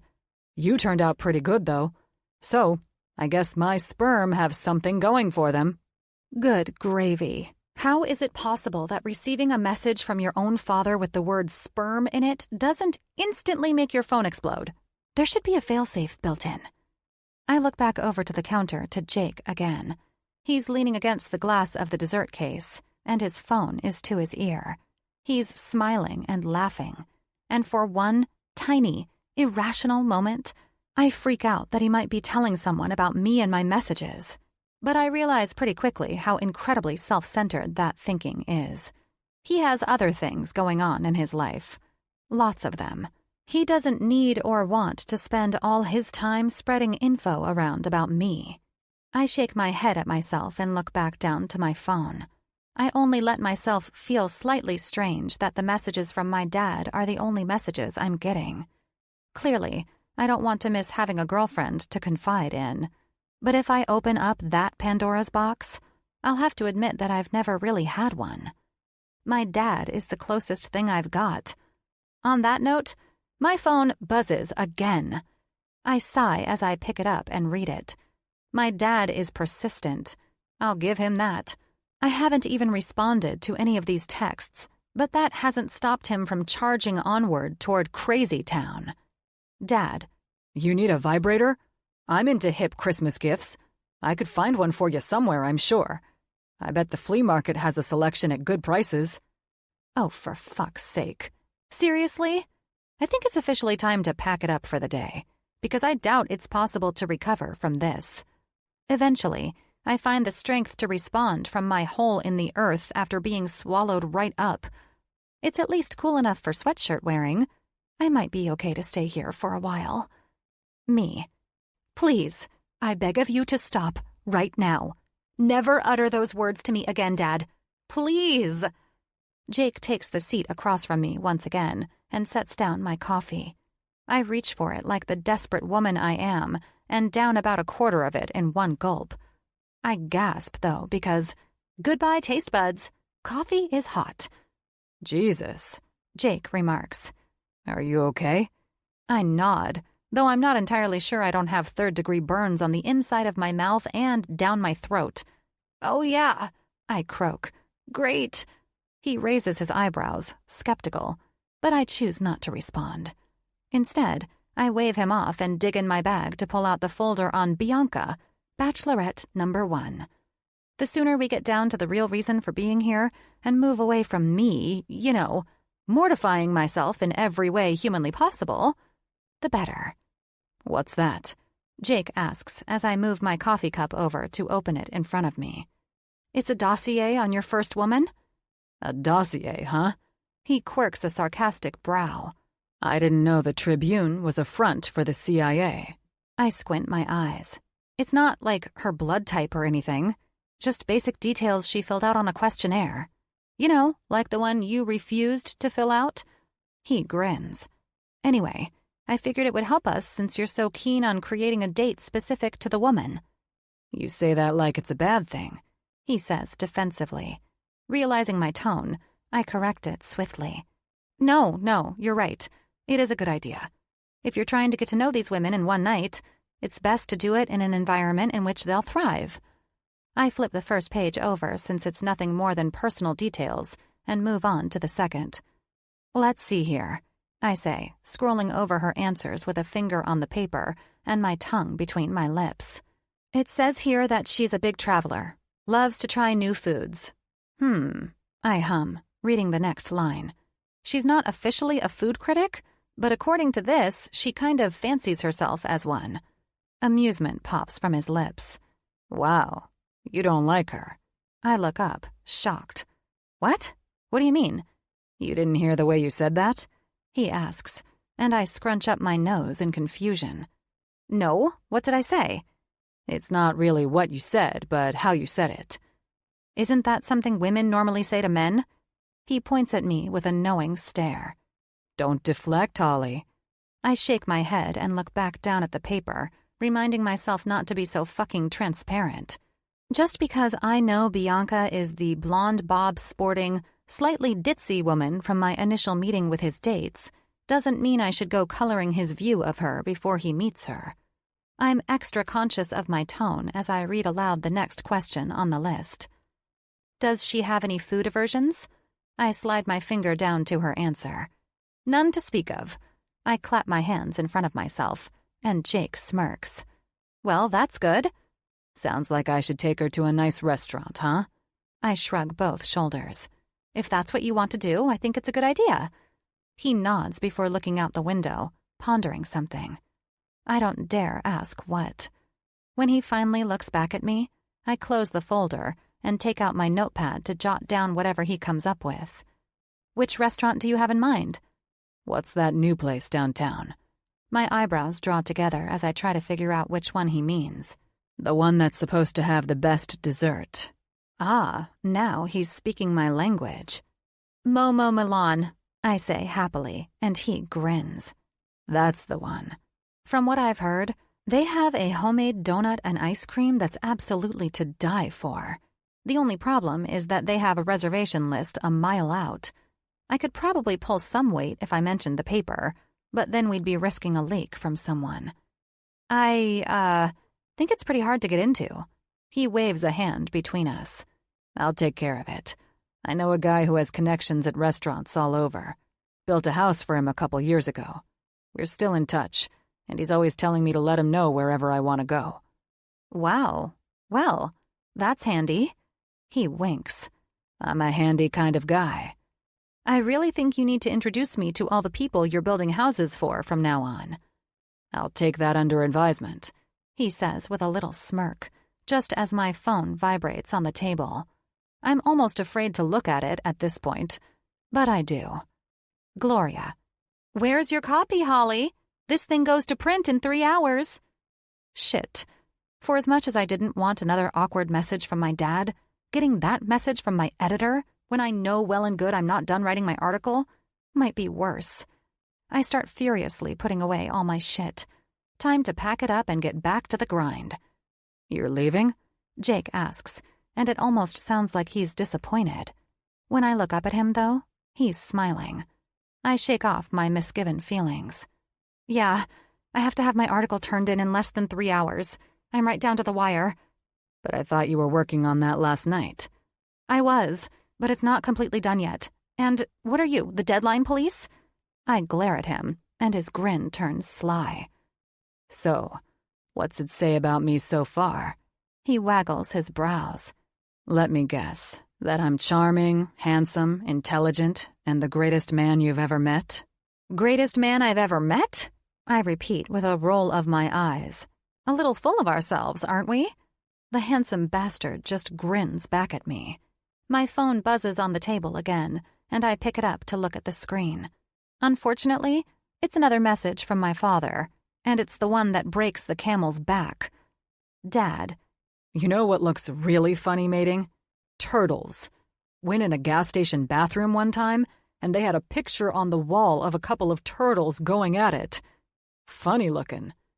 Without hesitation, I turn off my phone and slam it into my bag, standing from my chair and pushing it in under the table. Jake picks up his coffee and takes a drink, his mesmerizing eyes staring at me over the rim of the cup the whole time. So, I guess I'll see you Tuesday, I say. You'll let me know what time you make the reservation for? Yep. And you'll, need to get there a little early, and so will I, just so we can make sure we're all set before your date arrives. Will do. His smile is warm. I'll see you Tuesday, Holley from the Tribune. Suddenly, Tuesday seems really far away.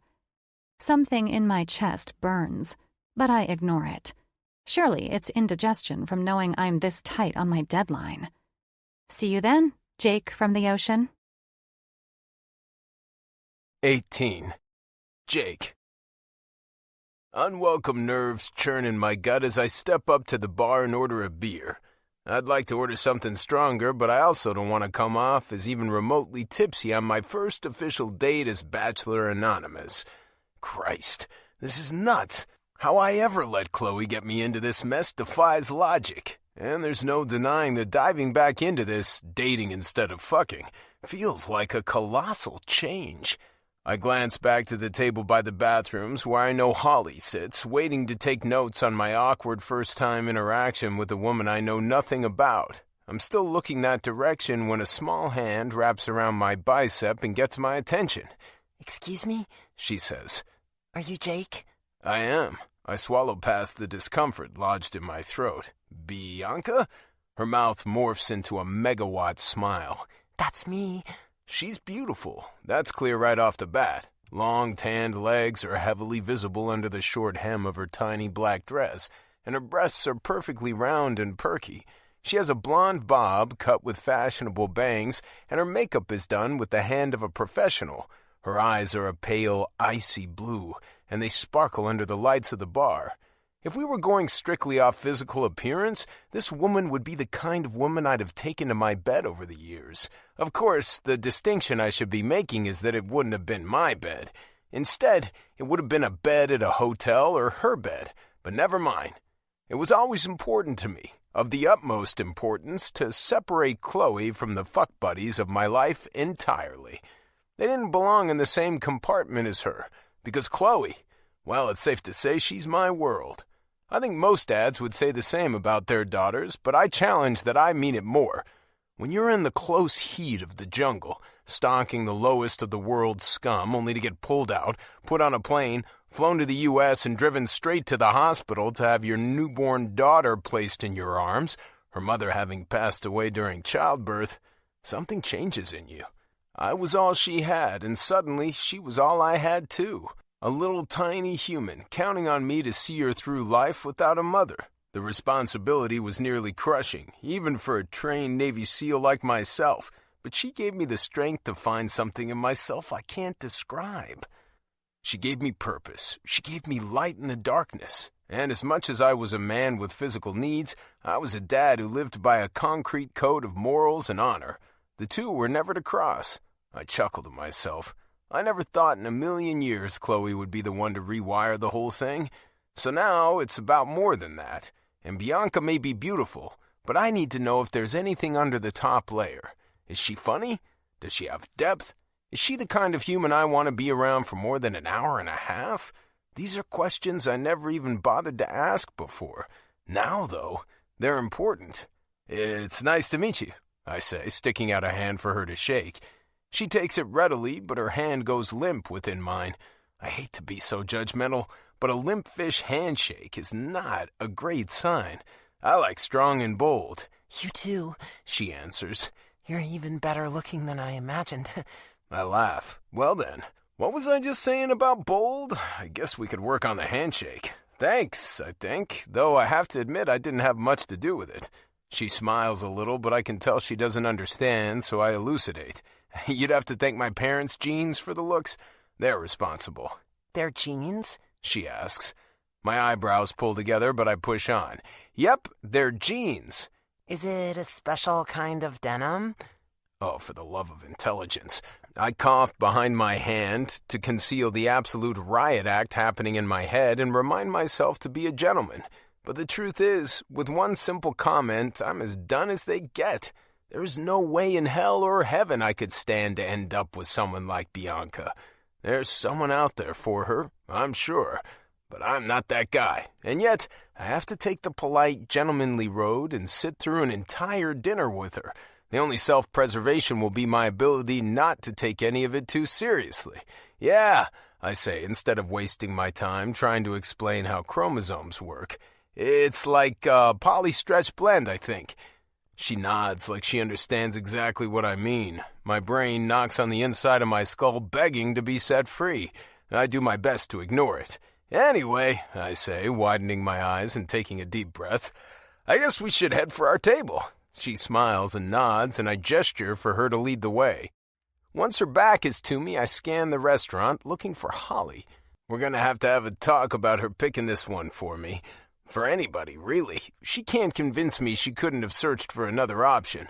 I finally spot her in the back corner of the restaurant, her head bent to her notebook as she jots something down with a pen. When we make it to the table, I pull out Bianca's chair and get her settled, and then take the seat across from her, the one with the direct view of Holley Fields over my date's shoulder. I keep staring there until Holley looks up and meets my eyes unexpectedly. It makes her startle, and I take a little perverse pleasure in it. It's the least she owes me for this. So, Bianca, I begin, forcing myself to look away from Holley and look my date in the eye. What is it you do for work? I'm a brand spokesperson on Instagram. And sorry, I'm not really in touch with a lot of today's social media stuff. What does that entail exactly? Her painted red lips quirk up at the corners. I talk about different products on my Instagram page, and they pay me. Is Instagram the one with the bird or the one with all the pictures? I ask. I know Chloe is always talking about them, but I honestly can never remember what's what. Bianca's eyes widen, and her lip, I think, might even quiver. You don't know what Insta is? Do you have a profile? I shake my head. I pretty much leave all that stuff to my teenage daughter. She grimaces into a fake smile, and I almost fucking laugh. Hell, now she's questioning what she's doing here with me, too. She looks at me again, though, moving her eyes over my face and body and squaring her shoulders. Oh, never mind. I take a deep breath and decide to try again. The more effort I make, the quicker this dinner will be over, and I can ask Holley what the hell she was thinking.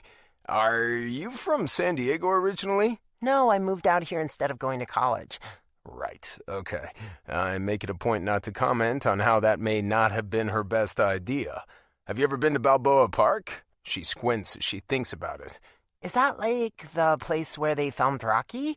Yes, I lie, just because I can, and once again, explaining seems like the most torturous thing in the world. Oh my God, no, I haven't. But we should, totally go.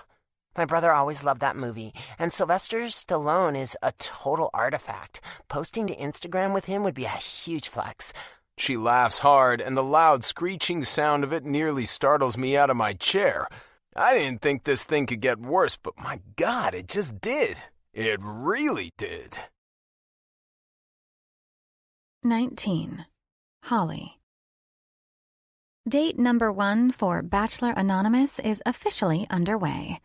And I have the horrible pleasure of being the journalist who is being forced by her editor to stalk their every move in the name of selling papers. Thanks a lot, Gloria. Bianca reaches out and touches Jake's hand flirtatiously. Jake glances down at it, with a weird look in his eyes. I try to read their lips as Bianca laughs and pulls her hand away, but I'm failing miserably. Obviously, I should have trained harder for this moment, taken up lip-reading exercises on the internet, searched for a coach to help me study. something. Now all I am is a regular creepy woman in the back of a restaurant, staring desperately at a couple on their first date. I was trying to be inconspicuous, but in the future, if I want to have anything to write about at all, I'd better choose a closer table. It's almost cruel, however, the way that Bianca's laughter carries. Now, I don't need to be closer to hear that at all. It's this horrid mix of Fran Drescher and Janice from Friends, and it's ricocheting off the walls of this upscale restaurant like it's on a mission to make everyone's ears bleed. Jake glances over Bianca's shoulder at me, and I have to wonder if he's thinking the same thing I am. It's a damn shame I don't know how to play charades well enough to spell it out for him without making a scene. And hey, that's probably a good thing. Maybe he's not thinking that at all. Maybe he's thinking she has the most beautiful laugh he's ever heard, and my insinuating otherwise would offend him. Bianca cackles like a hyena again, and I cringe. I have to hope he doesn't find that lovely, though. For the love of God, I hope. When my phone buzzes in my pocket, I purse my lips and question, but I reach down to pull it out. 8:30 at night? My dad is already in bed, and, man, this is pathetic. I don't really know anyone else. For better or worse, Raleigh got all our friends in the breakup. I guess I could be sad about that if I really tried.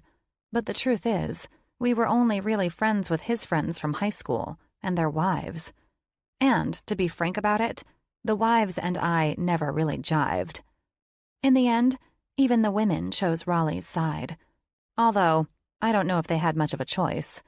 They were married to all his bros, and that group of friends was very much a bros before hoes kind of crowd. I swipe up on the screen to unlock it, my eyes nearly bugging out of my head when I get a look at the sender of the text. Jake. Just curious. Did you get Chandler Bing's approval before setting me up on a date with his ex-girlfriend, Janice? Me. You're bad. Despite the fact that I was clearly just thinking the same thing, I choose to pretend I'm above such snobbery. I'm so not above it. Not at all. And the thing is, I think he knows I'm not. Jake. Although, I think even Chandler himself would be thinking, could this woman's laugh be any louder? I have to fight my laugh as another text rolls through. Jake. Holley, it's almost like it's staged. Please, I beg of you, find out if she's doing it on purpose. Me. I'm not asking about it. Jake. Well, I'm not either. I have to sit through the rest of a date. She might poison my food. In order to prevent a Bachelor Anonymous protest right in the middle of his first date, I try my hand at reassurance. Me. Just ignore the laugh. It's really not that bad. He looks over Bianca's shoulder and pointedly rolls his eyes at me. And the truth is, he's right. There's a better chance of snow in hell than ignoring Bianca's laugh for the rest of the meal. Jake. Not that bad? Ha! You should take this comedy act on the road, Holley. Also, you're going to owe me so much for this one. Could you really not find a woman who doesn't know the difference between jeans and jeans? I shouldn't text back. I know I shouldn't. But I'm too curious for clarification to stop my fingers from tapping across the screen. Me. What? Jake. Oh, and hypocrites. She doesn't understand why anyone would think hippos are an insult. They're adorbs. I cover my mouth and look over at him. His eyes are dancing with both pain and the kind of amusement you can't make up. Apparently, Bianca's ditziness is worse than any of us thought. Their food arrives as I look on, and Jake glances over Bianca's shoulder at me with relief in his eyes. Something to chew on, something to occupy his mouth. Perhaps something to occupy hers so she doesn't laugh anymore. I lean farther into my table and make a couple notes that I will definitely not use for my article because they're a little mean-spirited, but I kind of want to remember them later so I can have another laugh. Maybe that makes me a terrible person, but I have very little to live for, okay? I'm single. I have no pets. My best friend is my dad, and I've been forced to play fucking matchmaker. Really? I'm allowed to have this. My waiter arrives with my prime rib, and I salivate just looking at it as he sets it down in front of me. I shove my notes to the side.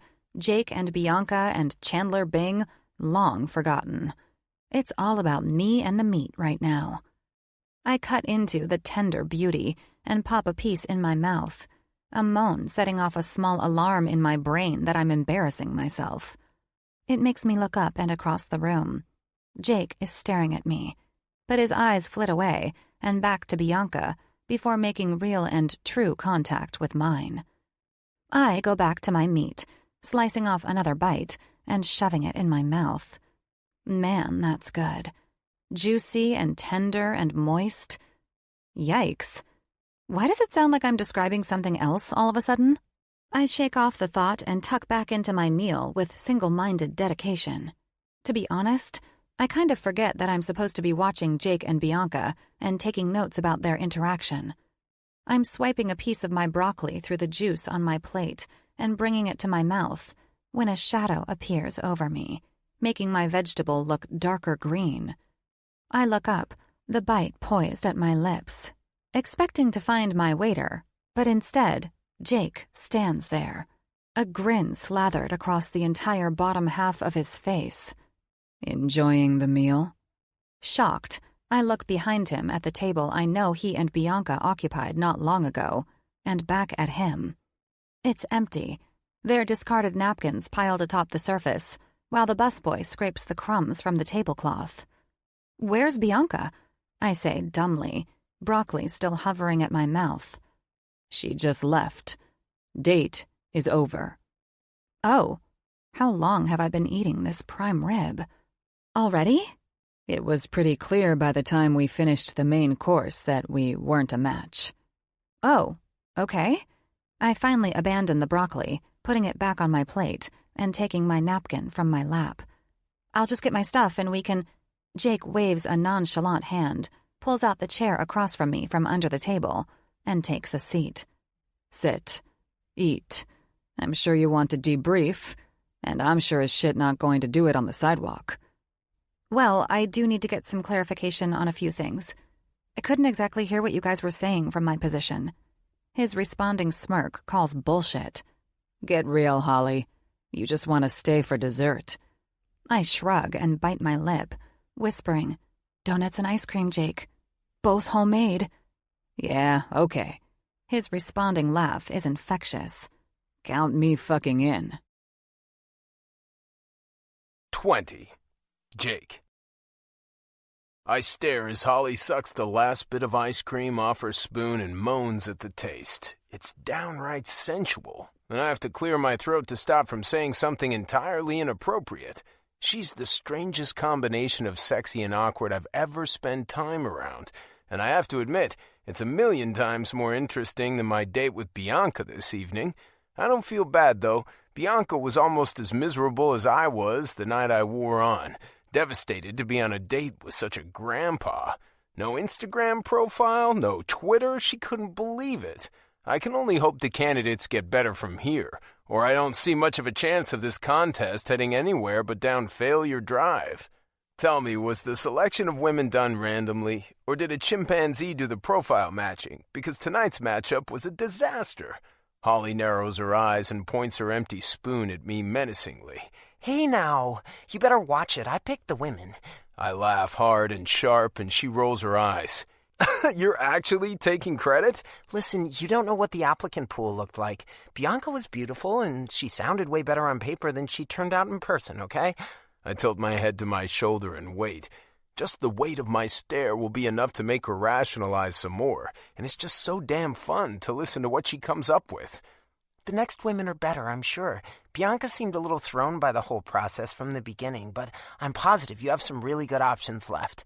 Just think of this as like a drug trial or something. By the time your pill goes to market, the side effects will be minimal. You sure you want to go with that for your analogy? Have you ever listened to the side effects on one of those commercials before? I pick up my glass of whiskey to take a small sip as she answers. Of course. This is different, I swear. In fact, I'll personally guarantee no nausea, vomiting, or anal bleeding whatsoever. Whiskey and spit fly everywhere, coating the table, and her and me in a fine sheen. She screams a little before breaking out into the most endearing cackles I've ever heard.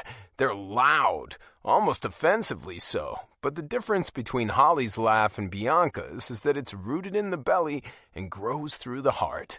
Holly's laugh, hell, Holley in general, is genuine in a way Bianca only pretends to be. No filter. I laugh at myself at the thought. I guess some of what Chloe's been trying to teach me about this shit managed to stick. Dessert consumed and debriefing done, it seems like we're nearing the end of the night. Holley fiddles with her napkin and I roll around the remaining ice in my glass, trying to come up with a reason to stay. And the truth is, I don't have one. So, what did you have in mind for your next date? Holley asks, and the relief I feel at having a reason to hang around is unexpected. Well, the no anal leakage seems like a good place to start. Holley snorts.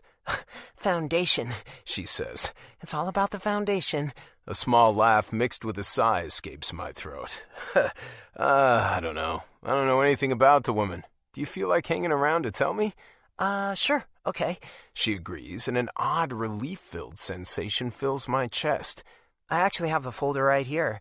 She bends down to dig in her bag. Let's see. Who's the lucky lady? I start a drum roll on the table as she sets the folder down, and she doesn't disappoint on the follow-through. As I come to a crescendo, she pops open the folder and points with her finger, right down at the name. Rachel, she announces playfully, like we've stepped onto the set of Price is Right. Come on down. You're the next contestant on Bachelor Anonymous. I chortle, putting my hands together in a golf-style clap so as not to disturb the other customers any more than we already have. And Holly's smile grows so big it almost wraps around her face twice. Damn, she really is beautiful. What else does your little folder say? What do I need to know about her?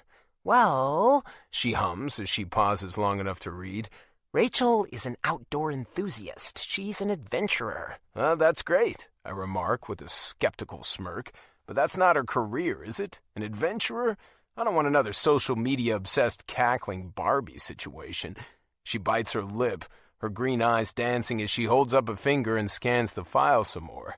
Nope, she is an elementary school teacher. The matchmaking chimp did a little better on this one, I think. Holley glares at me but reads on some more. She's allergic to shellfish and tries to eat healthy. I nod. That sounds reasonable. But she does allow herself the occasional treat of low-calorie, high-protein frozen yogurt.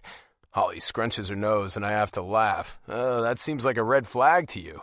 I mean, it's not ideal, she answers honestly. But there's a lot of pressure as a woman to remain the perfect body type. Maybe she just needs a little encouragement to loosen up. We'll see, I say. Holley's face changes slightly, but I can't place exactly how. We will. When will we see? She looks at her phone calendar, holding up a finger for me to wait as she scrolls. Saturday. The article highlighting date number 1 will run in this Sunday's paper, and that will give me plenty of time to get date number 2's article finished up and ready to print during the week. I almost opened my mouth to let her know I took the time to read last Sunday's feature article, the one that discreetly introduced me to the world. Truthfully, I was so fucking curious to see what Holley had to say, I grabbed the paper that morning before heading to the beach for my daily water workout. And let me tell you, she certainly had things to say. Pretty great fucking things, to be honest. But I probably shouldn't read anything into that, right? It's her job to write. Does that day work for you, or? She asks, her voice pulling me from my thoughts. Yeah. I pause and clear my throat. That works. Let's do a 4-wheeler date at Blaine State Park. There are riding trails that lead to a great lake where we can picnic, without shellfish, of course. Of course, she repeats, scribbling down notes on her pad. A 4-wheeler date? I'll bring one for you to ride too. Follow us along. No thanks. Holley nearly chokes. I'm better off on solid ground. Come on, Holley. I push. Haven't I shown you how fun it is to challenge yourself? She raises one perfectly groomed brow. Like when? Swimming in the ocean? Riding on a motocross bike? Pretending you're a state inspector? I remind her. Do those ring any bells? She glares at me but scribbles something else down on her pad that I assume signifies her tacit concession. I smile at the table, holding myself back from saying anything that would really rub it in. My phone buzzes on the table, and I pick it up to see who it is. It's a message from Chloe, so I click it open to read it immediately. Chloe. Just got home. Will you be here soon? The attic fan is making that freaky sound again. I smile to myself. Normally, any kind of anxiety on Chloe's part would send me into violent action, but that attic fan has been making the same noise since we moved into the house. It's not even something to fix. It's just the sound of moving air. If that's what has her spooked, I doubt there's anything wrong. Still, I do my due diligence as a dad and cover all the bases. Me. I'm sure it's fine, but lock all the doors and keep your phone with you. I'll be home in about 15 minutes. Holly's looking at me when I finish typing, understanding in the arch of her eyebrows. Time to go? Yeah, I think so. I toss my napkin onto the table before standing. How about you? You headed home? Yep. She stands to gather her things, putting the folder on Rachel back in her bag along with her notebook. Hopefully I'll get some much-needed sleep. Sleep? Oh, I'll probably just hang out in my lair, I tease. She laughs. I bet you will. And I guess I'll see you on Saturday. She supplies for me. I'll make sure everything is ready to go and meet you at the park. It feels strange knowing I'm not going to see her for the next few days, but it makes sense. I stick out a hand for hers and she takes it immediately. We complete a firm, sturdy handshake and then go back to standing across from each other awkwardly. Be safe getting home, I tell her quietly. You too, Jake. 21. Holley. The afternoon sun warms my shoulders as I walk from the parking lot toward the front entrance of YOLO Yoga. The door is standing open, letting some fresh air breeze through, and I step inside with my freshly dusted and disinfected pink mat tucked beneath my arm. The damn thing was a mess this morning when I located it in the back of the hall closet. Honestly, the last time I used it was the day before I found out Raleigh's and my life together was a total fucking sham. I used to exercise every day, chasing the perfect body and energy I needed to be the kind of wife Raleigh would be proud to have on his arm at company events and the like. Surrounded by women who looked like real-life versions of the Stepford Wives, I'd been determined to at least maintain the physique that had drawn Raleigh to me in the first place. I can see now how toxic my whole lifestyle was, leaning so heavily into someone else's opinion of me and hinging my decisions about my own body on it. But when I was in it, all I could see was the outside world encroaching on our bubble. I didn't want it to burst. Clearly, my tactic worked really well. Gina looks up from the front desk and smiles when she sees me. I do my best to return the gesture, but I have to admit, I feel like the failures of my life and my months-long lapse are written all over my face. "Holley," she greets cheerfully. "It's so good to see you again. How are you?" The tension in my smile eases a little, thanks to the fact that she isn't pushy or forward about asking where I've been. "I'm doing pretty well, thanks. How are you?" "Doing great. You're going to love today's class. Judy always makes it fun on Wednesdays." "That's fantastic." I smile at her simple familiarity and fond memories of Judy's classes. "Thanks for the heads up." With a little goodbye wave toward Gina, I walk past her reception desk and head through the door that leads to the large studio. Since the room is already filled with quite a few people, I find a spot closer to the back of the space and roll out my mat. A few of the women chat with one another, and I think I might recognize some of them, but for the sake of my sanity, I keep to myself. I spend the next several minutes stretching and getting ready for class before Judy walks in and greets us. "Good morning, everyone." We all chirp our hellos back as she sets up her own mat and grabs a wire from the stereo to hook up her phone. As a soft melody begins to play, she leads us in our opening stretches and meditation, and then starts the routine of taking us through all of the harder poses and movements. Being back at yoga for the first time in almost 7 months feels both refreshing and challenging. But I'm not nearly as flexible as I used to be, and when asked to perform, my muscles put up a much larger protest. Following Judy's lead, I push my hands into the mat and adjust my body into downward-facing dog and exhale. Rapidly, along with a burst of air, I feel as though a tremendous number of burdens lift from my muscles. My ex-fiancé and his new wife and baby. The feelings of inadequacy and identity loss. The desertion of motivation. All of it leaves me in a rush, and when I take a deep, steady inhale of air back into my lungs, only a fraction of the tension that was there before comes back. It's taken me a while to separate what I used to do from what I want to do. And at first, it felt like I needed to make a clean break from everything. From my neighborhood, the people I knew, the routine I'd established. It all felt rooted in Raleigh Reynolds.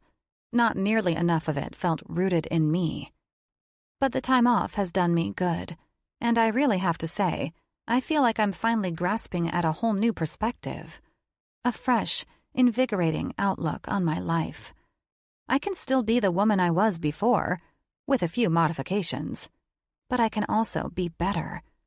I just have to find out exactly who I want to be now. The truth is, I love working out. Not during the struggle of getting back into shape. I'm not a psycho.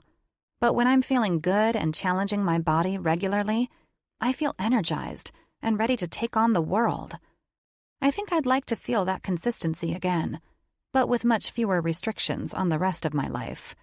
Work out, get energized, but for the rest of it, just let it come. I don't want to restrict carbs or count macros or any of that bullshit.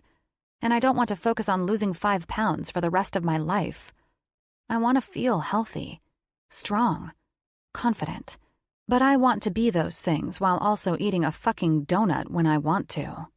My phone buzzes from its spot on the floor, and I reach over as inconspicuously as possible to glance at the screen. It's a message from Jake, and my impulsive excitement to see what he has to say almost throws me completely off balance. A few of the other class takers notice, but they mostly pretend to mind their business as I pull the phone onto my mat and directly under my body to safely read it without falling flat on my face. Jake. Weirdest thing happened this morning. I almost drowned in the ocean. Unable to stop myself, I quickly type out a reply. Me. What? Are you serious? My phone vibrates again almost immediately. Jake. Oh, wait. No, I didn't. I got confused. That's something you do. Sarcastic bastard. I snort to myself and send an equally sarcastic response back. Me. Pretty sure I only do that when I'm trying to save your ass from drowning. Jake. Fair enough. How's your morning? Me. I'm at yoga right now. Jake. You take yoga? Why is this news? Me. Probably because you don't really know me, and because I haven't been in several months. Now leave me alone so I can pay attention to my yoga instructor, Judy. Jake. You're in the middle of yoga right now? When I look up, the rest of the class has moved on from downward-facing dog, and I look like a lunatic still hanging out in this position. Shit. After I ignore his message so I can move into warrior pose, a smile crests my lips as I think about what Jake might be up to right now.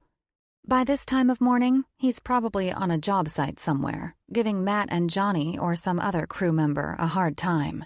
The man likes to tease and have fun, that's for damn sure. My phone vibrates on my mat again, and as much as I want to read it, I know I shouldn't. Which is why I kick it over to my pile of stuff and settle into camel pose. From here, all I can do is count the ceiling tiles anyway. I'll read the rest of his messages and respond when class is over. When Judy moves on to some of the more complicated poses like cow face pose and bakasana, it becomes startlingly clear how much my time off has impacted me. Especially, but not limited to, my face. I really used to be able to support myself with my arms, but hot damn, They just snapped like twigs and moved right out from under me. Ow! I mouth as I push back up from wrecking directly into the pink material of my mat. I look like a plane that took a nosedive into a mountain, and I have to work my jaw to get the kink out of it.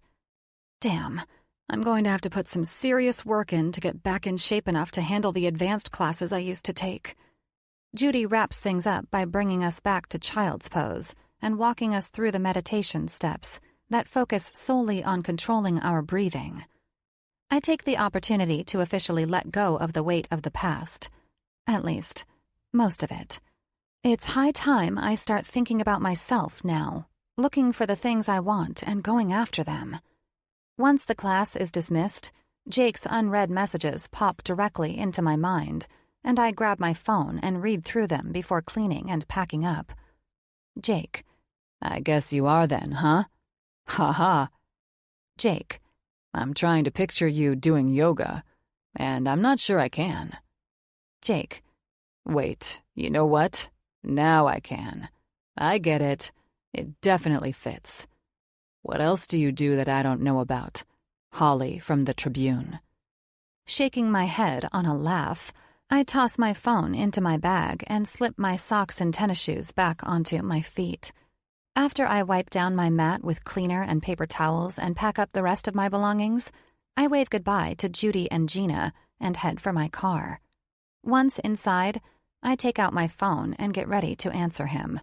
There's already another one from him waiting. Jake. Matt is wondering when you're going to be at our next job.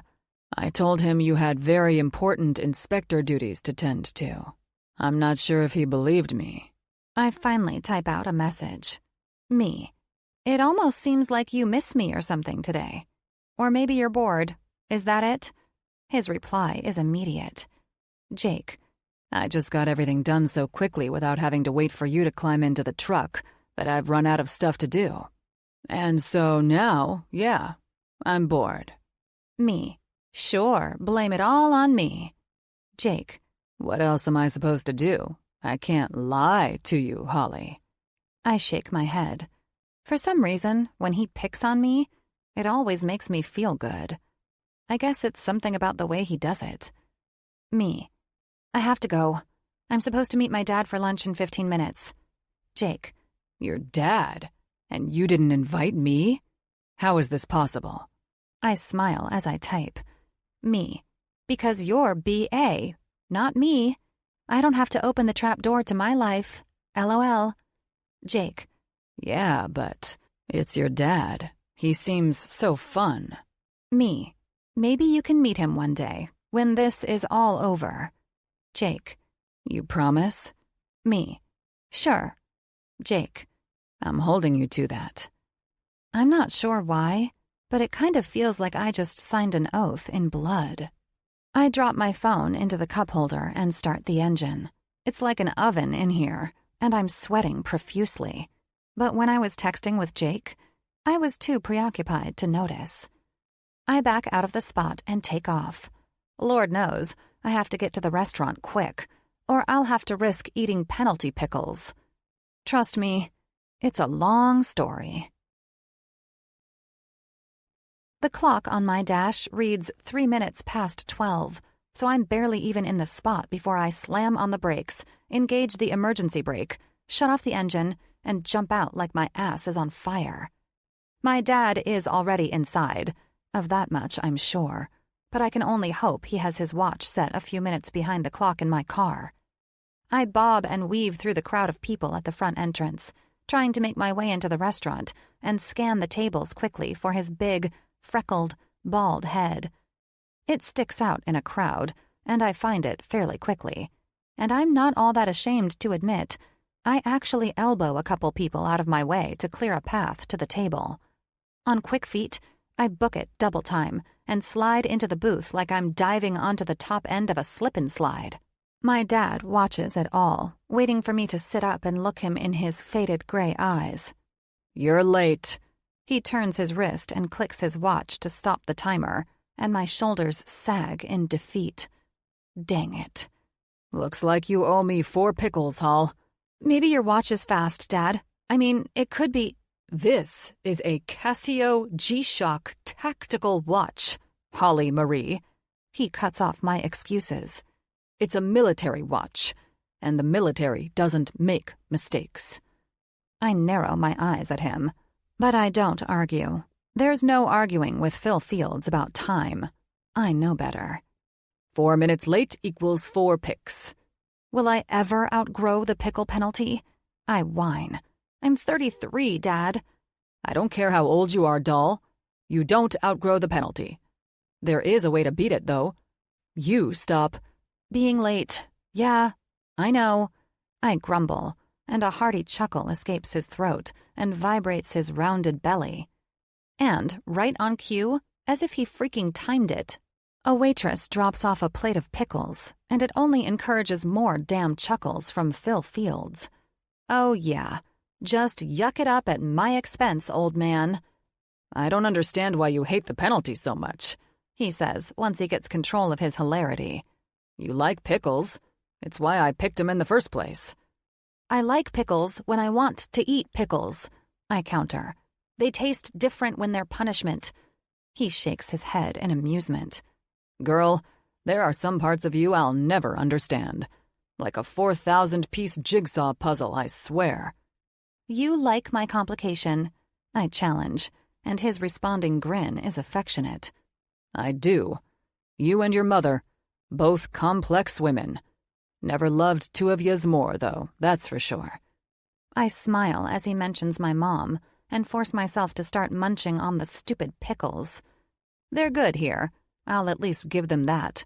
Garlicky without being too much. Am I really like her? I ask, only a hint of sadness tinging my words. Sometimes I miss the fact that I didn't get to know her better, but I know what I've got in my dad, and I can't claim to be anything other than lucky. Oh, yeah, he answers with a nod, leaning into the back of the booth and stretching out his arm. She was just a little bit older than you when she passed, and I know you were probably too young to remember, but you act just like her. A little awkward and a little lost sometimes, but a whole hell of a lot more heart than the two of those combined. I look down at the table and back up again as he considers me carefully. I don't know what he's looking at, but there's an analysis in his eyes. You're looking less lost today than you have in a good while, though. What's shaken? I shrug off his question. Working on a new assignment for the paper. Went to yoga this morning. Nothing too groundbreaking.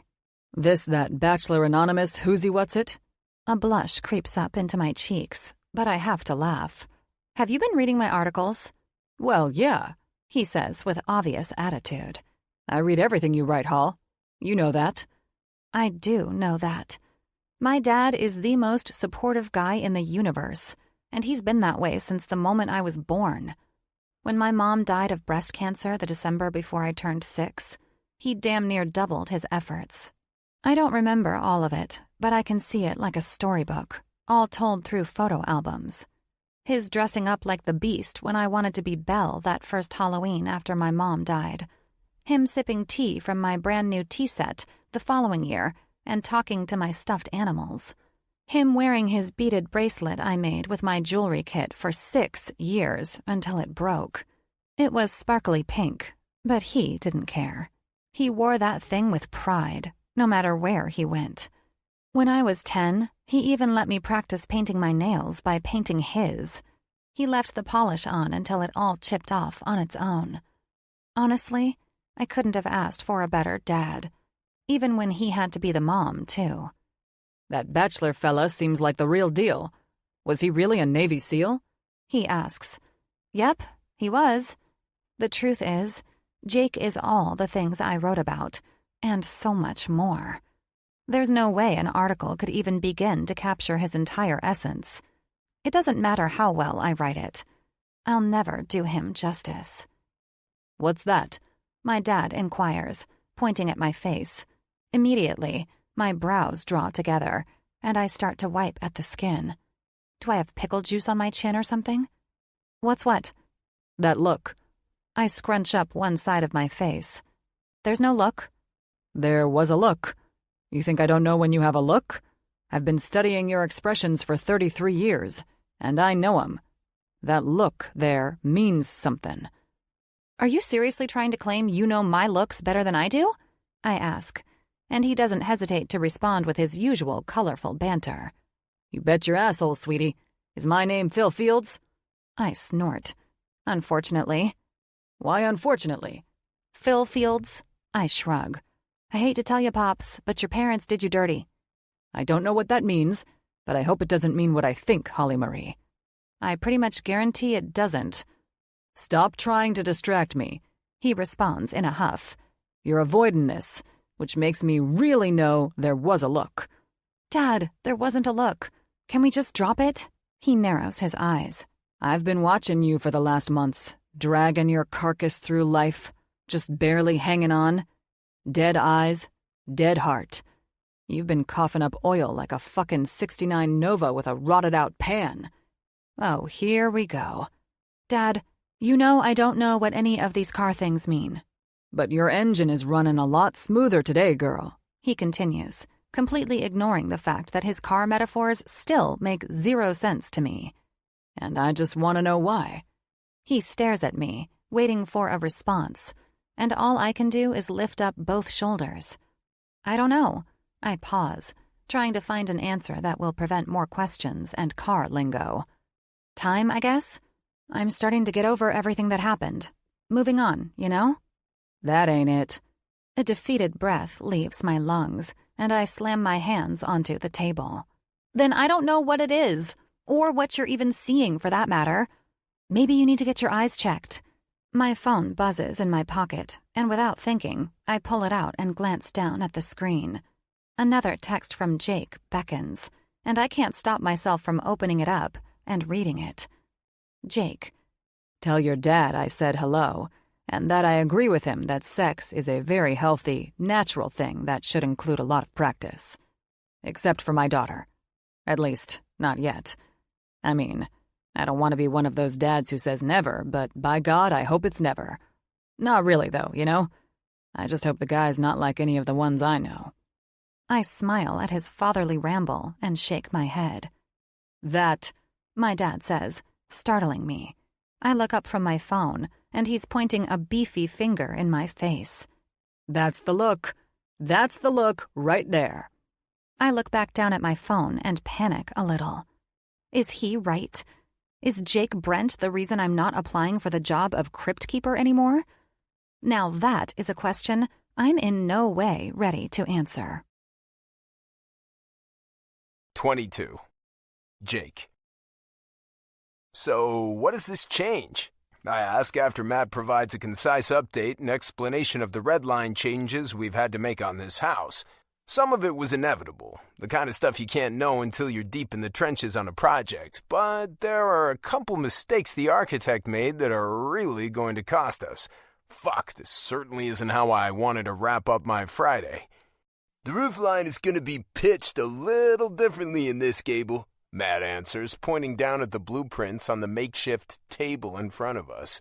And the architect didn't leave enough head height for the stairs here, so since we'll never get them in the way it is, we're going to have to reframe and change the pitch.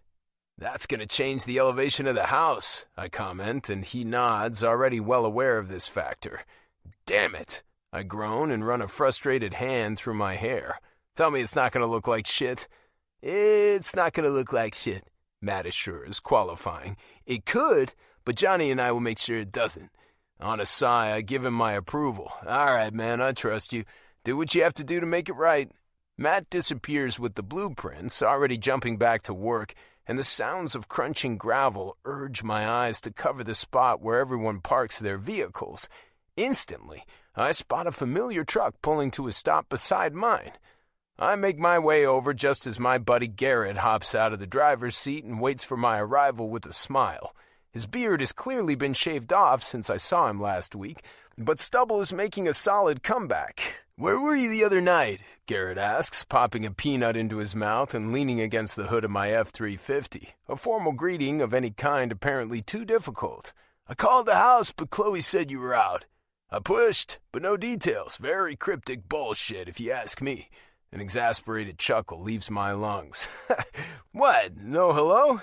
He holds out his free hand in front of himself. You see me, don't you? That was my hello. I shake my head and grab a peanut from his plastic jar. I have a pretty good idea the night in question is Tuesday, the night I had to suffer through dinner with an Instagram-loving woman named Bianca. But still, since I'm really not ready to get into any of this Bachelor Anonymous shit with him yet, I take the chance that I might be able to deflect him. What night? I feigned confusion. I've been home all week. She probably just didn't feel like yapping with you. Yeah, whatever, dude. He narrows his eyes. It was Tuesday, and I know for a fact that you were out. Truthfully, Chloe sounded pretty fucking giddy about whatever it was that you were doing. I lean into the bumper, sliding my sunglasses out of my shirt and slipping them on. I need them to block out the sun, but mostly I need them to block out Garrett's stare. The two of us have known each other way too long. I don't need him reading me like a goddamn open book. I sigh, cross my arms over my chest, and admit, I was on a date, okay? Wait, what? Garrett nearly shouts. Like with an actual woman? No, with a hologram, I retort, rolling my eyes and groaning. Yes, a woman. You'd think you'd be less excitable with all the action you see as a fireman. He ignores my deflection and carries on like I didn't even speak.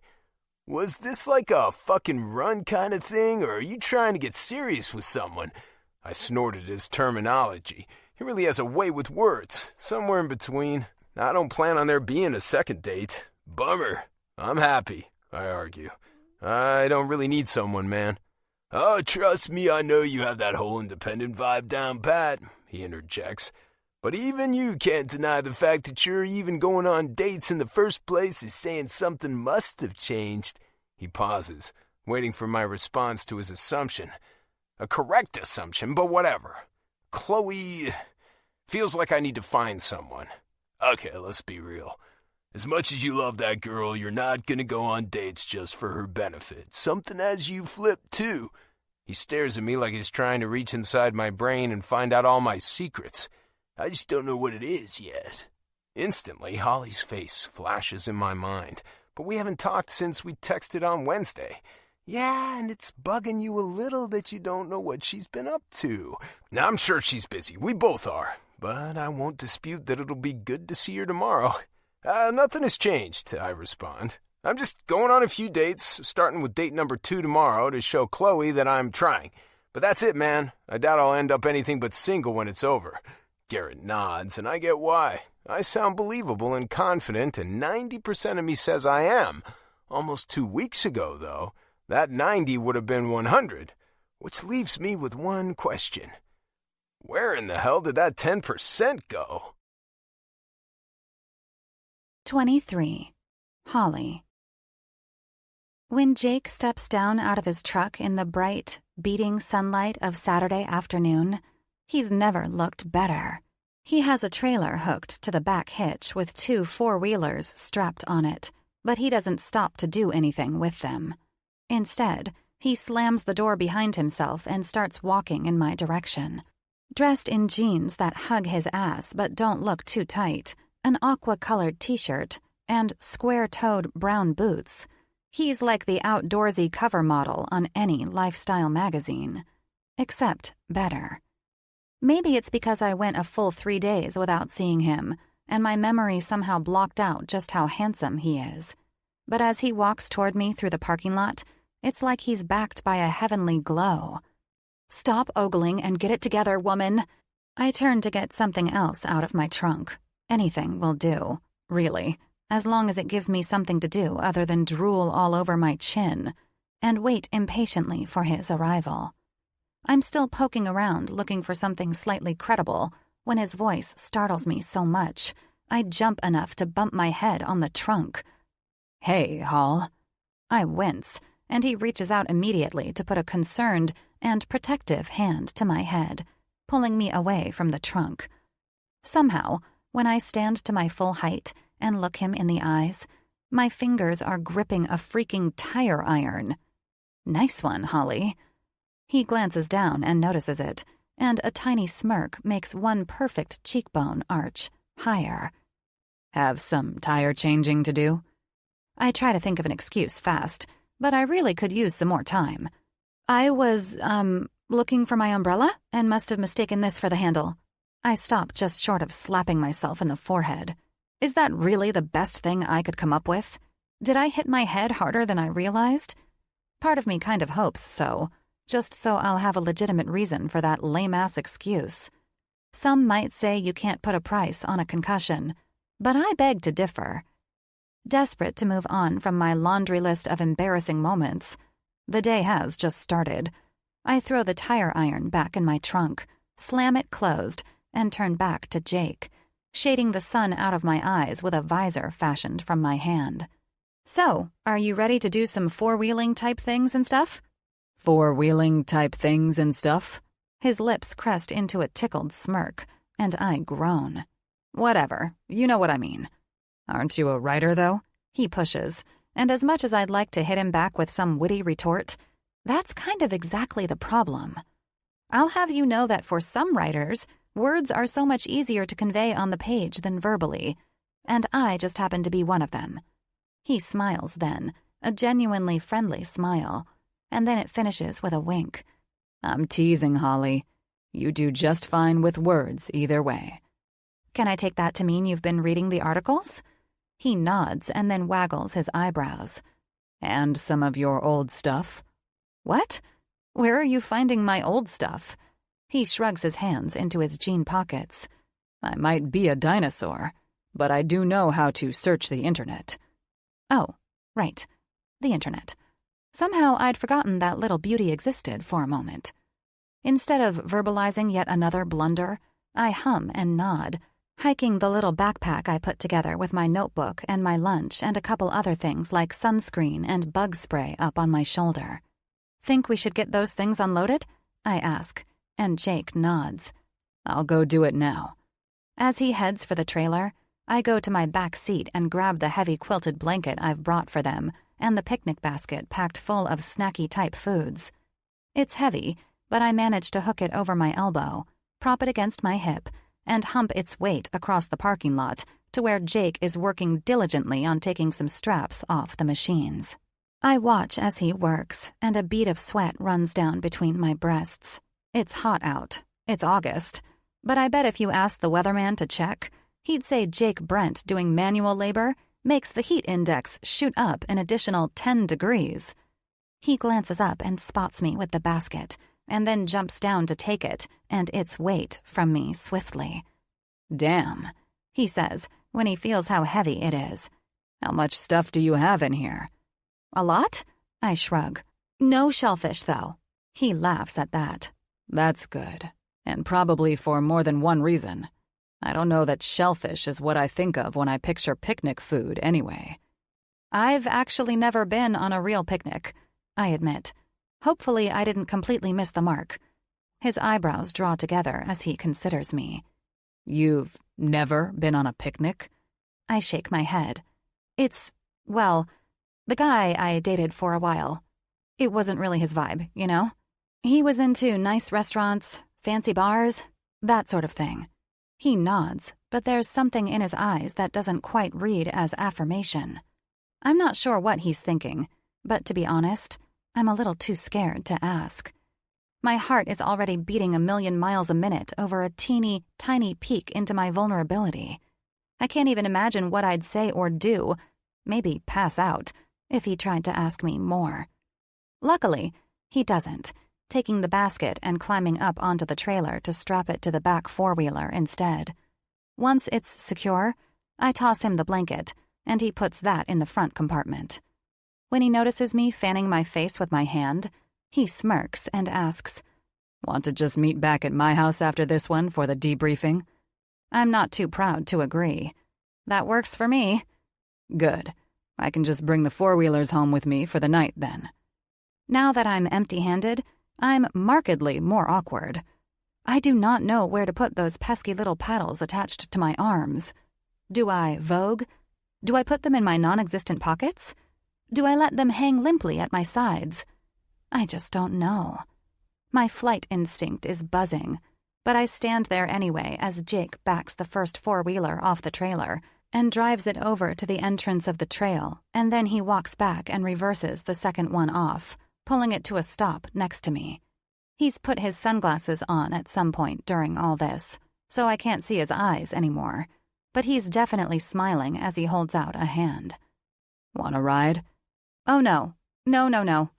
I can walk. Do we really have to fight about this every time?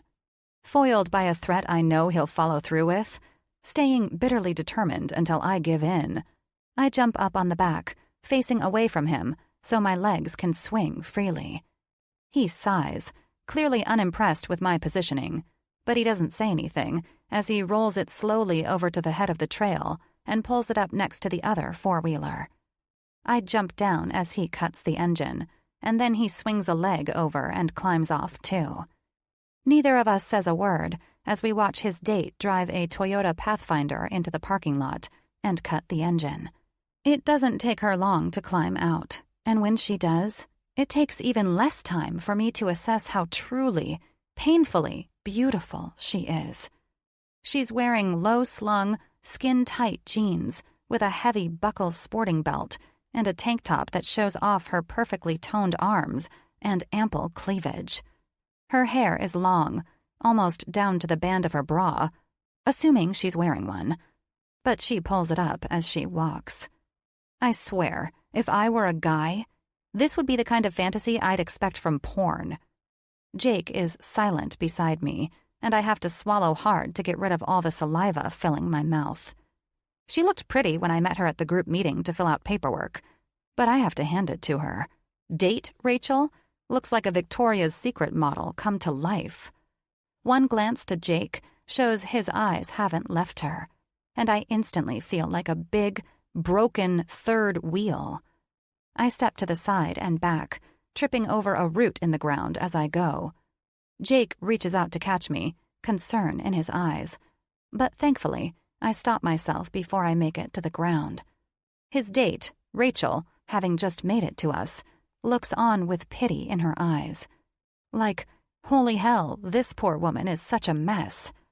Whoops, I mumble, tucking my burning cheeks toward the ground as I pretend to look between the two of them. Sorry, I'll just be... I glance away, twirling in a circle while I try to move away, afraid to lift my eyes off the ground and back up, but unable to bring myself to stop babbling to them either. So, have fun. Looks like it's going to be adventurous and stuff. I'm excited. I blab on. I'm sure you guys are excited too. So I'll, let you get to it. Jake watches me with unconcealed interest as I back into the four-wheeler that's to be mine and bump into it with my hip. Someone, anyone, please save me. I don't know if I'm going to survive following them around, and I'm almost positive it's a terrible idea as I climb astride and try to figure out how in the hell you turn this freaking thing on. I can hear them introducing themselves and making small talk, but I do my best to block them out and concentrate on trying to figure out how to operate the machinery. There are buttons and switches everywhere, and the key itself doesn't seem to be achieving a full launch. Let's see. Maybe if I just... No, that's not it. Okay. This bobby thing looks like it. Well, bobs. Oh, I know. Maybe the throttle, like, wakes it up and... Having trouble? Jake asks from my side, making me damn near jump out of my skin. I put my hand to my chest and practice bringing my breathing back down to a normal level. Jesus, you're like a ninja sometimes. Quiet feet. Something else they teach you in the SEALs. He explains.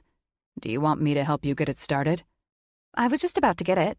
I deflect, and he smirks down at me, his eyes calling me out on my bullshit. Uh-huh. I could tell. But, I guess, since you're here, I pause and shrug one nonchalant shoulder. You might as well go ahead and do it. Yeah, of course. He agrees, humoring me. I watch as he squeezes the brake handle thingy and turns the key, and the four-wheeler fires right up.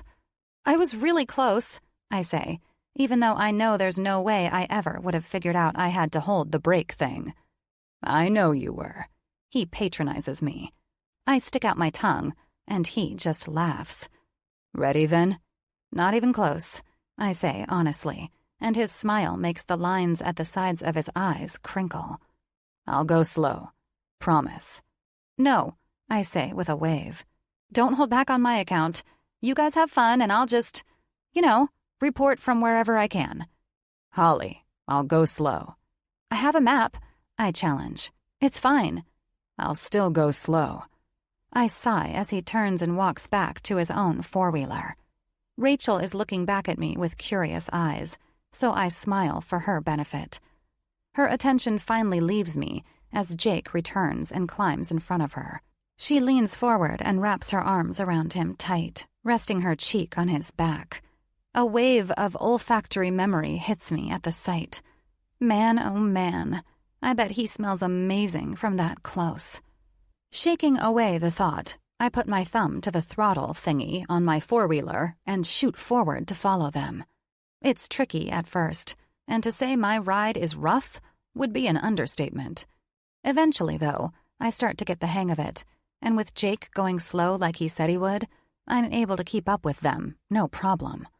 He points to things on the trail, and Rachel looks at each and every one of them with a smile, nodding into his back to affirm she heard him. She doesn't loosen her grip at all, and I make a mental note to reference her obvious physical attraction for him in my article. A sharp twist of my stomach makes me let off the throttle briefly. Ugh, I probably shouldn't have eaten those 2 donuts this morning. They don't usually bother me, but I'm also not normally vibrating the innards of my body atop a huge engine either, so who knows? Jake and Rachel get a little farther down the trail after my brief stop, so I decide to take the opportunity to test out my ability to go a little faster while I catch up. I mash down on the throttle, and I take off like a rocket. The wind feels invigorating in my hair as trees whip past me, and a thrill I've never felt before runs down my spine. I laugh maniacally and push the throttle down even farther. Hell's bells, this feels good. I can't believe I've never done it before. Rolling and raging, I don't quite notice that the trail turns sharply ahead until I'm right on top of it. I panic, trying to find the brake, and missing completely as I shoot over the side of the trail and up into the woods without much finesse.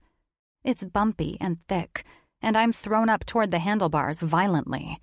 I shriek as the front of the four-wheeler comes to a bone-jarring stop against a small tree, and my whole body whiplashes back. My thumb is still plastered to the throttle, and only then, sitting there spinning my tires in the mud, do I think to release it. Holy shit! Unexpectedly, gentle hands lift me up off the four-wheeler and spin me around. Jake is there, and his eyes look wild in a way I've never seen them before, like stormy Caribbean seas. Holley, are you okay? He asks, running his hands down the length of my arms and legs frenziedly. I start to nod, but my neck is undeniably sore, so I stop that pretty quickly. Yeah, sore, but I'm okay. I'm just dumb. You're not dumb, he says, his voice laden with more guilt than is necessary. I should have chosen something else for today. Jake, it's not your fault. I got cocky. Is she okay? Rachel asks from a few feet away, startling me violently back into the reality that I've done all this in the middle of their date. Shit. I really have a serious knack for timing. Rachel, I'm so sorry. I try to lean around Jake to say. Her eyes are narrowed on the way Jake is tending to me, but her voice is understanding. It's okay, just as long as you're all right. I'm fine, I try to assure them both. Fine or fine? Jake qualifies, and I smile at the memory of our conversation at breakfast in the diner. Fine, the real kind. Jake's eyes study me closely, so I smile. You guys should go on, have your picnic. I'll just wait here for you to come back. I don't think we should. No, Rachel interjects easily. It's fine. We can get Holley back to the parking lot and then figure out what to do from there. Guys. Holley, Rachel is right. Just go on, I almost shout, the pressure of the situation and the resulting embarrassment finally building up to a breaking point. My dignity is back at the beginning of my knobby tire track somewhere. I'll be okay. Really. Jake looks at me closely as I beg him with my eyes. Please, Jake, just go. I'll be okay here. I have my lunch with me. I'll eat it and rest, and then we can deal with this thing when you're done." When he still looks ready to protest, I reach up, grab his chin between my fingers, and make his head nod for him. He scowls, but finally complies. I have a feeling Rachel's hand on his back has at least a little something to do with it. They both turn and head back up the trail for their four-wheeler, Jake glancing back to look at me every few feet or so. I smile for his benefit and climb up onto the seat of the four-wheeler I parked against a tree. It's as fine a place to sit as I've ever seen, and I definitely need to sit down. Before long, the rumble of their four-wheeler starting up shakes its way through the trees, fading slowly away as they carry on to the lake. I don't look up. I can't. All I can do is take my turkey sandwich out of the front compartment and wait for the locusts to descend. I mean, it seems like it's probably about time for those fuckers to make their appearance in my personal Armageddon. 24. Jake. I pull the four-wheeler to a stop at the edge of the lake and kill the engine. Rachel's breasts pull up away from my back as she looks up and takes in the view. "Wow," she says with a smile in her voice. "This is pretty great. I can't believe I've never been here before." I do my best to concentrate on her as she speaks, but I have to admit, a large portion of my mind is still standing next to Holly's four-wheeler, parked right against a tree. She looked a little shaken, but overall no worse for the wear. But Christ, I didn't want to leave her there by herself like that. The only reason I did, and I do mean only, is because she looked so embarrassed, so ready to fall into a sinkhole and let it swallow her up, that another minute with Rachel and me there staring at her probably would have made her do it. Not to mention, she all but shoved me away. Hell, I was a little afraid she'd use some unknown connection with the Air Force to call in a raid if I didn't leave her be. That's part of the charm, I say, trying to focus on Rachel. Not many people know about it, so it's never overcrowded. I put a finger to my lips and smile. Don't let the secret get out, okay? She laughs, and while it's not obnoxious like Bianca's, it doesn't set my chest on fire with satisfaction either. Back in the day, Wendy used to laugh at my jokes like I was the funniest person in the world. Like I alone could make or break her day with a simple joke. We were young, obviously, and despite being pregnant with a child together, not entirely serious. But there was something about us that clicked. I was constantly chasing the high of making her laugh because I got intense satisfaction out of her happiness. "Want to set up our picnic over there?" Rachel asks, pointing to a grassy spot under a big shade tree and bringing my wandering mind back to her once again. "Oh, that looks great," I agree, picking up the basket and blanket and carrying them over to the ground under the tree. I make quick work of spreading it out, and Rachel climbs on top, grabs the basket, and starts setting out the food. She's occupied with the task, therefore not really looking at me, so I take the opportunity to pull my phone out of my pocket and text Holly. Rachel notices the action, and an excuse pops out of my mouth before I even know what I'm saying. "That's my daughter. She just texted. I need to answer. Do you mind?" She just shrugs off my question. "No." She doesn't invade my privacy any more than that, going back to taking all the food out of the basket and setting it up, and I'm hit with a strange wave of disappointment by her reaction to my mentioning my daughter, or that I need to text her back. It's weird. I don't want her prying into my relationship with my daughter. It's none of her business. We just met, and yet something about it, the whole nonchalance of her reaction, her not even asking if everything is okay, sticks out as a negative in my mind.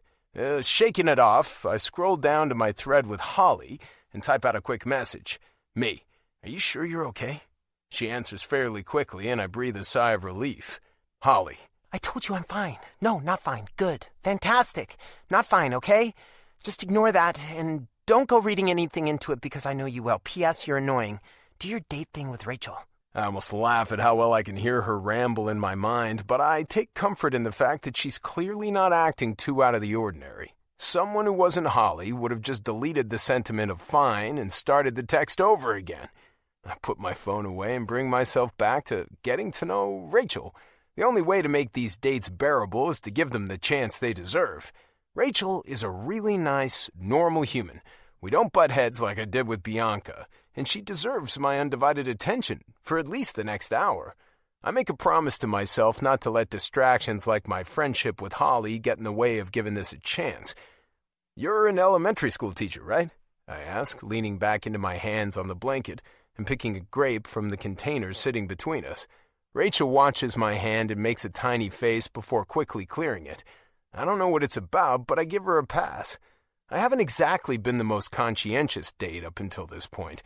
She's probably just giving herself some sort of mental pep talk like the one I just did. Yeah, she eventually answers. I teach mostly 3rd grade, but last year I taught a kindergarten class, and that was really fun. They're still so full of wonder, you know? Definitely. That's a great age, I remark. When my daughter was that age, she was a real pistol, too. Always asking me the kinds of crazy questions I didn't necessarily want to answer. Did you get a lot of that with your class? I always tell my class there are no wrong questions, she states firmly, and I nod. Yes, definitely. I agree. All questions have merit. I just mean the ones that make you uncomfortable or put you on the spot. I never want to discourage them from asking me anything. I sigh internally. Okay, time to move on. I grab another grape from the dish, and she watches me the same way, only this time, she doesn't hide it as well. Is she angry that I'm eating? I decide to test the waters. Oh, these grapes are delicious. Do you like grapes?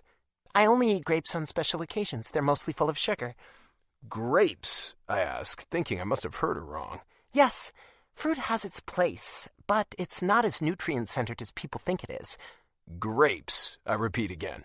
I don't want to be an asshole, but I'm really missing the bus here. Yes, she confirms, her eyes narrowing. They're 16% sugar. I nod, the slow, exaggerated kind that says I'm really struggling to find a way to continue this conversation without ruffling any feathers. I reach for a cube of cheese, and she sneers again. I glance at my watch and sigh. Time of death on date number 2? 4:15 p.m. Call the morgue. This body is ready for transport. Fuck's gone, I reach over the basket of crackers and cheese and pull it into my lap, eating them with both great joy and splendor. Rachel tries to ignore me as she asks me questions, but even my answers have been superseded by my ability to eat a turkey and cheese cracker sandwich. We pass the time with small talk, but it's painful and forced. I don't bother with asking her if she's ready to go when she gets done nibbling on some lettuce. I just put all the stuff away and carry it to the four-wheeler. She follows wordlessly and climbs up behind me as I start it up again. Her body sinks into mine, but she doesn't wrap her arms quite as tightly. I can tell. And it doesn't feel bad. I admit the physical chemistry between us at the beginning was not terrible. Rachel is a very attractive woman. Long brown hair, bright blue eyes, and a nice smile. She's got a girl-next-door kind of look that most men would kill for. But now that we've conflicted so much on the food, I can't even think about the rest. Some people might say that agreeing on food standards isn't all that important in a relationship, but I'd have to disagree. With 3 meals a day and maybe a couple snacks, food is at the very center of our lives. I refuse to be self-conscious about what I eat when I'm a healthy, active guy. And fuck me, I can't live off kale and lettuce. Slightly impatient to get back to Holley and make sure she's done okay while we've been gone, I take the trail much faster this time than I did on my way out. Rachel holds on tightly without complaint, but she is so quiet there's no evidence of her enjoyment either. I'm not exactly sure what to make of her and her reserved nature. It's something I would have thought I'd like, but for some reason, it just feels kind of boring. We weave around curves and over berms with speed and precision, and the feel of the wind in my face makes me feel alive. We make quick work of the distance we covered after leaving Holley, and when I see the bright blue of her four-wheeler through the trees, a knot in my chest starts to ease. I ease off the throttle after going around the last turn and look for the gray of Holley's T-shirt with a little more enthusiasm than I care to admit. She's leaned back flat against the seat, a book in her face once again. When she hears us coming, she sits up quickly and slams the book shut like she's been caught doing something wrong. I smirk, but I know for a fact that she can't see it underneath my helmet. I pull to a stop right in the bend of the trail she didn't follow before and shut down the engine. She climbs off the four-wheeler and walks over to meet us, cranking her face up into a smile I don't quite believe. I wonder if she's hurting. "Hey, you two," she says cheerfully. "How was the picnic?" Rachel and I both mumble weirdly synchronized answers of, "Great," though I have a feeling neither one of us truly believes it. Holly's smile slips slightly before growing again, this time almost actually reaching her eyes. "Well," she hums before looking back at her four-wheeler, "I guess it's time to try to get that thing out of there and ride it back to the lot, huh?" "Are you gonna be okay?" I ask, and she waves a hand. "Oh yeah, sure. I'll go slow this time. Won't try to be a hotshot, I promise." I smile then, and with a gentle nudge of Rachel to lean back, climb off and walk over to the abandoned wheeler. It starts up fine, thankfully, and I don't smell any fluid or see anything to be concerned about, so I maneuver back out of the woods and down onto the trail where Rachel and Holly are standing together and waiting.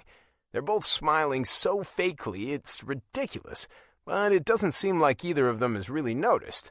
Holly tosses her backpack into the front compartment before climbing back on, and I hold out her helmet.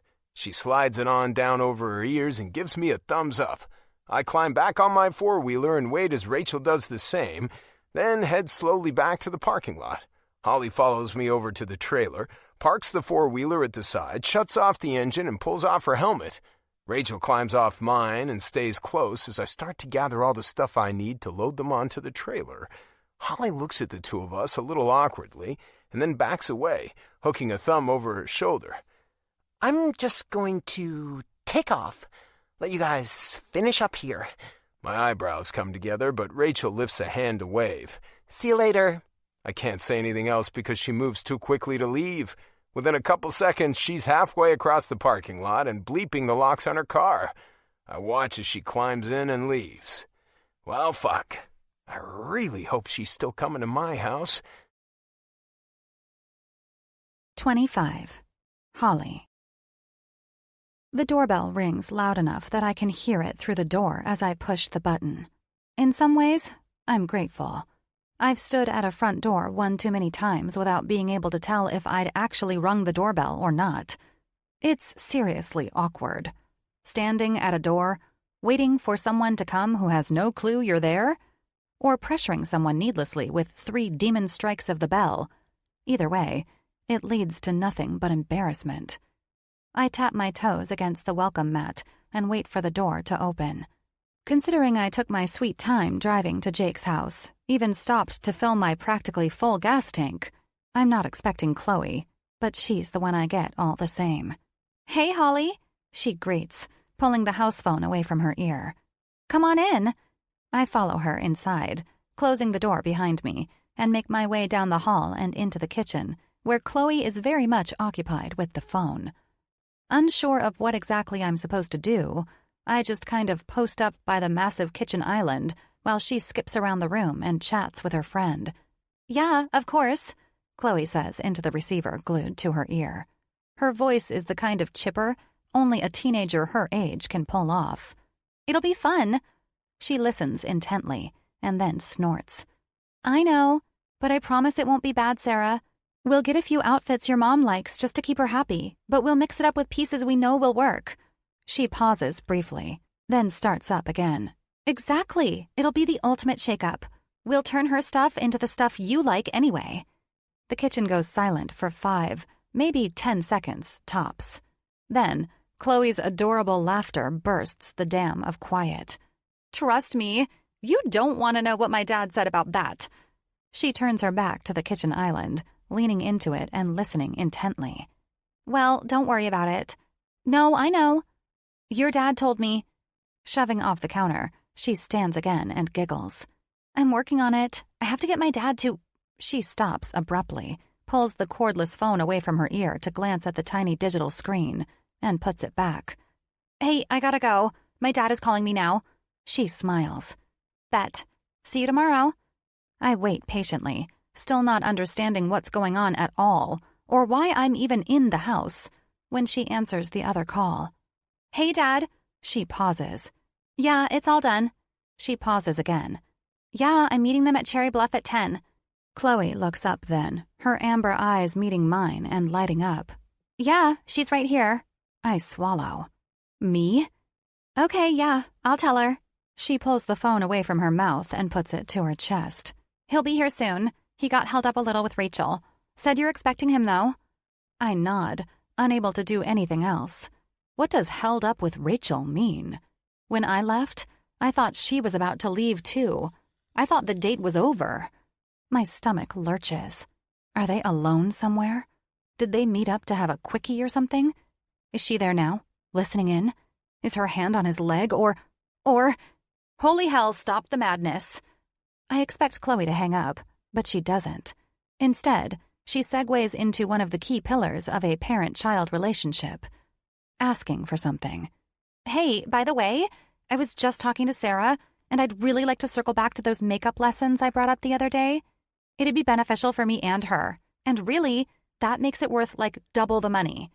She stomps her foot and glares at the nothingness in front of her. I am not making that up. It's mathematically true.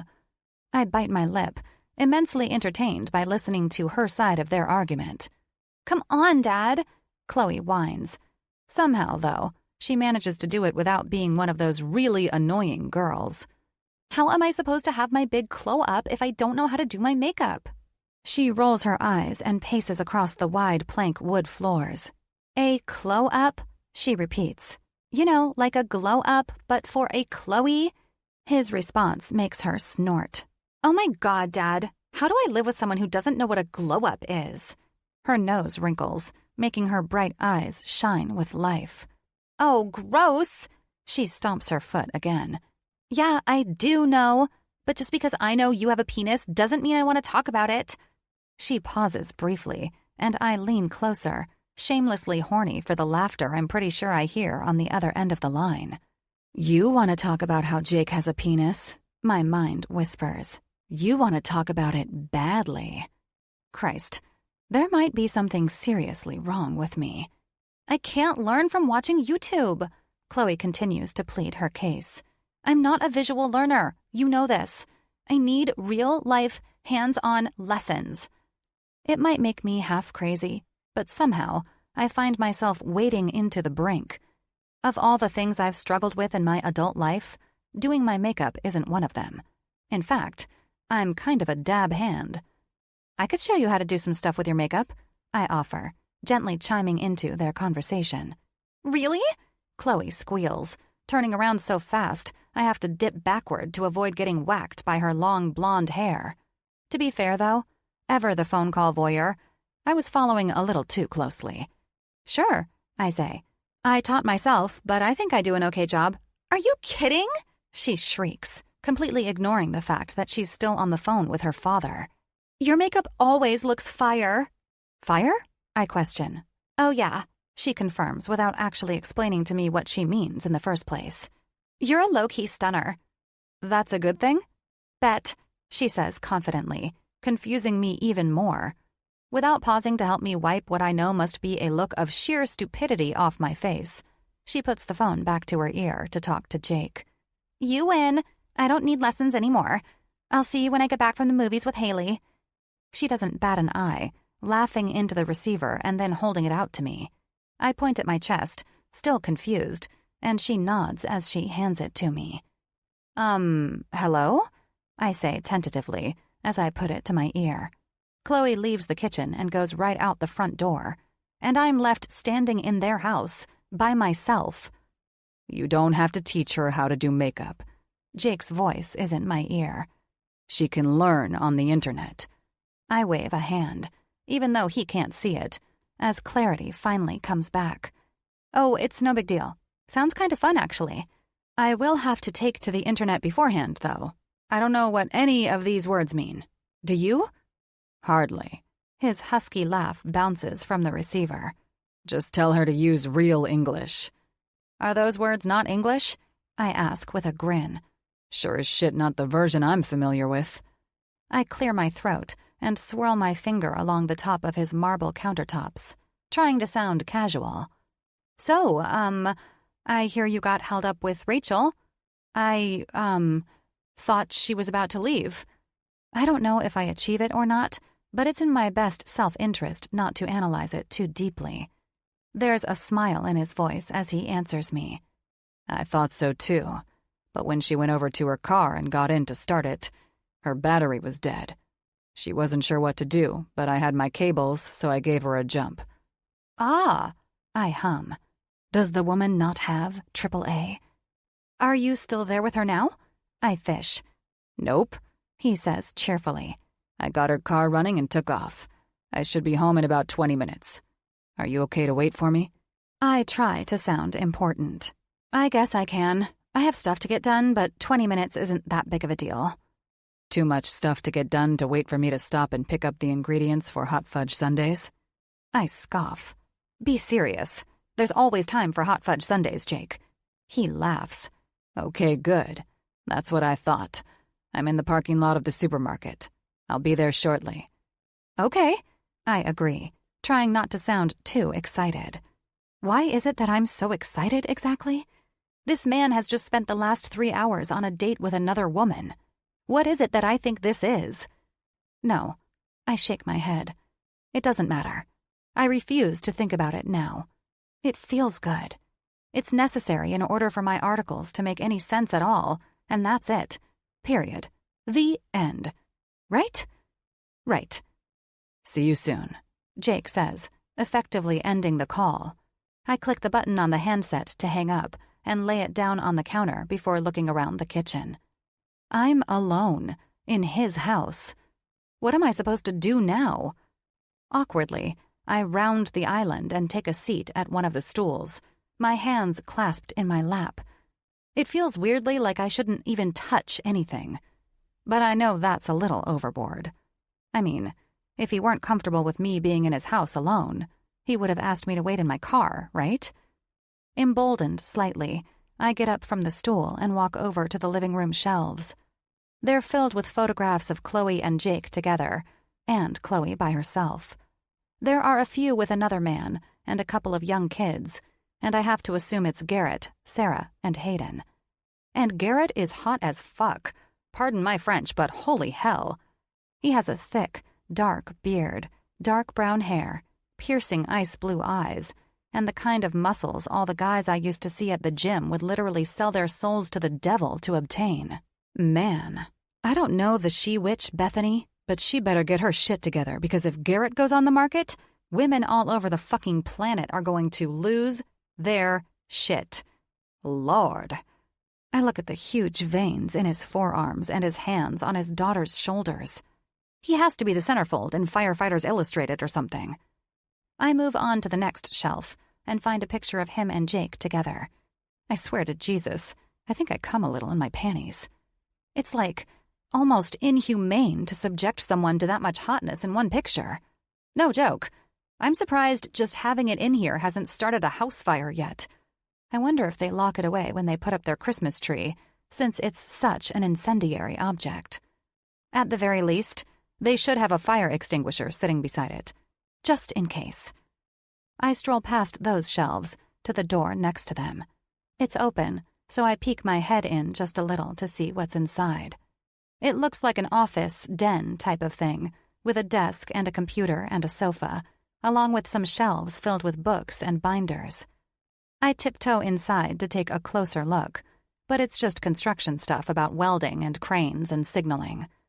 Interesting and necessary, I'm sure, but not exactly worth my very limited snoop time.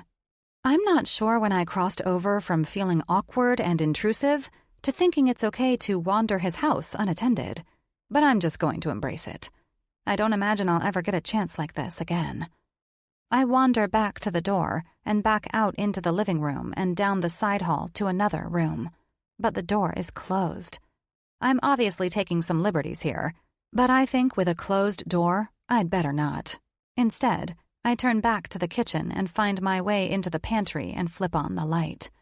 The shelves are stocked with all sorts of snacks and baking supplies, and when I spot a box of brownie mix on the top shelf, I get an idea. What's better with ice cream sundaes than brownies? Nothing. I grab the pre-mixed box and an egg from the fridge and get to work. I have to poke around a little to find a dish to put the batter in, but it's not too hard. By the time Jake walks through the door, I'm sliding a pan of brownie batter into a preheated oven. Honey, you shouldn't have, he says teasingly, tossing the bag of stuff from the grocery store onto the counter. An unexplained thrill runs down my spine, but I ignore it. I hope you don't mind. I found the mix in the pantry, and I didn't have anything else to do. He smiles, but raises his eyebrows. I really thought you would have looked around a little bit, that the journalist in you wouldn't be able to stop herself. I did, I admit with a lopsided grin. I got bored after that. He chuckles. Good, good. And did you find anything interesting? Well, I found out that your friend Garrett is astonishingly good-looking. Oh, God. He groans. Do me a favor and do not tell him that when you meet him. When I meet him? Am I going to meet him? Unable to give any credo to a possibility that he probably just threw that out there because he got ahead of himself, I don't mention it. Instead, I round the counter to take a seat at one of the stools. He watches me lift myself up gingerly, and his smile disappears. Are you still feeling sore from the crash? I start to shake my head, but it kind of hurts, so I stop. Holley, you should go to the doctor. Get checked out. No, I protest. I'm fine. He narrows his eyes, and I change my choice word. I'm good, Jake. I'll be good. Don't worry. I just need a little rest and a brownie hot fudge sundae. Can dessert cure anything for you? He asks.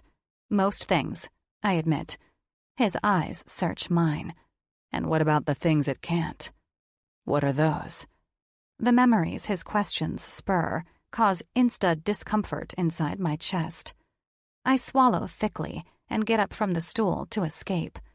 At first, I don't even know where I'm headed, but I figure out an excuse pretty quickly. I'm, just going to run to the restroom. Yes, that. Be right back. I make it around the counter, but I don't make it much farther before Jake stops my progress, pushing my body gently toward the wall. I back up swiftly until I can't go anymore, and he boxes me in. What is it, Haw? Where does the pain in your eyes come from?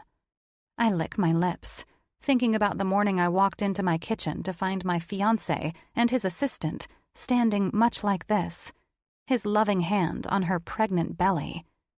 It hurts to think about. It always does. But the feel of Jake's hand as it settles on my hip takes some of the sting away. In fact, it's like a warm balm on a slow-to-heal wound. Achingly slowly, his face moves toward mine. My heart thrums and my breathing quickens. But for as much as I want to squeeze my eyes shut and break through the fog, I cannot. I can't look anywhere other than the deep recesses of his blue-green eyes, and moving my body at all has ceased to be possible. It's only him and me and this moment, and the distinct, vibrant possibility of it ending with his plush lips on mine. I'm fairly certain my body would absorb right into the wall and stay there forever if it thought it'd extend the time of physical contact. If it thought his hand would move a little lower on my hip, where his fingertips would meet flesh. I'm just about there, just about to the point of delusion from which I can never return, when a small female throat clears behind us. Apparently, David Blaine has nothing on my ability to levitate when I've been caught horny and red-handed by a 17-year-old girl.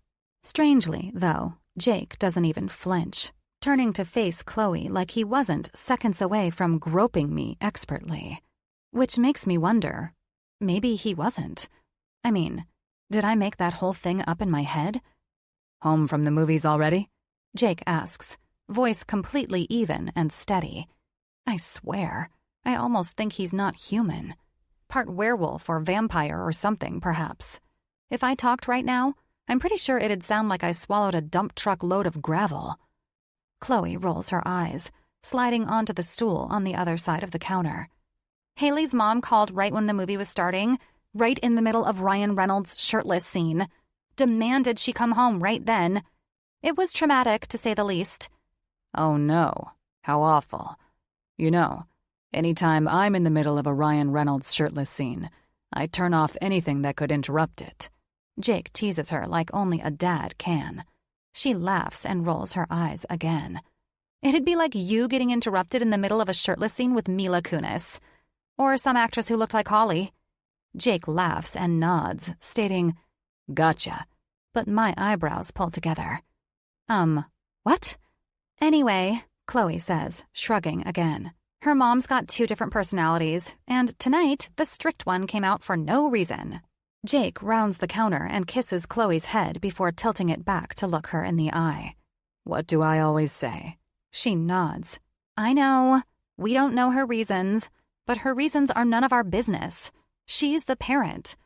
Ah, Jake teases with a laugh. You really have been listening. Chloe smiles. I didn't make a big thing of it. Haley did, but we left right then anyway. Good, Jake affirms. As always, I'm proud of you. Chloe blushes a little as she glances at me, as if what she's done tonight should make her feel embarrassed in front of me, rather than the other way around. And then a smile tugs at just one corner of her lips. Thanks, Dad. I don't know that I'll ever know a better feeling than affirmation from your dad. It's certainly been my saving grace through the years. If I hadn't had my own paternal pillar of support through some of my shit, I don't know what I would have done. It makes me feel all warm inside to know that Chloe has that too. But this, whatever this is that Jake gives me, support and understanding and kindness, might just feel better. He looks at me over Chloe's head and promises to get the answers he seeks some other time. It's terrifying and exhilarating all at once, which only makes this whole situation all the more confusing. I mean, if he asks me again to let down my walls and share my personal burdens with him, what will I do? Will I turn awkward and try to avoid it again? Girl, the trust and willingness that currently sit inside your heart say you'll probably sing like a fucking canary. 26. Jake. Garrett smiles as he walks from the parking lot, the sun still asleep below the horizon. He's the only guy I've ever known who can smile like that no matter the time. It's like his body's clock is adjustable. My God, you look smug for this time of morning, I rib as he approaches. His hearty chortles ring out across the empty space and echo off the relatively calm waves. It's just a great day to be alive, Jake. Don't you think so? I laugh. Are you high? High on life, my man. Just blessed to be here with you this morning. I know your morning ritual's all sacred and shit. I'm surprised you even agreed to fit me into this part of your schedule. I made you come an hour before sunrise. I'll still be able to swim on time. Garrett laughs. Ha! You're a machine. Normally he wouldn't be far off, but this morning I'm dead tired. After a restless night of tossing and turning over dreams I can't quite remember, my energy feels depleted. Most people would opt out of the morning routine, take a break, sleep in, and try to recharge, but I know my body well. It likes structure, and it likes physical activity. Both of those for me are the staples that get me through long days, tough days, days that seem to never end. They're where I find my strength and the discipline it takes to maintain it. That, and it always makes me feel like I'm accomplishing something. On a day when I don't feel quite like myself, an extra 3-mile run with Garrett on the beach is just the thing I need. What happened with the fires up north? Evidently you didn't end up getting called up there. Nope, Garrett answers and bends down to touch his toes, stretching out. I take that as my cue to limber up as well, doing a few hip twists and then grabbing my foot and holding it to my butt to stretch my quads. They got it pretty under control, down to 1,000 acres, but another fire just broke out about 30 miles south of there, he explains. I'm almost definitely getting called out for that one. Our unit is first on the list for support outside of the precinct. I meet his eyes. Bethany giving you shit? His smile is a little disconcerting as he answers, Definitely. And that makes you happy? I ask with a laugh. He shrugs. I'm tired, dude. I don't think it's working. I think I'm gonna seriously consider talking to someone about the right way to file for divorce. I don't want to surprise her, but I want to be prepared. Suddenly, the smiling, buoyant guy who stepped onto the beach this morning is making sense. Garrett's a good-spirited person. He's not negative or angry at all, pretty much ever. But there was a lightness in his step today I haven't seen in quite a while. I have to imagine the possibility of extricating himself from the constantly stressful situation with his wife took 50 pounds off his shoulders. "It seems like you're feeling really good about the decision," I asked to confirm. Before I do a cheer or offer him congratulations in the middle of a secret emotional breakdown. He shrugs, just the tiniest of smiles curving up the side of his bearded mouth. "Do I like ending my 15-year marriage to a woman I promised to spend the rest of my life with? While we have 2 kids together, and this will affect them greatly no matter how much I try to protect them?" He shakes his head. "No." I nod in understanding. "But does it feel like I can finally breathe again after struggling to do so for the last 5 years or so?" He holds his hands up and out to the sides. "Fuck yes. I get it, dude. It's not an easy decision, no matter what. I respect the hell out of you for trying everything you could until you couldn't anymore. I know for a fact that you gave it more than I would have." He pulls his foot to his ass to stretch his quad and laughs a little. "Thanks, man. That said, I'll do everything I can to help support you and the kids while this is going on. No matter what, you can call, yeah?" "Thanks, I appreciate it." Garrett jerks up his chin in affirmation. "So, can we go for a run now? I need my lungs to burn." I don't waste any time, turning and taking off down the beach without warning. I turn to yell over my shoulder, "I'm ready when you are!" His glare is almost brighter than the moon as he takes off after me at a sprint. I return to facing forward, stop smirking, and put my ass in another gear. Otherwise, he's gonna smoke me in no time. I'm usually able to run without losing my breath at all, but Garrett is like a rabid dog today, nipping at my heels with questions and comments every step I take. "How have the dates been going? It seems weird that you're going on so many. Where are you finding the women? Is there an actual swimming pool full of them? I don't understand why you're going out on like Tuesday nights. Do these chicks work weekends? How did you meet them?" I screech to a stop, bending over and putting my hands to my knees, and he comes around in front of me, jogging in place while he does. The bastard. I don't think he's beat me in a run or any athletic competition of any sort in years. I didn't realize it until now, but apparently a simultaneous interrogation is the tool he needed to give him an edge. All right, Jesus. I run a hand through my hair and sigh. You're right, okay? It's not just an uptick in my dating. I'm kind of doing a thing with the SoCal Tribune. Have you heard of the Bachelor Anonymous contest? Garrett's smile is annoyingly pervasive. I bet if the astronauts at the space station looked down here, they'd be able to spot the glow of it. I haven't, but I can tell you, hearing it now is probably the best thing ever. I flip him off. So what? How does this work? And how in the fuck did you end up doing it? A newspaper contest called Bachelor Anonymous? I'm dying, dude. I scowl, trying to think of the most succinct way to explain the whole fucking cluster. I only half understand why I'm doing it myself. Explaining it to someone else feels, entirely impossible. Chloe entered me without telling me, and I got picked to be the main guy or whatever. And what? I go on dates with 5 different women who applied to be a part of it, and at the end, I'm supposed to pick one to continue dating. Holy shit! His nostrils flare as his eyes widen in delight, so rather than pause to listen to anything he might be close to saying, I carry on. Anyway, this woman, Holley, she's in charge of the whole thing and writes articles about all of it as it goes along. Oh, that's amazing. So, you just date multiple women and don't feel bad about it? I shake my head. Oh, it's not really like that. I go on one date with each of them. It's not like it's super deep. And some of them, man, you wouldn't be into. They're attractive, but like I told Holley. I laugh as I think of some of the jokes Holley and I came up with during dessert at Momo Milan after dinner with Bianca. Dumber than a bag of rocks. Garrett's eyebrows draw together as he considers me. And this, Holley lady, what's she like? I smile, thinking of all the things that Holley is and how best to describe them in a way Garrett will understand. She's fun. We get along really well, even though she's kind of a mess. I laugh as I think of her wrecking the four-wheeler on my date with Rachel over the weekend.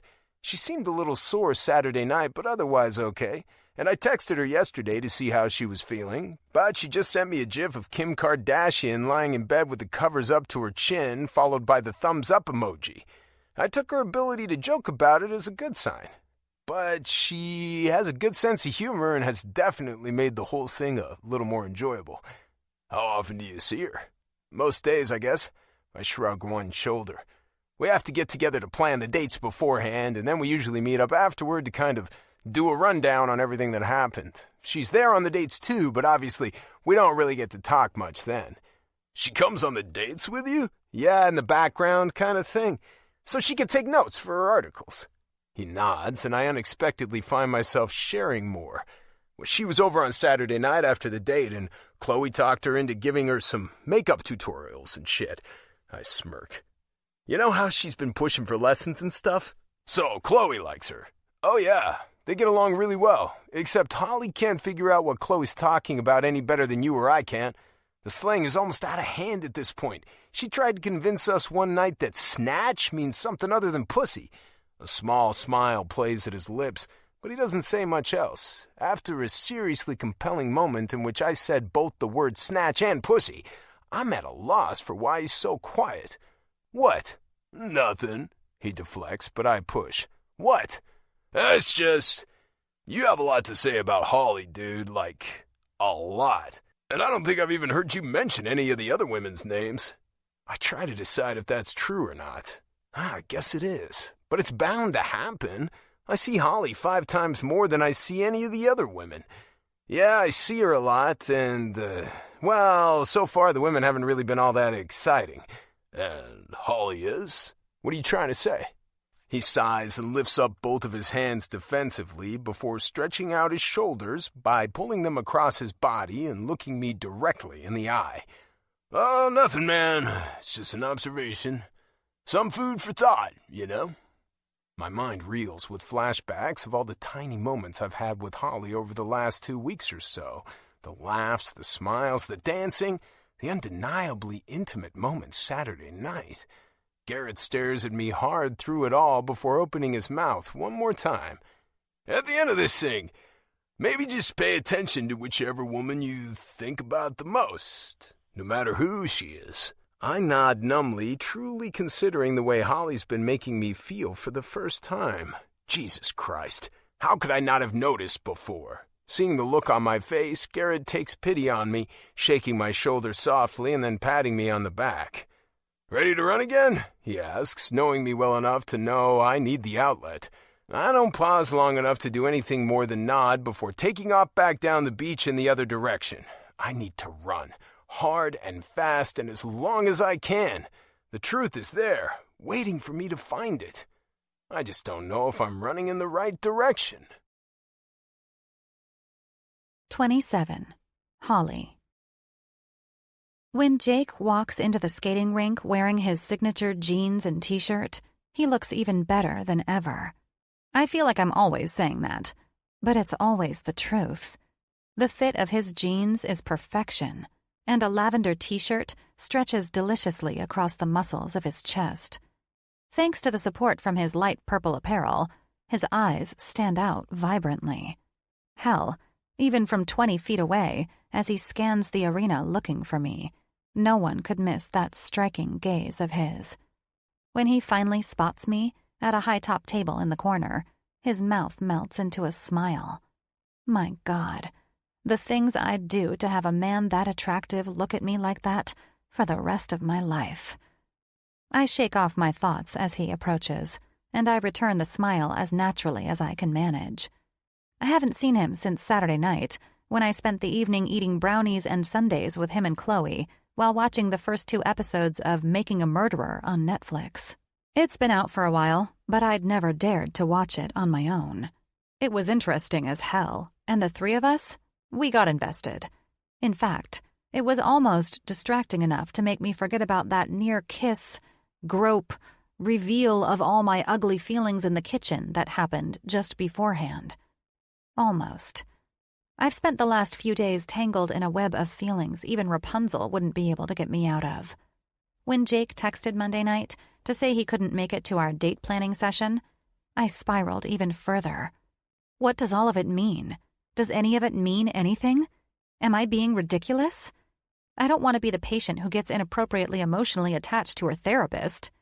I mean, maybe none of it even means anything, and I need to just chill. That's the last thought I have before Jake sets his phone down on the table between us and says hello. I swallow the thick knot of saliva in my throat and try to act normal. "Hey, Jake," I say nonchalantly, forcing a smile to my lips that feels embarrassingly similar to Pennywise the Clown. He studies me closely, almost as if he's gathering evidence for a dissertation, before saying anything back. I fidget and blink rapidly under his scrutiny, unnecessarily retucking the hair that's already behind my ear and licking my lips while trying, under much emotional opposition, to maintain eye contact. He smiles then, looking around at the rink as the disco lights come down and a group of teenagers giggle their way out into the middle and then back at me. I'm sorry you had to plan this date alone, but be honest with me. You chose it as revenge, didn't you? "Skating is America's favorite pastime, Jake," I say smartly. He smirks. "That's baseball." "You'll skate and you'll like it," I threaten. "You're really cute when you're vindictive." What? I stutter, my breathing suddenly erratic at the unexpected remark. "You're cute," he says again, slowly and clearly, and enunciating in a way I can't deny. Not only that, but he doesn't even add a qualifier this time. I'm just cute. Like, all the time? What in the blackberry bush's root system is going on here? He raises an eyebrow in challenge, daring me to ask him what he means by that, when a stunning woman with wavy auburn hair and a low-cut blouse I know to be Lydia, Jake's date number 3, sidles up to the table next to us and opens her stupid mouth. "Hey there," she greets with a scrunchy smile. "Am I in the right place? I'm Lydia." Part of me wants to tell her to get lost, that she took a wrong turn somewhere and she needs to head back up her own ass and to the left. But that part of me is clearly crazy. I put a muzzle on insane me and a smile on normal me's face. Insane me suggests I reenact Dwight's real-life fire drill scene from The Office, just to ensure this date never gets off the ground. But real me, thankfully, realizes how costly that kind of sabotage would be. "Hey, Lydia, you're definitely in the right place." I gesture with a hand toward Jake, whose eyes are weirdly still glued to me, and introduce them. "This is the Bachelor." I laugh, shaking my head side to side. "Jake. This is Jake." She holds out a hand for him to take, and he finally peels his eyes away from me to look at her. She looks good. I'm not a guy, but I can see her appeal. Frankly, a blind wombat could probably see Lydia's appeal. But that doesn't make it any easier to watch as Jake takes in her looks for the first time. His eyes widen slightly, and I have to look away as he makes small talk. "Hi, Lydia. It's nice to meet you." "You too," she purrs, obvious predator meets prey in her voice. If I allowed myself the opportunity to look, I'm sure I'd find her nipples poking through the thin fabric of her top, like spears. So, Jake starts in, hammering away at the ice that always accompanies blind dates. "What do you do for work?" Lydia's confident as she responds. "I work for the Charger girls, the dancers for the Chargers. I used to dance with the team, but I'm a head choreographer now." Ha. Ha ha ha. Am I crying? It feels like I'm crying. On that note, I decide it's best if I dismiss myself and let them have their time together. You know, for health reasons. I wave a hand to get their attention, but Jake is the only one of the two of them to look up at me. "Alrighty then. I'll, talk to you cool kids later," I say dumbly, wanting so badly to stick my foot in my mouth. Hell, right now, if it ensured that nothing else stupid would come out of my mouth, I'd do it after putting on one of those germ-infested communal skates. Jake smiles at me supportively, but I don't stick around to prolong the pain. With a weird wave and a kind of jump skip, I turn around and move to a table on the other side of the rink. It smells a little like children's feet over here, but it's certainly a better location for my emotional stability.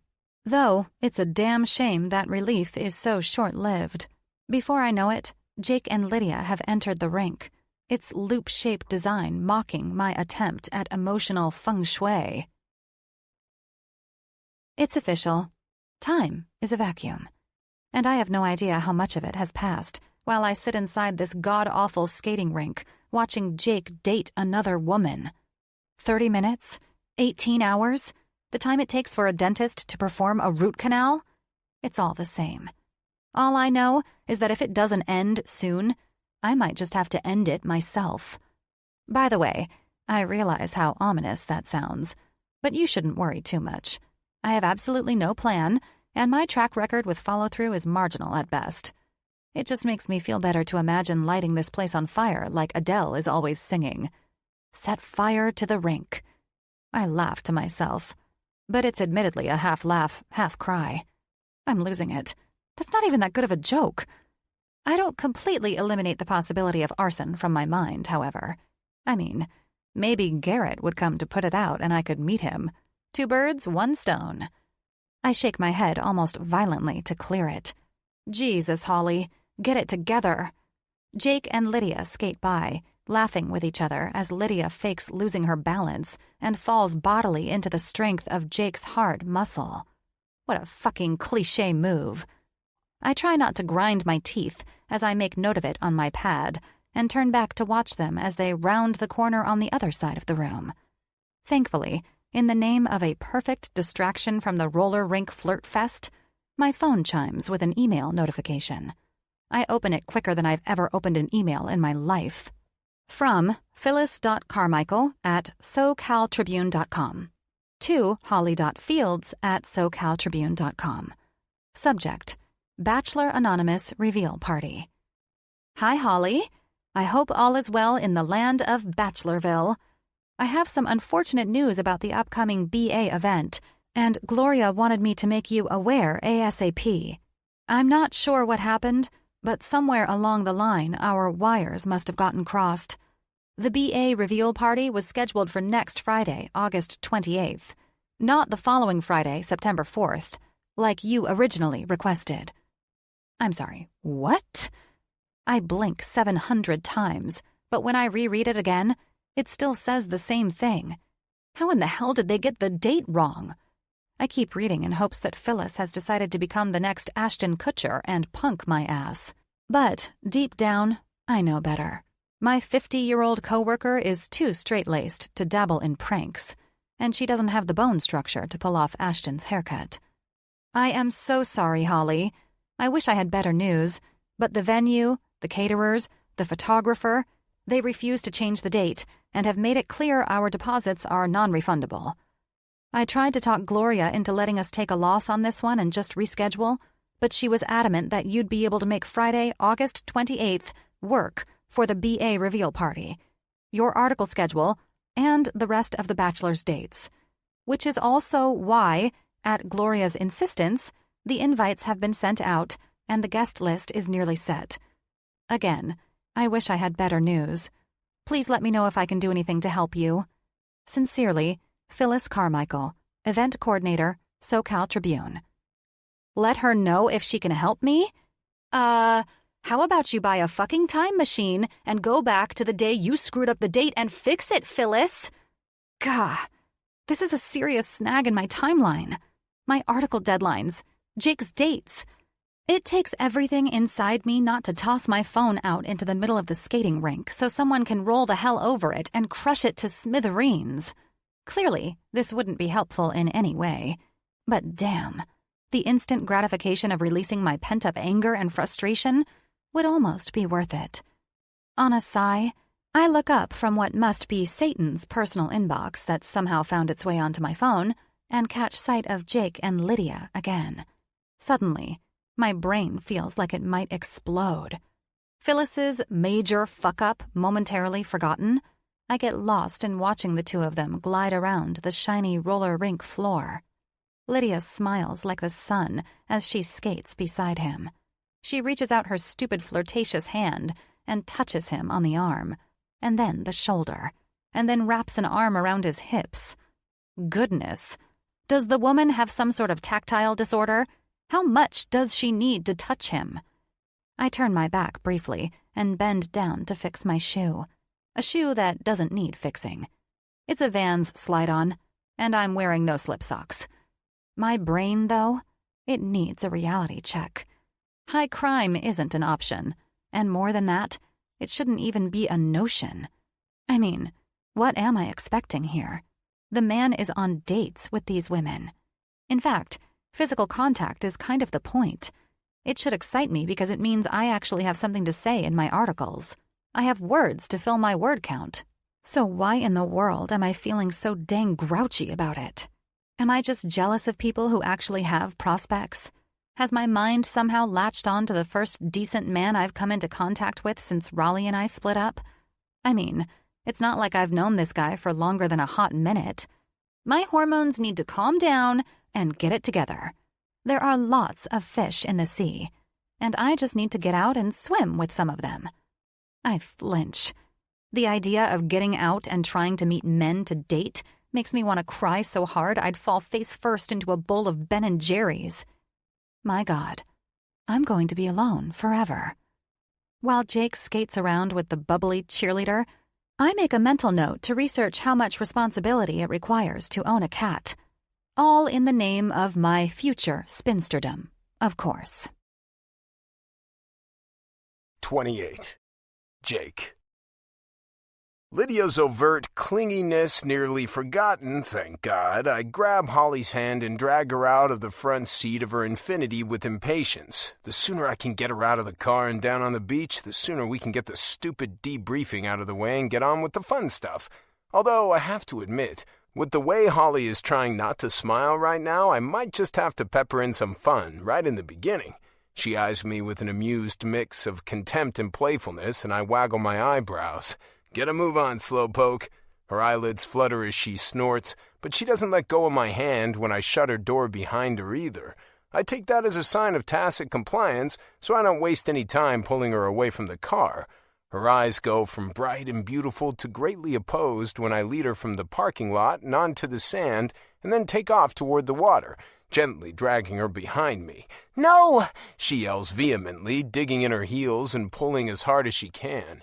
It's not exactly the enthusiasm I'd like to see, but it's worlds better than the dejected look she had on her face at the skating rink tonight. It's a look I'm finding I hate witnessing, and I might even go so far as to say I'd do just about anything to change it. Relax, Holley, it's going to be fun, I promise. No! She shouts, pretending to be opposed. I'm not going back in that water, Jake Brent. It's nighttime, for God's sake. It's dark. I laugh outright before scooping her up in my arms and running toward the water at full speed. She shrieks and giggles the whole way, slapping at my shoulders with the strength of a feeble mouse. I thought you were getting back into yoga. You might need to work a little harder, I tease with a fake wince, and she smacks me again, a little harder this time. Still, though, it's not hard at all. Shut up and put me down, she exclaims, just as I creep into the edge of the water and pretend to drop her. She screams, snorts, then grabs onto my shoulders like a spider monkey, laughing her ass off.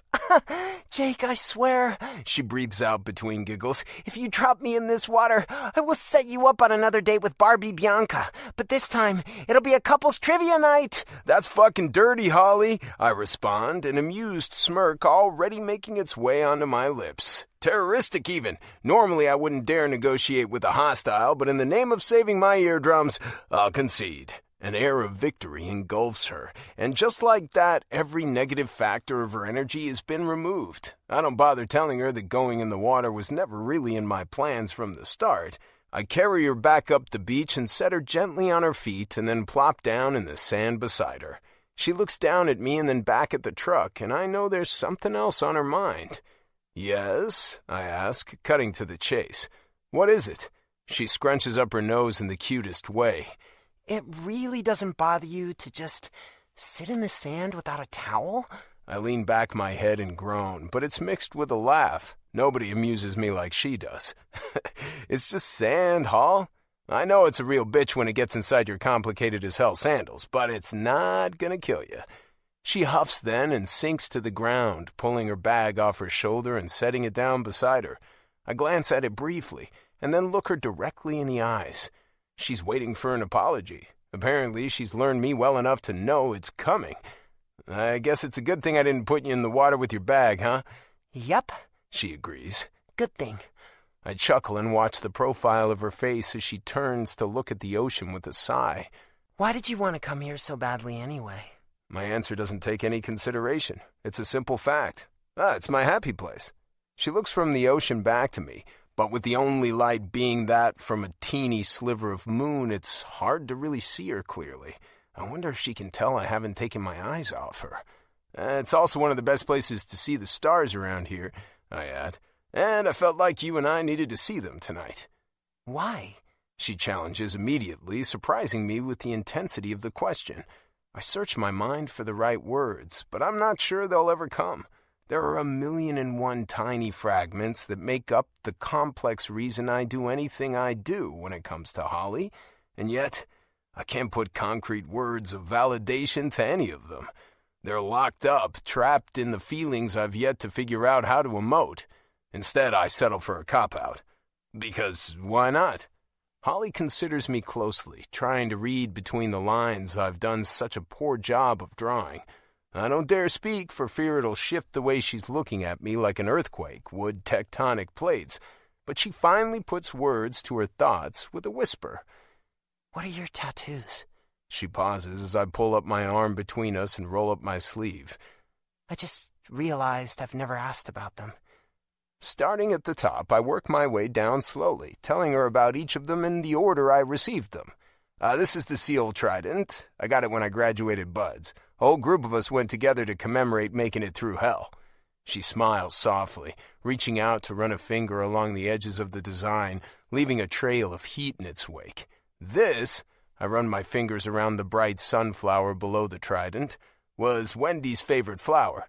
Holley nods in the low light, pulling her hand back and away from my arm, and without thinking, I reach out and pull it back, using her fingers to trace the rest of the designs. This one is for Chloe, a sunrise over a turquoise sky.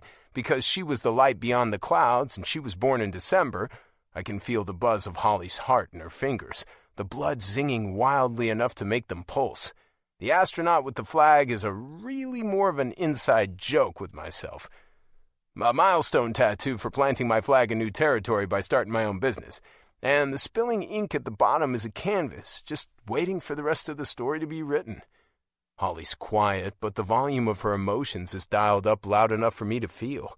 Sitting there, together, with nobody and nothing around us, the sky starts to feel a whole lot less huge. Like the stars above us and the inky blackness of beyond are all just greater pawns in the creation of this moment between us. My body sways toward hers, drawn to the current tethering us together. She follows suit, leaning in toward me to meet me in the middle. My heart thrums in my chest and my stomach dances with possibility. But a car honks a horn on the street, yanking Holley's attention away harshly. The emotional band between us snaps, breaking apart right in the center and allowing reality to invade. I know it was real, that the moment between us existed, because my heart still beats with the same intensity. But for Holley, our bubble is burst. When she looks back, she clears her throat and pulls her notebook out of her bag to get back to business. My chest deflates immediately. So, she starts, opening up to the page with Lydia's name at the top and taking out a pen. Did anything else happen on the date tonight that I need to know about for the article? On a sigh, I fall back into the sand and look up at the sky, trying to gather my thoughts. Thoughts about a date I can barely put together a sentence to describe. Thoughts about why I wanted that moment with Holley to continue so badly. Oh, not really. What you saw is what you got, I'd say. Lydia's an attractive, bubbly woman whom I have zero interest in. What I remember about our date is waiting for it to end, and for this time with Holley to start. That world-shaking thought makes my chest grow tight, but Holley is completely oblivious, currently focused on the notebook in her lap. She hums, making a few notes on the page, and flips to the next one. All right, then. What do you want to do for your next date? Nothing. Abso-fucking-lutely nothing. The mere idea of another date feels absurd, completely contrarian to my feelings right now. feelings that are very much rooted in the woman sitting beside me. I breathe through the matrix of emotions and try to act like my mind isn't fucking reeling. Who's this date with? I force myself to ask. Holley starts to dig around in her bag, no doubt pulling out date number 4's file. I hear the sound of a folder being opened, and I almost roll my eyes. I don't, though. I wait patiently as she scrolls through it, listening to the ebb and flow of her smooth voice. For as much as I don't know what to make of my current dating situation, the calming effect of Holley's presence on me is undeniable. Let's see. Her name is Elle, which is cute, and she's a pastry chef. As the words she's reading hit her, she breaks into her information with excitement. Oh, I wonder if she knows how to make donuts. Maybe you should date her instead of me. Very funny. She reaches out to smack a playful hand against my shoulder. Anyway, what do you think you want to do with her? I consider it for a moment, but when nothing comes to mind, she offers up something for me. How about a cooking class? She asks. That might be really fun. Sure. I act like I'm on board. Honestly, I'd probably agree to anything just to have Holley keep talking. Great. I'll get that set up. She scribbles something in her notebook. And while we're at it, we should go ahead and figure out what you want to do for your 5th and final date. I turn my head at the sound of her voice, an unmistakable nervous timbre that says there's more to this story. And why's that? Well... She pauses, nervously glances down at her notebook and digs her teeth into her bottom lip. When she finally looks over to meet my eyes again, I don't miss the way her gaze shines with apology.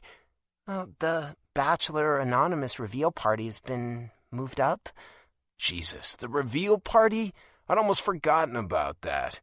I cringe. The fact that I'm supposed to choose one of the 5 women to take out on a second date with the intention of pursuing something further at this thing has never seemed more ridiculous. Moved up? What are you talking about? She grimaces as she answers. I just got word that there's been a bit of a miscommunication with the event coordination team, and instead of the party being September 4th, it's going to be August 28th. Well, shit, I mutter. I don't like the sound of that. That's one less week I have with Holley around. Maybe we should just skip date number 5, I suggest, trying to find some kind of silver lining.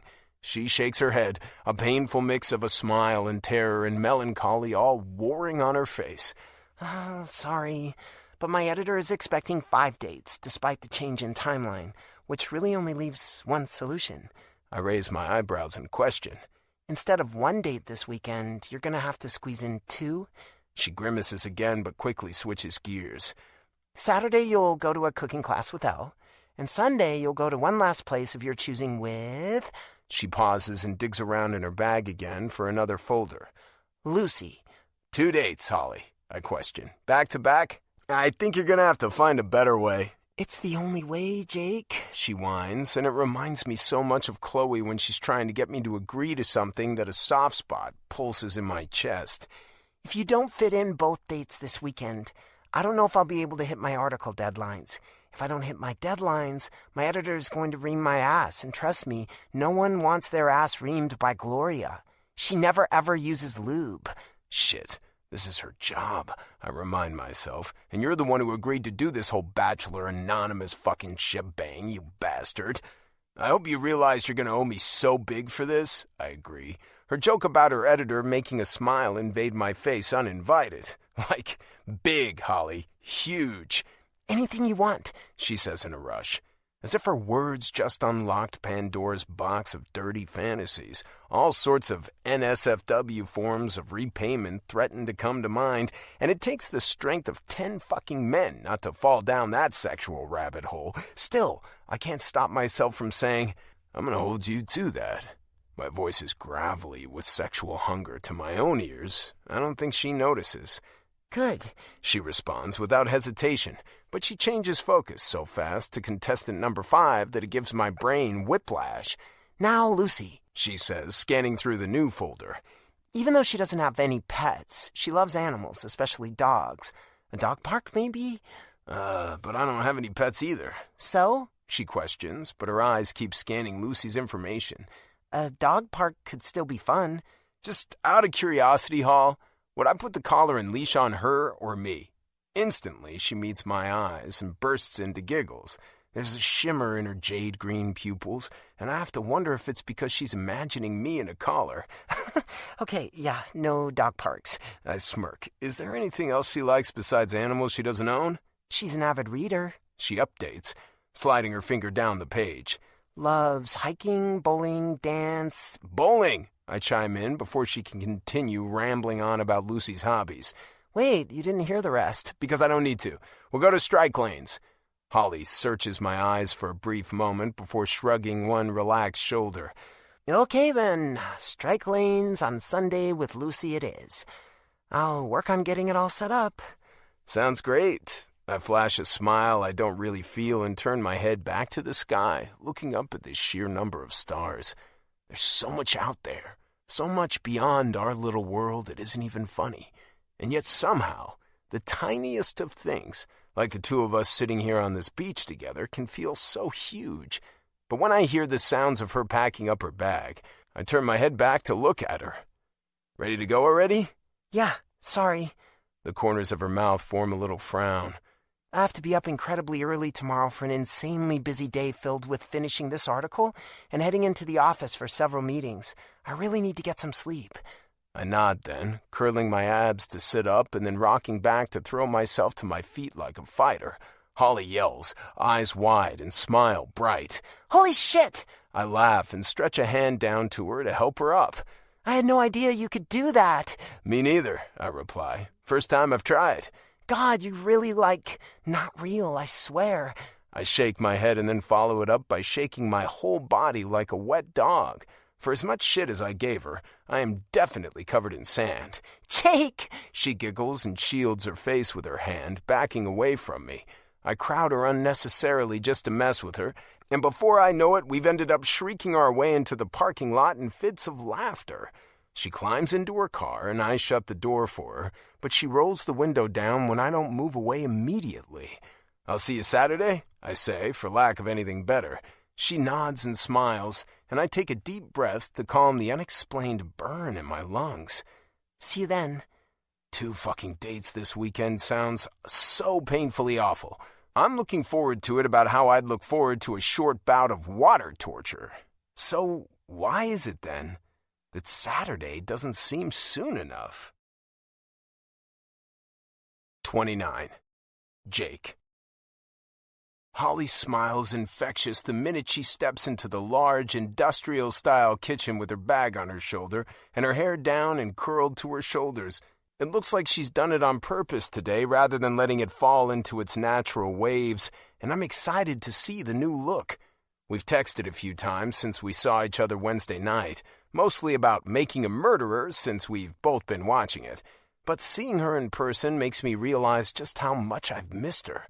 I lean into the stainless steel table in the center of the room and smile back at her as she trips over nothing, spins around to see what it was, and then laughs at herself when she realizes it was just air. I'm equal parts amused by how fucking cute she is, but also a little scared for her life in a room with things like hot stoves and sharp chopping knives. And I can't seem to wipe the smile off my face. Easy there, I tease good-naturedly. I don't want you to split your head open on the table. She pretends to slow her steps dramatically, but really, the way she does it just makes her look like a robot. I chuckle. You look beautiful, I find myself saying as she tosses her bag onto the table in between us. I didn't plan it, didn't even really realize I was thinking it, but neither of those makes it any less true. She blushes and drops her eyes to the table to dig out her notebook as she speaks. Thanks, she giggles.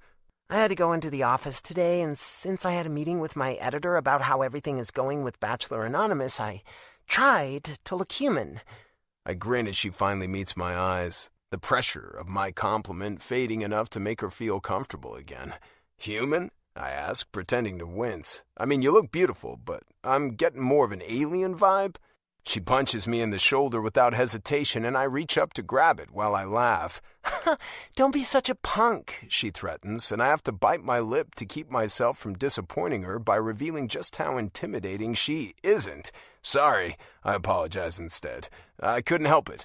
She rolls her eyes and opens her notebook to a fresh page to get prepared for today's date. I watch as she writes Elle's name at the top of the page and underlines it twice. Is that a cheat sheet for me? I ask sarcastically, and she shakes her head. You're bad. I wink as she continues. And brave. I can't believe you wanted me to schedule a cooking class date with a pastry chef. Pretty sure this was your idea, Hall. Yeah, she retorts with a sassy hand to her svelte hip. But you agreed to it. Well, I pause and waggle my eyebrows. I guess this is a case of go big or go home then, which just so happens to be SEAL Team 9's motto. 9? She questions. Top secret, I whisper with a wink just as the door at the front of the room opens and a couple women step inside. They're chatting with each other animatedly, and it brings Holley's and my conversation to a hush. When they look up and notice us, the one with the long blonde hair's eyes light up. Her attention is solely on me as she closes the distances, bites her lip, and breathes. You must be Jake. I nod, glancing to Holley, who's now looking on from behind with raised eyebrows. I am. You must be Elle. I reach out a hand for a shake, but she takes it between both of hers and clasps it. I am, she agrees, a huge smile curling her cherry-stained lips upward. This is Gail. She's our instructor today, but we actually went to culinary school together. Isn't that wild? I smile, sticking out a hand to shake Gail's when she offers it. I turn to introduce Holley too, but by the time I'm done exchanging pleasantries with Gail, Holley's retreated to the very back corner of the room. I frown at her, but she waves me off, mouthing, "It's fine." I frown harder at the word, so she rolls her eyes and smiles, pointing at her mouth with a finger as if to say, "See?" When Elle grabs my arm and drags me around to the other side of the table, I have no choice but to take my eyes off Holley and focus on the dish we're making for the day. It's steak with a garlic demi-glace and fajita corn and potatoes. Safe to say, I don't know how to make that one, so I do my best to pay attention. Elle is extremely flirty and affectionate, and while those are normally markers of a good date, I have to admit, on this one, I'm left feeling inexplicably uncomfortable. She's very pretty, well-spoken, and intelligent, and yet I couldn't be less into her if I were an inanimate object. When we get the sauce, or demi-glace, or whatever the hell it is, together, Gail steps out of the room momentarily to take a phone call, and we each take turns testing our product. I put the tasting spoon to my mouth and take a taste, and when I pull it away, Elle makes a face pretty much immediately. "Oh," Elle says with a laugh, pointing at my lips and then the bottom of hers. "You have something right there." I reach up to wipe away whatever food remnant is there, but she takes over, pushing my hand out of the way gently and offering, "Let me."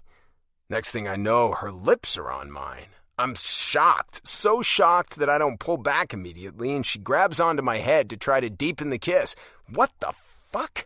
We're kissing. Well, she is kissing me. For my part, I don't do much else besides stand there in shock, giving my best impression of a dead fish, until I gently put an end to her lips' attempt at slipping her tongue into my mouth.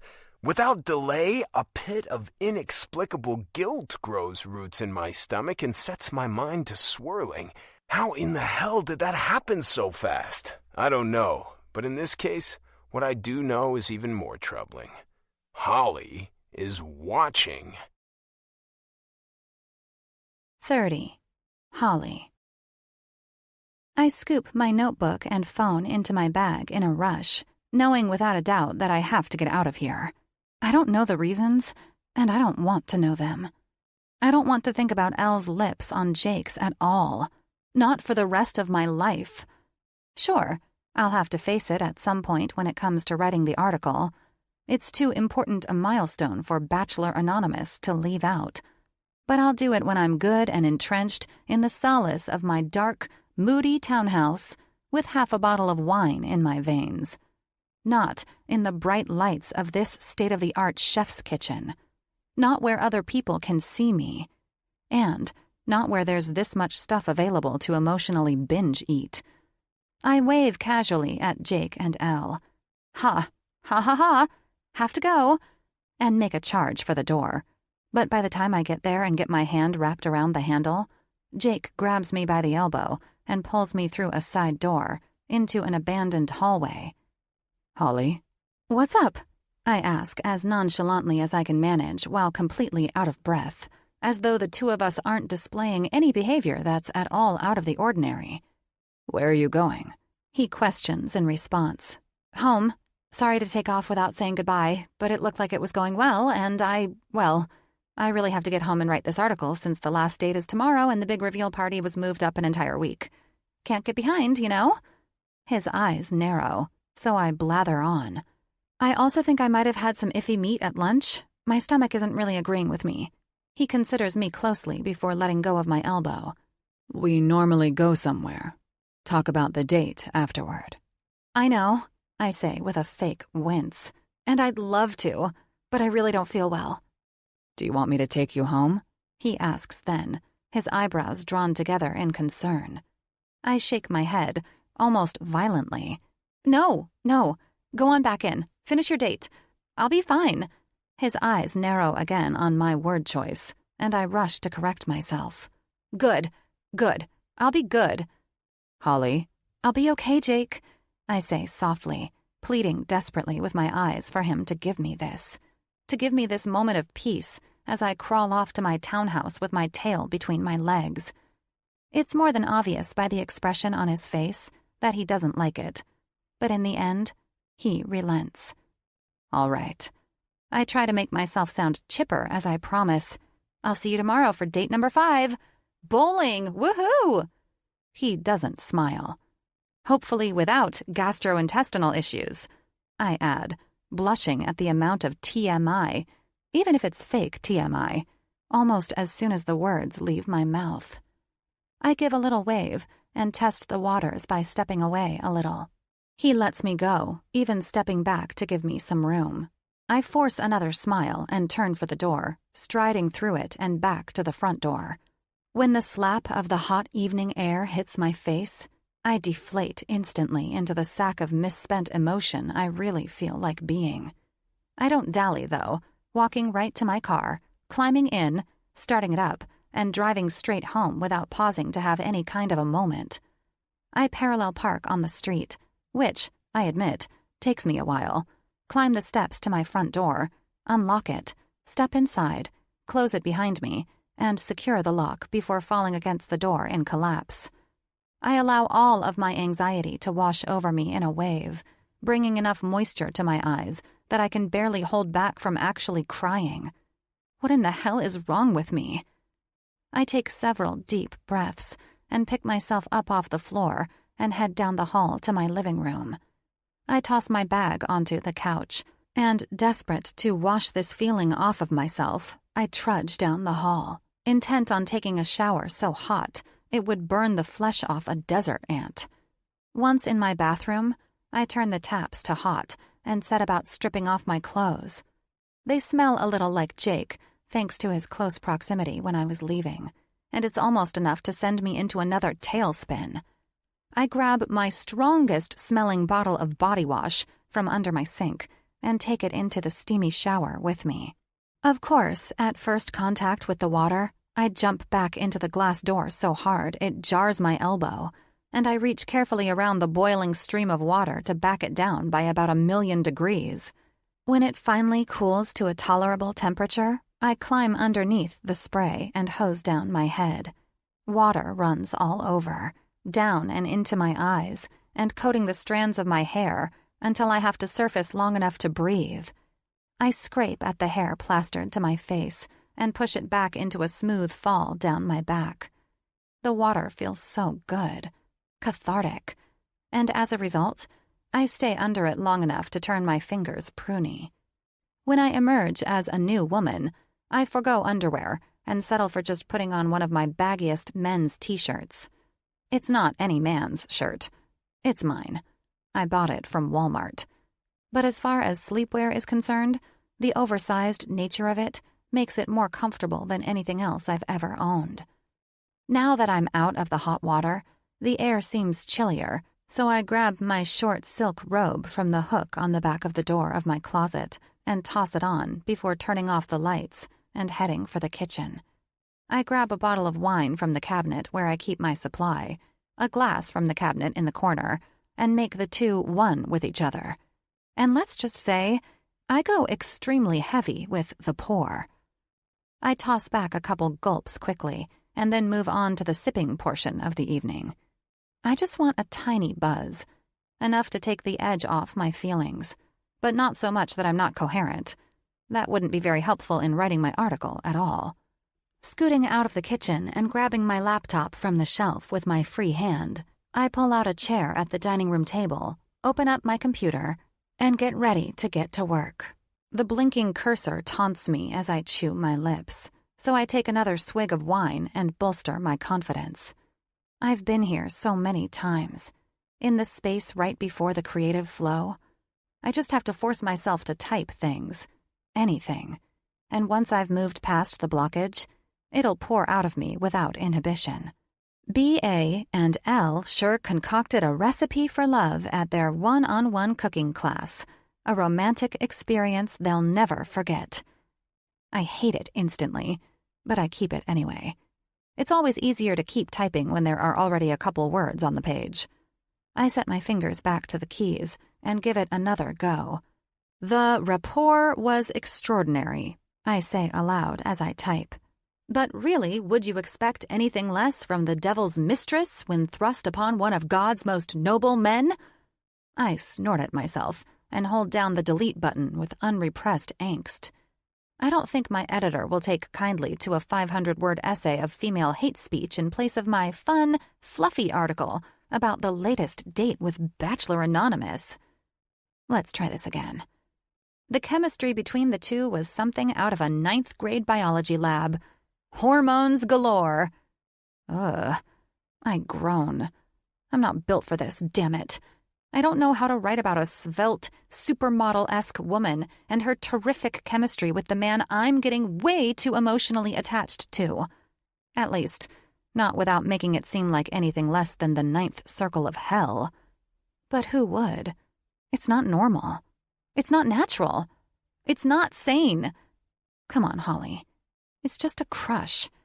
A simple, harmless crush on the first decent adult male you've been in contact with in the last God knows how many years who isn't over the age of 70. After numerous attempts to type something halfway decent and a lot of self-deprecation, I dig the heels of my hands into my eyes and sit back in my chair. I've been at this for far too many hours and have had way too many glasses of wine. My productivity is best found in the mornings, before the sun gets going full blast, before my brain is awake enough to give any credo to anxiety. Maybe I'm better off calling it a night, giving in to the will of the writing gods, and taking a small, stinging loss in the tally. I'll still have plenty of time to finish up writing the article in the morning, go over it with fine-tooth obsession, and turn it in by tomorrow evening, well before the print deadline, and the start of Jake's 5th and final date. The only problem is, if I stop working now, what will I do for the rest of the night? Obviously, the simple, logical answer would be to get some sleep. Yeah, but you've had too much wine for all that rational bullshit. An evil bird nips at one ear, and I'm too tipsy to recognize its wordless warning. Instead, I do exactly as my heart wills, grabbing my phone and typing out a text message. Me. Are you still awake? My God, what have I done? 31. Jake. Holley. Are you still awake? I sit up in my bed and grab the chain to the lamp on my nightstand, flooding the room with ambient light. I'd just settled into a light sleep, and the buzzing of my phone against the wood top of my nightstand woke me almost instantly. Groggy eyes had to make sense of a blurry-looking screen, but it wasn't long before Holley's name stood out starkly. I read the words again and type out a quick message, fibbing only slightly. Me. Yes? Are you all right? Holley. Yeah. I'm fine. Good. I'm good. How did the rest of your night go with Elle? Me. Anticlimactic. The date ended not too long after you left. Holley. Oh, interesting. It seemed like you guys were really hitting it off. She saw the kiss. I know she saw the kiss. She knows that I know she saw the kiss. What she doesn't know is that neither one of us liked that kiss. As I type my message, I try my best to rectify any misgivings she may have. We weren't. Things were fine at best, but when I almost got served a tongue down my throat I didn't order, and things took a turn for the worse. Damn near getting molested while I'm wearing oven mitts isn't my idea of a good time. When she doesn't respond right away, I send another. Holley, are you sure you're okay? Leaving things the way we did tonight was hard. Harder than I'd ever have imagined something so simple would be after surviving the Hell Week portion of SEALs training without ringing the bell. But emotional challenges, it seems, are unique. They exercise an entirely different muscle, the heart. And when one of the body's most important organs gets involved, it's hard to stop a situation from feeling like life or death. I watch as the bubbles wiggle in my text thread and disappear. Over and over again, she seems to be typing without ever coming up with something she deems worthy of sending. With a flick of my wrist, I toss the covers to the side and jump from the bed, heading to my closet to get dressed. It's impulsive and not at all thought out, but there's a simple need inside me I can no longer deny. I need to see Holley, and I think she needs to see me too.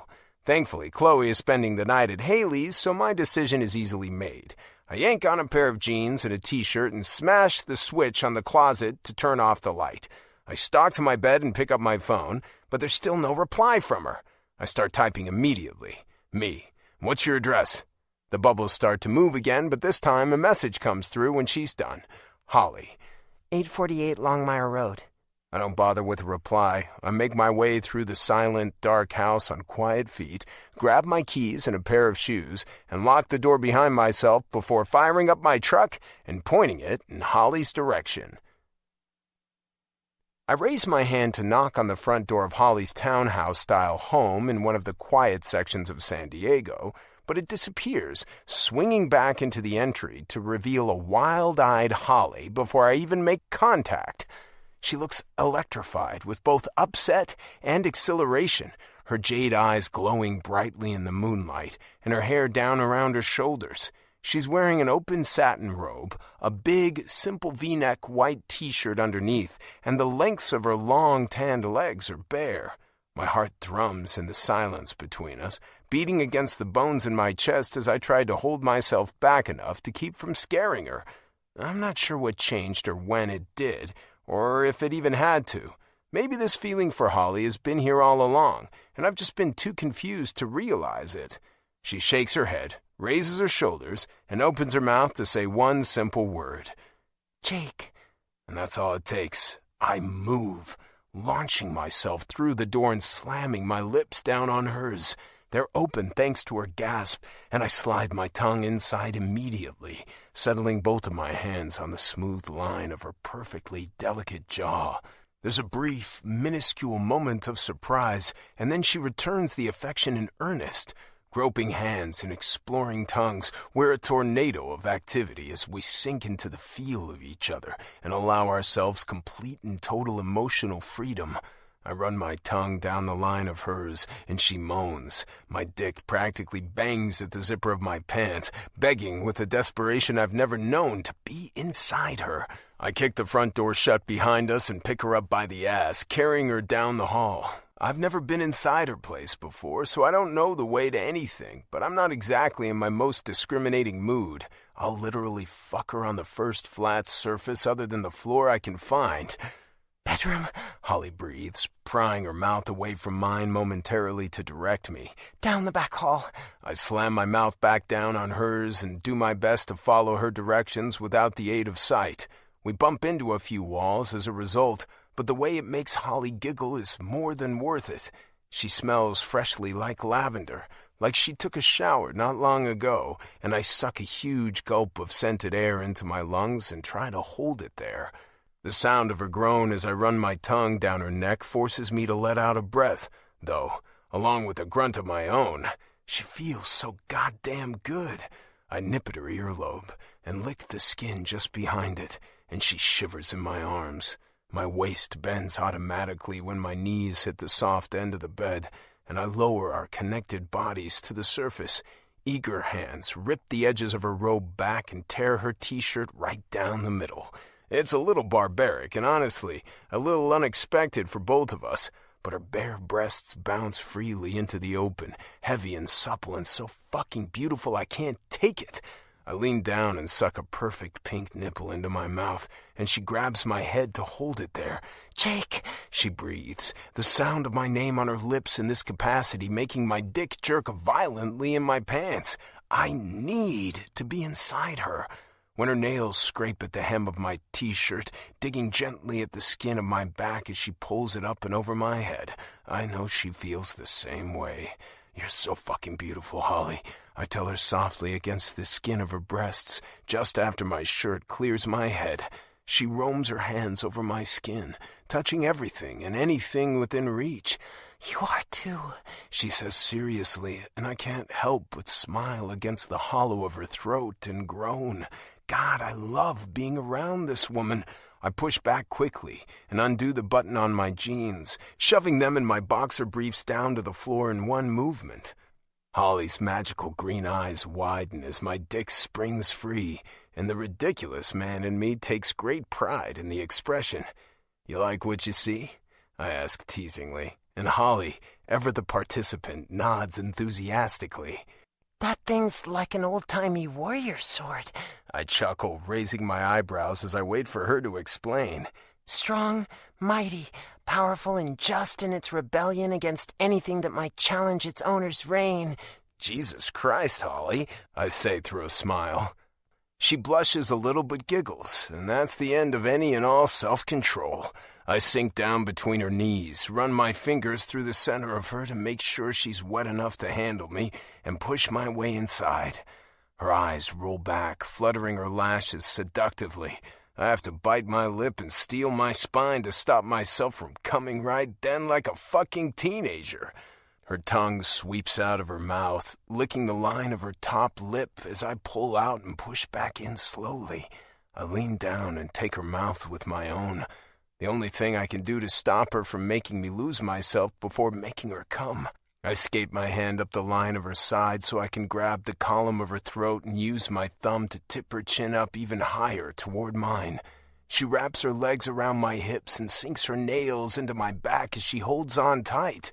I break our mouths apart and squeeze at her throat just enough that she opens her eyes so I can look into them. They're full of so many things I know she's got to be seeing in mine. Affection, pleasure, wonder, happiness. The connection between us is undeniable, both physically and emotionally. I slow my strokes and move them into rhythm with her breaths, in and out along with the sweet air of her lungs. She lifts a hand to my throat, dragging the tips of her fingers against the skin just below my jaw almost manically. She's desperate for release, and as her breathing speeds up, so do my strokes. I hold her eyes relentlessly, begging her to show me her release with all the power of my own. And when she finally falls over the edge of the cliff, it is, without a doubt, the most beautiful moment of sex I've ever had in my entire life. Holley Fields is everything I never gave myself a chance to dream of wanting in my life, and then some. I tumble over the cliff too, dragged by the hold of her hand. It feels so fucking good. My vision tunnels and blurs, and I have to tuck my face into the sweet skin of her neck to stop myself from passing out. She takes all of my weight as I give it to her, lying there in the sweaty, perfect mess we've made for just a minute. I shift, pulling out of her slowly and settling my elbow into the bed so I can rest my head in my hand. And by the time I complete the movement and look down at her, she looks beyond sleepy, just skating the line between dreamland and reality. She's vibrantly comfortable and perhaps a touch vulnerable, and it might make me a monster, but I can't help myself. Now that I've had her like this, now that I know all the wonderful ways she is, I have to know where the pain in her eyes comes from. "Holley," I say softly, squeezing her at her hip just hard enough that she'll reopen her eyes. She hums. "I have to know, where does your pain come from? Did someone hurt you?" She shakes her head, but I'm only half convinced she even knows what I'm saying. "Tell me what happened to you, and I swear, Hall, I'll make sure it never happens again." She sighs, her eyes closed, but somehow manages to mumble. Don't worry, Jake. I hardly even think about my bastard ex-fiancé Raleigh, his wife Megan, and their baby anymore. Her ex-fiancé? She was engaged to a man who is now married and has a baby? Holy shit! My heart lurches at the possibilities of what she could mean, but before I can get clarification, she's asleep. "Holly," I whisper, watching the rise and fall of her chest to make sure I shouldn't be concerned for her well-being. She curls into me then, throwing a leg over my thighs and smiling a little in her sleep. I pull her tighter into my body and sigh, and then I chuckle. I swear to God I've never met a weirder woman. Softly, I brush a strand of fallen hair out of her face and wrap my arms around her. I lean forward and place a gentle kiss to the corner of her mouth, the same corner of her mouth I first touched with my lips the night of our first whole day spent together. I watch her for a little while, letting my mind settle into the fact that we made a move we can't go back from tonight, a move I don't want to go back from, and then finally fall into a peaceful sleep. 32. Holley. I almost didn't show up today, to Jake's 5th and final date. I almost packed a bag and headed for the Mexican border. It wouldn't take me long, under an hour, even in heavy traffic. I could get drunk in Tijuana and get abducted by a cartel or thrown in a Mexican prison. And honestly, any of those options sound better than dealing with facing Jake after last night. And this morning. I'm not exactly proud of myself, but I am what I am. And even if I don't know how to do anything else, boy, do I know how to panic. In the end, however, even after I let my flight response take me to crazy heights this morning, I decided to show up for myself, for work, but to do it while avoiding my issues with expert dedication. Every time the front door opens, slicing a ray of sunlight into the dark ambiance of the bowling alley, I jump. So when he finally does walk in, I've already given myself a case of the hiccups from all the sudden movements. It's okay, though. Jake scans the alley, a scowl in place, and the fear his intensity awakens in me scares those fuckers right out of me. He walks toward me intently, and I back slowly into the wall behind the table I've placed between us as a protective barrier. It doesn't stop him. Frankly, it doesn't even slow him down. Because in what seems like the breath between one moment and the next, he's there, looking me in the eyes. His eyes are turbulent, almost alarmingly so, as he tosses his discarded sunglasses onto the top of the table and puts his hands to his hips. We need to talk about what happened last night. No, I shake my head maniacally. We don't. The last thing we need to do is give a voice to it. Why? Why? Are you serious? How many reasons do you need? At least 2. He challenges, and I narrow my eyes. I'm an employee of the paper, and my behavior was completely unprofessional. Not to mention, you're about to go on a date with another woman. I hiss. I hardly think this is the time to rehash everything. I disagree, he counters with a sharp edge to his voice. We need to talk about it. Now, before my date. You left your own house while I was asleep so you wouldn't have to face me, Holley. He whispers, his words laced with accusation. We need to talk. I toss up both hands and start to walk away, but he reaches out and grabs my arm, turning me to face him. He holds me there, and I do my best to turn my flight instinct into fight. It's the only option I have if he's going to hold me in place. Why do you want to talk about this, Jake? So it can be super awkward? This is not a good idea. That's why I left this morning in the first place. It's why I didn't answer any of the many calls or texts he placed to me. And it's why I found somewhere to hide out, somewhere there was no possibility of him finding me. Until now. Luckily, my dad is out of town on a fishing trip, or I wouldn't have been able to hide at his house. He would have given me shit, too. What's not a good idea? He asks, searching my face for answers I don't have. Talking about it? Or what happened? Both, I snap. His eyebrows smash together as he scowls, and I have to look away. I can't stand to see him looking at me like that. And that, too, is the problem. I'm way too close, I say to the floor. I never should have gotten this invested with you. This involved in your life. I'm just mucking things up. You really think that? He forces my chin up with gentle fingers, and I have to look him in the eye. You really don't? He considers me for a moment before reaching out to try to grab my hand. I pull it back. I'm way too embarrassed by the mess I've made for myself. If my editor knew what I'd done, I'd be fired. If the women he's been dating knew, they'd start a shitstorm that would make the T-Swift versus Kim Ye feud look as intimidating as Mr. Rogers' cardigan sweaters. Trust me, I should know. I've been involved in one before. I was just on the other end of it. God, I'm practically the other woman. I'm not willing to ignore this, he declares stubbornly, and my panic runs straight up the scale to an 11. Why not? I plead. I'm giving you a pass, okay? You don't have to get bogged down in the details of yet another woman. I'm fine to just move on. Put it behind us. Focus on the contest and figuring out which one of these women you'd like to pursue something with, okay? That's not what I'm trying to do, Holley, he blurts out on a rush. If you would just listen to me. No! I finally shout, breaking my wrist free of his grip. I can't, okay? I can't do this. Last night was a mistake, Jake. Just move on.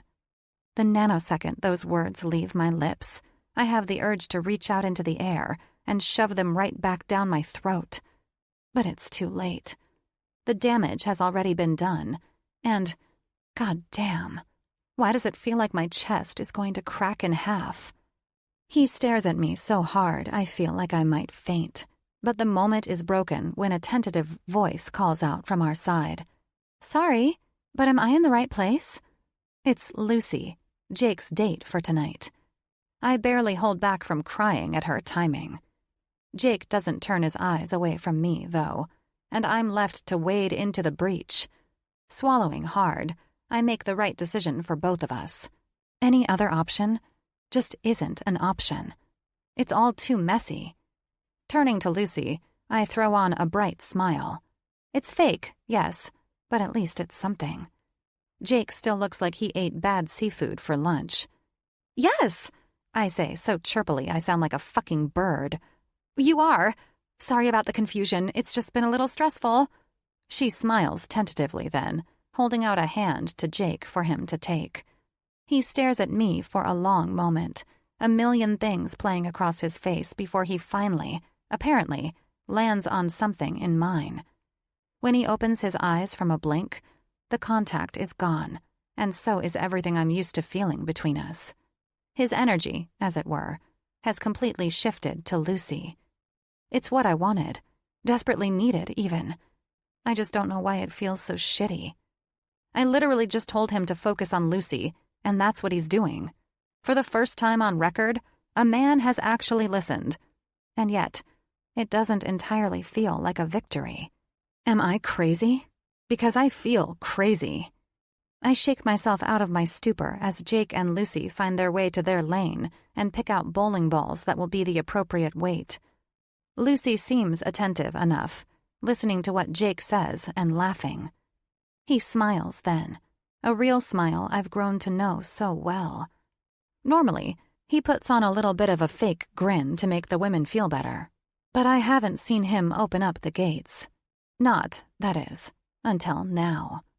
Now, he's smiling at her like he usually smiles at me. Are you sure you're not just being a self-deprecating, self-destructive psycho who is making herself see things that aren't really there? I mentally flip my stupid subconscious the bird. The nosy bitch needs to mind her own business. Yes, I know she's technically me, but I'm nearly in the middle of a nervous breakdown over here. No matter what's really going down in front of me, I feel like it's all my fault. Only I'm to blame for my petty, childish outburst, or the sad reality that I left my townhouse before he woke this morning. Who does that? Seriously? Me. I do that. Jake wanted to talk to me, to talk about everything that we should be talking about, and I shut him down. As I watch Lucy step up to bowl, and then look back to see Jake watching her, I have to wonder if I'll look back on shutting him out as the biggest mistake of my life. I take my spot at the table behind them and do my best not to cry. It's pathetic, really, feeling sorry for myself. I want him to be happy, and Lucy seems like a nice, normal woman. She could be that for him. He could be the one for her. I take out my notebook and scribble down some notes about the animated way they chat with each other and the fact that neither of them ever seems eager to get up and take their turn to bowl. It's a regular romantic fucking comedy movie playing out before my very eyes. She takes a sip of her soda and then spews it on him when he makes her laugh mid-drink.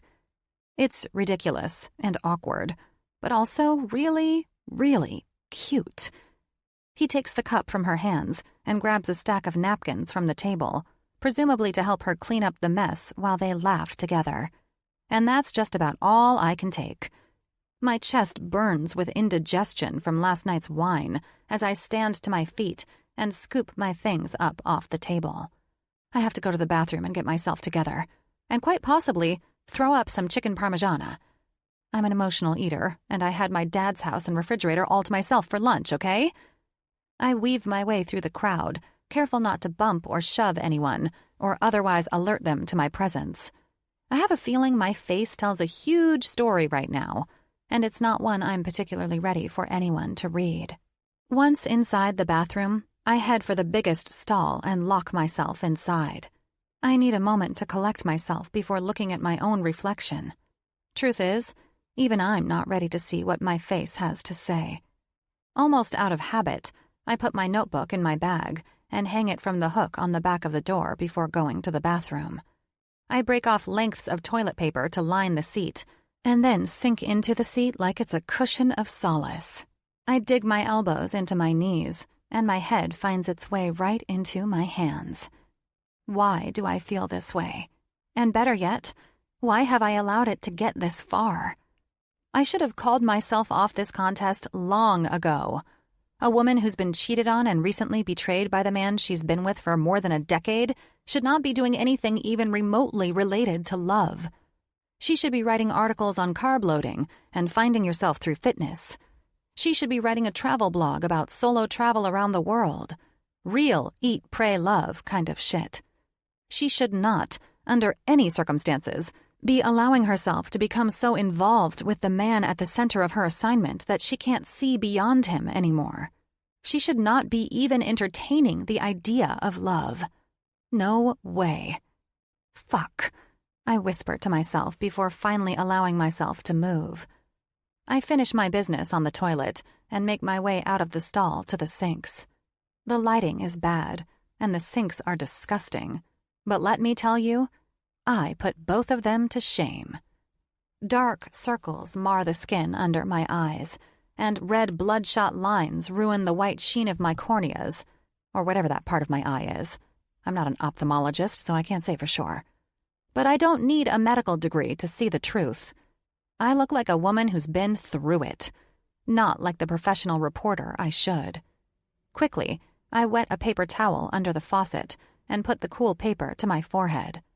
It's soothing to my hot skin, and I can't seem to get enough.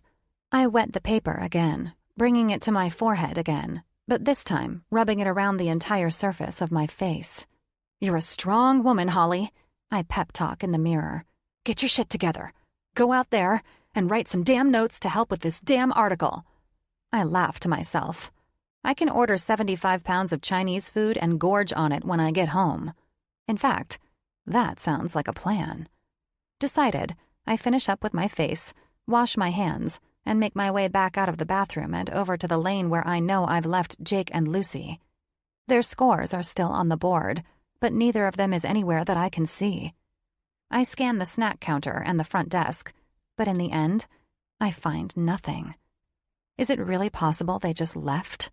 Together? Already? I feel physically sick to my stomach, like the acid within has turned into the stormy seas on that fishing show Deadliest Catch. I run back for the bathroom, making it into the stall just in time. I've never found myself in an emotional hollow so low, not even when I found out about Raleigh. It's ironic, really. I dated Raleigh for well over a decade, and he cheated on me for over a year. But getting attached to Jake and sleeping with him last night, while he's in the middle of trying to find love with someone else, makes me feel like so much more of a fool. I sink down onto my knees on the bathroom floor and allow the tears to flow. My hands shake, and my heart hammers. I'm scared. Scared to fall in love with someone, only to have it all fall apart again. I just didn't realize until now that the alternative is even scarier. Did I just let the best guy I've ever met slip through my hands on purpose? 33. Jake. I slammed the garage door behind me and tossed my keys onto the counter with no finesse whatsoever. Then I grab a beer from the refrigerator and put it to my lips and take a swig. It's only noon on Tuesday and already I'm fucking done. I'm done with the day, done with the week, just about done with the year for that matter. Matt was so unimpressed with my mood he made me walk off my own job. Fucking ridiculous, I say to myself, reliving it again. Nothing was going right, and the quality of work was shitty at best. I have a right to voice my displeasure to whomever I goddamn please until they get it right. Yeah, but is that really what has you so angry? My mind taunts annoyingly, and I slam back another slug of beer to shut it up. I grab my phone furiously and type out a message. Me. You around to get a beer? Need to talk. Garrett answers almost immediately, but it is the absolute last thing I want to hear. Garrett. Sorry, dude. Beard's gone again. Frowny face emoji. On a chopper on my way up north. I should be back in a week if we get this thing under control. Me then? I chuck my phone at the counter and growl. Fuck! Dad? Chloe asks from the other side of the island. I swing my gaze up and around to look at her, and she's watching me in my very poorly concealed rage with wide eyes. I can't entirely blame her. I don't know that she's ever seen me like this. Hell, I don't know that I've ever been like this before. What, Chloe? I ask, trying not to be short with her and failing miserably. That, of course, only makes my mood that much worse. I'm not the kind of guy who takes his shit out on every innocent bystander he encounters. I don't want to be that guy. Right now, I just can't seem to help it. Are you okay? I'm fine, I clip. I almost laugh, derisively, of course, because even the simplest of things are now tainted with memories. And as much as I'd like not to be, I'm dangerously aware of the irony of using that word. Did something happen on your date the other night? I narrow my eyes and she steps up to the edge of the island tentatively, resting her hands on the top of it. Why would you think that? You've kind of been in a... She swallows. Bad mood ever since you got back from your date Sunday night. Back from my date Sunday night with... Christ, what was her name? Laura? Lauren? Lucy. Yes, that's it. Sweet, pretty Lucy. The woman who did absolutely nothing wrong, yet didn't have a chance in hell at keeping me at that bowling alley for very long, after I witnessed Holley storm away from the table behind our lane with more than a little discomfort in her eyes. I tried to watch where she went, to be able to follow her, but between the crowd and Lucy asking me if I was okay, I lost track of her. Seeing her like that and not being able to do anything about it was one of the hardest things I've ever been through. And I've been through some hard shit. Foster care, buds training, my time in the field as a SEAL, raising Chloe alone. I don't want anything about Holley to be another item on that list, but she didn't give me a choice. She shut me out, pushed me away, not the other way around. And unfortunately for Lucy, instead of being a good guy and attempting to finish the date, I played the role of fucking coward, a role that doesn't exactly come naturally to former SEAL. I ended the night before we'd even finished our first game by feeding her a lie about there being an emergency with Chloe and needing to get home. Yeah, I even involved my daughter in my bullshit. Talk about a fucking prick move, right? Trust me, I am not proud of any of it. Seeing Chloe standing there across from me, waiting for answers I don't know how to give, just makes me feel that much worse. What's going on, Dad? Chloe asks again when I don't offer any sort of comment on her painfully true observation. What happened? I mean, it's so obvious that something is going on with you since... I shake my head. Chloe? Whatever it is, I'm sure it'll work itself out, Dad. The party is Friday, and I'm sure... I cut her off, slicing through the air with the chop of my arm. No stupid fucking contest. No more Bachelor Anonymous. I'm done with the whole thing. I don't need to go to the party. I want out of it. Her eyes widen. I've never been so careless with the way I speak to her before, and we both know it. Still, she powers on, her voice a whisper. Dad, be serious. You have to go. No, Chloe, I don't. I did this for you, and you know what? You were right. I needed to open myself up, but it didn't work out. I didn't find relationship potential or love in any of these women, which means I don't need to go put on some mockery of a show Friday night and act like I actually did. I don't believe you, she says sternly, a tone I've never heard her use with me before. It seems we're both sailing through new waters today.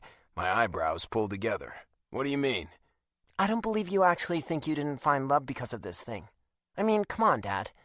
Chloe, I didn't. She squints her eyes at me. You're so full of it.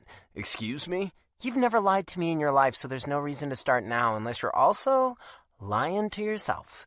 She throws both hands up in the air. Which you totally are. Chloe. Dad, be real with yourself and me, she says, her voice a near whisper. She fits us. She's the perfect mix of right for you and right for me, and you know it. She's fun and funny, and I don't want to think about her not being around. Only one person comes to mind. Holley. It's no surprise she's my first thought. She's never really even left the center of any of them. She's the reason I'm so angry. She's the reason I stopped the date with Lucy abruptly when I looked back and didn't see her sitting at the table anymore. She's the reason I'm so goddamn heartsick I almost can't breathe. Holley. I say her name out loud. I've spent the last 48 hours consumed by thoughts of her, but it's the first time I've allowed myself to bring any of them into the light of day.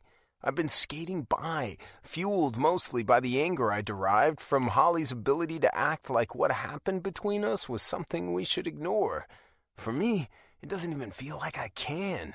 I've almost called and texted her 1,000 times, but the fact that she's content to shove everything that happened between us aside makes it feel too much like a fool's errand. A woman who leaves her own bed the morning after sleeping with you is almost definitely willing to avoid texts and phone calls. Of course, Holley, Chloe shouts. I mean, I think we both know the only reason you went on any of those dates was to be around her more, right? I'm both surprised and terrified at her keen observation. My beautiful daughter is so much more than I've even given her credit for. All I can do is nod. I don't even remember some of the other women's names. It might make me a terrible person, but it's the truth. Most of my dates with them, all I did was watch Holley, waiting for her to look up at me and meet my eyes. I've been gone, completely invested in her since the moment I pulled her soaked business suit body out of the ocean and she yelled at me for saving her. It's the whole reason I agreed to do the contest in the first place, though I didn't realize it at the time. Hindsight, as always, makes things so crystal clear. Blind dates and newspaper articles aren't my style, not at all. But all of it meant spending more time with her, and deep down, I knew I wanted to know more. Frankly, I can see now I wanted to know everything about her stunning, stubborn, adorable, awkwardly cute, clumsy, and sexy as hell being. You have to go tell her! She shouts so loud it makes my eardrums ring. You need to go tell her how you feel. It's not that simple, I mutter, and I'm not sure if it's to her myself. But it is that simple, she persists, waving her arms around like a lunatic.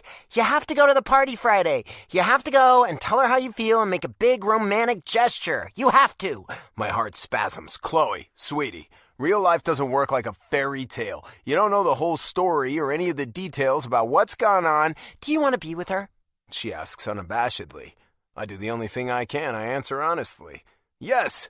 It feels like I've carved a hole in my chest with a spoon when she's not around. But I don't think she's sure she wants to be with me. She's avoiding me. All the more reason to go to the party. You can go and tell her how you feel, she all but demands with crazy, urging eyes. Lay it all on the line. She's doing my makeup beforehand, so I can promise you she'll be there. Wait, what? My laugh is brittle with heartache, but it's a laugh all the same. Only Holley and my daughter could somehow set up a makeup date in the middle of all this. She's doing your makeup? Of course. She told me she would 2 weeks ago. She offered and I accepted.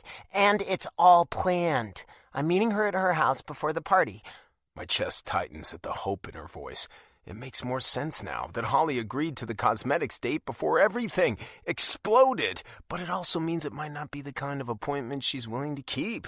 Sadness burns in my lungs as I try my best to deliver the blow softly.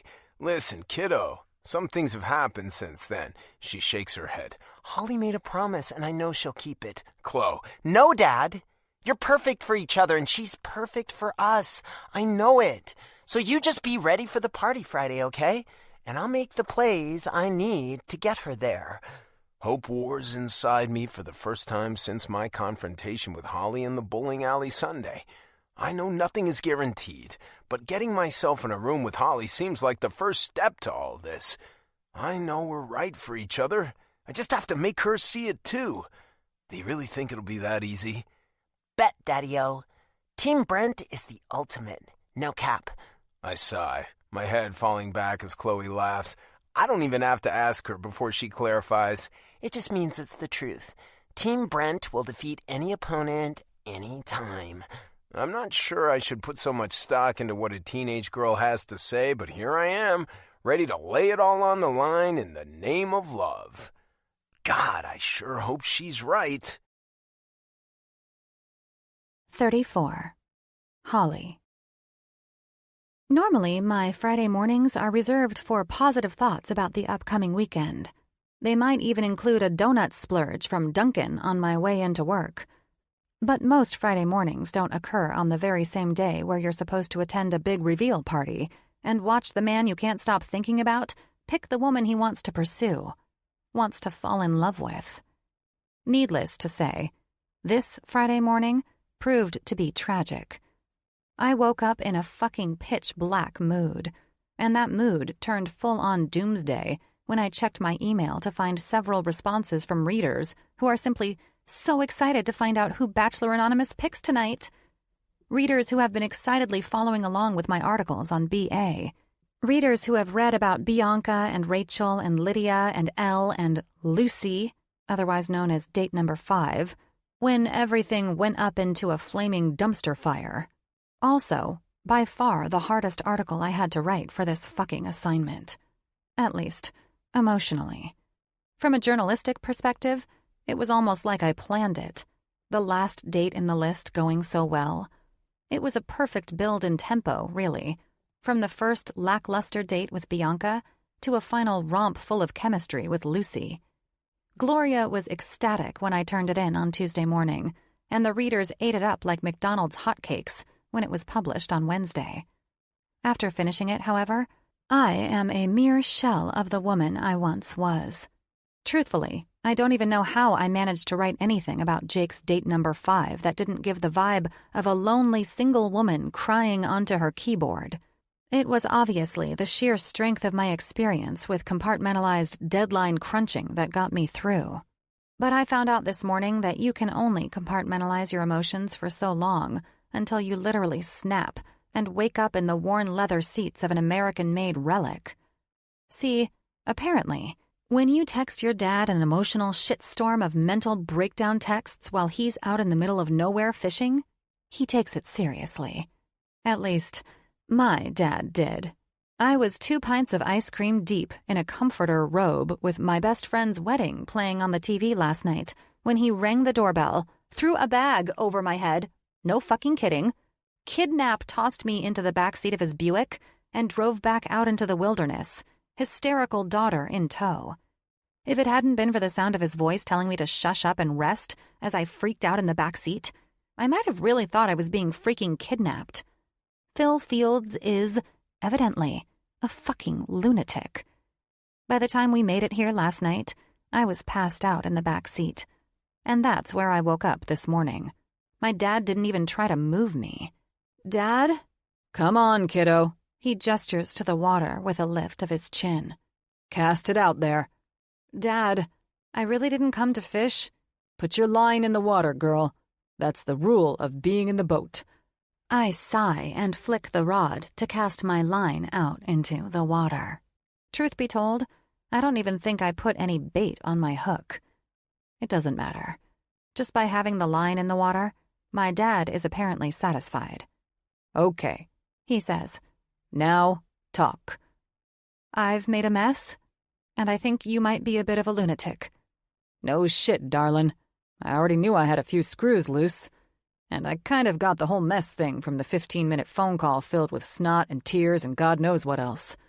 But the answer is simple, Holl. You make a mess, you clean it up. I roll my eyes. Not that kind of mess, Dad. Clorox wipes won't do the trick.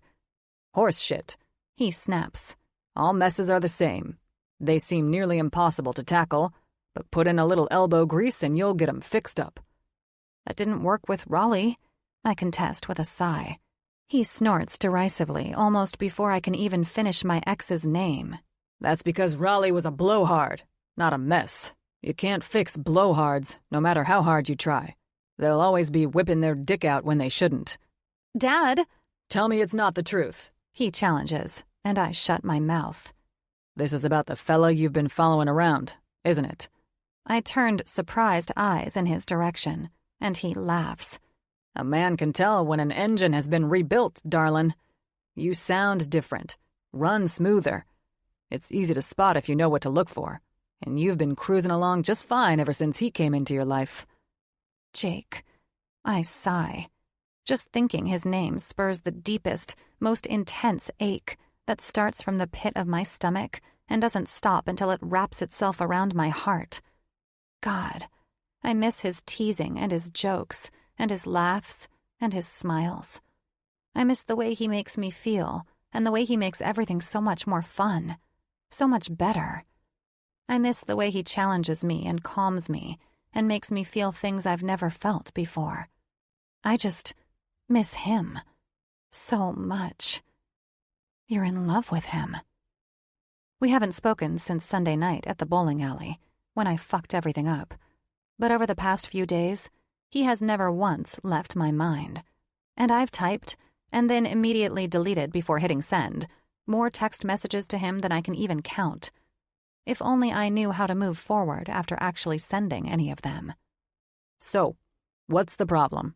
My dad asks, pulling my attention back to the external. Why'd you make a mess of it? Because, Dad, it's complicated. He's the bachelor in my contest for the paper. He's dating 5 other women who are all vying for his affection. I can't just... You can, he interjects. I can't. Of course you can, girl. Ain't no rules when it comes to love. Haven't you heard that song? All's fair in love and war. I nod, sinking my head into my hands. Even so, I've messed it up beyond repair. Something happened between us and he wanted to talk about it, but I freaked out. I told him it was all a mistake. So untell him. Why do you think everything with men is so easy? So cut and dried? Because it is. He snaps with a laugh. It's you women folk who make us out to be way more complicated than we are. Tell him the truth. Tell him you were stupid. Tell him how you feel about him. That'll be that. I guffaw. If he feels the same way. Only one way to find out. I could find out the opposite is true. Maybe he completely regrets everything with me. Imagine the heartache then. Imagine the heartache of sitting on your asshole while he puts his ring on another woman's goddamn finger. I scowl, and he nods, smiling. The bastard. Do you love him, Holley? When I don't respond right away, he asks it again. And then again. And then again.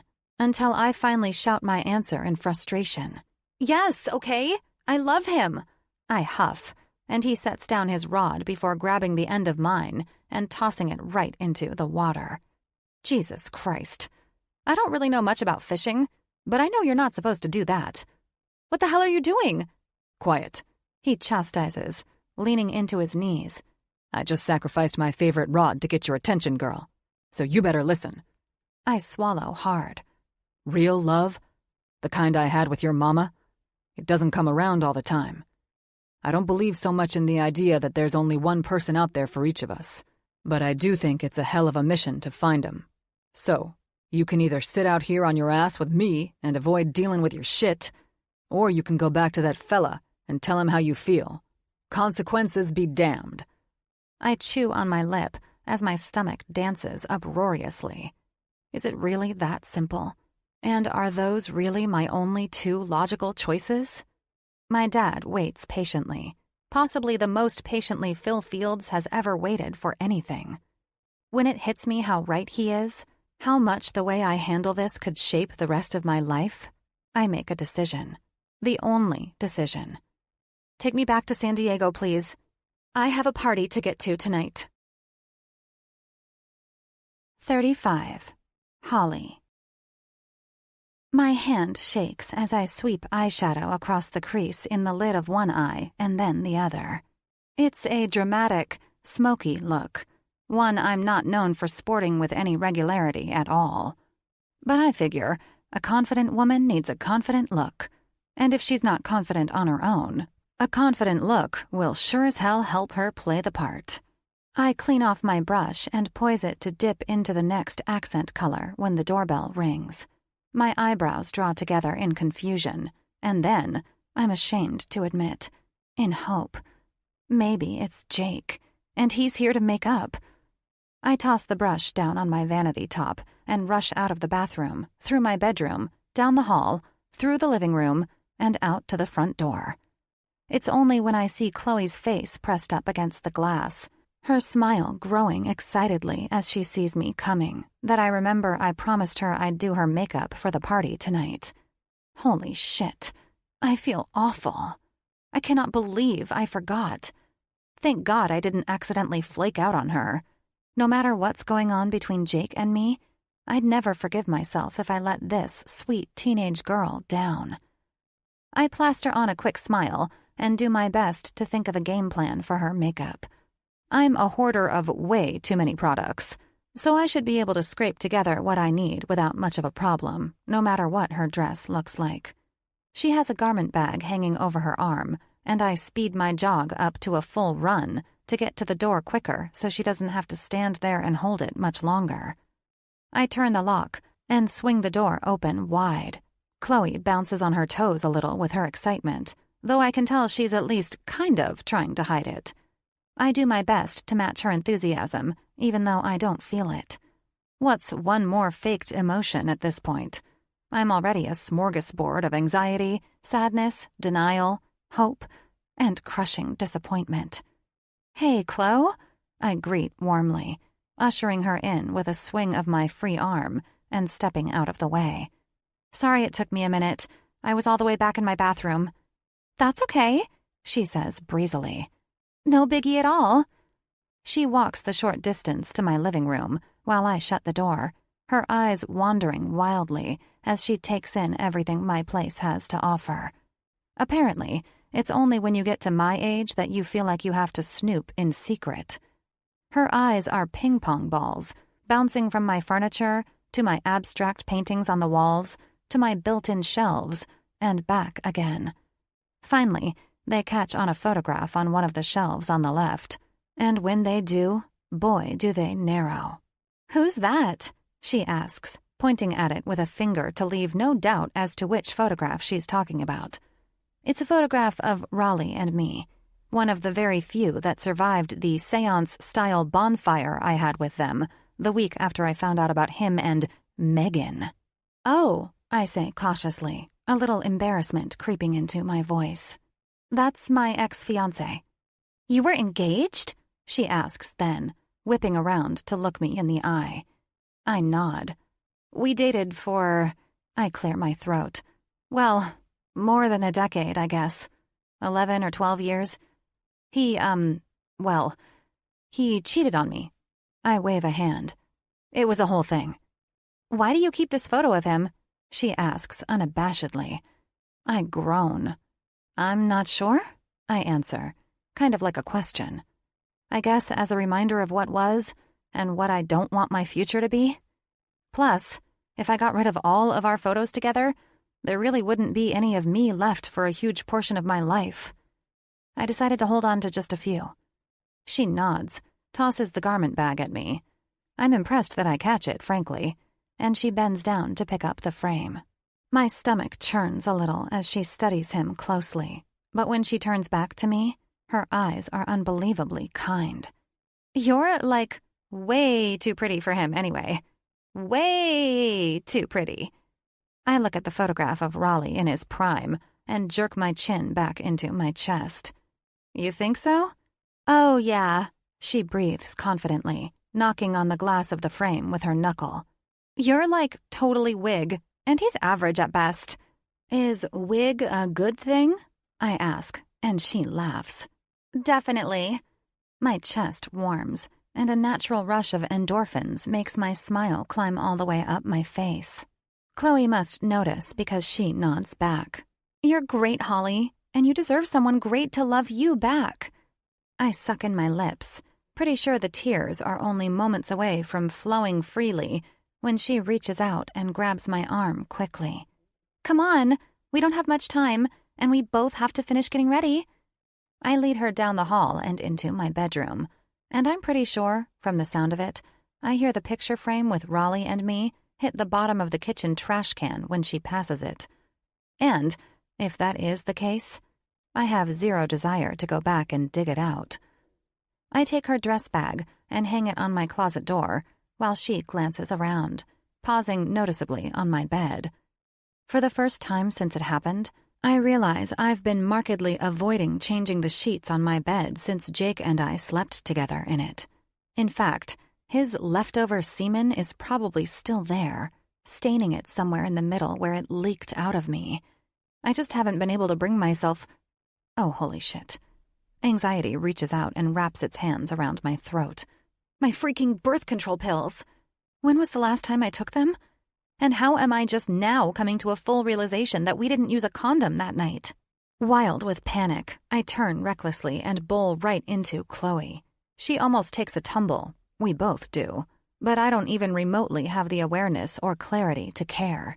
I single-mindedly run for the bathroom, grabbing onto the trim of the doorway to swing myself around at full speed and grab the handle on the top drawer where I always keep my medication. I'm violent in my motions, and the carefully organized rows I keep any and all medication in go right to hell. But I don't care. I scrap and scrape at the stack, throwing everything I come into contact with that isn't a little round case of very important pills right into the basin of my sink and mumbling to myself, "Oh God, oh God, oh God." I can almost feel Chloe's presence as she sidles up behind me, but I pay her no mind, finally finding the elusive case and popping it open to inspect it. I count pills and calculate dates in my head, but fucking hell, it is a fool's errand. I haven't been taking this shit for at least a week and a half. I open my mouth and close it, gulping like a fish. What am I going to do? What if I'm actually fucking pregnant? I mean, it'd be Jake's kid, which is great. He obviously makes good kids. But holy shit, I'm not even dating the guy. We slept together one time, and he's dating 5 other women. I swear to Zeus, this is some kind of bullshit universe, full circle crazy nonsense if I've ever seen it. I know it's my fault for not being more responsible, but... Chloe jerks me out of my mental tirade and spins me to face her. After getting one look at my face, she grabs my head on both sides with her hands and holds me steady as she gets as close as she can. "Do not freak out," she commands, sounding scarily authoritative like her father. I swallow thickly, but every fiber of my body wants to rebel against her. If ever there was a time to freak out, damn it, this is it. "Holley," she snaps, bringing my manic eyes back to her. "Do not freak out. Whatever you're thinking about right now, stop, okay?" I shake my head, and she grips it harder, forcing me to make it nod. "Whatever it is, my dad is going to make it all right," she says, showing a finesse and a heart so far beyond her years, it's not even funny. Tears sting my nose, but this time, they're the good kind. It may sound weird, but I think I knew I loved her before I knew I loved him. Yeah, I love him. I admit it. I laugh, and she frowns, fearing I'm moving even closer to the brink of a breakdown. But the truth is, no matter what, she's just done the impossible. Because knowing her, and knowing Jake, knowing the way they are together, makes me know that no matter what happens with him and me, I, and maybe this baby, will be more than all right. It's seriously the weirdest emotional roller coaster I've ever been on. But Chloe being here during one of the most unexpectedly ground-shattering moments of my life makes me feel calm. Right.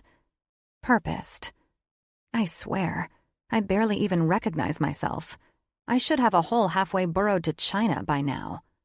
Come on, I say, a wave of peace washing over me and steadying my voice. I reach up and run the backs of my knuckles along her cheek. Let's get ready. You're fine now? She asks skeptically. I can't blame her. She's only a teenager, but I'm pretty positive she knows what birth control pills look like. Hell, I wonder if she's put it all together already. I wince internally. God, I wonder how that makes her feel. I take her hand in mine and smile. No, Chloe, I'm good.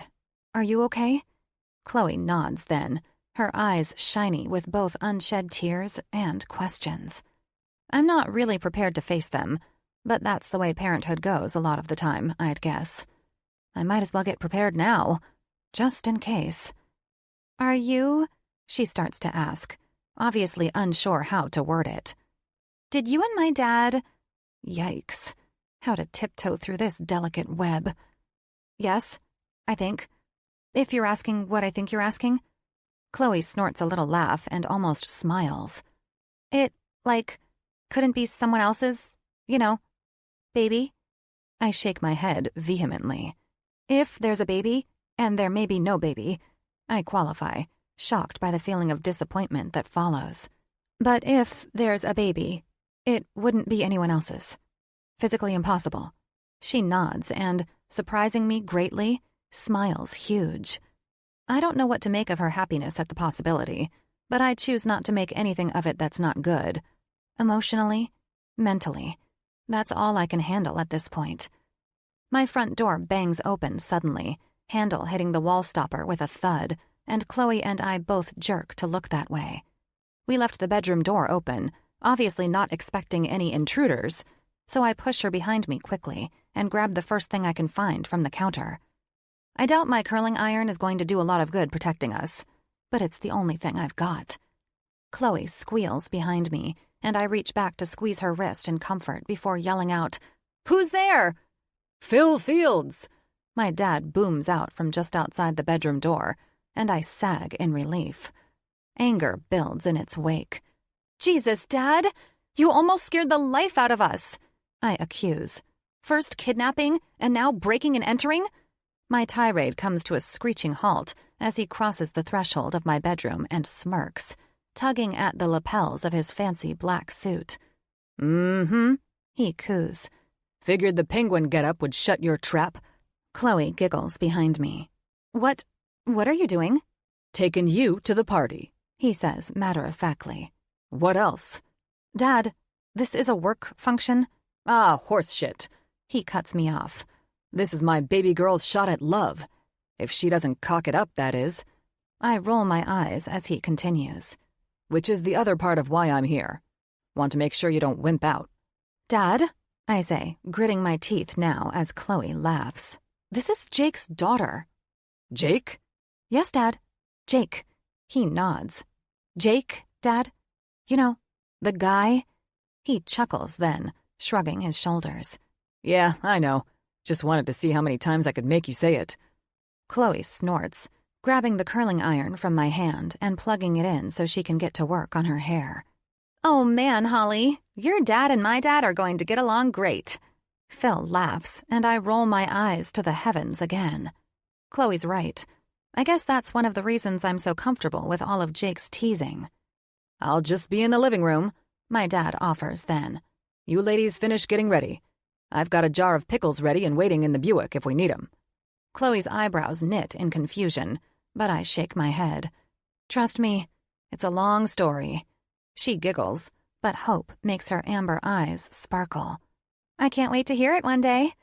I nod. I sure as hell hope Jake's receptive to my apology, and I get the chance to tell it. All I can do now is be me and tell Jake the truth. Come on, I say with a smile. Let's get your makeup done. Chloe laughs again in the back seat, ever entertained by Phil as I sink my head into my hands and try not to cry. He's been a one-man show for the last half hour on our way to the venue, filling the ride with tales of my misadventures as a child and beyond. The one good thing I can say for it is that until this moment, it's kept me pretty distracted from the shit show I'm about to walk into. Phil leans over and grabs my hands, pulling them away from my eyes as I feel the car rock to a stop.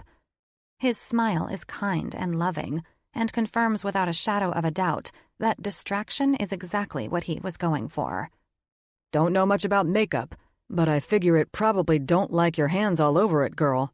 I sigh and laugh at the same time. Probably not. Does it still look okay? Phil surveys me closely, but when it becomes frighteningly clear that he's not going to be able to give me a credible answer, I turn to face Chloe. She nods enthusiastically. You look terrific. I smile my thanks and let out a deep exhale. I guess it's go time then. I grab the handle of my door and open it, and from the sound of things, both my dad and Chloe do the same. Careful to pull the train of my dress away first, I slam the door shut and turn to face the venue, the Fleet Science Center at Balboa Park. The building has a Spanish flair, with a whitewashed stone exterior and a red tile roof. But to tell you the truth, all it really looks like to me right now is intimidating. I was already feeling nervous enough. Declaring your feelings for a man who is quite possibly the best, most attractive guy in the universe in a room full of people who expect him to date other women is ominous all on its own. Add in a possible unplanned pregnancy? Yeah, I might faint. My dad rounds the car and takes my arm, gesturing for Chloe to do the same on the other side. And I have to admit, even in the middle of my breakdown, the action makes me smile. When he starts to walk, I have no choice but to put one foot in front of the other and do the same. Ready or not, here we go. 36. Jake. Wanting to make a production of the big reveal, the paper has been kind enough to keep me barricaded off in a side room in the venue, while the party guests gather on the other side of the glass wall that looks into the main space. SoCal Tribune pulled out all the stops tonight. Flowers, photographers, and food. They didn't hold back on the big Bachelor Anonymous reveal. Normally, I'd be running in the other direction to be a part of something so insane, but tonight is important. Seeing Holley is a necessity. Telling her how I feel, really truly feel, about her is just as important as fucking oxygen for my survival. And I'm wearing a suit, which feels weird, but tonight required a balls-to-the-wall, put everything on the line kind of mindset. I'm certain of what I should have known weeks ago. I'm in love with her. I know we haven't known each other long, but I also know that for me, the sound of her laughter is one of the single greatest things I've heard in my entire life. I know that when she smiles, my heart does a flip inside my chest, and when she hurts, I hurt more than I've ever hurt. I know that I think of her when I wake up, and I think of her when I go to sleep, and I know that sending my daughter to her house tonight, taking the chance on welcoming her into my daughter's life, has been one of the easiest decisions I've ever made. Chloe's right. She fits. Not just me, but us. And I swear to God I'll do everything in my power tonight to make sure she believes me when I tell her. A woman in a low-cut dress winks through the glass walls, so I turn to face the other direction immediately. My God, the last thing I need is another one. As chance would have it, the movement is almost cosmically ordained, happening at just the right time to clear my line of sight to the door, all the way at the other end of the venue. My heart trips over itself as Holley and Chloe walk in the door together, arm in arm with a suit-wearing older bald man. I don't recognize him, but I don't feel any sort of immediate threat from his presence either. And the truth is, when I get one look at the woman I'm waiting for, I can't even pretend to pay attention to him anymore. In a long black dress with a plunging neckline, Holley's everything I've ever dreamed of and more. Her lips are painted a dark red, her eyebrows heavy with attitude. Her jade eyes sparkle against the neutral background of the rest of her outfit, and it's all I can do to keep myself standing. A hand goes to my chest as breath leaves, desperate to put some pressure on the rapidly forming void. I know what I need to fill it. I can't take my eyes off her. The three of them are stopped by a woman in a bright red dress not far inside the entrance, and everything inside me vibrates. They unlink arms then, and the man, who, now that I look at him more closely, has got to be Holley's father, turns to Chloe and says something to make her smile. Holley chats with the woman in the red dress, her whole head bobbing animatedly in agreement with something she's saying. I know Holley pretty well, though, and the wide, panicked set of her eyes tells me she's not actually hearing much of anything the woman has to say. I wait for her to make her way around the woman and into the main area of the party, but when she gets stopped again by a woman I know to be her editor, Gloria, from our earlier introduction, I make a decision. There's no fucking way I'm sitting in this room and watching like a voyeur for another minute.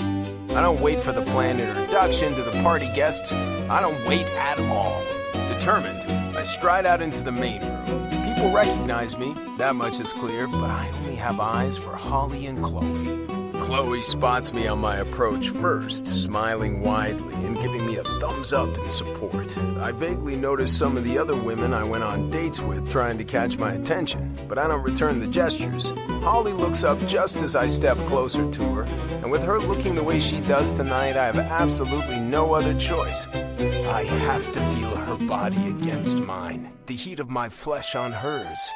It's instinctual, basic. I've missed it so fucking much.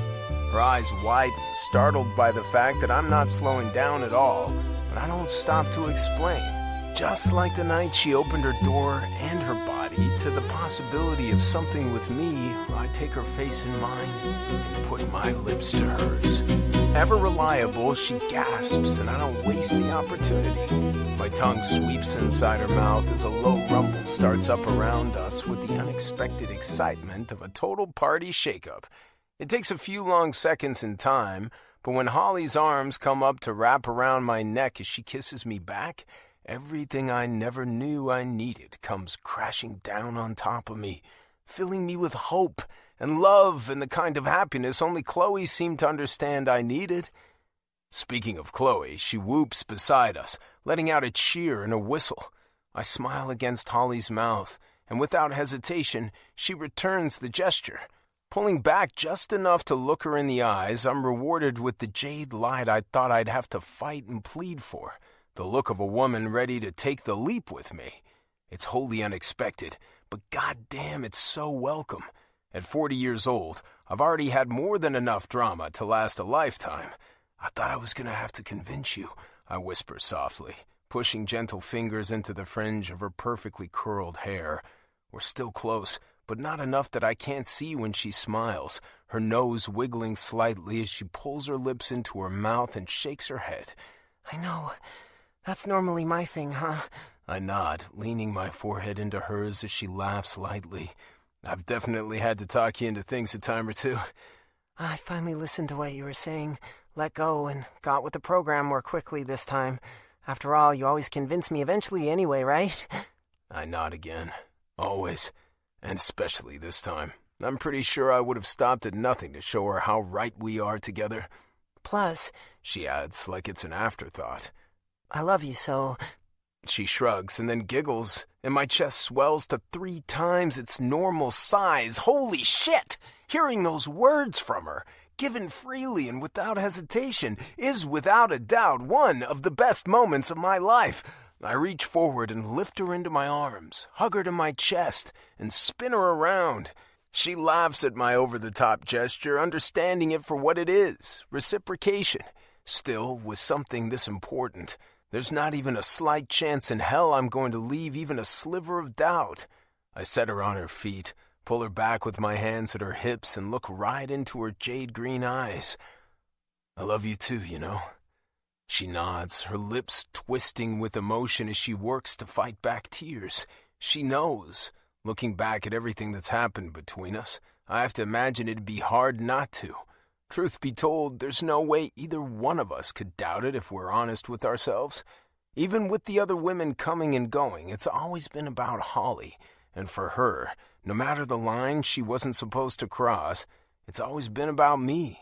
2 people as right for each other as we are always find a way through the chaos to one another. When the fog of our moment evaporates, courtesy of a cleared throat from her father, we look up to find everyone in the room staring at us. Eyes blink, cameras flash, and a whispered roar rolls through the crowd as people start discussing the events of our reunion among themselves. It's quite the intense experience. I grab Holly's hand, expecting her to shrink a little under the scrutiny, and her dad and Chloe close ranks. Intended or not, it seems we've formed our own little fortress, an impenetrable family unit. Its strength is unmistakable, and if Holly shrinks at all, it's only because she's leaned farther into me. I guess I can strike a vibrator off the Christmas list then, huh? Her dad remarks, startling us all with his overzealous candor. Dad? Holly snaps, embarrassment hitting her like a whip. Me, though, I'm bemused beyond belief.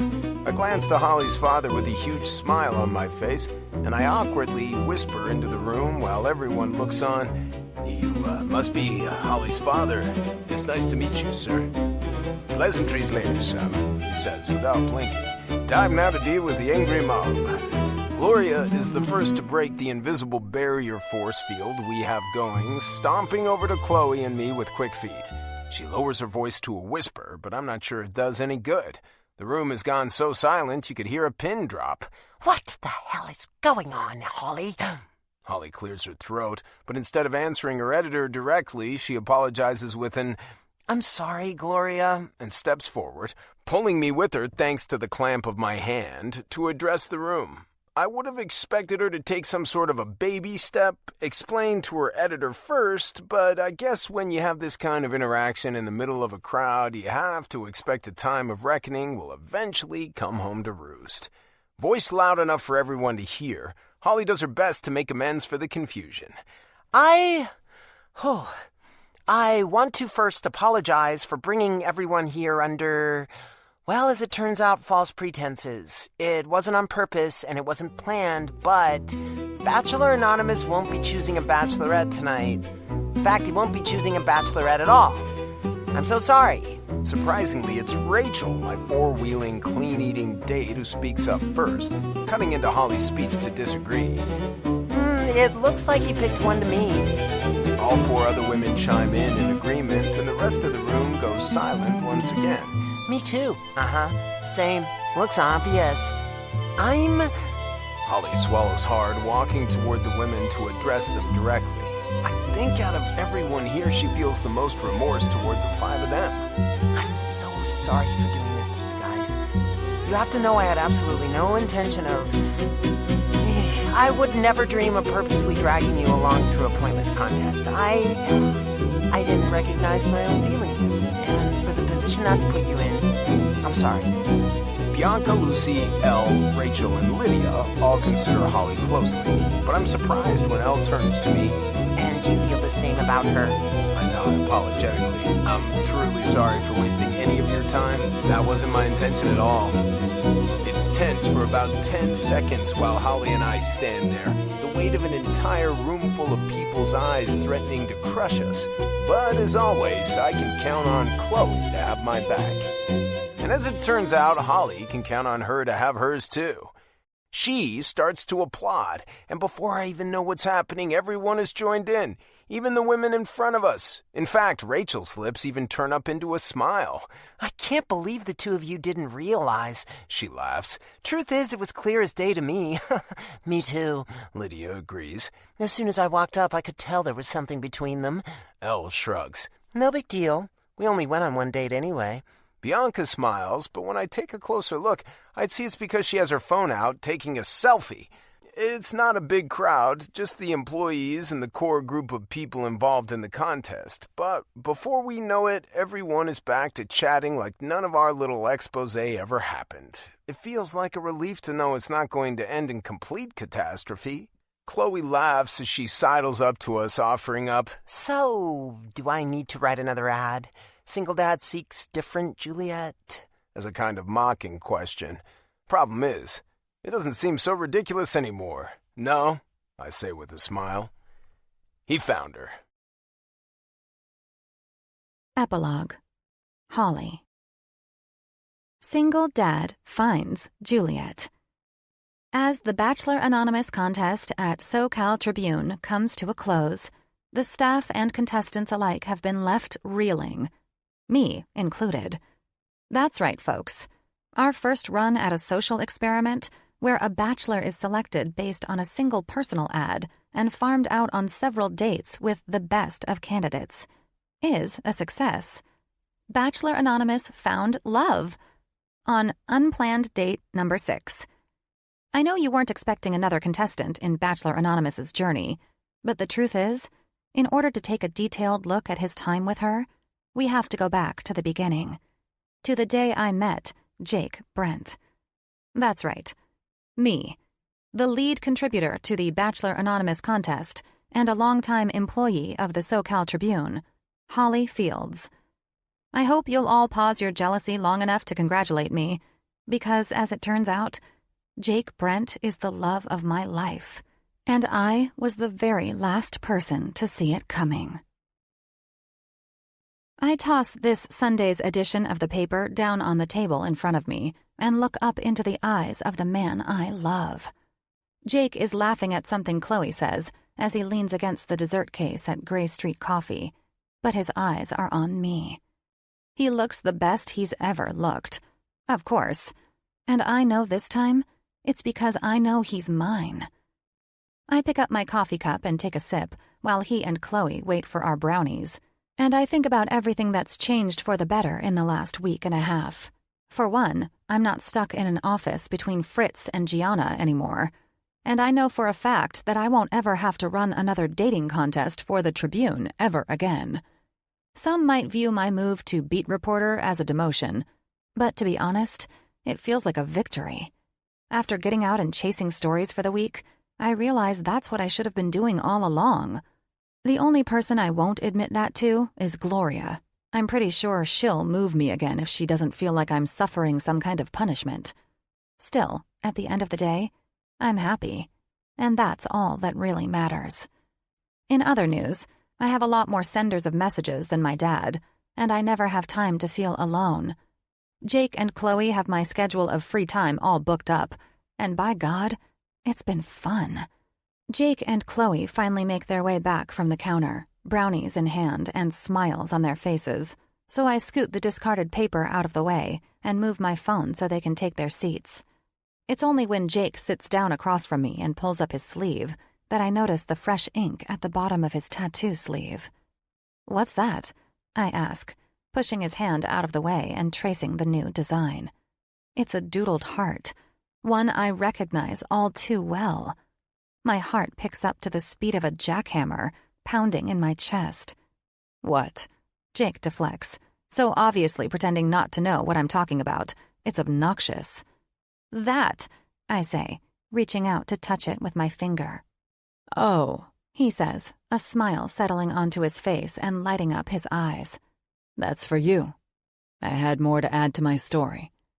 I almost hyperventilate, but somehow manage to keep it together enough to speak. "It's just like the one from the paper." He nods, a teasing light coming into his eyes as I take a sip of coffee. "It should be. I had your dog do it." I sputter and spew coffee everywhere. Jesus, he remembers. He remembers me making a fool of myself that very first day, all the way down to the insane excuse I gave for the doodle around his ad. My dog did that. Chloe shakes her head like we're crazy, but I lean across the table and touch my lips to his. Yep, never been happier. 4 weeks later. Holley. Cheryl smiles at me as she walks into the examining room, dons a pair of gloves, and dips a test strip into my cup of pee. I shake nervously as I see her lay the strip on the side of the sink and watch as it develops. It's been about 6 weeks since Jake and I slept together the first time, and about 5 since I realized I could be pregnant, and it has been the longest time of my life, mostly because I've been carrying the possibility around like a secret, waiting to get real confirmation before bringing Jake into the loop. Chloe, though, having been there for my initial breakdown, has been silently supportive and celebratory ever since. I've managed to talk myself into being happy with either result, but the truth is, I've kind of gotten attached to the possibility of growing our family a little, because that's what Jake and Chloe are to me, my family. Cheryl freezes as the test strip develops, and everything inside me shatters into a million happy pieces. Her smile is huge as she turns to face me and holds the strip up in explanation. "I guess you changed your minds?" she asks, obviously remembering my last appointment when Jake put on a whole pretend show for the office staff and told them we were together. Now, though, it's no longer pretend. Thank everything for that. I smile. I guess we did. The truth is, I can't believe how far we've come in such a short time. But more than that, I can't believe how believable it feels. Right. Like the best thing that's ever happened to me by a long shot. "Have you told Jake yet?" I smile and laugh at the fact that she remembers our previous interaction well enough to remember his name, and I shake my head. I guess he just leaves that kind of impression on people. Hell, I couldn't have forgotten anything about him after the first time I met him if I tried. "I thought I'd do that now." "Is he here with you?" she asks excitedly, and I smile. I told him I thought I had a UTI. She smiles hugely then, apparently thrilled with my deception. I'll have to tell Jake when all of this is over. Maybe he can recruit her for the KGB. "Please tell me I can go get him?" I nod, and she shoots out of the room before any other words can be exchanged. I move my hands to the table under my butt and sit on them. It's the only option, really, with my nerves running this rampant. I'm jumpy and awkward still. That hasn't changed. And I don't need to be waving my arms around, get out of control, and end up knocking myself off the table. There's a knock on the door, and I suck in a huge breath to try to calm myself down. Cheryl must be back with Jake. I have to admit, though, it's really more nervous excitement than anything. Jake Brent has a way of making me know he'll be okay with any surprise I throw his way. Even this. "Come in," I call, my voice shaking noticeably.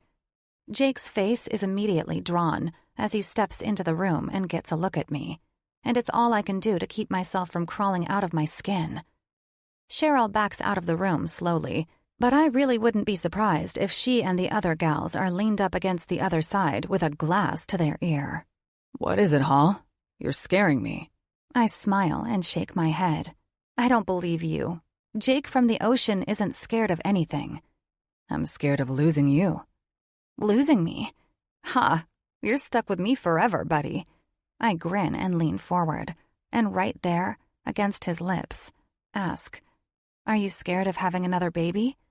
He freezes for the briefest of moments before jerking back to look me in the eye. "Really?" I nod. "I'm pregnant, Jake." "Holly," he says softly, his heart swirling in the Caribbean pools of his eyes. There's happiness and hope and the most beautiful display of unconditional love. Yeah, single dads really are the jackpot. He grabs his phone and scrolls through the music. It's surprising, given the circumstances, since he's yet to actually react with words of affirmation or excitement. But when the song starts, it's not surprising anymore. Just as he intended, the choice says it all. "Even the nights are better," I say, and he nods. "Air Supply."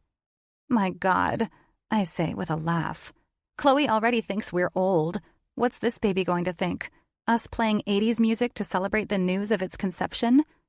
"Who cares?" he replies. "We're going to love them, and each other, enough that it doesn't matter."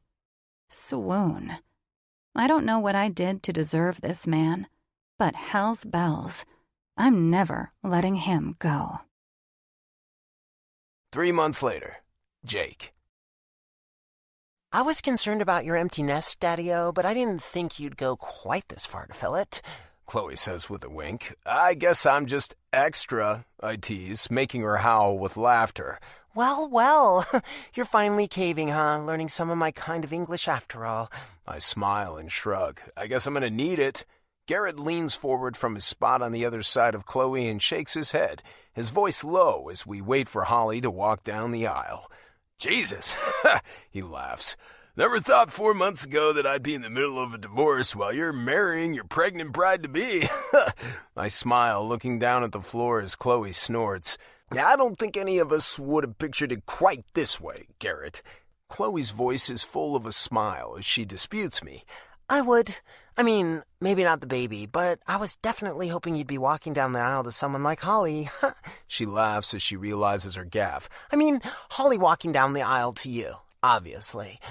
Almost as if on cue, the music starts and Holley's dad steps out into the aisle. The most beautiful girl in the world, my bride-to-be, his daughter, on his arm. She has a bouquet of Gerber daisies pulled in close, presumably to hide her stomach from the people she's not quite ready to tell, and a smile on her face that I'll never forget for the rest of my life. It reminds me so much of the reasons we're here, the reasons I want to spend the rest of my life with her. She raises an eyebrow to smirk at me, and as if I planned it myself, bobbles slightly and trips over the fabric at the front of her dress.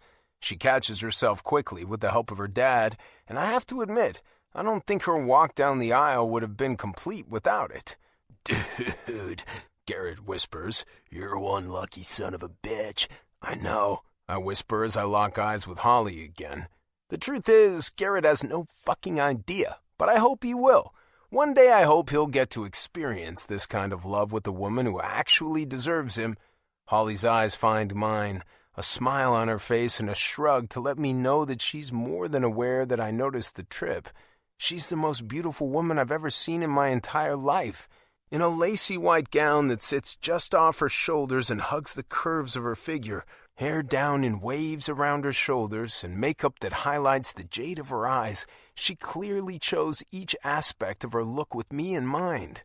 But the truth is, I can barely see any of it. Because Holley's gorgeous looks are 1 in a billion, but her personality, the way she makes me feel, is 1 in a trillion. She's everything to me. Her dad stops their approach at the door of the altar, and I walk down the 3 short steps to meet them.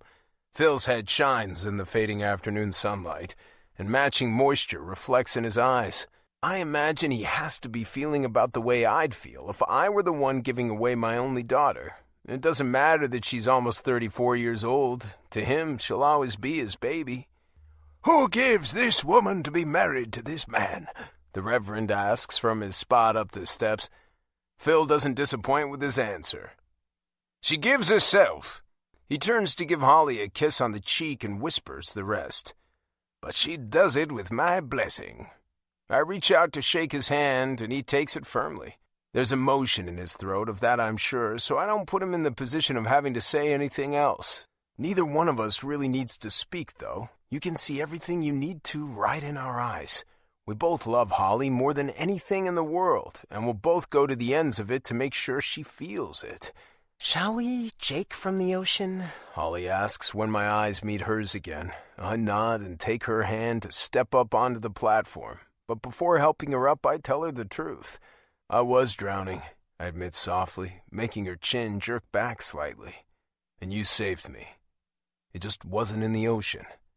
Jake, Holley whispers.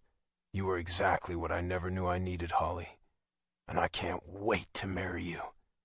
She laughs lightly and looks around at everyone who's waiting for us to do just that. I guess we should probably get on with it then, huh? Yes, Phil interjects loudly. For God's sake, don't make me break out the pickles at the wedding. Everyone laughs, but I only have ears for Holley. It's still the best sound I've ever heard. I love you, Hall. I love you too, Jake. This concludes Single Dad Seeks Juliet by Max Monroe. Narrated by Stephanie Rose and Alexander Sendies. Copyright 2020 by Max Monroe. This unabridged audiobook is published by arrangement with Max Monroe, care of Bookcase Literary Agency, and was produced in the year 2021 by Tantor Media Incorporated, a division of Recorded Books, which holds the copyright thereto.